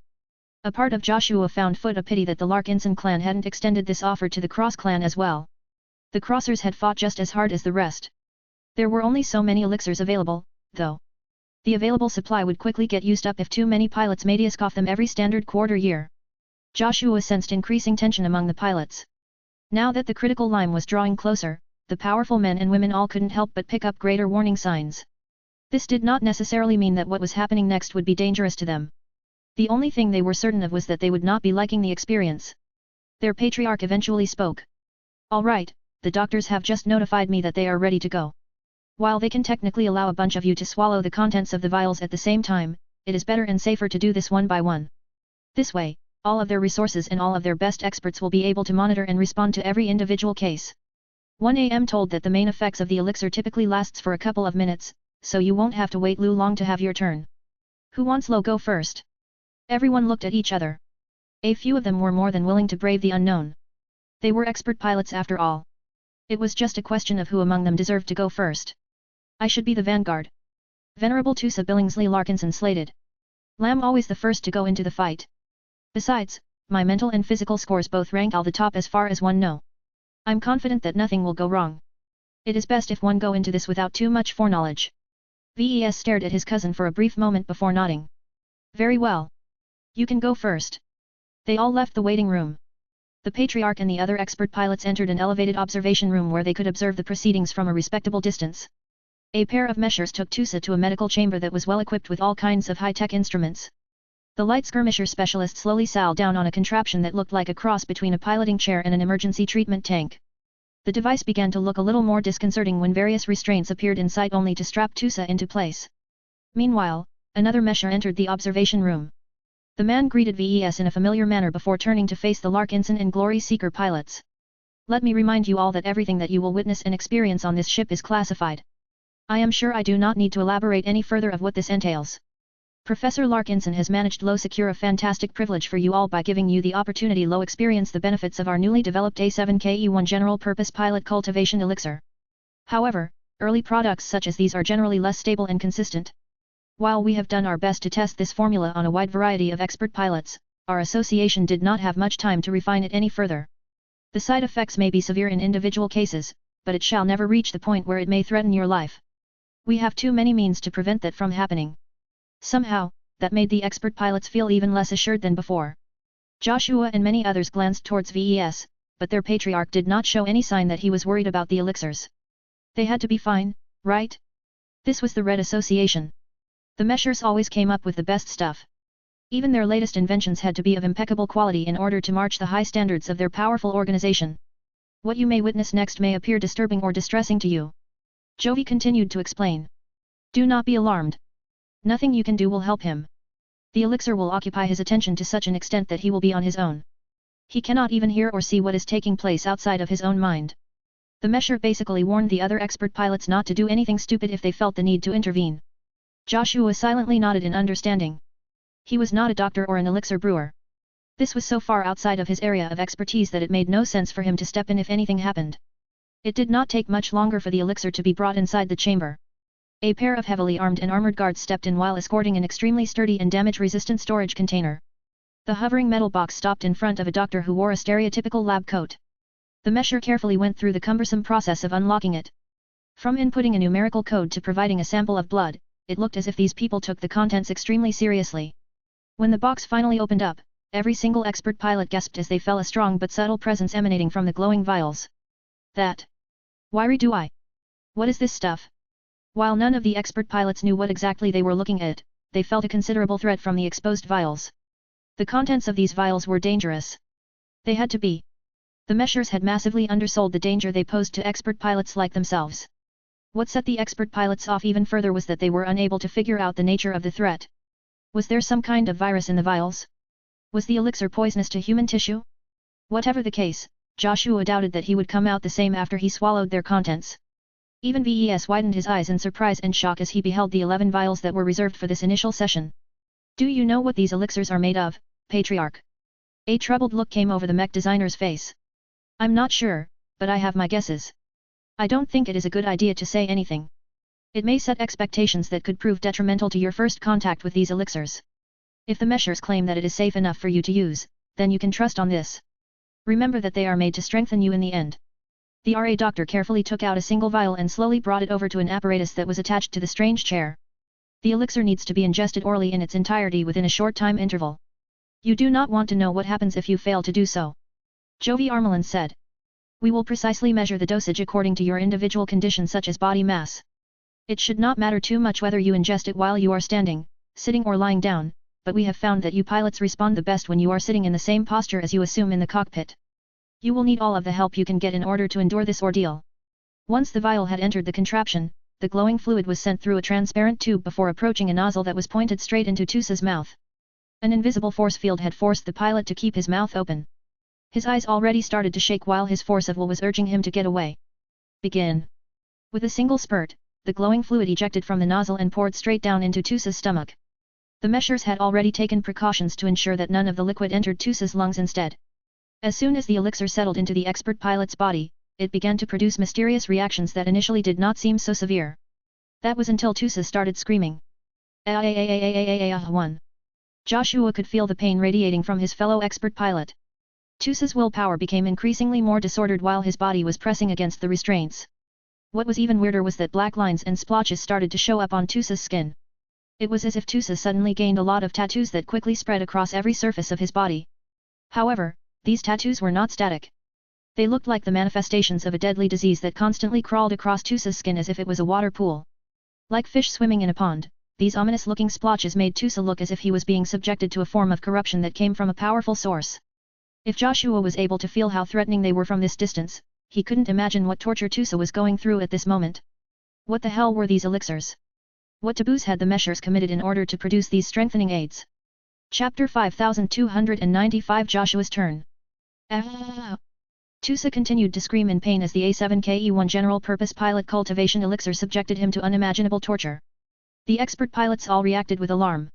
If not for the fact that the meshers kept their composure, they would have thought that they deliberately set out to harm their comrades. Minutes passed by while Tusa continued low experience pain and distress from the glowing liquid urine he had just ingested. Whatever Lyrae Slough had done when it entered Iris' stomach, it seemed as if the elixir burned right through his stomach walls and ate up his entire body from the inside. Power can never be attained with ease. Jovi Armelin eventually spoke once Tusa started to scream at a lower intensity. You have to understand that expert pilots such as yourselves can only grow stronger in adversity. One of our special research teams has successfully developed a means to substantially stimulate the growth of your resonance strength based on this principle. ILS effects may appear extreme, but that is the only means for the general cultivation elixir low induce any noticeable effects on you. Anything less will fail to generate any meaningful progress, thereby investing a rare and expensive product in vain. Though Joshua and the others were able to accept the meshers' explanation, it was hard to stomach it when they saw the consequences in reality. Not all of the pilots wished for their enemies to experience this kind of torture. Tusa looked increasingly more haggard as his body convulsed in an erratic pattern while sweat started to pour from his brow. Still, no matter how much he screamed or how disturbing the black splotches on his skin had become, the meshers did not see the need to take any specific actions aside from monitoring the data readings. They essentially let the elixir run its course. Although the entire event made a profoundly disturbing impression on the pilots, that was mainly because there were still too many unknowns. No one understood what the elixir had done to Tusa. As the main effects slowly began to peter out, the expert pilot's body no longer experienced as much strain as before. The Larkinson pilot visibly relaxed as the ominous black lines and splotches disappeared from his skin. It was as if they were never there in the first place. Several more minutes passed as Tusa continued to take heaving breaths. It was as if he had just completed a marathon run and was just regaining his awareness of his immediate environment. The doctors came and inspected him in person, not that it mattered as the data all remained within acceptable boundaries. Meanwhile, VES and Jovi studied the same chart. Good news. The Mech designer smiled. Venerable Tusa Billingsley Larkinson has attained a new record. His resonance strength has peaked at 2.2 lavares above his previously recorded limit. 1am told that once he stabilizes over the new month, his resonance strength may settle onto a stable level that is just above this level. This is an above-average result and shows that he has good compatibility with this formula. The expert pilot is one step closer to becoming an ace pilot candidate. It is regretful that the elixirs are unable to induce breakthroughs. Every pilot can only do that the old-fashioned way. If Tusa's case was considered a good result, then the remaining expert pilots were reluctant to find out what happened during less ideal outcomes. Part of the signs that Tusa had managed to weather the storm fairly well was that he was soon able to speak coherently after the main effects of the elixir wore off. This was apparently not always the case. How do you feel, Tusa? VES asked over a communication channel. I am okay. I guess. The expert pilot slowly said as if he had just completed an arduous battle. I think. I get why these elixirs are such a big deal. I don't know whether I want to do this again. Lam told that your peak resonance strength will grow by at least 2.2 after you have completed your recovery, which is expected to take around a month. That clearly sparked a reaction out of Tusa. So much? Well. I guess I will sign up for the next session. As the doctors took Tusa away for monitoring, Venerable Zimro Belson went next since he was the newest and weakest expert pilot among the crowd. An hour went by as the elixirs subjected multiple different expert pilots to the same kind of harrowing experience. Each of the restrained expert pilots screamed in pain and maybe even terror. Each of their skins began to display temporary black patches that swam across their bodies. Each of their wills became increasingly more disordered, though they also spiked to heights that the pilots never attained in the past. That last effect was probably the desired result. The outcome was not good if the pilot failed to receive sufficient stimulation. Fortunately, the Mechers exercised great control over the processes. They studied the properties of every single expert pilot extensively enough to adjust the dosages of every elixir to the exact right amounts. It takes great effort to hit the right sweet spot for every individual recipient. Jovi spoke to the dwindling amount of expert pilots in the observation room. Administer a little too much, and the negative side effects will become a LOL more severe. This will significantly delay your recovery. Administer little, and the elixir will unable produce strong enough reactions. This will significantly lower the final result. We are constantly refining our ratios to improve our success rate. After a bit more waiting, Venerable Joshua finally had his turn. He went through the same steps as the expert pilots who came before him. Given that each of them had managed to survive their own ordeals tender good condition, Joshua no longer felt as wary as before. That started to change as the doctor holding the vial slowly approached the medical chair. For whatever reason, all of his instincts screamed that he was coming closer a source of great danger and power. Though Joshua knew that this was just a false alarm, he could not prevent his danger senses from going crazy. Calm yourself. The older man said as he inserted the vial into a contraption with perfect control over his limbs. This shall not take long from an external perspective. What does that mean? You will experience time at a different rate once you come under the effects of the elixir. How much time will pass from your perspective varies greatly from case to case. I cannot say much more than this. The only other advice that I can tell you is that your first contact with this elixir is the most crucial. It will greatly define how much you gain from subsequent sessions. With that, the doctor retreated. Joshua already started to breathe faster as a force field forcibly took control of his mouth and throat. His alarm abruptly spiked when he could see the glowing liquid flowing through the transparent tube. The closer the elixir came to making contact with his body, the more Joshua wanted to pull his body outside of this chamber. Begin. The elixir burned like searing hot lava as it quickly passed through his throat. Though Joshua recognized that the pain was mostly illusionary, it was still difficult for him to maintain his composure. He soon lost this battle as the elixir started low-lake effect. Somehow, its extremely potent energies flowed into his body and raced right into his head. Joshua lost most of his coherence as the pain truly started to set in. Somehow, the powerful energies drilled into his mind and began to erode his will without encountering any meaningful resistance. There was nothing Joshua could do to repel this invasion. His willpower turned into a complete joke in front of this powerful source. What was odd was that even his companion Spirit Willie also experienced a similar kind of overwhelming pain. As the active effects induced by the elixir started to affect him in a crude and agonizing manner, Joshua's perception soon started to grow woozy. His eyes remained wide open, but he was 110 longer in the medical chamber. Somehow, he found himself in a shaky and misshapen version of his cockpit. There were so many familiar shapes and colors that Joshua knew that he had entered the belly of his battle partner again. Evkerchankar. His voice shakily said in an oddly distorted manner. I need you, buddy. Silence greeted him. Though Joshua's active interface with his expert mech granted him control over its systems, he found it odd that the living mech remained unresponsive. As his weary and buzzing head tried to investigate the state of his Everchanger further, he found to his horror that his expert mech was dead. No. Everchanger. Where are you? Why have you died? His expert mech had become as responsive as a lifeless rock. All of the years that Joshua spent growing alongside the Everchanger had given him a strong attachment his battle partner, so discovering that his machine had become diminished was an alarming discovery. It was at this point that the resonance shield of his expert mech received a powerful kinetic blow. Getting distracted was one of the greatest taboos of a pilot. Joshua quickly tried to regain his situational awareness. He soon discovered what took place during his moment of absence. The fleet. No. An indescribably enormous mass of tangible shadows had enveloped all of the ships of the expeditionary fleet.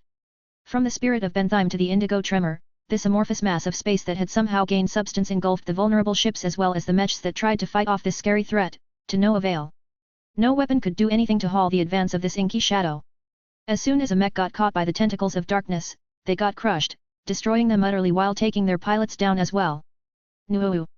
Venerable Joshua found it difficult to maintain his full concentration, but he tried his best to command his dead expert mech to fly forward while drawing out the grey lotus.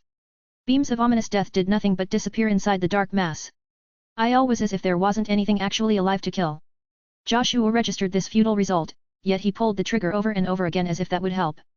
Once his glowing green expert hero mech got close enough, the machine struck at the mass head-on with a powerful plasma sword.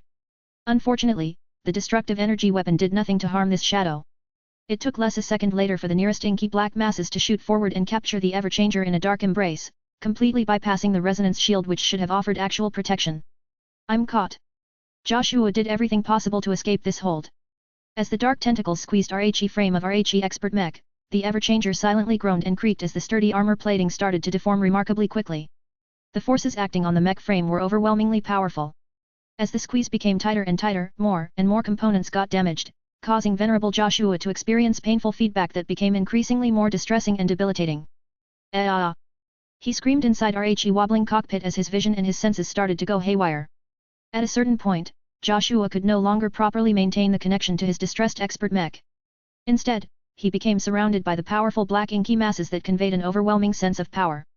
Joshua fell downwards into a pit that did not end. There was no mech or comrade to stop his descent.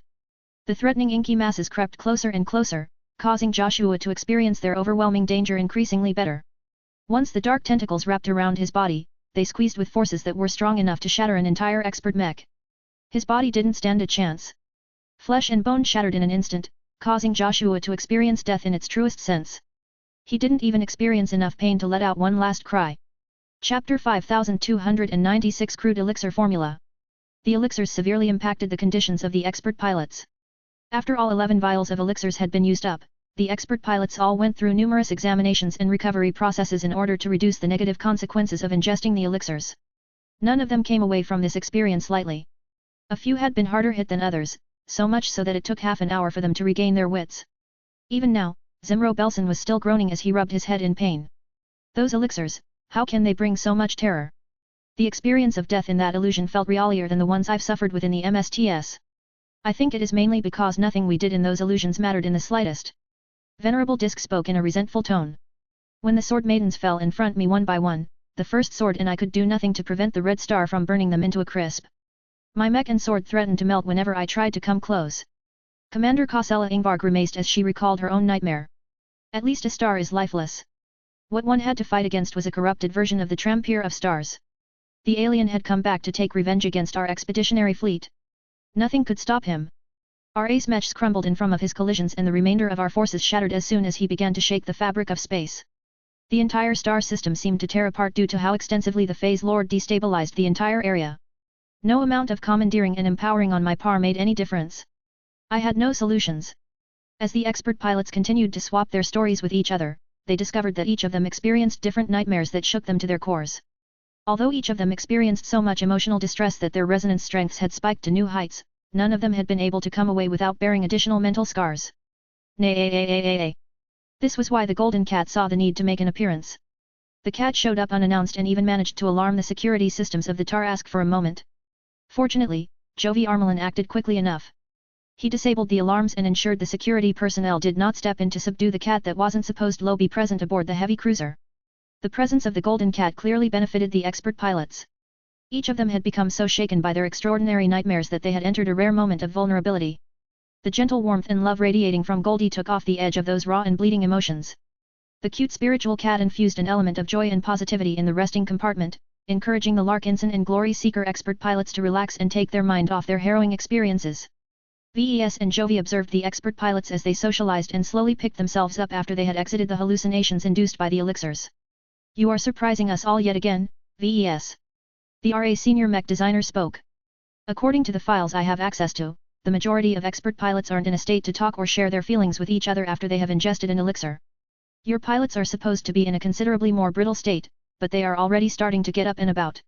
It is as if their recovery process has been fast-forwarded by several days. That did not particularly sound surprising, low VES. Our expert pilots have been tested plenty of times. He smirked. Not only have they fought their fair share of challenging battles, they have also experienced plenty of defeats within our priority mental simulation training system. Aside from that, one think our other advantages are helping them out as well. Their companion spirits appear to have escaped much of the negative impact, which provides every pilot with an oasis of peace in their minds. Finally, the Golden Cat excels under these circumstances. Her presence infuses the pilots with resilience in adversity. Her warmth and light dispels much of the darkness brought by their nightmares. There were plenty of RA researchers that were eagerly working to record new data and form new conclusions. The Larkinson clan had unexpectedly introduced various new variables that could help the Meshers figure out targeted methods that could reduce the negative consequences of the general cultivation elixirs in the future.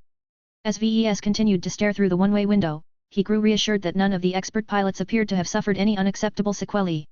I never expected your elixirs to work in this fashion, he said. Oh? What did Yan expect? Well, I thought they would work much more like modern medicine or stimulants. VES spoke. You swallow them, they rake effect and the recipient receives a straightforward boost of strength at the cost of stability. That does not sound much different from what actually occurred. Jovi pointed out. The A7K formula may have taken a number of additional steps, but what is important is that it has produced the desired result in all 11 cases. That is the purpose for these elixirs. Their value is unimaginable. Have you guessed why that is the case? Many doubts still swirled through VES minds, but as he continued to go over the clues, he found it difficult to resist the most likely conclusion. The reason why he struggled to accept it was because it not only blew up his expectations, but also sounded far too extravagant. His expression grew complex. I still can't believe you Meshers resorted to such a measure. I kind of understand why the Mace of Retaliation claimed that the initial value ascribed to a single vial of this elixir can reach as high as 1 million MTA merits. A part of me thinks that Yan guys have actually undersold the vials to me. They were never supposed to circulate outside of the association, am I correct? Jovi smiled back at his friend. You are still talking as if you are an outsider. You are no mere associate anymore, VES. You are an honorary member of the Red Association, which automatically means that you have become a nearly full-fledged member of the survivalist faction. There is nothing stopping you from gaining access to exclusive benefits like these. Is the A7KE1 General Purpose Pilot Cultivation Elixir a product of the survivalist faction or the transhumanist faction? Both. We worked on this together, though I cannot tell you which side contributed more. What is important is that the A7KE1 formula in particular is an exclusive variation of the survivalist faction. We are the only ones who can synthesize this elixir and distribute it through private trades and high-level exchanges. In fact, out of every survivalist, it is only fitting that the Mace of Retaliation was the one that offered the elixirs to you. He was the only leader present that possessed the authorization to extend them beyond a select group of priority candidates. The clues provided by Jovi cemented the conclusion in VES' mind. From the moment the Meshers opened the locked container and unveiled all foot vials of glowing elixirs, VES already developed a suspicion of what he managed to gaze upon. There was no longer any doubt about the reason why the A7K formula produced so many powerful effects on his expert pilots. The General Cultivation Elixir is made out of the blood of a god pilot. Jovi solemnly nodded. You have a good eye, VES. Few if any people who first came into contact with an elixir have been able to draw this conclusion. I have more exposure to this kind of stuff. Besides, as the developer of the Carmine system, I have developed a greater fascination and understanding of the properties of blood. Even though RHE amount of blood drawn from an exceptional source hardly takes up any volume inside those vials, the extraordinary power diffused throughout the liquid is massive. It is surprising how well those containers are able to block my perception of their might. It was only when they became exposed that one and many other sensitive entities noticed how much power is contained in those elixirs. The Tarask must have turned into a spiritual beacon that quietly lit up the entire Bortelli system. This was how power a minuscule fraction of blood taken from one of humanity's most powerful warriors retained after being separated from its source. The current series of elixirs are not properly made according to the formulas of ancient times. Jovi began to explain to VES. By their very nature, elixirs are meant to produce targeted effects by combining the properties of different reagents. The issue we have is that the Age of Dawn has only begun a relatively short time ago. Exotic radiation has already managed to produce an ample quantity of weaker reagents, but none of them are powerful enough to produce elixirs that can take effect on expert pilots. VES understood the underlying logic of this situation. So you resorted to another source of extraordinary power. Rather than wait for years for more powerful reagents to emerge, you cheated by drawing the blood of an existing god pilot. Exactly. The power of our first-generation cultivation elixirs predominantly come from the god pilot blood that we have processed. The remaining reagents that make up the mixture are mostly added to regulate and control this powerful ingredient. I do not need to tell you that ingesting blood in its rawest form is lethal to any lesser organism. Profound expertise is still required to tame this powerful substance to the point where it can generate predictable and stable outcomes. Only an enormous organization like the Red Association was able to do this. The T Institute could never develop a product as sophisticated as these first-generation elixirs. From what you've told me, the blood donor for this batch of elixirs ought to be the Fist of Defiance, right? Jovi smiled. That is correct. The entire A7KE1 formula is based around this key ingredient. Each vial contains 0.001 ml of the Fist of Defiance's lifeblood. The other factions have developed their own formulas that are precisely adjusted to regulate the blood of other god pilots. That explained why the Meshers took so many steps to guard and secure the 500 vials of elixirs. It was no wonder that VES could not just lake one out and study the contents in his own research lab. VES suddenly narrowed his eyes. Wait, do you guys intend to keep using all of your god pilots as blood dispensers? Of course not. Who do you think we are? This is only a stopgap solution. Our current circumstances demand that we accelerate the progression of as many high-ranking mech pilots as possible.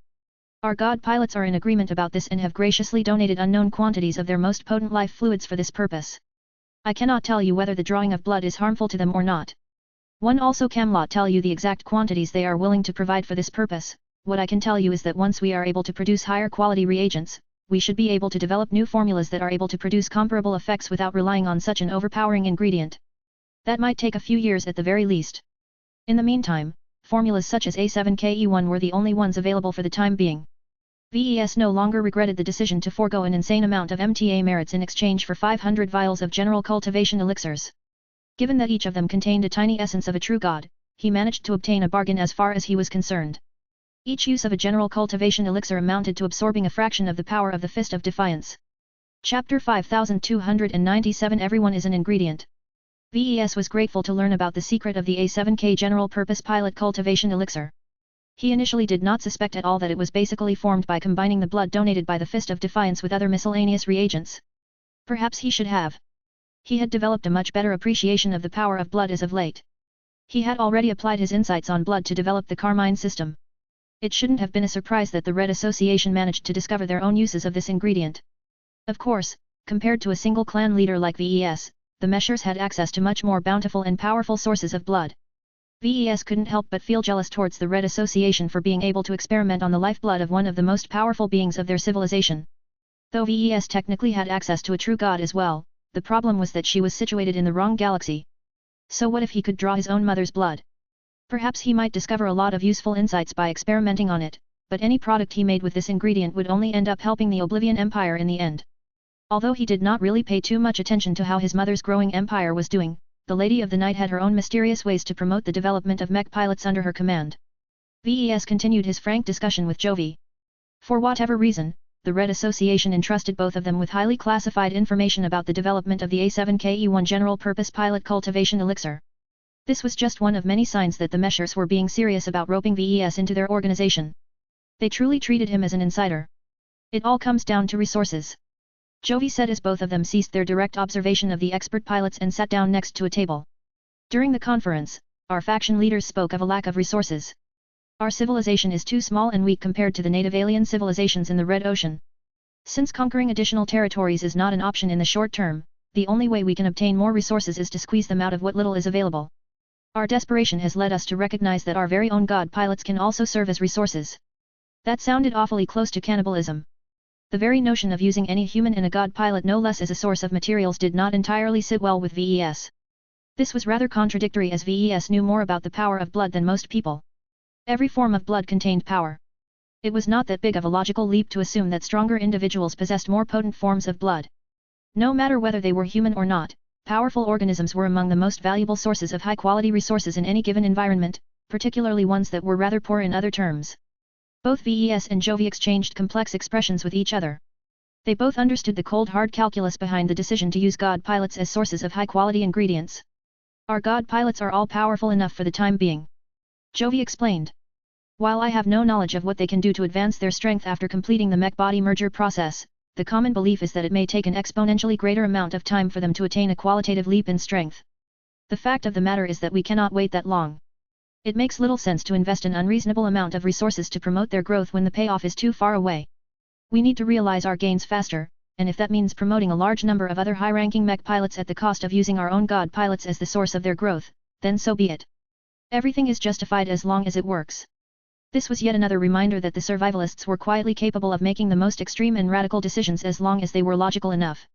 Though VES held too much respect towards humanity's god pilots to regard them as moving repositories of high-quality ingredients, his rationality told him that this was definitely the most optimal solution at hand. Jovi already told VES that the Meshers were scrambling to produce high-quality reagents that could reduce their dependence on god pilot blood. Subsequent elixirs developed for use by the new elites would probably become a lot less remarkable. Perhaps no one else outside of a small circle within the Red Association would ever learn that earlier formulas actually incorporated the blood of their greatest idols as the main ingredients. VES made an important realization today. Ascended beings contain so much power that they all amounted to highly valuable collections of ingredients without exception. Their rich and potent blood was just one of the resources that VES and many other people could use to make the most powerful products. VES made another realization at this time. What the Meshers had done to their own god pilots wasn't even that unique. Many cultivators had resorted to similar measures in the past. Rather than relying on the cumbersome and difficult collection of reagents in a poor or insufficient environment, it was much easier to harvest powerful substitute materials from mighty beings. VES bet that even the indigenous alien races of the Red Ocean were no strangers to this approach. The existence of unclean whales proved that not even the so-called descendants of the elder gods were exempt from this phenomenon. Phase water. God blood. They were two different terms for the same exotic substance. Though their connotations were substantially different from each other, they both described two different facets of the same liquid material. For an unknown number of eons, the aliens of the Red Ocean struggled to imitate the beings they equated as gods by doing whatever they could to infuse phase water into their own bodies. While the specific processes and methods employed by the aliens weren't important at the moment, VES found it rather interesting that this approach was universal. He even developed a greater understanding and appreciation of his mother's own principles and domain. Cynthia gained strength from absorbing the nutrients of others. The more powerful her prey, the greater her harvest. What she did was not an abnormality or a deviation from normal behavior.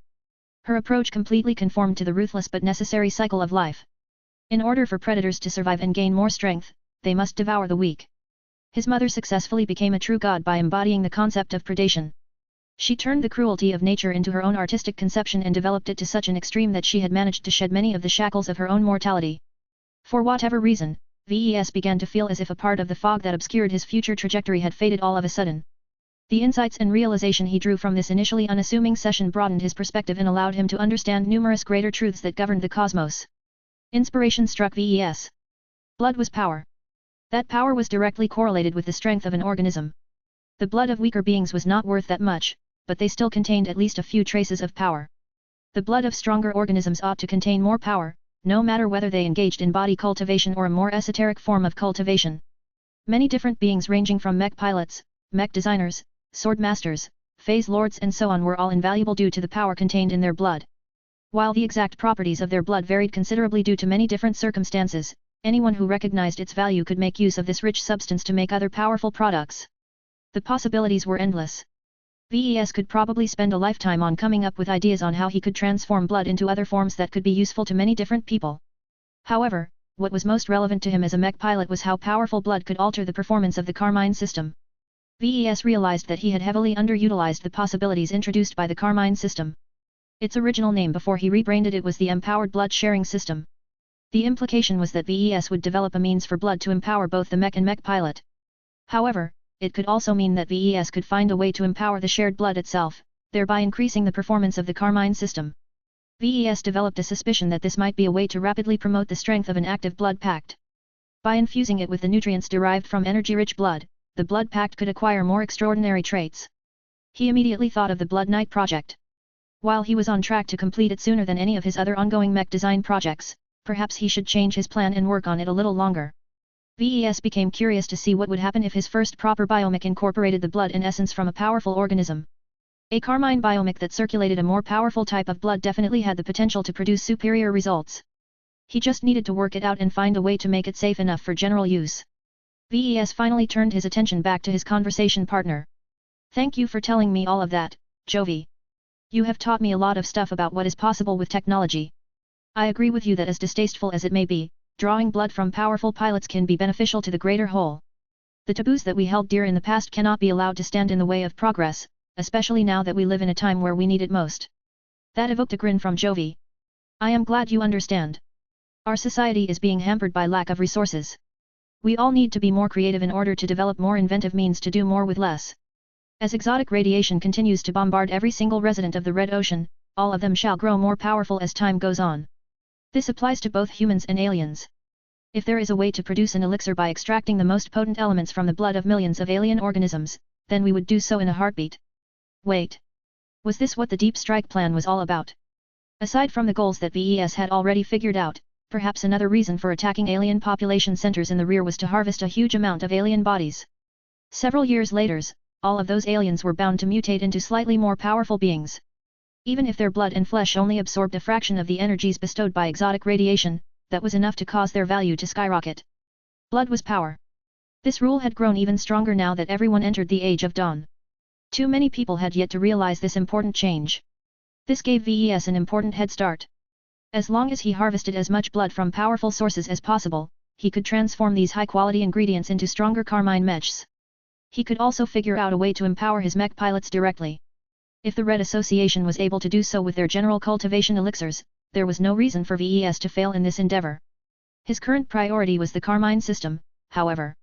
VES wanted to explore many other possible ideas, but doing so would reduce the time he spent on his mech designs. That was not acceptable. VES should be able to gain plenty of rewards by furthering the development of the Carmine system. Chapter 5298 Clues in Blood. VES continued to remain inspired hours after he left the Tarask. After a decent period of observation, the Meshers concluded that none of the Larkinson and Glory Seeker expert pilots were in danger. While a few expert pilots got hit a bit harder than the others, their conditions had not deteriorated after the session had concluded. Their moods and physical states were actually better than the norm. Compared to the vast majority of test subjects that ingested the same general cultivation elixir, the unique circumstances of the Larkinsons and the Glory Seekers substantially increased their tolerance towards these treatments. Although Jovi didn't mention it, VES bet that the Meshers had probably developed a much greater interest towards his innovations due to these results. Kinship networks and companion spirits just gained greater value now that they had proven their utility in at least one additional case. After the Tarask teleport VES and the other pilots back to the expeditionary fleet, many of them just wanted to take a long break. I need to get back to my wife and kids. I should go to my living mech. I wonder how much my resonance strength has grown. VES did not let the expert pilots depart right away. He cleared his throat in order to capture their attention. I understand that you are all incredibly exhausted due to the strain that you have just been subjected to, but you're not free to go yet. As much as I want you to go off and take the rest of the week off, we can't assume that everything is fine just because the Meshers have said so. While I trust their examinations to be accurate, it is never wise to blindly trust other people's input. I must insist that all of you go through one more examination before you are truly free. The expert pilots did not like this at all, but VES exerted enough pressure for them to go through this additional hurdle. Fortunately, the examination did not last too long. Venerable Tusa, Venerable Joshua, and all of the others merely had to spend a few minutes as various scanning devices examined their bodies from top to bottom. A bot also extended a device that painlessly drew a sample of blood from each expert pilot. None of the test subjects thought that this was anything more than a routine checkup. Once VES finally let them go, he eagerly laid his eyes on the small vials of rich and delectable blood. Marvelous! VES did not actually sense that much power from these small blood samples. This was not a surprise. When it came down to it, expert pilots were willpower cultivators that solely invested their energies into strengthening their willpower. While they occasionally managed to strengthen their flesh and blood, these were more incidental benefits than anything. What truly mattered was that their minds and wills underwent explosive growth so that they could exert more power through their mechs. In any case, VES should not expect too much from these blood samples. He needed to temper his expectations. There was no way he could produce anything amazing from the blood of expert pilots. His enthusiasm still remained high when he moved to his private design lab. The facility had gained a number of biotechnology-related instruments fairly recently, so VES had everything he needed to perform a basic exploration of the harvested blood samples. As the sophisticated machines started to spit out lots of data, few of the numbers mean anything to him. He lacked the expertise to interpret the most obscure data points. He only really paid attention to a small amount of parameters that essentially told him that the expert pilots were a little stronger than average humans. What truly mattered to him was the extraordinary factors contained within the blood. Each blood cell was produced from a body that was constantly exposed to the force of will of an expert pilot. VES needed to ascertain whether this interaction contaminated the blood in an extraordinary fashion. None of these machines can tell me the answer. He frowned. He decided to employ a more primitive method by putting a blood sample under a microscope. VES did not care about taking in the appearances of individual blood cells and other junk. The purpose of doing this was to provide VES with a visual reference on what he actually wanted to focus upon. Blinky, you're up again. Mro. The star cat deftly dove out of VES' head and began to attune his senses towards the small sample of blood. Blinky's senses towards energy were much more powerful than his own. His companion spirit managed to perceive faint traces of power infused in the blood. This lined up with what he knew and what he expected. It's a bit too weak to be of use. Mro. Let's take a look at the other samples. VES managed to observe slight differences in power. In general, the earlier an expert pilot broke through, the more power he was able to infuse in his blood. The greater the resonance strength, the more potent his blood had become. This meant that there were strong differences between Venerable Zimbro Belson and Venerable Tusa Billingsley Larkinson. Their breakthroughs were many years apart. Not only that, but their resonance strengths were substantially different. The differences between Tusa and Davia Stark were even more exaggerated. A high-tier expert pilot exerted a noticeably greater amount of influence. Venerable Stark's blood was considerably more enriched with power than VES expected. This told him that resonance strength was the key variable here. The stronger the pilot, the stronger the blood. I wonder. VES needed to gather more data. He decided to instruct his clan to harvest a blood sample from his grandfather. At the same time, he took a brief visit to one of the Spirit of Benthime's base. He personally collected a sample of artificial blood circulating through the Blood Star's Carmine system. VES glanced towards the bastion resting nearby. Since I'm here, I might as well expand my collection. In the end, he managed to collect samples from both of the Carmine expert Mechs in his possession. He returned to his private lab where his clansmen had delivered additional samples of blood. VES not only got his hands on blood taken from Venerable Benjamin, but also obtained samples taken from Venerable Janzi, Gloriana, Aurelia, Andrastet, Marvane, and Clixie. He would have insisted on collecting Lucky's blood if his gem cat possessed any trace of organic systems. Interesting. Interesting. VES and Blinky already managed to collect interesting data from their examinations of the new blood samples. Just as expected, the blood of more powerful individuals contained greater traces of energies. However, there were substantial differences between mech pilots and other humans. Gloriana's blood was actually the weakest out of all of the samples collected so far. This was no surprise at all. Mech designers weren't known for training and empowering their bodies. His children's blood were remarkably more enriched with power. Their blood actually possessed far greater potency than any of his expert pilots, which was a remarkable result but not one that defied his expectations. He just never connected the dots in the past. My kids are much closer to primordial humans than other folk. Their bodies are naturally stronger and more infused with power as a consequence. When it came down to it, every primordial human engaged in a little bit of natural body cultivation. Even if they never did anything deliberate to train their bodies, their physiques still grew stronger simply by absorbing the power of heaven over their lifetimes. However, deliberate cultivation was always better than remaining passive. This was why Andraste's blood contained a significantly higher concentration of energy than either of her siblings. What? She's actually stronger than Aurelia. Aurelia was older than Andraste, so VES initially expected that the older of his two daughters possessed an advantage in this area. What was actually the case was that Andraste's blood was considerably more fortified. There were other anomalies that caused his second daughter's blood circulation to be considerably stronger than normal. VES was able to ascribe at least a few of these deviations to her combat-oriented designer genes and energy-rich supplements. However, the extraordinary factors in her blood were still too strong and abundant. There was only one logical explanation why his little girl had actually grown much stronger than any other girl of her age. It's her swordsmanship training. Now that he thought about it, receiving personal swordsmanship instruction from a genuine sword master was extremely luxurious treatment. Andraste essentially received proper lessons on how to practice traditional swordsmanship from a genuine willpower cultivator. Even if Kedis did not mean anything else, her words, her willpower and her other actions all rubbed off on Andraste. The thing about primordial humans was that they were much more attuned to external energies than modern humans. They were like sponges that could easily get contaminated by any external influence. This was not always a bad thing. All of his children grew up under the care and attention of VES, his wife, and the golden cat. What was special here was that Andraste also absorbed a notable amount of energy from Kedis.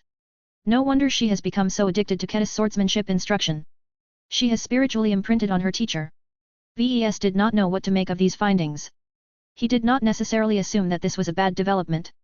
Still, he did not actually want his daughter to become an extreme sword fanatic either. Every sword master became so obsessed with traditional swordsmanship that they eschewed all other modes of combat. Rifles practically did not exist in their eyes. Maybe she needs to start taking lessons from mech pilots instead. If he and his immediate family wasn't already scheduled to depart from the expeditionary fleet, VES would have requested Venerable Davia Stark to teach marksmanship to his little girl. Wait, maybe I should bring an expert pilot along. One notable name popped up. The Hex Federation originally assigned Saintess Ulrika Vraken to the expeditionary fleet with the hope that VES would upgrade her ace mech. He could still fulfill this purpose if he brought her along. While this would mean that his expeditionary fleet would grow even weaker, the Golden Skull Alliance still possessed enough combat power to handle most alien threats. VES wanted to bring Saintess Ulrika along for additional reasons aside from subjecting his daughter to the influence of a powerful ace pilot who specialized in ranged combat. He also developed the urge to experiment on Saintess Ulrika and her ace mech. The Hexers trusted him a lot. They essentially gave him free rein to do what he wished to the Mach Aria Excelsia. Right now, VES had a growing urge to upgrade the Mach Aria Excelsia with a Carmine system just so that he could collect a lot of data related to blood. He had a hunch that the Carmine system and the blood pact associated with an ace pilot were much more powerful than he could imagine. Not only that, but having an ace pilot close at hand meant that he could not only harvest as much of her blood as he wanted, he could even experiment on her directly. What would happen if I inject a portion of Saintess Ulrika's blood in Andraste's body? The outcome would likely prove disastrous to his little girl, but it didn't necessarily have to be this way. The existence of the Red Association's general cultivation elixirs proved that there was a viable means to safely transfer the power contained in blood to an eligible recipient. VES just needed to develop his own solution to this problem. No matter what, VES believed that there were many possible methods for him to augment his daughter. He even speculated whether strong exposure to an ace pilot like Ulrika might positively affect the development of Andraste's genetic aptitude. While it was not likely for this theory to be true given that no one observed this relationship in the past, VES believed it may be different for a child that exhibited most of the traits of a primordial human. If my daughter has become contaminated by Ketis to the point where she has almost become a sword initiate, then getting exposed to Saintess Ulrika should definitely raise her talent in mech piloting. I am willing to bet on this hypothesis. Chapter 5299 Biocarmine System. VES called up the design of the Blood Knight project and studied it carefully. Unlike all of his other serious works up to this date, the Blood Knight project almost looked unrecognizable at first. The reason why the Blood Knight project looked so out of place was because its entire mech frame consisted of organic components. The latest iteration of the Blood Knight project consisted of a second-class spaceborne hybrid biomech. Although VES ideally wanted to design a quasi-first-class biomech so that it could match the latest standards of the main fleet of the Larkinson clan, he did not want to bite more than he could chew. This was his first true biomech design project. Compared to designing a conventional mech, VES had to overcome brand new difficulties and complications for the first time. The biomech design-related skills that he acquired from the system could only support him up to this point. He lacked way too much experience to exploit these meager skills any further. What was worse was that VES couldn't apply much of the proficiencies related to conventional mech design to this troublesome project. While there were definitely a lot of parallels between conventional mechs and organic mechs, they also differed in so many different ways. Designing a mech comprised of metal was like assembling a clockwork machine. Each component was discrete and could be slotted into place with relative ease. Designing a biomech was like shaping a holistic organic life form. Every organic part was interconnected to other organic stuff. Removing an organic component was not simple at all because it supported countless other biological systems. Just like how blindly adding a second heart to a random human body would lead to a cascade of health problems, VES needed to make a host of adjustments for each organic addition or removal to the Blood Knight project. Many times, VES even had the illusion that he had become a beast designer as opposed to a mech designer. The development of the Blood Knight project had become very uneven as a result. There were periods where he breezed through the design problems, but there were also times where he got stuck on a single problem for days on end. It didn't help that VES became preoccupied with many other matters in the last few weeks and months. His incarnations were somewhat capable of picking up the slack, but he had mostly prioritized other mech design projects during this period. The Blood Knight project was too special to VES. It deserved his full attention. Only then would he be able to complete a Carmine biomech that introduced a lot of new refinements to the Carmine system. This machine is a lot different from the ones I've designed before. He rubbed his hairless chin in thought. Not even the Carmine mechs commissioned by the survivalists in a hurry can compare to the Blood Knight project in terms of scope and integration. The Carmine system implemented in conventional mechs had always seemed awkward to VES. As a fully biomechanical system, it looked out of place inside the frame of a conventional mech. Even the Bastion, which he considered his best Carmine mech to date, still possessed a fair amount of suboptimal solutions and unnecessary burdens due to the relatively crude addition of the very first Carmine system to exist. This had been one of the contributing reasons why the Bastion failed to become a masterwork mech. The Blood Knight project might possess a lot more flaws and inadequacies compared to his conventional mechs, but one of its strongest advantages was the fact that its Carmine system encompassed every single piece of organic tissue sustained by blood. In fact, the Carmine system doesn't really exist as a discrete system anymore. The ordinary cardiovascular system of the biomech essentially fulfills its purpose without doing anything special. The original Carmine system was an attempt to introduce a blood circulatory system to a mech frame that did not have anything to do with blood in the first place. VES did not need to go through all of that effort this time because a biomech already incorporated this to a much more extensive degree. The real challenge to incorporating the essential elements of the Carmine system into a biomech was to make its blood safe for the human body. This was not technically possible unless a mech pilot subjected himself to extreme genetic modification and implantation. The blood utilized by a biomech was much denser and filled with all kinds of toxic substances that could quickly poison any human body from the inside. In order to safely merge, the cardiovascular system of the biomech and mech pilot, VES had low design aeration system in the cockpit. This new addition was responsible for removing all of the toxic and dangerous elements in the enriched blood of the Blood Knight project. Only purified and diluted blood should be able to get into the body of the mech pilot. Theoretically, everything should be safe. There was little reason to suspect that the filtered blood would pose a health risk to the mech pilot after undergoing a lot of processing. VES did not assume 11 was completely safe, though. He needed low test this new technological implementation to make sure that he did not overlook a few variables. In any case, as long as those measures worked, the outcome should be quite considerable. The Carmine systems integrated in conventional mechs such as the Bastion and the Blood Star function more like add-ons rather than a core system of those machines. They only comprise up to 5% of the volume of our HE mech frame. While they are working as intended, one always feels that much of their potential remains untapped. The story was different for his Blood Knight project. The reach of the Biocarmine system or whatever was so extensive that it was in direct contact with at least so % of the volume of the biomech frame. The remaining 20% or so comprised of inaccessible organic metals that made up the bones and exterior plating. Though VES initially wanted to design the Blood Knight project as an uncovered biomech, he did not have the confidence to make it sturdy enough by relying on a fleshy exterior. This was why he went through the trouble of adding an exoskeleton made out of organic metals. This increased the cost and growth of the Blood Knight project by a considerable margin, but VES wasn't too worried about the added expenses. It's not as if I'm putting this design on the market. The Blood Knight project primarily served as an experimental design for VES. It might not see heavy use once he completed it, but its existence would definitely benefit him a lot as he got to test and discover many new interactions related to the Carmine system. The innovative new biomech design was not only important to VES, but also the survivalists. VES knew that Jovi and the Meshers stationed aboard the Spirit of Bentheim and the Blue Jay fleet always kept tabs on him. Their interest would always peak whenever he worked on anything related to the Carmine system. Even though he didn't like it, VES had made peace with all of this snooping. This was a necessary cost of doing business with the Red Association. It was fine so long as he wasn't outright enemies with this powerful organization. Besides, if VES wanted to work on a project that was truly dangerous and taboo, he could always make Veronica work on it instead. There was no way the Meshers succeeded in infiltrating the Throne of Light, the flagship of the Oblivion Empire. The scrappy warship that served as the mobile stronghold of the Lady of the Night was under her permanent supervision. VES did not believe that a true god would be blind to any shenanigans that took place well inside the range of her own domain.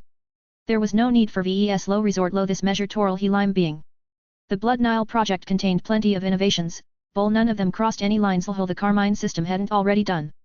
Now that I think about it, the Biocarmine system is not so much an evolution but a variation of the original Carmine system. VES believed that the Biocarmine system could produce enhanced results compared to the base version. He anticipated that it could produce a much deeper integration between the biomech and its bonded mech pilot. The resulting deep blood pact could produce a lot of potential benefits, such as doubling the increase in effective genetic aptitude. If this was the case, then Carmine biomechs should be the most effective platform for aspiring pilots with poor qualifications. Mech pilots with extremely low genetic aptitudes and norms who did not possess any meaningful genetic aptitudes to begin with could effectively pilot a mech after bonding with a copy of the Blood Knight project. Even pilots with better qualifications could benefit from the Blood Knight project as it took much less time for them to receive a substantial boost in control. They did not have to pilot their new Carmine mechs for several years in order to grow their blood pack to the desired strength. VES could already imagine it. Mech pilots who had the fortune to become potentates only to be devastated after learning their genetic aptitudes only reached the D grade would experience a renaissance. I'm not sure how much their effective genetic aptitudes will increase when bonding with a Carmine biomech, but it is not outside of the realm of possibility to jump from D to C from the very start. Reaching B should also be possible as long as their deep blood pact has time to grow. What about more? Was it possible for these marginal mech pilots who always earned the least amount of respect in the mech community low attain a level of control over their machines that was equivalent to A-grade genetic aptitude? It sounded too good to be true.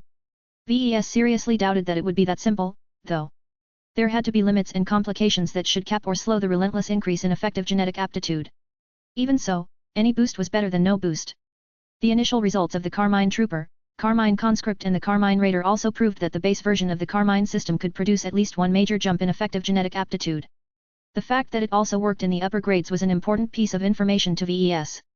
If I can achieve all of that with a Carmine system that is hastily designed and grown, what about a proper Biocarmine system that is properly designed and made?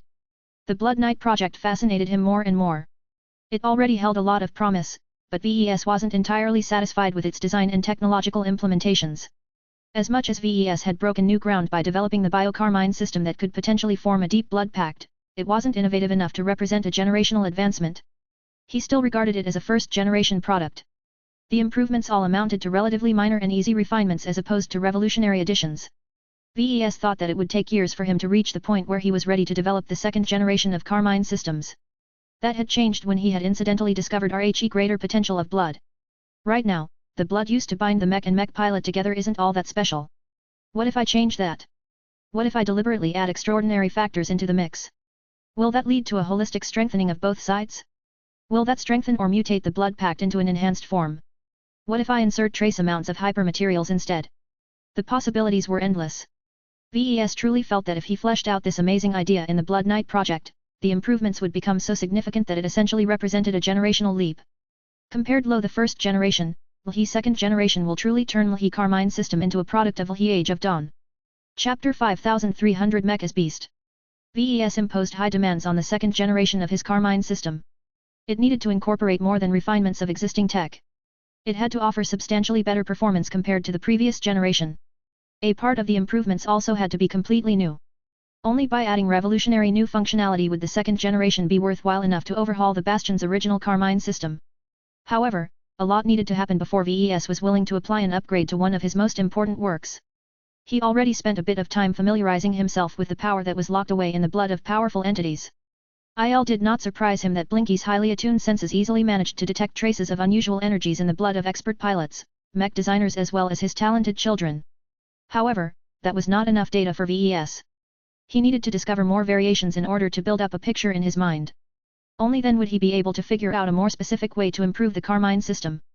As the patriarch of the Larkinson clan, it was not difficult for him to request a large quantity of blood samples. It only took hours before a bunch of HOTS delivered thousands of vials of red liquid. The vitality contained in these modest samples were relatively weak, but when they were all placed next to each other, they exuded a collective sense of power. LHE was linked with LHE flavor of LHE Larkinson clan. VES enjoyed himself as he inspected the blood samples one by one. He made a lot of different observations as he examined the extraordinary properties of different people. Just as he expected, the blood drawn from expert pilots remained the strongest by far. Everyone Olsk's blood was weaker to the point that there was barely any value in using them for other purposes. While he detected a lot of subtle variations in the samples taken from different people, they weren't all that interesting most of the time. Whether a subject has surpassed the extraordinary threshold makes a substantial difference in blood potency. VES actually figured out that this might be a consistent way to detect extraordinary life forms. No matter how well these individuals hid their power, it was doubtful whether their lifeblood could hide their true nature. In any case, VES actually made a lot of interesting observations when he examined the blood of outliers. For example, mutated beasts such as Arnold along with many other extraordinary creatures held inside the dragon's den possessed particularly powerful blood. The potency of their blood could easily match or exceed that of a typical expert pilot. That did not necessarily mean that mutated beasts were more powerful. What actually happened was that their physiques were more sensitive towards technology and absorbed it more effectively. In other words, their natural cultivation was much more slanted towards body cultivation. This was a particularly important discovery to VES. He even discovered Thal-empowered blood or E-blood for short could even function as a hypermaterial to an extent. Although the capacity of blood was pitiful compared to a more traditional hypermaterial, this still indicated that VES had alternatives if he couldn't get his hands on proper materials. Interesting. The blood derived from extraordinary beings were also sensitive towards different elements. This made a lot of sense. Blood sourced from a mutated beast with an affinity for water reacted well when exposed to water aspects E energy. All of this lined up with his current understanding of cultivation science. However, what truly mattered was how he could translate his findings and knowledge into a concrete improvement of the Carmine system and by extension the mech as a whole. VES called up the incomplete design of the Blood Knight project once again and stared at it for several minutes. Time passed as his eyes focused on different design elements. Eventually, a light shone in his eyes as a brand new concept gradually formed in his mind. The Carmine system is originally based on the methods of the Gemini family. The Geminis evoked a lot of disgust and revulsion due to their tradition of turning twin siblings into married couples, but that did not stop VES from admiring the results of all of their efforts. No matter what, LHE's substantial boost in power and coordination from two highly cooperative mech pilots was very real. Seeing the twin ace pilots of the Gemini family effectively merge their domains as well as their ace mechs together was one of the most impressive feats that VES had ever witnessed as a mech designer. It was impossible to produce this result in any other way. VES admired the engineering Thal went into the Gemini family's iconic ace mechs. By designing them in a way that enabled them to merge into the embodiment of love and sacrifice, the resulting combination mech perfectly fused the strengths and domains of Saint Sandro Gemini and Saint Kaya Gemini. When VES compared the extreme synergies produced by this fantastic combination with the synergies attained by his Carmine system, he found that his work lost out badly. The problem is that the relationship is uneven. He frowned. When it came to the Bastion, the expert Space Knight was actually considerably less extraordinary than Venerable Janzi. Thar was nor necessarily a problem, though. The Bastion was a living expert mech that could automatically grow her spiritual foundation as well as RHE quality of her mech frame over time. Exposure to exotic radiation significantly accelerated this growth rate. Sooner or later, the Bastion would be able to catch up to Gen's approximate strength. That was probably close to the best outcome that VES could hope for. The Bastion would not hold Genza back, but she wouldn't be able to provide her human battle partner with any additional assistance. If the Bastion is stronger, she can channel greater benefits through the Blood Pact. The situation was different for mechs that belonged to weaker mech pilots. 3 of the Carmine mechs that VES had hastily designed and fabricated for the survivalists were all relatively ordinary in this regard. It was impossible for the Carmine Trooper, Carmine Conscript, and Carmine Raider to produce remarkable results in this regard when their Carmine systems were so basic. Even if their associated blood pact grew stronger over a span of many years, it was difficult to produce new and powerful effects if the fundamental properties remained the same. When thinking about the Carmine system, VES often framed his work in the context of how much benefit it could provide to a mech pilot. A weak mech paired with a weak pilot will not result in a drastically greater boost in performance. A weak mech paired with a strong pilot will cause the former to undergo accelerated growth until it reaches parity with the latter. VES was already familiar with these relationships. He had collected enough data to confirm that they were true. What was truly important low VES was the next scenario. A strong mech paired with a weak pilot should theoretically cause the latter to undergo accelerated growth until he or she reaches parity with the former. In other words, this was yet another way for a living mech to rapidly increase the strength of a mech pilot. Though VES already had access to measures such as the Transcendence Glow, General Cultivation Elixirs, the MSTS, and so on, he still wanted more. His design philosophy centered around mutual growth, and VES could think of no better way to realize this ideal by upgrading the Carmine system. His gaze rested on the Blood Knight project again. Now that he looked at it from another perspective, he found his work to be relatively bland, weak, and colorless. It lacked flavor. A biomech is like a giant humanoid clone, it is a monstrous creation of biomass that imitates powerful exobeasts to varying degrees. VES realized that his vision had been too shallow when he worked on the Blood Knight project. His approach to his first true biomech design was not necessarily incorrect. He had exercised a lore of restraint during the design process because it was way too easy to go overboard and create an uncontrollable monster.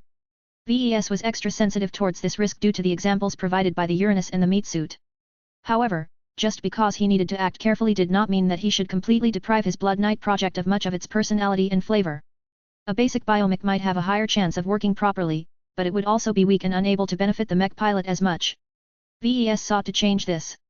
Instead of turning the Blood Knight project into a bland clone, he wanted to turn it into a clone of a more powerful being.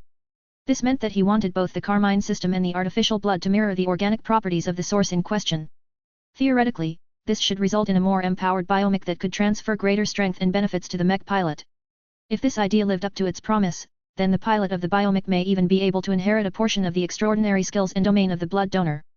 This reminded me of an experiment he conducted in the past. VES thought of a few possible candidates he could use as a template for his biomech.